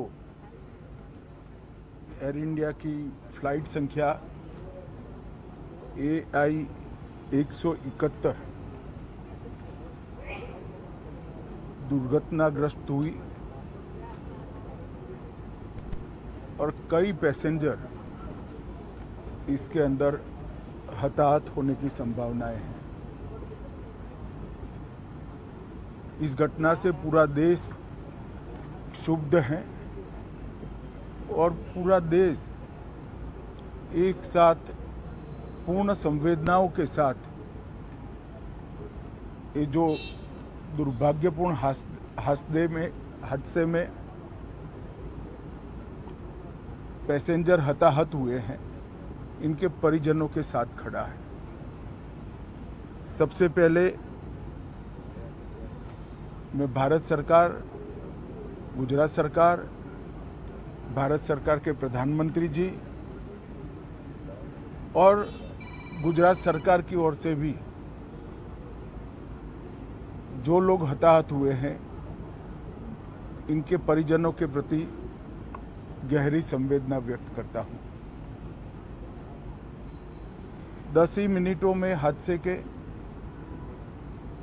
भारत सरकार के पास सूचना पहुंची। तुरंत ही मैंने मुख्यमंत्री जी, यहाँ के गृह मंत्री, होम डिपार्टमेंट के control room, civil aviation department, civil aviation मंत्री, सभी से संपर्क किया। प्रधानमंत्री जी का भी तुरंत ही फोन आ गया और भारत सरकार और गुजरात सरकार के सभी डिपार्टमेंट एक साथ होकर राहत और बचाव कार्य में लगे। इस विमान में कुल मिलाकर 230 यात्री देश के और विदेश के और 12 क्रू मेंबर सवार थे। इसमें से एक यात्री का बचने का अच्छा समाचार मिला है, मैं उनको मिलकर आया हूं। मृत्यु का आंकड़ा तो DNA परीक्षण और यात्रियों की पहचान के बाद ही अथॉरिटी अधिकृत रूप से घोषित करेगी, मगर जो यात्री बचा है उसको मैं मिलकर आया। घटना के तुरंत बाद गुजरात सरकार ने बहुत त्वरा से डिजास्टर मैनेजमेंट की सारी इकाइयों को अलर्ट करते हुए, चाहे हेल्थ डिपार्टमेंट हो, चाहे फायर ब्रिगेड हो, चाहे पुलिस विभाग हो, भारत सरकार की भी CAPF को संपर्क कर सभी ने एक साथ मिलकर राहत और बचाव का कार्य चालू किया, मगर 1.25 लाख लीटर ईंधन विमान के अंदर ही था और लगभग गर्मी तापमान इतना ऊंचा हो गया कि किसी को बचाने की मौका ही नहीं मिला। अब मैं घटना स्थान पर भी जाकर आया हूं। सारे यात्रियों के मृतदेह को बाहर निकालने का काम लगभग समाप्त हो चुका है। जितने यात्रियों के परिजन यहाँ पहुँच चुके हैं वो सबका डीएनए लेने की कार्यवाही भी 2-3 घंटों में समाप्त हो जाएगी। विदेश में जिनके परिजन हैं उनको सूचना देने की कार्यवाही समाप्त हो चुकी है और जैसे ही पहुँचते हैं उनके भी डीएनए सैंपल लिए जाएंगे और मृतदेहों की पहचान के लिए जितने मृतदेह मिले हैं इनके भी डीएनए सैंपल लेने की कार्यवाही समाप्त हो चुकी है। गुजरात में ही लगभग 1000 के आसपास डीएनए टेस्ट करने पड़ेंगे। ये सभी टेस्ट करने की क्षमता गुजरात में विकसित है, तो डीएनए टेस्टिंग के लिए कहीं गुजरात के बाहर जाने की ज़रूरत नहीं पड़ेगी। गुजरात की एफएसएल और नेशनल फॉरेंसिक साइंस यूनिवर्सिटी दोनों मिलकर कम से कम समय में डीएनए का परीक्षण पूरा करने के बाद परिवारजनों को अपना मृतदेह परिजन का मृतदेह सौंपने का काम करेंगे। उनके रहने की सुविधा, उनकी सांत्वना की सुविधा, जिनको मेडिकल प्रॉब्लम ट्रॉमा के कारण हुए इनकी मेडिकल की सुविधा, ये सारी व्यवस्था बहुत सुचारू रूप से हो चुकी है। अभी रिव्यू मीटिंग में सारी व्यवस्थाओं को हम सब मंत्रियों ने साथ में मिलकर देखा है। एविएशन डिपार्टमेंट ने अपनी जांच शुरू कर दी है और जांच तेजी से आगे बढ़े इसके लिए भी एविएशन मंत्री जी ने सूचनाएं दी है। मैं फिर से एक बार राहत काम में जिन जिन एजेंसियों ने त्वरा के साथ बचाव और राहत का काम किया वो सभी का धन्यवाद करना चाहता हूं और फिर से एक बार जिन्होंने अपने परिजनों को गंवाया है, हताहत हुए हैं, वो सभी को मनपूर्वक संवेदनाएं व्यक्त करता हूं। मैं एक बार जरूर कहना चाहता हूं कि ये एक्सीडेंट है, एक्सीडेंट को कोई रोक नहीं सकता, परंतु 365 दिन 24 घंटा इस तरह की घटना के लिए प्रशासन का जो अलर्टनेस है उसकी कसौटी उसी वक्त होती है जब ऐसी घटनाएं होती है। और आज गुजरात के डिजास्टर मैनेजमेंट की तैयारियों का एक प्रकार से दुर्भाग्यपूर्ण तरीके से मगर कसौटी हुआ और बहुत त्वरा के साथ यहाँ पर काम किया गया, वो पूरे देश के मीडिया के सामने और परिजनों के सामने भी आया है। अंत में मैं फिर से एक बार सम्माननीय प्रधानमंत्री नरेंद्र मोदी जी की ओर से, भारत सरकार और गुजरात सरकार की ओर से सभी हताहत लोगों के परिजनों के प्रति गहरी संवेदना व्यक्त करता हूं। धन्यवाद।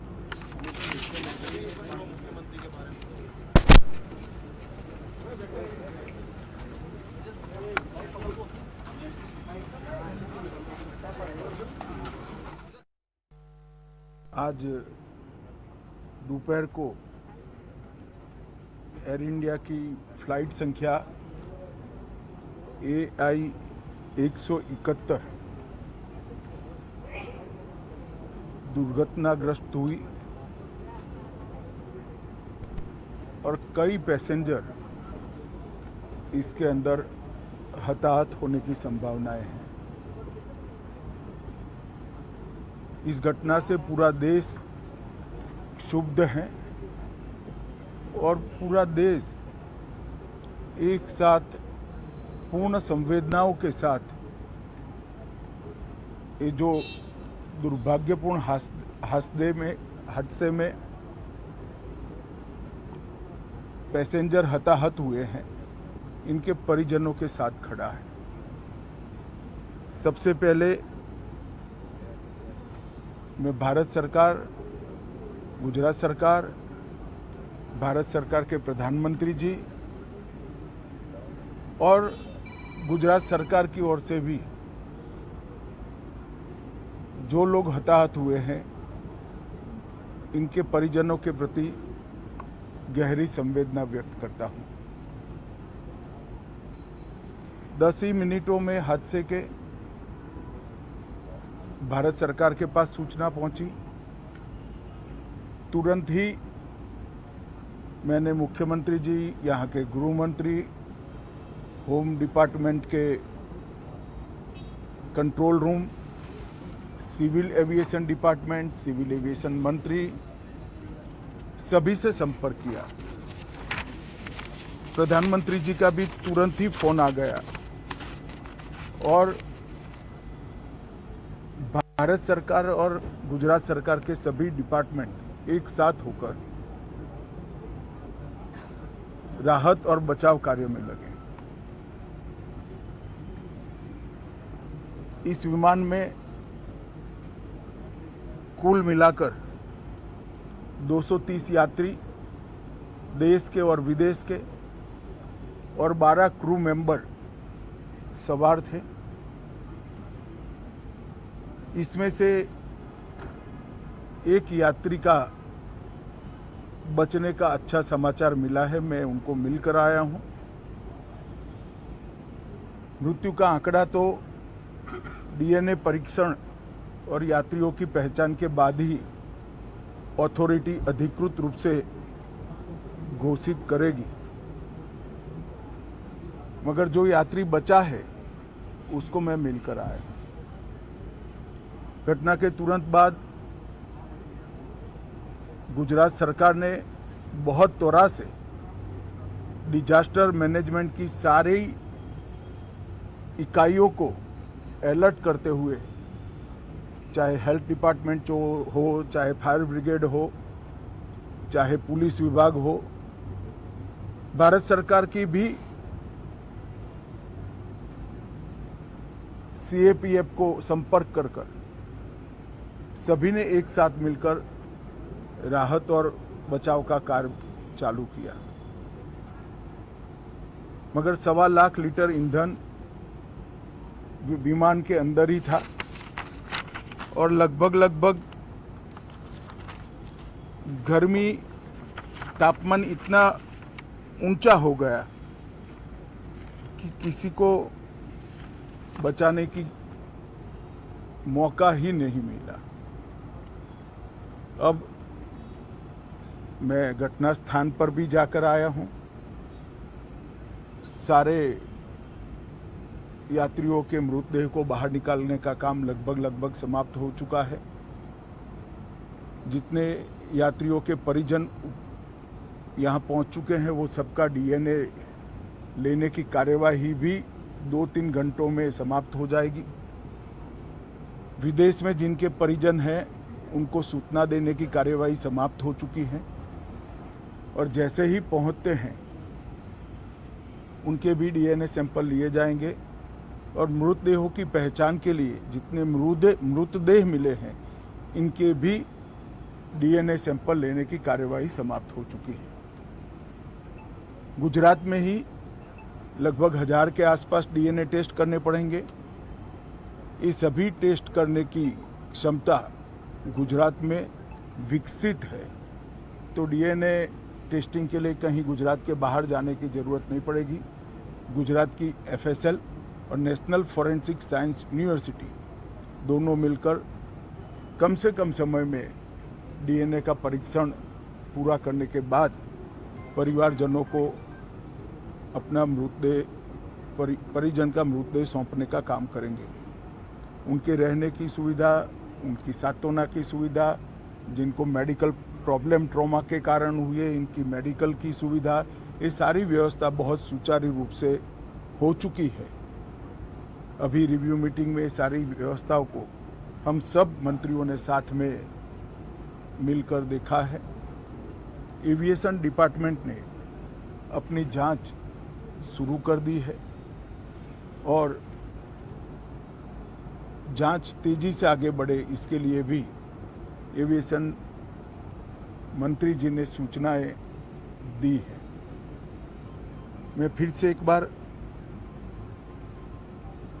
राहत काम में जिन जिन एजेंसियों ने त्वरा के साथ बचाव और राहत का काम किया वो सभी का धन्यवाद करना चाहता हूं और फिर से एक बार जिन्होंने अपने परिजनों को गंवाया है, हताहत हुए हैं, वो सभी को मनपूर्वक संवेदनाएं व्यक्त करता हूं। मैं एक बार जरूर कहना चाहता हूं कि ये एक्सीडेंट है, एक्सीडेंट को कोई रोक नहीं सकता, परंतु 365 दिन 24 घंटा इस तरह की घटना के लिए प्रशासन का जो अलर्टनेस है उसकी कसौटी उसी वक्त होती है जब ऐसी घटनाएं होती है। और आज गुजरात के डिजास्टर मैनेजमेंट की तैयारियों का एक प्रकार से दुर्भाग्यपूर्ण तरीके से मगर कसौटी हुआ और बहुत त्वरा के साथ यहाँ पर काम किया गया, वो पूरे देश के मीडिया के सामने और परिजनों के सामने भी आया है। अंत में मैं फिर से एक बार सम्माननीय प्रधानमंत्री नरेंद्र मोदी जी की ओर से, भारत सरकार और गुजरात सरकार की ओर से सभी हताहत लोगों के परिजनों के प्रति गहरी संवेदना व्यक्त करता हूं। धन्यवाद।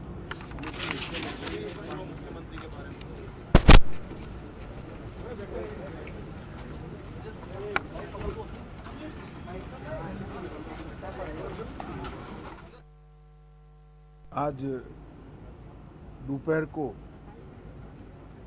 एयर इंडिया की फ्लाइट संख्या AI 171 दुर्घटनाग्रस्त हुई और कई पैसेंजर इसके अंदर हताहत होने की संभावनाएं हैं। इस घटना से पूरा देश क्षुब्ध है और पूरा देश एक साथ पूर्ण संवेदनाओं के साथ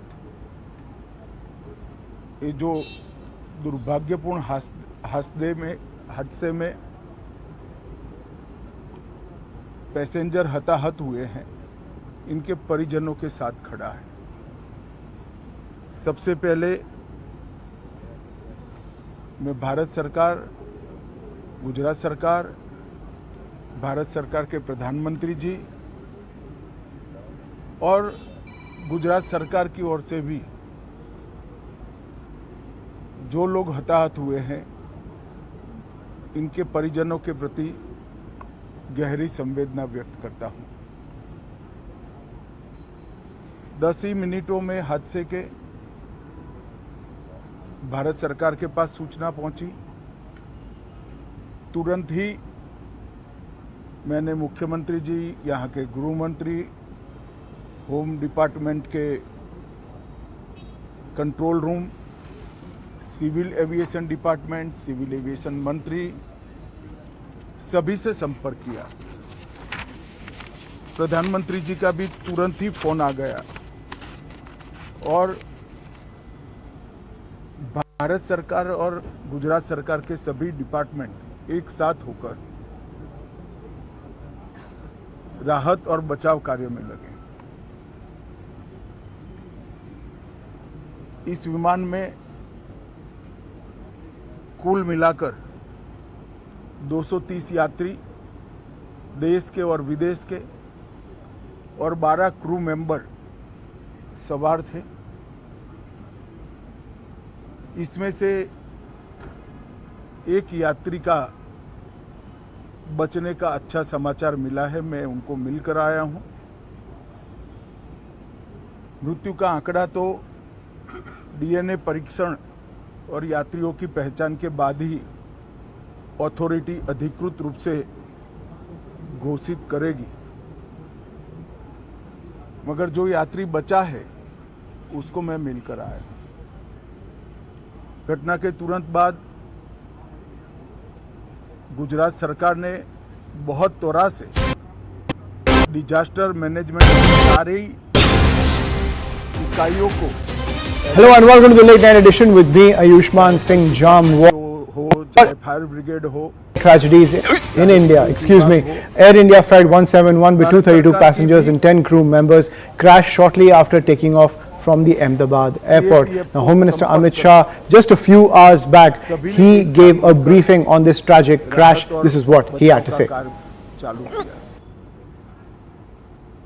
इस घटना से पूरा देश क्षुब्ध है और पूरा देश लगभग एक साथ पूर्ण संवेदनाओं के साथ तापमान इतना ये जो दुर्भाग्यपूर्ण हादसे में बचाने की मौका पैसेंजर हताहत हुए हैं, इनके परिजनों के साथ खड़ा है।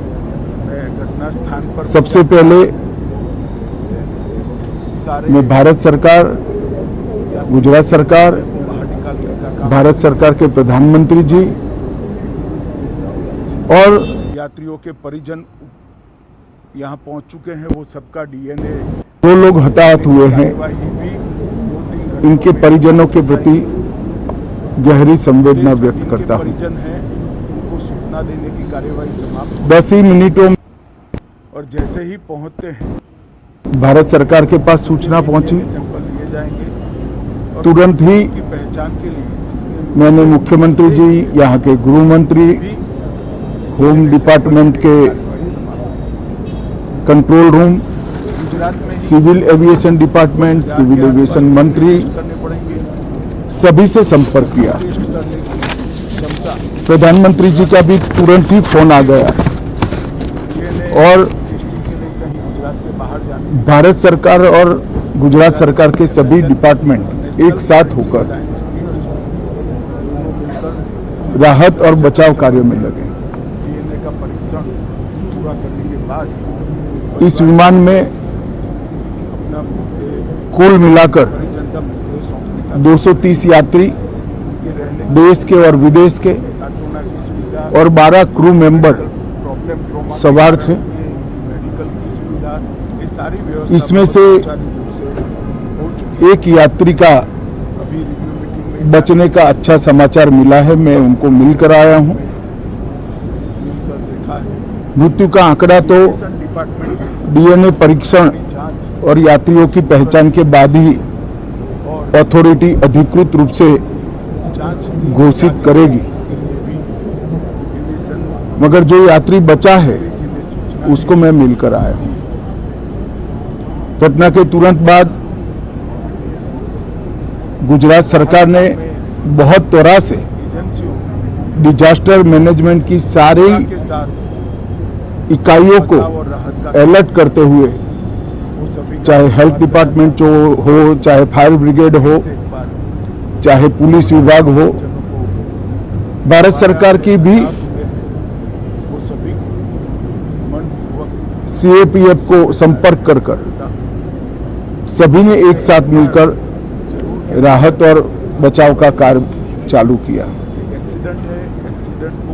मगर 1.25 लाख लीटर ईंधन विमान के अंदर ही था और लगभग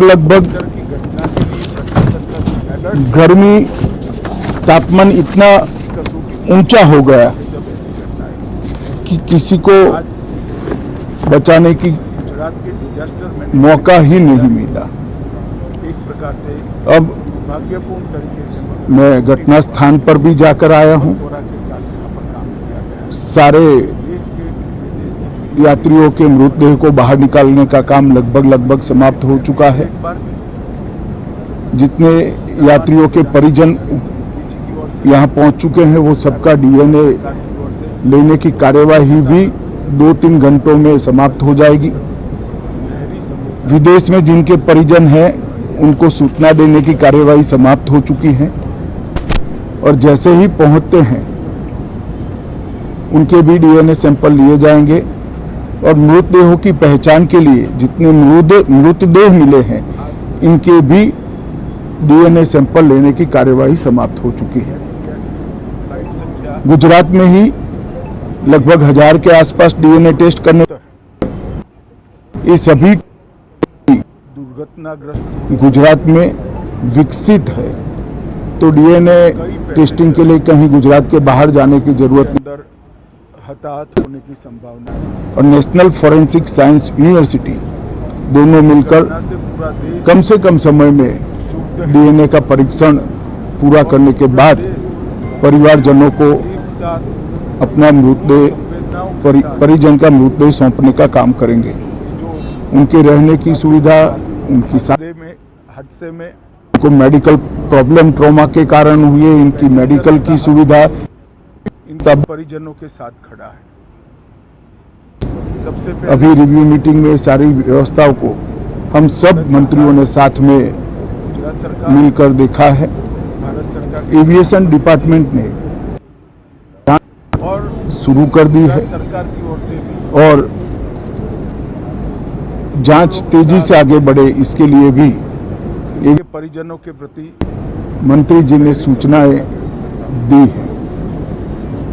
मैं फिर से एक बार 10 ही मिनटों में हादसे के राहत काम में जिन जिन एजेंसियों ने त्वरा के साथ बचाव और राहत, यहाँ के गृह मंत्री होम करना चाहता हूँ और फिर से एक बार जिन्होंने अपने परिजनों को गवाया है, हताहत हुए हैं, वो सभी को मनपूर्वक संवेदनाएं व्यक्त करता हूँ। मैं एक बात जरूर कहना चाहता हूँ कि ये एक्सीडेंट है, एक्सीडेंट को कोई रोक नहीं सकता,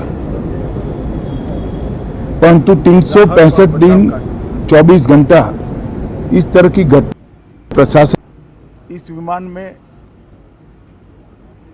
कुल मिलाकर घटनाएं होती है और आज देश के और विदेश के गुजरात के डिजास्टर मैनेजमेंट की तैयारियों का एक प्रकार से दुर्भाग्यपूर्ण तरीके से मगर कसौटी हुआ और बहुत त्वरा के साथ एक यात्री का बचने का मीडिया के सामने और परिजनों के सामने भी आया है। अंत में मैं फिर से एक बार मृत्यु का आंकड़ा तो सम्माननीय प्रधानमंत्री नरेंद्र मोदी जी की ओर से, भारत सरकार और गुजरात सरकार की ओर से रूप से लोगों के परिजनों के प्रति गहरी संवेदना व्यक्त करता हूं। जो यात्री बचा है उसको मैं मिलकर आया। So that was Home Minister Amit Shah giving a status check in the wake of this air disaster. Air India Flight 171 with 232 passengers and 10 crew members crashed shortly after taking off from the Ahmedabad airport. The plane 53 British nationals, 7 Portuguese nationals and 1 Canadian passenger was bound for London. Over 200 have been declared dead, including the former Chief Minister of Gujarat, Vijay Rupani. The aircraft involved was a Boeing 787-8 Dreamliner. Reports suggest the pilots lost both engines right after takeoff, causing the plane to plunge very quickly after taking off the runway. And those visuals are also have been accessed by CNN News 18. It just took 30 seconds for this flight to take off from the runway and then hit the ground, transforming into a fireball. Now miraculously, one passenger named Vishwas Ramesh, seated on the seat 11A, he defied death and survived the crash. He reportedly jumped out of the emergency exit when things began to go south. He says things escalated so quickly that he couldn't grasp what happened. Those are the visuals of the survivor on the screen. But he woke up to pieces of the plane and charred bodies scattered around him. He was spotted by someone who then helped him to the hospital. Now my colleague Arunima is in Ahmedabad at the crash site and she gets us this report. This was the mess of the undergraduate medical doctors at the undergraduate medical college. The uneaten food reminds you of what really happened here at lunchtime. The unfortunate doctors could not even finish their meals and there are such plates all across this area. The glass window panes have been all broken. And why does this happen? Because on the other side, I'll just show you.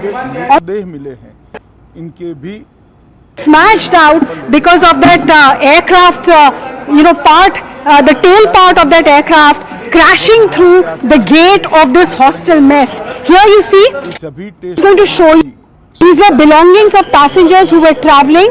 Their suitcases were thrown open and all their clothes have been strewn around in this mess. If I walk further, this is only debris now. And there is a very strong fume, which I don't know from where it is coming.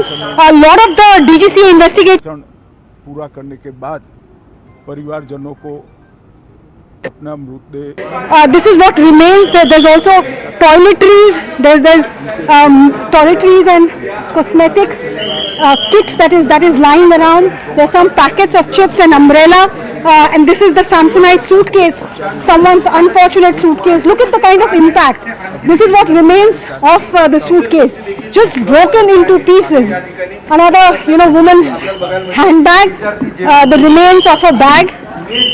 And I'm just going to walk ahead. Like I told you, it's getting difficult to breathe here. There's some kind of a fume that is all around. This is what really triggered this kind of a mess. This is the part of the aircraft which is remains. This is the tire side of it, and the part. It is an investigation area now, and we are being asked to move out. So we'll walk down from the first floor to the ground floor of this mess building, because the DGCA team from Delhi has arrived. They want to sanitize the area. They want to carry out the investigation. And as I'm walking out, once again you'll see the impact of the crash on this building. Many people who were eating in that mess lost their lives. They were there for their meal and they could not survive because one aircraft came crashing down. I'm walking out from this debris area as the from Bombay and also from Ahmedabad takes over. A shoe, somebody's shoe, some passenger's shoe or perhaps a doctor's shoe is also lying around here. If I go further, there are such belongings all over.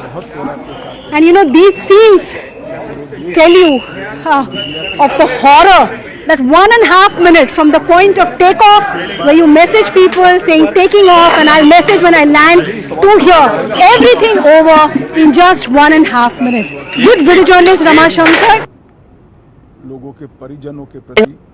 Us live from the crash site, getting us that report from that building where the plane crashed just seconds after taking off. Arunima also pointing out how the cargo hold just split open and a mess when the plane crashed into this building. Also, several people have been reported dead from that medical mess where India की flight संख्या crashed in with pieces of this plane jutting into the building and gutting this entire structure. Arunima is reporting from the crash site. Arunima, very gut-wrenching visuals brought to us in your report when it comes to the aftermath of this crash that has taken place in Ahmedabad. When it comes to this mess where people were eating, you were also showing us those visuals of them, of their plates which were full of food when this incident took place. What can you tell us about the casualties and the numbers emerging from this building which saw the massive impact of this crash?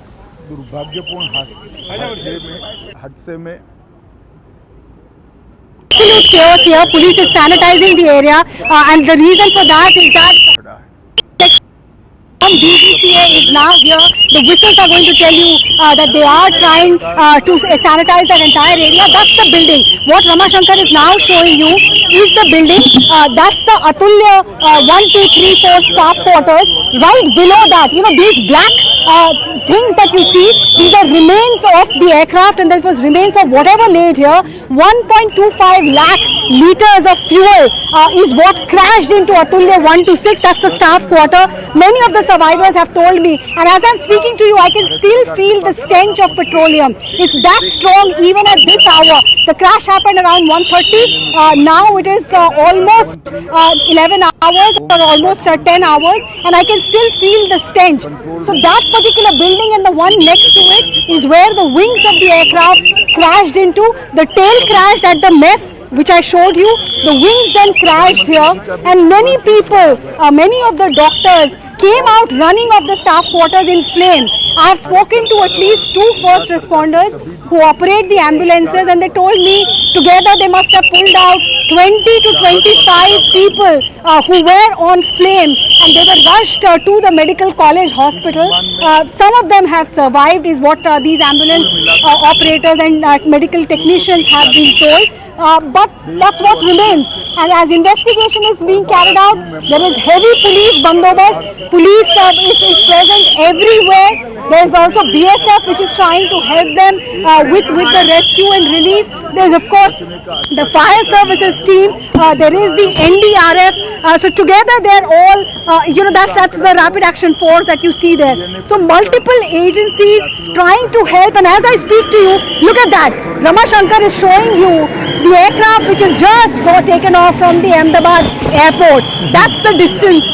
From the Ahmedabad airport, it's not even a minute and a half, and then that minute and a half, everything came crashing down, literally and metamorphically, for the passengers of that ill-fated Boeing aircraft, and also for the doctors who were out to have their lunch, doctors who thought that they were safe in their hostel, in their staff quarters. Absolutely. Thank you, Arunima, for getting us the latest. You can see a lot of chaos on the ground as the authorities try to clear that entire area. But as Arunima was showing us that building which saw the brunt of the crash, you can see an entire section of that building has been destroyed as the plane crashed into that structure, and it also hit that mess area where several doctors as well as several medical staff were having their lunch. And as Arunima is pointing out, several people were pulled out of this wreckage and they had severe burns, and the death toll is only likely to go up as the recovery operations continue on the ground. But that is the situation in the wake of this crash. A lot of chaos on the ground as the authorities are trying to clear the area to gather evidence, but you can see the destruction, and as Arunima is pointing out, 1.25 lakh liters of aviation fuel was burnt in this entire crash, and you can still feel the fumes as the authorities go through the wreckage. Now, one miracle has taken place in the wake of this disaster, where a British national, his name is Vishwas Kumar Ramesh, he survived this entire ordeal. He was sitting on seat number 11. He was traveling with his brother from Ahmedabad to London, and those are the visuals on your screen. Home Minister Amit Shah has met the lone survivor of the plane crash. His name is Vishwas Kumar Ramesh. One of the lone survivors of this crash. He was traveling with his brother, and we don't what his whereabouts are, whether he perished in this plane crash, but one miracle has emerged from this entire ordeal, where Vishwas Kumar Ramesh, he jumped out of the emergency exit once the initial crash took place, and he was able to survive. He told Forensic Science University, दोनों मिलकर was surrounded by charred bodies and a lot of debris, and he just walked out of there. He was found by someone who took him to a hospital, and now he's receiving treatment. And Home Minister Amit Shah meeting the lone survivor of the crash of Air India Flight 171. Arunima continues to be with us on the broadcast to get us more details from Ground Zero as the recovery operations are still underway. Arunima, over to you. So I've come to another part of that entire premises of the medical college. The sanitization process that is being carried out, ropes and yellow tapes are being laid out. There's also these Kargil wars. This is the door. You see, that's the aircraft door which you are seeing right now. Perhaps the emergency door which someone tried to open. Perhaps this is what became part of the survivors. Few days as to how he survived the Ahmedabad plane crash. And behind me, look at the building there. I don't know, it's quite dark. If you can see, it is completely charred. All I see is a white curtain.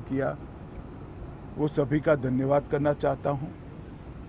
That tells you that once this was a living quarter. There are these air conditioners. Other than that, the window panes are broken. All that you see is black soot. This was the residence of the staff members, the doctors, the undergraduate medical students, the senior doctors. One survivor, in fact, told me that he was Atulya, 1, 2, 3, 4, 5, 6. Each of these are 2 blocks.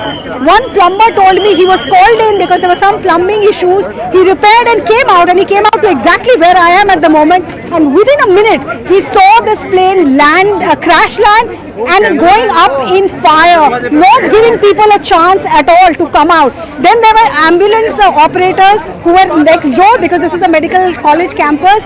They came running even before the fire department did, and they saw people in flame, their back on flame, their limbs on flame, coming out, rushing out. Some of them managed to get medical aid and survived. At least 20-25 of them were pulled out, is what is being told by first responders, but many could not survive. We are still waiting to know the exact number as far as those who lost their lives, doctors and staff members who lost their lives because of the crash, not just the passengers.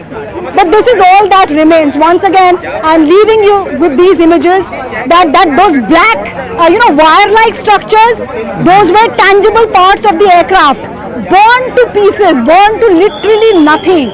That is what 1.25 lakh litre of aviation fuel does to a Boeing air.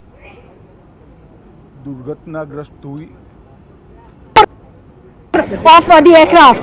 That is all that remains. Everything else has been charred beyond recognition. Right, gut-wrenching visuals coming in from Ahmedabad. Thank you, Arunima, for getting us that report. And as Arunima was pointing out, you can see pieces of the aircraft, pieces of the luggage of the passengers. And one startling detail that's emerging is that entire side of that building, which faced the brunt of the crash, has been completely wiped out. And as Arunima was pointing out, a lot of people rushed out of the debris of that building and they were on fire. Several of them got medical attention, but some were unlucky and they couldn't get medical attention in time and died on the spot, ladies and gentlemen. So it's not just the people on board the flight, but the people in these residential areas where the plane crashed. They have also suffered the brunt, and the death toll also going up on that regard, because we still have to get more details about how many people in those buildings were killed after the plane crashed into the side of that building. Several parts of the plane jutting out of the building and crashing into these residential areas as people were eating their lunch, people were going about their day, and 30 seconds after takeoff,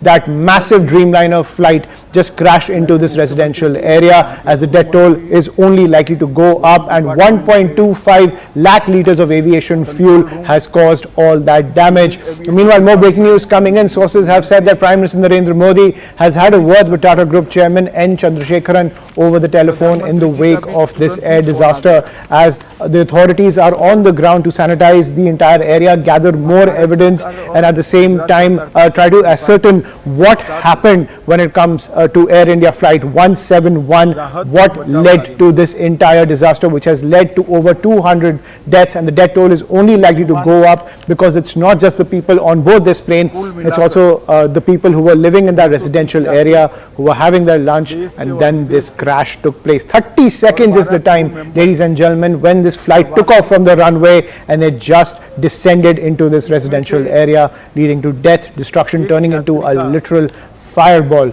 To get more insight into this air disaster, I'm joined by Captain Kishore Chinta, Chief Pilot of Sirius India Airline Private Limited, as well as Wing Commander Sudhakaran, former member of the Indian Air Force. Thank you, gentlemen, for joining us on the broadcast.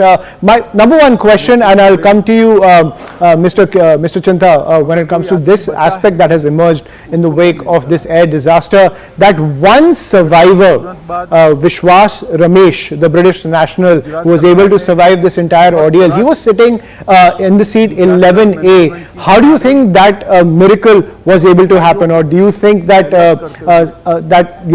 how do you play out when the crash took place? How was he able to get away from the wider body of the plane and survive to live and see this day? Even though this entire disaster has happened, it's quite a miraculous save when it comes to the casualties, which only continue to mount. Good evening, and as regards to the survivor, it's definitely miraculous. There is no plausible explanation to the particular seat which he was on. Yes, he was on 11A, which was a window seat, probably business class, going by the seat map of the 787. In all probability, the time of impact, he would have probably got thrown away from the fireball, which basically burned down everyone else. So it's definitely a miracle which happened. There cannot be a logical explanation to it or as to which seat he was sitting in. It all depends on the impact of the airplane, at what angle and what attitude it impacted the ground. Right, we're getting some more updates which are coming in. Please stay with us, gentlemen, because following this tragic incident which has rocked the nation, a formal investigation has been initiated by the Aircraft Accident Investigation Bureau in line with international protocols set by the International Aviation Organization. Additionally, the government is also constituting a high-level committee comprising of experts from multiple disciplines to examine this matter in detail. So that formal investigation has been ordered by the government. An expert panel will look into the entire crash that has taken place earlier today that has shocked the entire nation. Over 200 people have been reported dead, and also a huge update coming in where the black box of this plane has been recovered. To get to the bottom of what went wrong in that 30 seconds between takeoff as well as the crash, now those details will be revealed by the black box which has now been recovered. This input just coming in that the black box of the plane has been recovered to ascertain the flight data as to what went wrong. Mr. Sudhakaran, you're joining us on the broadcast as well. What can we expect as the black box has been recovered and more details will now come to light clearly over what went wrong in that 30-second window between takeoff and crash? Yes, the secrets are today entrapped within the black box. The good thing about this whole episode is that we have a video evidence of the last minutes leading up to the crash. That's very important. And that video actually speaks more, because generally we don't get the last few seconds of the crash. Here we are able to see it. So there are a couple of points that we need to understand here. The aircraft was perfectly in good shape to undertake this journey, because the pilot in no way could have cleared the aircraft if he had any suspicion whatsoever. It had just completed a trip from Delhi. It has landed in Ahmedabad. There was no report of any incidents during that flight, which didn't mandate any immediate intervention. So which means, again, which meant that everything was perfect. All that we know is within 10 seconds of its takeoff, probably around the 15th to 20th second, there was a mayday call that was issued. And before the ATC could get back to the pilot and communicate back, which probably was because of the VHF communication set that is there, because which is line of sight, and the flight had descended down, probably they couldn't communicate, and before we could know anything, it had crashed. Now, in between the sequence, if you see, there is a clear lack of thrust from the engine. The aircraft couldn't gain the height. The nose was up, the tail was down, and consequently, while it was going down, it had gone and impacted on a building, because of which the rear end of the fuselage had got lodged into the building. The aircraft probably was split into two sections. Right.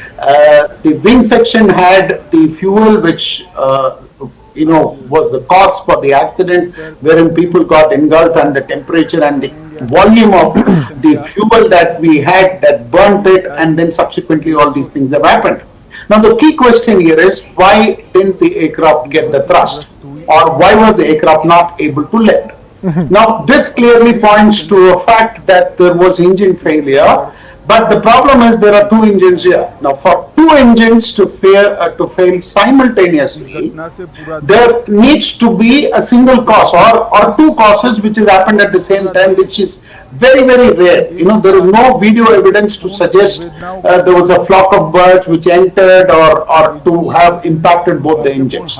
So now the question the black box has to answer is, why did the engines fail? Or why were the engines not able to give the desired level of thrust? Right. So, as in aircraft accident or incident probing, we adopt what is called as the Swiss cheese model, wherein we talk about multiple layers of cheese with holes in it getting aligned perfectly. That's when a perfect accident happens. Right. It is not because of any one factor. So here again, there seems to be a series of factors which has started from one cause, which I will come to later, as to why the engines didn't develop the thrust. So the engines obviously have not developed the thrust.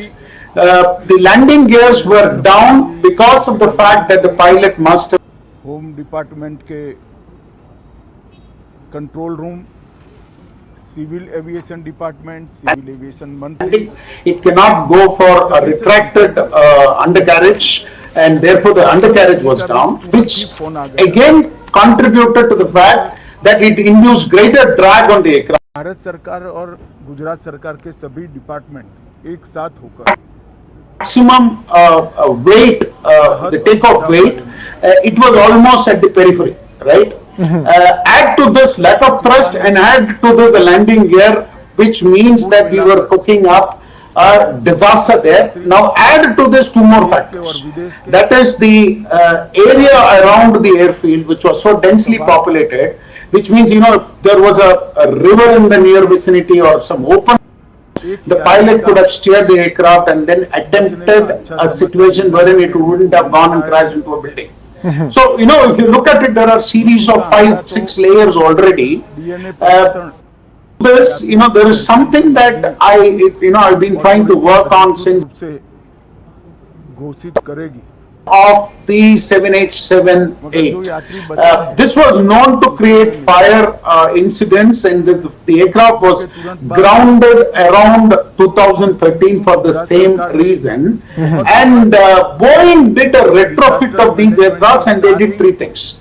And the three things are, they did a titanium-based battery enclosure, they created some vent ducts, and they did some fire containment insulation mechanisms. Right. But this didn't alter the chemistry of the battery per se. So technically these batteries, you know, by virtue of being an electrical engineer, I can tell you that around 35 to 40 degrees Celsius, राहत और बचाव का कार्य having thermal runaway phenomena, right? Now, today, if you specifically look at it, Delhi was experiencing a temperature of around 44 degrees to 46 degrees on the tarmac. Ahmedabad was around 42 to 40. If the aircraft is parked, the cooling system of the base in place, the temperatures could run anywhere between 50 to 60 degrees inside. Right. This could cause thermal shocks to the batteries. Now, this doesn't happen very frequently. यात्रियों के मृतदेह को बाहर निकालने का काम लगभग. Now, at this temperature, and if the battery is going to heat up like this, and during takeoff or the engine start, that's when the battery is to discharge maximum energy, because the load on the battery is highest at that time. Right. When the battery is already in such a situation, that's when the thermal runaway happens. Right. It So it's can like an get ignition. heated up to 600 degrees Celsius. Right. Which means it could compromise your electrical circuits, your avionics, your FedEx systems, which could invariably could have shut down your engines. Right. समाप्त हो चुकी है. गुजरात में ही लगभग 1000 के आसपास DNA test करने पड़ेंगे.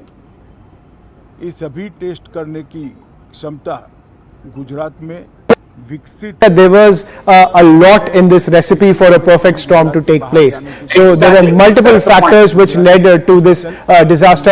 Captain Chinta, I'll just come to you because we're getting another update. Prime Minister Modi will be in Ahmedabad tomorrow morning. The timing is yet to be confirmed. So after Home Minister Amit Shah as well as the Civil Aviation Minister, now Prime Minister Narendra Modi will be in Ahmedabad tomorrow to take stock of the entire situation as the aftermath of this plane crash continues to unfold, ladies and gentlemen, as the sanitation ops are currently underway. The sanitation operations are still underway at the and the death toll is only likely to go up because it's not just the people aboard this plane. Talking about the black box, Captain Chinta, I want to come back to you on that point. When it comes to the black box that has now been recovered, give us a layman's perspective about the details a black box will have to ascertain what actually happened in this flight in those 30 seconds? The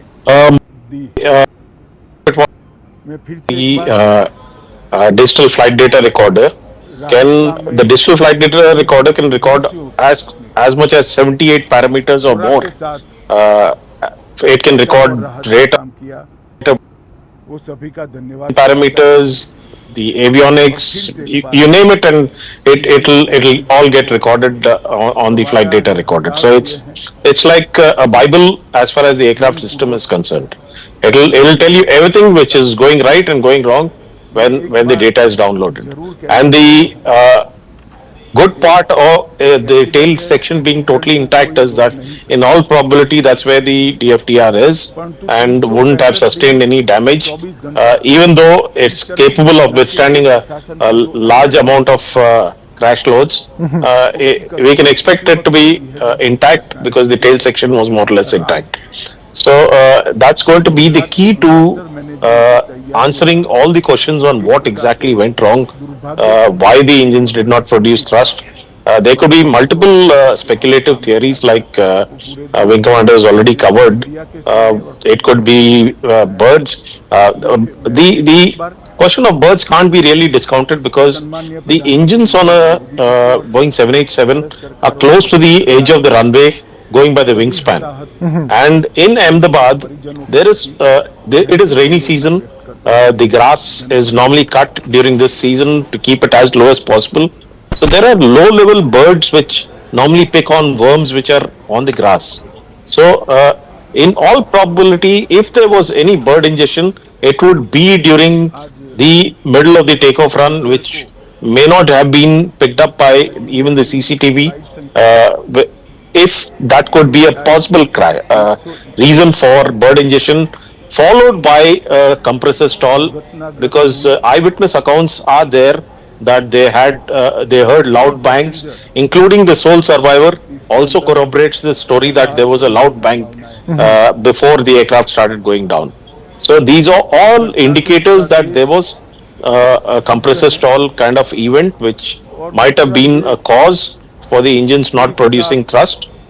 The reasons for the compressor stall could be bird ingestion, could be a technical failure, could be multiple reasons. It's all speculative, which will only come out once the FDR data is downloaded. Right. So the reasons, as if you see, once the pilots went to almost an altitude of 625 feet on the flight radar.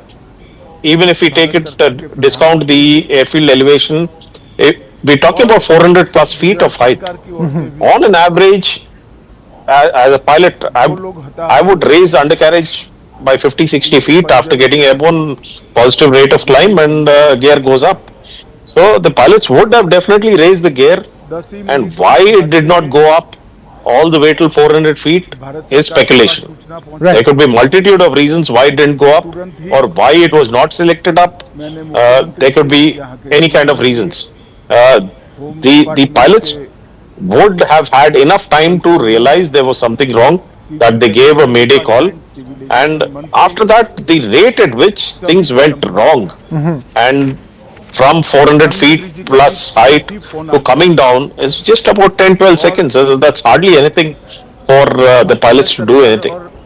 Right, and as Wing Commander Sudhakaran is pointing out, it was like multiple factors which led to this perfect storm. But one very clear question I have for you, Captain Chinta, is that the checks before taking off, are you 100% confident that the pilots, given their experience that we've learned of, they knew that everything was greenlit when it comes to taking the flight into the air, that they had all their checks and balances done before initiating the engines to take off the flight? This flight could not have taken off without the requisite checks coming in from the pilots. The Boeing 787 has an electronic digital checklist. If you do not tick off an item as checked and found sat, you cannot move forward. You cannot even start the engines. So it's uncomprehensible that checks were not done or something was not right before they even rolled for takeoff. It's too advanced an aircraft to even miss out on a single check. Even if there was a human element where I probably missed a check, the system would not allow you to move forward because it's a digital checklist. Right. So that safeguard is there, that the plane would not have moved forward if the digital checklist was not cleared by the system as well as the pilots. Wing Commander Sudhakaran, I'll give you the final word. What do you have to say about the fact that the human factor seems to not be at play over here? But your reaction to that? No, I have a doubt that I need to ask as a question to Captain Chinta. Go ahead. Regarding the birds theory. See, unless and until it's a flock of birds, and since there are two engines which are placed on both the starboard and the port side, how do you account for that unless and until it's a flock of birds which the pilot in any case would have seen? If it is one or two birds, then I can understand one of the engines getting, sucking one of these birds and getting damaged. But how do you explain both the engines going down on a bird strike?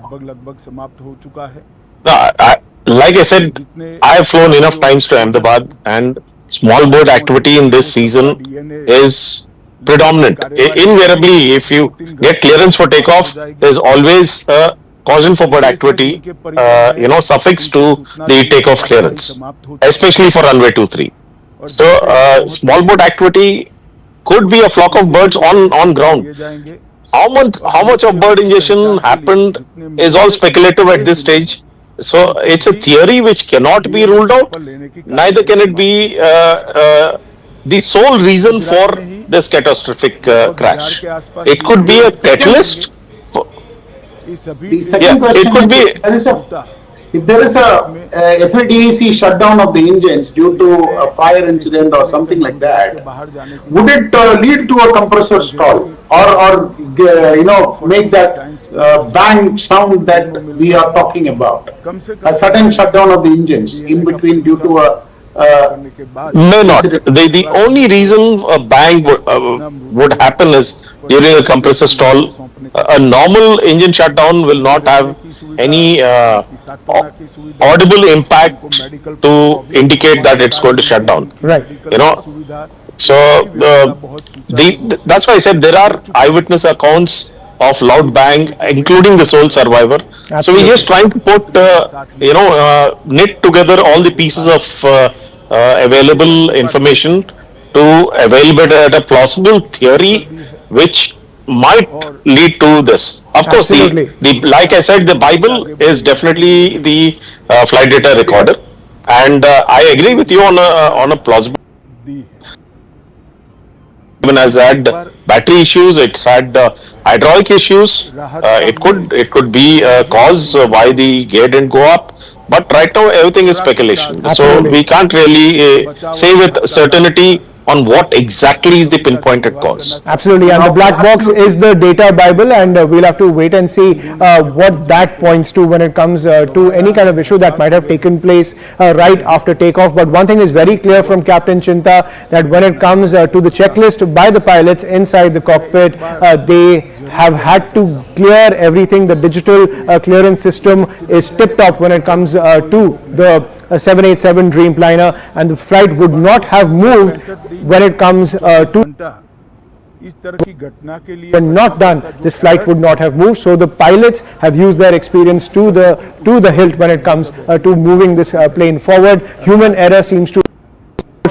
But Arunima is also reporting from the crash site. Arunima, over to you. What's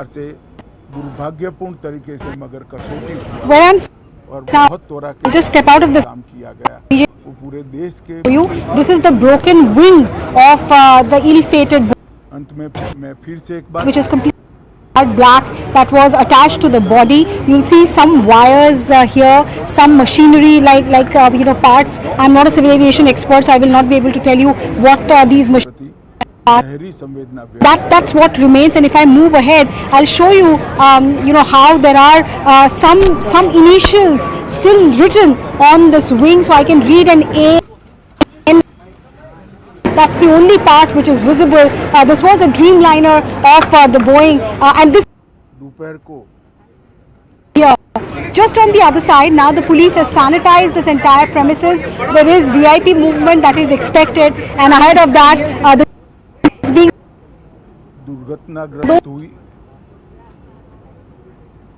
landed, and the wing in the front part landed here, which is about 200-250 meters away from the spot. The mess, the undergraduate doctors' mess, which we had shown you earlier in the broadcast, where the tail end and the baggage hold of the aircraft had landed, and the tail end is still there, stuck in the wall of the mess. At least 5 people have died from these quarters and the mess, we are told. One relative perhaps, or somebody who was assisting a doctor, 4 other doctors, so at least 5 people here. There are no crew members who have survived this. There's only one survivor from the passengers. He jumped out of the emergency door, and he had some impact injuries, but other than that, he's safe, we are told. So that's what remains of the site. DGCA has started its own inquiry as per international protocol. That's what Civil Aviation Minister has put out. There is an international protocol for air crashes, and all of that is being followed. But it is perhaps one of the worst crash sites that we have seen here in India. I can't even explain to you. The toxic fume is still there. If you move a little towards that side, towards the crash side, you can still smell the aviation fuel. 1.25 lakh litre is what Home Minister said, and even after almost 12 hours or about 11 hours, you can still smell that fuel, and that entire area reminds you of how life ended in less than a minute and a half for those who were perhaps trying to reach London for a joyful time with their loved ones, with their family and friends. Right, so that's the update that's coming in from Arunima, where 5 people at the medical college mess, they have been 4 medical students and 1 relative are the ones who have been also going up with people when it comes to this medical mess, which faced the brunt of the crash, where pieces of the plane continue to be visible, as Arunima is pointing out. Arunima, you're also pointing out about the fact that there are several fumes in the area, that you can still smell the fuel, the 1.25 lakh litres of aviation fuel that is strewn across the area. Does that continue to remain a fire risk in the area as the sanitation operations are still underway? Not really, because the fire services rushed in immediately after, somebody gave them a call, and I think they rushed here in no time. I don't know if Ramashankar can just zoom. सरकार ने बहुत त्वरा से disaster management की सारी pools and puddles of water which still remain, and that tells you. And I spotted at least a dozen fire engines all across from the main road of Meghaninagar to this point. So the fire services have tried with all their might to ensure that the danger as far as aviation fuel is concerned, that goes down. But there are several parts of the aircraft. Plus, this is a area where there are medical. In that mess area, there was a huge cylinder, perhaps some equipment that was utilized by the doctors. One doesn't know what it is. When we went on the first floor of the mess, there was this strange smell, toxic smell that was still lingering around, a mix of perhaps medical equipment and what remains of the tail end of the aircraft that has crashed. Most of the first responders said that when they first came in, they were wearing masks because they were advised to do so, but as the day wore on, and it's very sweltery and humid, and they have been at work for almost 12 hours now, so the masks have gone off, but they still realize that there is a risk. So the risk may not be, other risks still at play, and that's why now this entire area has been sanitized, except for the police, the NDRF, the SDRF and the other agencies from विदेश में जिनके परिजन हैं, उनको सूचना देने की कार्यवाही समाप्त हो चुकी है. Update from the crash site in Ahmedabad, and the big update that's coming in is that the black box has now been recovered to ascertain the flight data as to what happened seconds from takeoff to crash. Also, more tragic news coming in, where 5 people in that medical student mess, they have been confirmed dead. 4 medical students and 1 relative, they are now confirmed dead, as the death toll continues to rise. We will continue to track all the developments coming in as we track all the updates coming in the wake of this tragedy. tragedy that has shocked the entire nation and the world. For now, a quick break. More news and updates on the other side. Science university दोनों मिलकर कम से कम समय में DNA का परीक्षण पूरा करने के बाद परिवारजनों को अपना मृतदेह परिजन का मृतदेह सौंपने का काम करेंगे। उनके रहने की सुविधा, उनकी सांत्वना की सुविधा, जिनको मेडिकल प्रॉब्लम ट्रॉमा के कारण हुए इनकी मेडिकल की सुविधा, ये सारी व्यवस्था बहुत सुचारू रूप से हो चुकी है। अभी रिव्यू मीटिंग में सारी व्यवस्थाओं को हम सब मंत्रियों ने साथ में मिलकर देखा है। एविएशन डिपार्टमेंट ने अपनी जांच शुरू कर दी है और जांच तेजी से आगे बढ़े इसके लिए भी एविएशन मंत्री जी ने सूचनाएं दी है। मैं फिर से एक बार राहत काम में जिन जिन एजेंसियों ने त्वरा के साथ बचाव और राहत का काम किया वो सभी का धन्यवाद करना चाहता हूं और फिर से एक बार जिन्होंने अपने परिजनों को गंवाया है, हताहत हुए हैं, वो सभी को मनपूर्वक संवेदनाएं व्यक्त करता हूं। मैं एक बार जरूर कहना चाहता हूं कि ये एक्सीडेंट है, एक्सीडेंट को कोई रोक नहीं सकता, परंतु 365 दिन 24 घंटा इस तरह की घटना के लिए प्रशासन का जो अलर्टनेस है उसकी कसौटी उसी वक्त होती है जब ऐसी घटनाएं होती है। और आज गुजरात के डिजास्टर मैनेजमेंट की तैयारियों का एक प्रकार से दुर्भाग्यपूर्ण तरीके से मगर कसौटी हुआ और बहुत त्वरा के साथ यहाँ पर काम किया गया, वो पूरे देश के मीडिया के सामने और परिजनों के सामने भी आया है। अंत में मैं फिर से एक बार सम्माननीय प्रधानमंत्री नरेंद्र मोदी जी की ओर से, भारत सरकार और गुजरात सरकार की ओर से सभी हताहत लोगों के परिजनों के प्रति गहरी संवेदना व्यक्त करता हूं। धन्यवाद।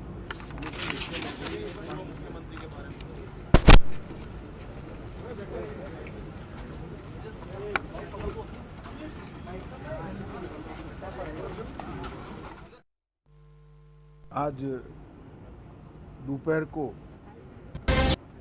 एयर इंडिया की संख्या Welcome back. And in the wake of the aviation disaster in Ahmedabad, which has led to over 200 deaths, now what we are learning is that Prime Minister Modi और कई passenger Ram Mohan Naidu will tomorrow afternoon return to Delhi and hold a review meeting in the Ministry of Civil Aviation. He will also concentrate on the committees that need to be formed when it comes to investigating what went wrong in those 30 seconds between the takeoff of Air India Flight 171 पूर्ण संवेदनाओं के साथ to the airport. Now remember, the black box has also been recovered, so all the dots can what went wrong, which has led to the deaths of over 200 people, not just the people aboard the flight, but also in that residential area where what we are learning now, 5 people have been confirmed dead in that medical mess area, 4 students and 1 relative. Bharat सरकार के प्रधानमंत्री जी And we'll continue to track all the developments coming in on that front as well. We'll take a quick break as we continue all the updates coming in from Ahmedabad in the wake of this tragedy. To over 200 deaths, and Prime Minister Modi is now set to land in Ahmedabad tomorrow. 10 ही मिनटों में हादसे के सरकार के पास सूचना पहुंची। तुरंत ही मैंने मुख्यमंत्री जी, यहाँ के गृह मंत्री, होम डिपार्टमेंट के control room, civil aviation department, civil aviation मंत्री, सभी से संपर्क किया। प्रधानमंत्री जी का भी तुरंत ही फोन आ गया और भारत सरकार और गुजरात सरकार के सभी डिपार्टमेंट एक साथ होकर राहत और बचाव कार्य में लगे। इस विमान में कुल मिलाकर 230 यात्री देश के और विदेश के और 12 क्रू मेंबर सवार थे। इसमें से एक यात्री का बचने का अच्छा समाचार मिला है, मैं उनको मिलकर आया हूं। मृत्यु का आंकड़ा तो डीएनए परीक्षण और यात्रियों की पहचान के बाद ही अथॉरिटी अधिकृत रूप से घोषित करेगी, मगर जो यात्री बचा है उसको मैं मिलकर आया। घटना के तुरंत बाद गुजरात सरकार ने बहुत त्वरा से डिजास्टर मैनेजमेंट की सारी इकाइयों को अलर्ट करते हुए, चाहे हेल्थ डिपार्टमेंट हो, चाहे फायर ब्रिगेड हो, चाहे पुलिस विभाग हो, भारत सरकार की भी सीएपीएफ को संपर्क कर सभी ने एक साथ मिलकर राहत और बचाव का कार्य चालू किया। मगर 1.25 लाख लीटर ईंधन विमान के अंदर ही था और लगभग गर्मी तापमान इतना ऊंचा हो गया कि किसी को बचाने की मौका ही नहीं मिला। अब मैं घटना स्थान पर भी जाकर आया हूं। सारे यात्रियों के मृतदेह को बाहर निकालने का काम लगभग समाप्त हो चुका है। जितने यात्रियों के परिजन यहां पहुंच चुके हैं वो सबका डीएनए लेने की कार्यवाही भी 2-3 घंटों में समाप्त हो जाएगी। विदेश में जिनके परिजन हैं उनको सूचना देने की कार्यवाही समाप्त हो चुकी है और जैसे ही पहुंचते हैं उनके भी डीएनए सैंपल लिए जाएंगे और मृतदेहों की पहचान के लिए जितने मृतदेह मिले हैं इनके भी डीएनए सैंपल लेने की कार्यवाही समाप्त हो चुकी है। गुजरात में ही लगभग 1000 के आसपास डीएनए टेस्ट करने पड़ेंगे। ये सभी टेस्ट करने की क्षमता गुजरात में विकसित है, तो डीएनए टेस्टिंग गुजरात के बाहर जाने की जरूरत। This was the mess of the undergraduate medical doctors at the undergraduate medical college. The uneaten food reminds you of what really happened here at lunchtime. The unfortunate doctors could not even finish their meals, and there are such plates all across this area. The glass window panes have been all broken. And why does this happen? Because on the other side, I'll just show you. On the other side is that wall that has been smashed out because of that aircraft, the tail part of that aircraft crashing through the gate of this hostel mess. Here you see, I'm just going to show you, these were belongings of passengers who were traveling. Their suitcases were thrown open and all their clothes have been strewn around in this mess. If I walk further, this is only debris now, and there is a very strong fume which I don't know from where it is coming.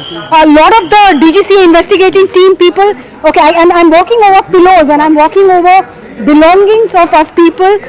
This is what remains. Toiletries, there's toiletries and cosmetics kits that is lying around. There's some packets of chips and umbrella, and this is the Samsonite suitcase, someone's unfortunate suitcase. Look at the kind of impact. This is what remains of the suitcase, just broken into pieces. Another, woman handbag, the remains of a bag. And I'm just going to walk ahead. Like I told you, it's getting difficult to breathe here. Accident है, accident को कोई रोक नहीं सकता। This is what really triggered this kind of a mess. This is the part of the aircraft which is remains. This is the tire. उसकी कसौटी उसी वक्त होती है जब ऐसी घटनाएं होती है। An investigation area now, and we are being asked to move out. So we'll walk down from the first floor to the ground of this mess, because the DGCA team from Delhi has arrived. They want to sanitize the area, they want to carry out the investigation, and are looking out on this building. Many people who were eating in that lives. One aircraft came crashing down as the police team from Delhi, from Bombay and also from Ahmedabad takes over. A shoe, somebody's shoe, some passenger's shoe here. If I go further, there are such belongings all over, and you know, these scenes tell you that 1.5 minute of takeoff where you message people saying taking off, and I'll message when I land 2 इसके अंदर हताहत होने की minutes.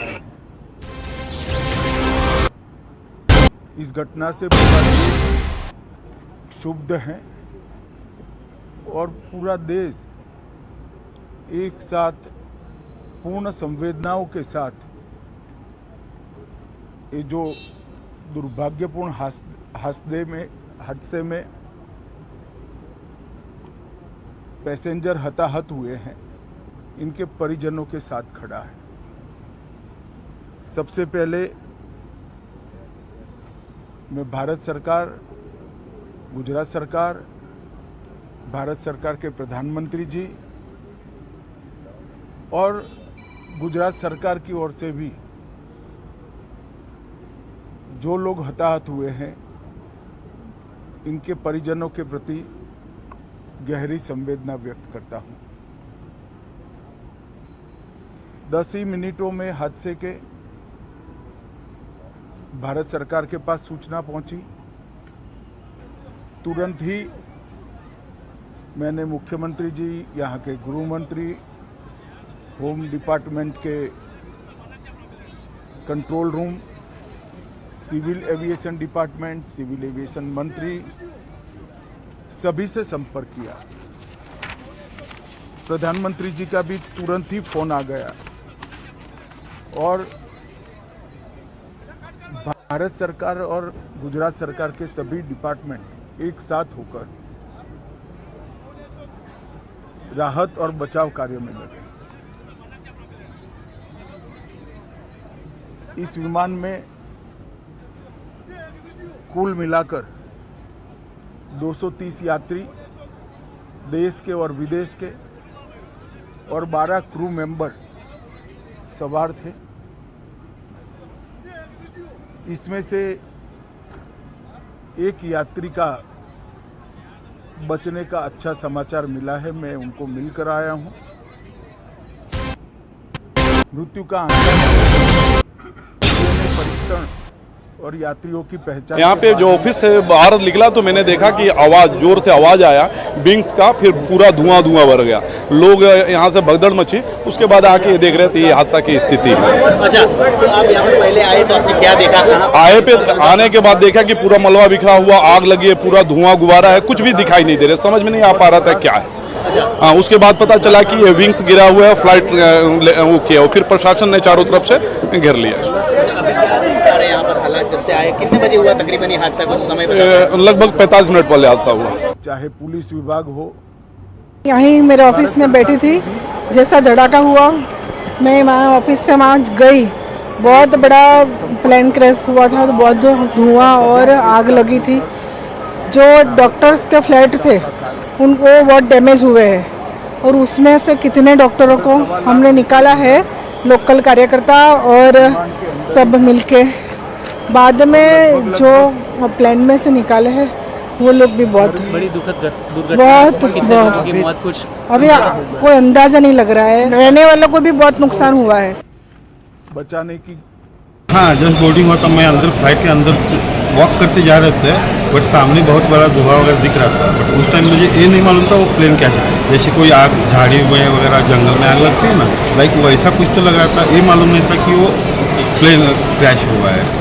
तो उसके बाद क्या हुआ? इंडिगो की तरफ से इन्फॉर्मेशन, एयरपोर्ट की तरफ से क्या इन्फॉर्मेशन मिल गया? नहीं, तब तो कुछ फिर हम अंदर जाके बैठे, हमारे साथ में हम फोटो भी निकाल रहे थे जैसे कोई आग लगी होगी झाड़ी वगैरह में। जब फ्लाइट में बैठे और 10-15 मिनट इधर उधर फिर एकदम से अनाउंसमेंट हो गया कि फ्लाइट डिले हो रहा है। बट वहाँ पे उन्होंने ये रीज़न नहीं बताया कि किस वजह से डिले हो रहा है। डिले हो रहा है इतना ही बताया था। बट अभी वो वाईफाई मतलब इंटरनेट वगैरह सब चालू था, मोबाइल पे न्यूज़ आ गया, तब हमें पता चला कि वो फ्लाइट क्रैश हुआ है। लड़का है ना, वो ब्रेक पड़ा था खाने का, तो हॉस्टल में खाने गया था इधर, અને હોસ્ટેલ में ही प्लेन क्रैश हुआ, पर मेरे लड़का को कुछ हुआ नहीं। बात हुई मेरी, पर इसके भाईबंद है ज़्यादा हुए तो लोग मर गए, ये फिर मेरे लड़का को देखने जाना है अंदर। मेरे को लड़का बोला है कि मैं अच्छा दूसरे माल से कूदा था ना, तो थोड़ा सा ही लगा है, ऐसा बोला है मेरे को। पर मैं जाऊँ अंदर तो मालूम पड़े ना। ठीक है, बाहर जाने की जरूरत नहीं पड़ेगी। गुजरात की FSL फॉरेंसिक साइंस यूनिवर्सिटी दोनों मिलकर कम से कम समय में DNA का परीक्षण पूरा करने के बाद परिवारजनों को अपना मृतदेह परिजन का मृतदेह सौंपने का काम करेंगे। उनके रहने की सुविधा, उनकी सांत्वना की सुविधा, जिनको मेडिकल प्रॉब्लम ट्रॉमा के कारण हुए इनकी मेडिकल की सुविधा, ये सारी व्यवस्था बहुत सुचारू रूप से हो चुकी है। अभी रिव्यू मीटिंग में सारी व्यवस्थाओं को हम सब मंत्रियों ने साथ में मिलकर देखा है। एविएशन डिपार्टमेंट ने अपनी जांच शुरू कर दी है और जांच तेजी से आगे बढ़े इसके लिए भी एविएशन मंत्री जी ने सूचनाएं दी है। मैं फिर से एक बार राहत काम में जिन जिन एजेंसियों ने त्वरा के साथ बचाव और राहत का काम किया, वो सभी का धन्यवाद करना चाहता हूं। और फिर से एक बार जिन्होंने अपने परिजनों को गंवाया है, हताहत हुए हैं, वो सभी को मनपूर्वक संवेदनाएं व्यक्त करता हूं। मैं एक बार जरूर कहना चाहता हूं कि ये एक्सीडेंट है, एक्सीडेंट को कोई रोक नहीं सकता, परंतु 365 दिन 24 घंटा इस तरह की घटना के लिए प्रशासन का जो अलर्टनेस है, उसकी कसौटी उसी वक्त होती है जब ऐसी घटनाएं होती है। और आज गुजरात के डिजास्टर मैनेजमेंट की तैयारियों का एक प्रकार से दुर्भाग्यपूर्ण तरीके से मगर कसौटी हुआ और बहुत त्वरा के साथ यहाँ पर काम किया गया, वो पूरे देश के मीडिया के सामने और परिजनों के सामने भी आया है।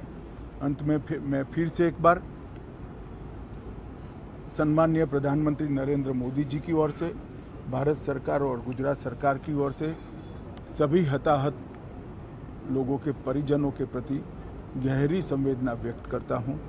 धन्यवाद।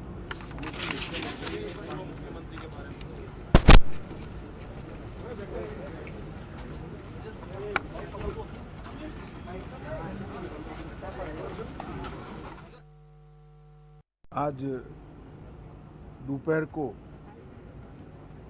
एयर इंडिया की फ्लाइट संख्या AI 171 दुर्घटनाग्रस्त हुई और कई पैसेंजर इसके अंदर हताहत होने की संभावनाएं हैं।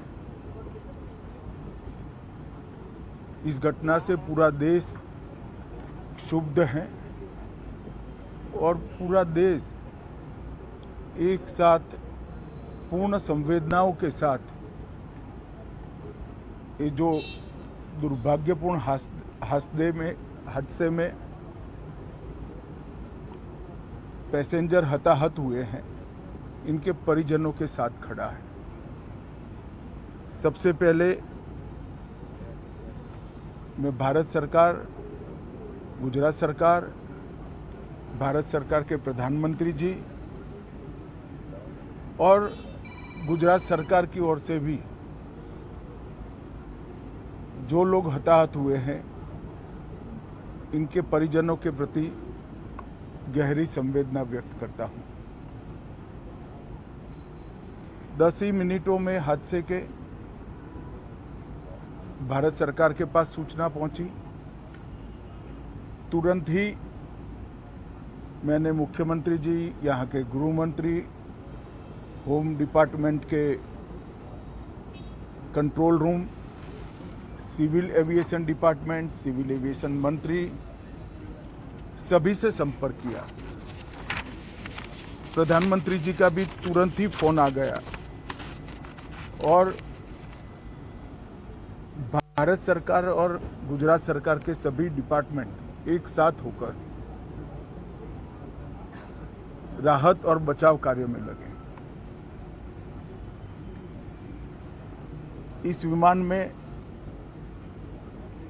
कुल मिलाकर 230 यात्री देश के और विदेश के और 12 क्रू मेंबर सवार थे। इसमें से एक यात्री का बचने का अच्छा समाचार मिला है, मैं उनको मिलकर आया हूं। मृत्यु का आंकड़ा तो डीएनए परीक्षण और यात्रियों की पहचान के बाद ही अथॉरिटी अधिकृत रूप से घोषित करेगी, मगर जो यात्री बचा है उसको मैं मिलकर आया। घटना के तुरंत बाद गुजरात सरकार ने बहुत त्वरा से डिजास्टर मैनेजमेंट की सारी इकाइयों को अलर्ट करते हुए, चाहे हेल्थ डिपार्टमेंट जो हो, चाहे फायर ब्रिगेड हो, चाहे पुलिस विभाग हो, भारत सरकार की भी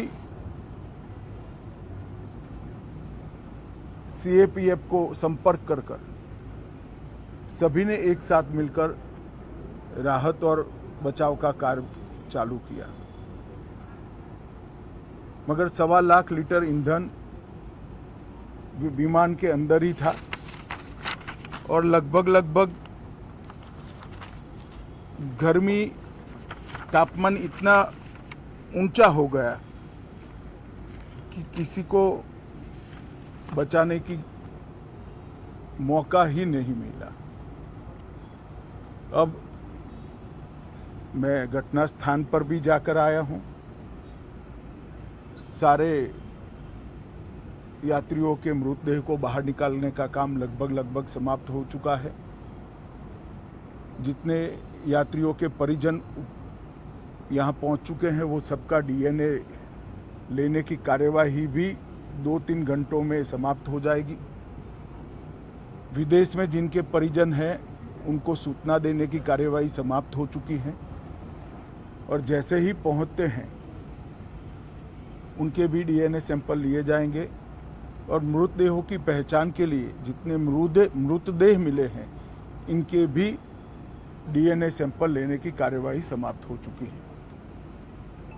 गुजरात में ही लगभग 1000 के आसपास डीएनए टेस्ट करने पड़ेंगे। ये सभी टेस्ट करने की क्षमता गुजरात में विकसित है, तो डीएनए टेस्टिंग के लिए कहीं गुजरात के बाहर जाने की ज़रूरत नहीं पड़ेगी। गुजरात की एफएसएल और नेशनल फॉरेंसिक साइंस यूनिवर्सिटी दोनों मिलकर कम से कम समय में डीएनए का परीक्षण पूरा करने के बाद परिवारजनों को अपना मृतदेह परिजन का मृतदेह सौंपने का काम करेंगे। उनके रहने की सुविधा, उनकी सांत्वना की सुविधा, जिनको मेडिकल प्रॉब्लम ट्रॉमा के कारण हुए इनकी मेडिकल की सुविधा, ये सारी व्यवस्था बहुत सुचारू रूप से हो चुकी है। अभी रिव्यू मीटिंग में सारी व्यवस्थाओं को हम सब मंत्रियों ने साथ में मिलकर देखा है। एविएशन डिपार्टमेंट ने अपनी जांच शुरू कर दी है और जांच तेजी से आगे बढ़े इसके लिए भी एविएशन मंत्री जी ने सूचनाएं दी हैं। मैं फिर से एक बार राहत काम में जिन जिन एजेंसियों ने त्वरा के साथ बचाव और राहत का काम किया वो सभी का धन्यवाद करना चाहता हूं और फिर से एक बार जिन्होंने अपने परिजनों को गंवाया है, हताहत हुए हैं, वो सभी को मनपूर्वक संवेदनाएं व्यक्त करता हूं। मैं एक बार जरूर कहना चाहता हूं कि ये एक्सीडेंट है, एक्सीडेंट को कोई रोक नहीं सकता, परंतु 365 दिन 24 घंटा इस तरह की घटना के लिए प्रशासन का जो अलर्टनेस है, उसकी कसौटी उसी वक्त होती है जब ऐसी घटनाएं होती है।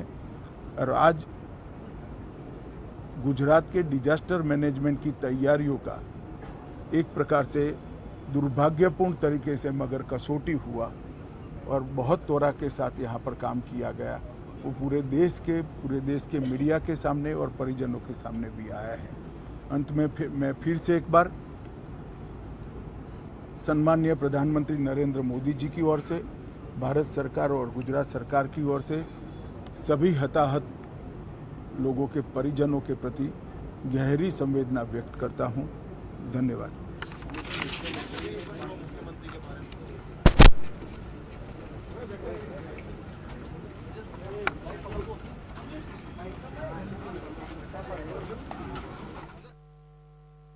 आज दोपहर को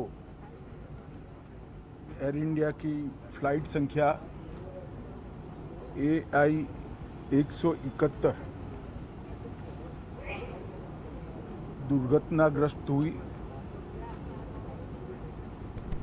और कई पैसेंजर इसके अंदर हताहत होने की संभावनाएं हैं।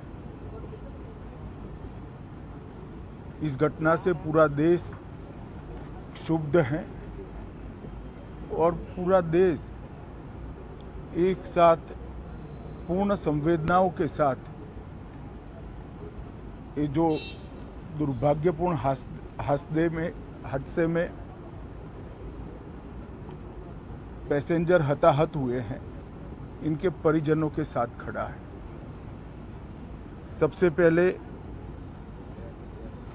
मैं भारत सरकार, गुजरात सरकार, भारत सरकार के प्रधानमंत्री जी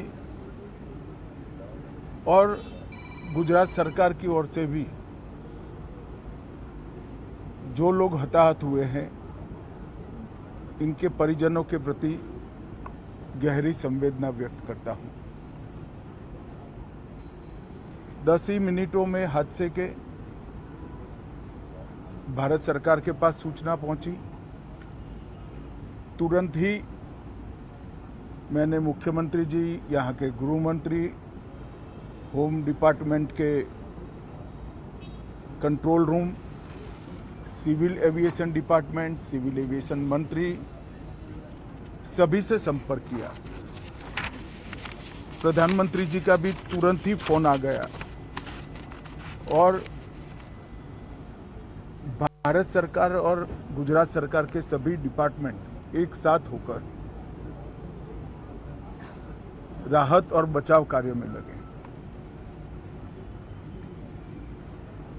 इस विमान में कुल मिलाकर 230 यात्री देश के और विदेश के और 12 क्रू मेंबर सवार थे। इसमें से एक यात्री का बचने का अच्छा समाचार मिला है, मैं उनको मिलकर आया हूं। मृत्यु का आंकड़ा तो डीएनए परीक्षण और यात्रियों की पहचान के बाद ही अथॉरिटी अधिकृत रूप से घोषित करेगी, मगर जो यात्री बचा है उसको मैं मिलकर आया हूं। घटना के तुरंत बाद गुजरात सरकार ने बहुत त्वरा से डिजास्टर मैनेजमेंट की सारी इकाइयों को अलर्ट करते हुए, चाहे हेल्थ डिपार्टमेंट हो, चाहे फायर ब्रिगेड हो, चाहे पुलिस विभाग हो, भारत सरकार की भी सीएपीएफ को संपर्क कर सभी ने एक साथ मिलकर राहत और बचाव का कार्य चालू किया, मगर 1.25 लाख लीटर ईंधन विमान के अंदर ही था और लगभग गर्मी तापमान इतना ऊंचा हो गया कि किसी को बचाने की मौका ही नहीं मिला। अब मैं घटना स्थान पर भी जाकर आया हूं। सारे यात्रियों के मृतदेह को बाहर निकालने का काम लगभग समाप्त हो चुका है। जितने यात्रियों के परिजन यहाँ पहुँच चुके हैं वो सबका डीएनए लेने की कार्यवाही भी 2-3 घंटों में समाप्त हो जाएगी। विदेश में जिनके परिजन हैं उनको सूचना देने की कार्यवाही समाप्त हो चुकी है और जैसे ही पहुँचते हैं उनके भी डीएनए सैंपल लिए जाएंगे और मृतदेहों की पहचान के लिए जितने मृतदेह मिले हैं इनके भी डीएनए सैंपल लेने की कार्यवाही समाप्त हो चुकी है। गुजरात में ही लगभग 1000 के आसपास डीएनए टेस्ट करने पड़ेंगे। ये सभी टेस्ट करने की क्षमता गुजरात में विकसित है, तो डीएनए टेस्टिंग के लिए कहीं गुजरात के बाहर जाने की ज़रूरत नहीं पड़ेगी।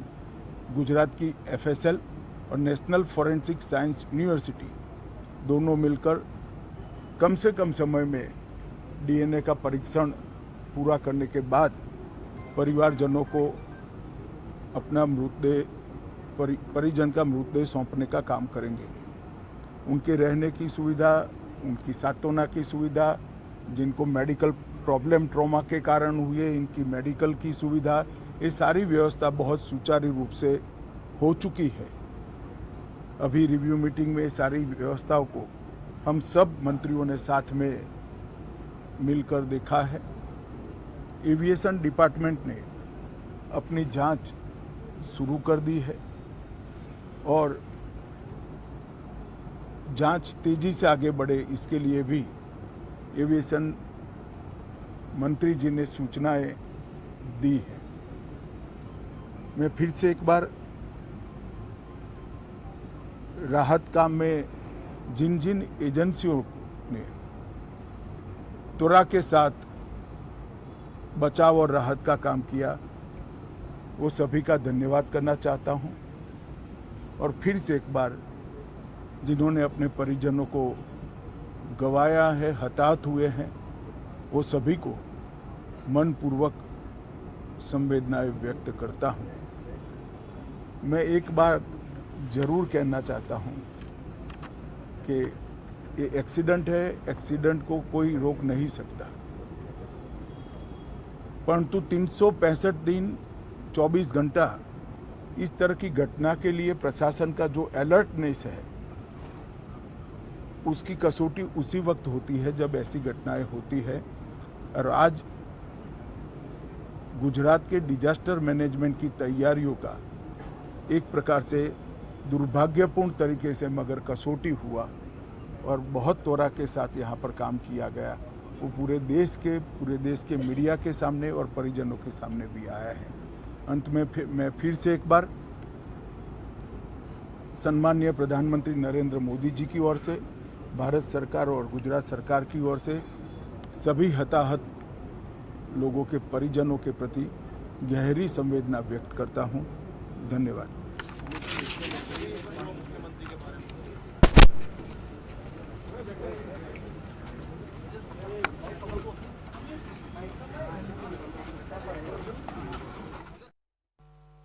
आज दोपहर को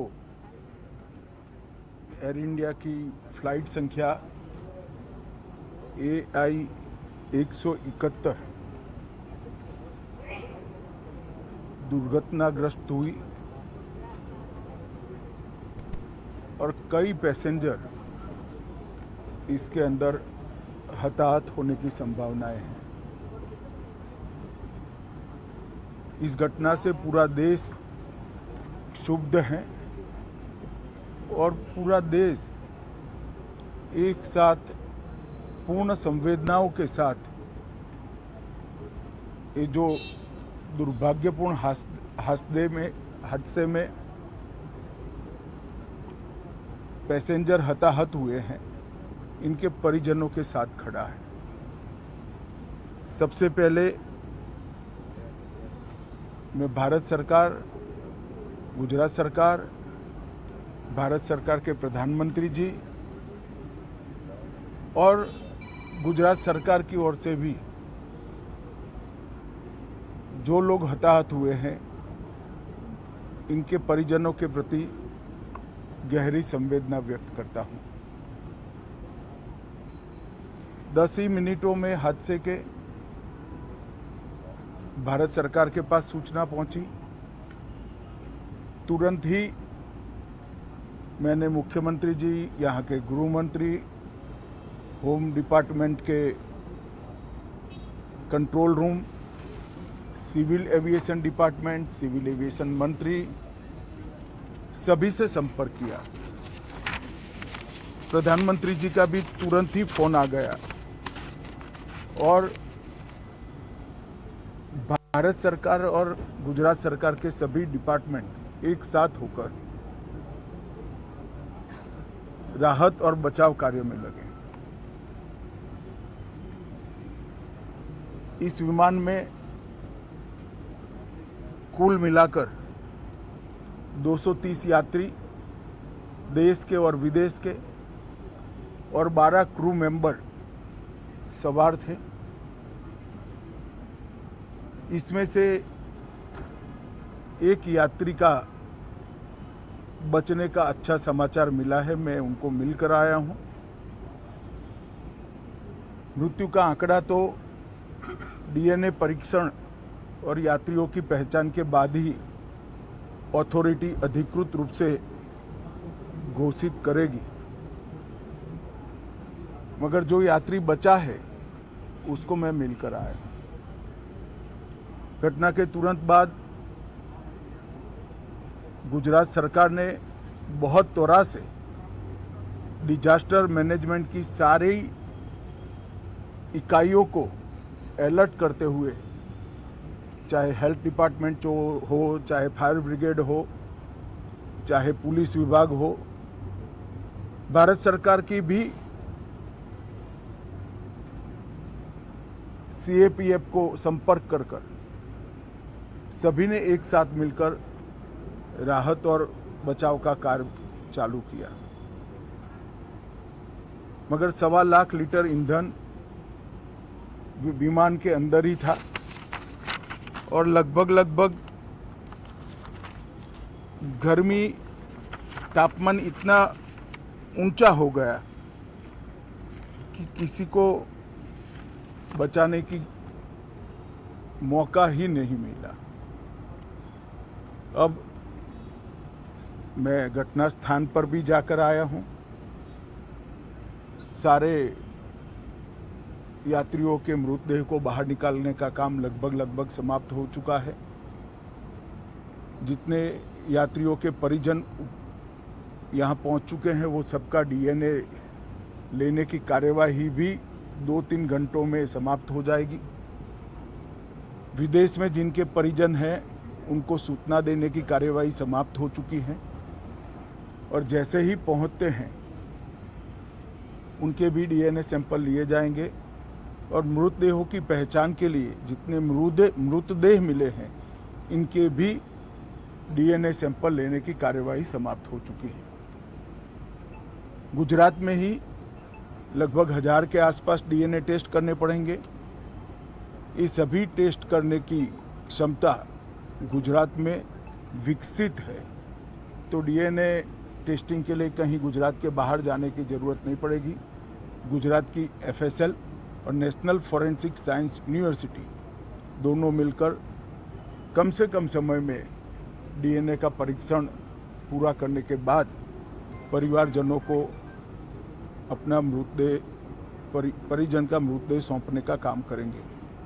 उनके रहने की सुविधा, उनकी सांत्वना की सुविधा, जिनको मेडिकल प्रॉब्लम ट्रॉमा के कारण हुए इनकी मेडिकल की सुविधा, ये सारी व्यवस्था बहुत सुचारू रूप से हो चुकी है। अभी रिव्यू मीटिंग में सारी व्यवस्थाओं को हम सब मंत्रियों ने साथ में मिलकर देखा है।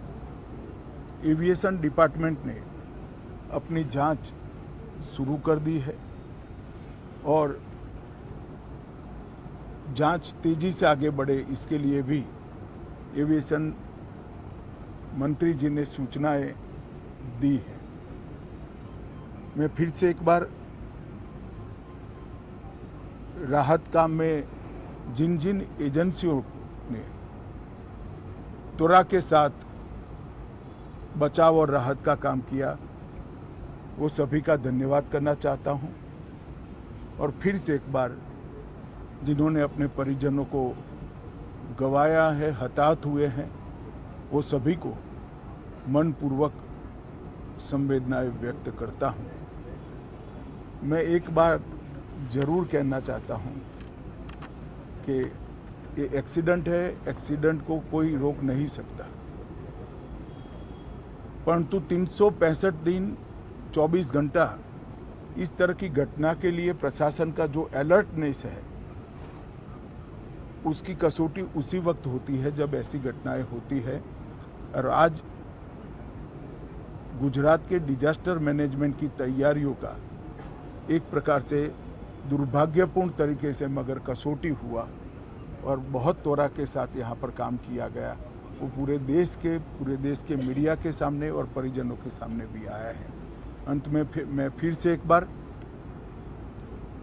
सम्माननीय प्रधानमंत्री नरेंद्र मोदी जी की ओर से, भारत सरकार और गुजरात सरकार की ओर से सभी हताहत लोगों के परिजनों के प्रति गहरी संवेदना व्यक्त करता हूं। धन्यवाद।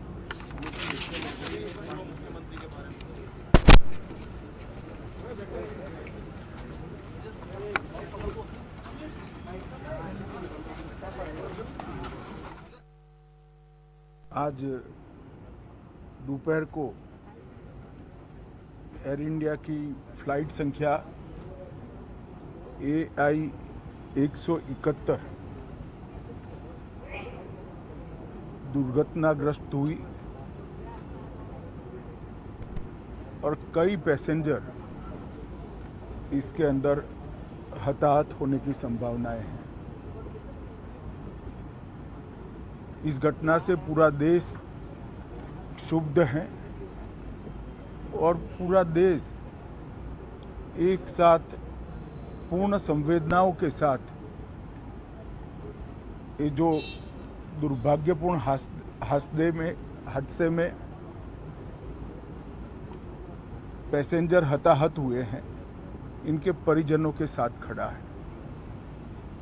सबसे पहले मैं भारत सरकार, गुजरात सरकार, भारत सरकार के प्रधानमंत्री जी और गुजरात सरकार की ओर से भी जो लोग हताहत हुए हैं इनके परिजनों के प्रति गहरी संवेदना व्यक्त करता हूं। 10 ही मिनटों में हादसे के भारत सरकार के पास सूचना पहुंची।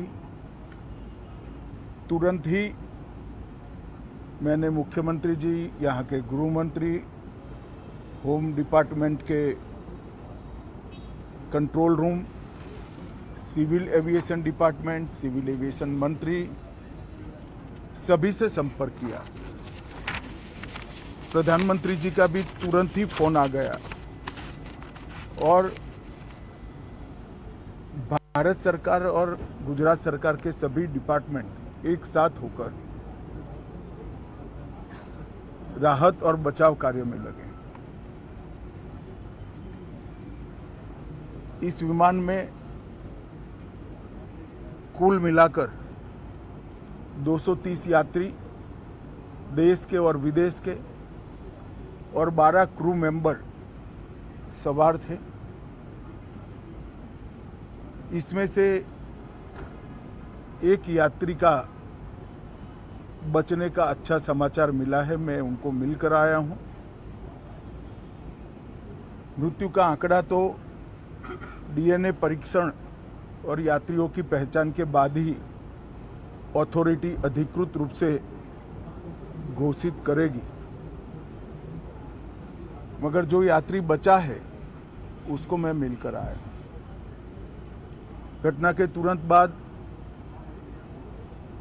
गुजरात सरकार ने बहुत त्वरा से डिजास्टर मैनेजमेंट की सारी इकाइयों को अलर्ट करते हुए, चाहे हेल्थ डिपार्टमेंट हो, चाहे फायर ब्रिगेड हो, चाहे पुलिस विभाग हो, भारत सरकार की भी सीएपीएफ को संपर्क कर सभी ने एक साथ मिलकर राहत और बचाव का कार्य चालू किया। मगर 1.25 लाख लीटर ईंधन विमान के अंदर ही था और लगभग गर्मी तापमान इतना ऊंचा हो गया कि किसी को बचाने की मौका ही नहीं मिला। अब मैं घटना स्थान पर भी जाकर आया हूं। सारे यात्रियों के मृतदेह को बाहर निकालने का काम लगभग समाप्त हो चुका है। जितने यात्रियों के परिजन यहाँ पहुँच चुके हैं वो सबका डीएनए लेने की कार्यवाही भी 2-3 घंटों में समाप्त हो जाएगी। विदेश में जिनके परिजन हैं उनको सूचना देने की कार्यवाही समाप्त हो चुकी है और जैसे ही पहुँचते हैं उनके भी डीएनए सैंपल लिए जाएंगे और मृतदेहों की पहचान के लिए जितने मृतदेह मिले हैं इनके भी डीएनए सैंपल लेने की कार्यवाही समाप्त हो चुकी है। गुजरात में ही लगभग 1000 के आसपास डीएनए टेस्ट करने पड़ेंगे। ये सभी टेस्ट करने की क्षमता गुजरात में विकसित है, तो डीएनए टेस्टिंग के लिए कहीं गुजरात के बाहर जाने की ज़रूरत नहीं पड़ेगी। गुजरात की एफएसएल और नेशनल फॉरेंसिक साइंस यूनिवर्सिटी दोनों मिलकर कम से कम समय में डीएनए का परीक्षण पूरा करने के बाद परिवारजनों को अपना मृतदेह परिजन का मृतदेह सौंपने का काम करेंगे। उनके रहने की सुविधा, उनकी सांत्वना की सुविधा, जिनको मेडिकल प्रॉब्लम ट्रॉमा के कारण हुए इनकी मेडिकल की सुविधा, ये सारी व्यवस्था बहुत सुचारू रूप से हो चुकी है। अभी रिव्यू मीटिंग में सारी व्यवस्थाओं को हम सब मंत्रियों ने साथ में मिलकर देखा है। एविएशन डिपार्टमेंट ने अपनी जांच शुरू कर दी है और जांच तेजी से आगे बढ़े इसके लिए भी एविएशन मंत्री जी ने सूचनाएं दी हैं। मैं फिर से एक बार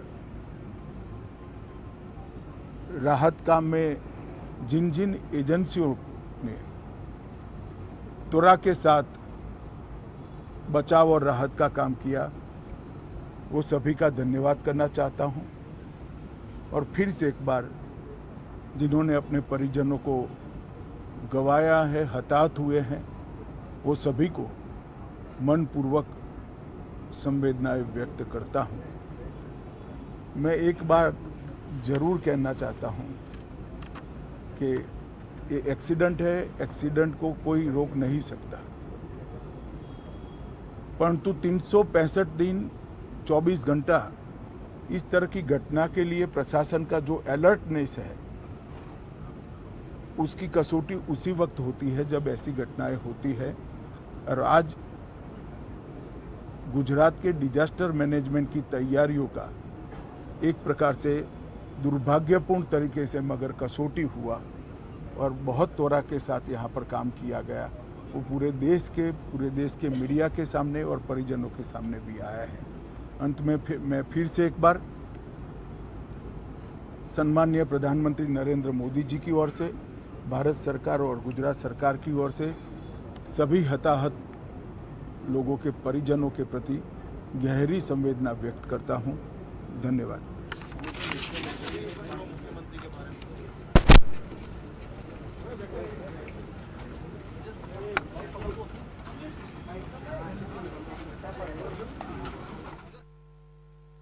आज दोपहर को एयर इंडिया की फ्लाइट संख्या AI 171 दुर्घटनाग्रस्त हुई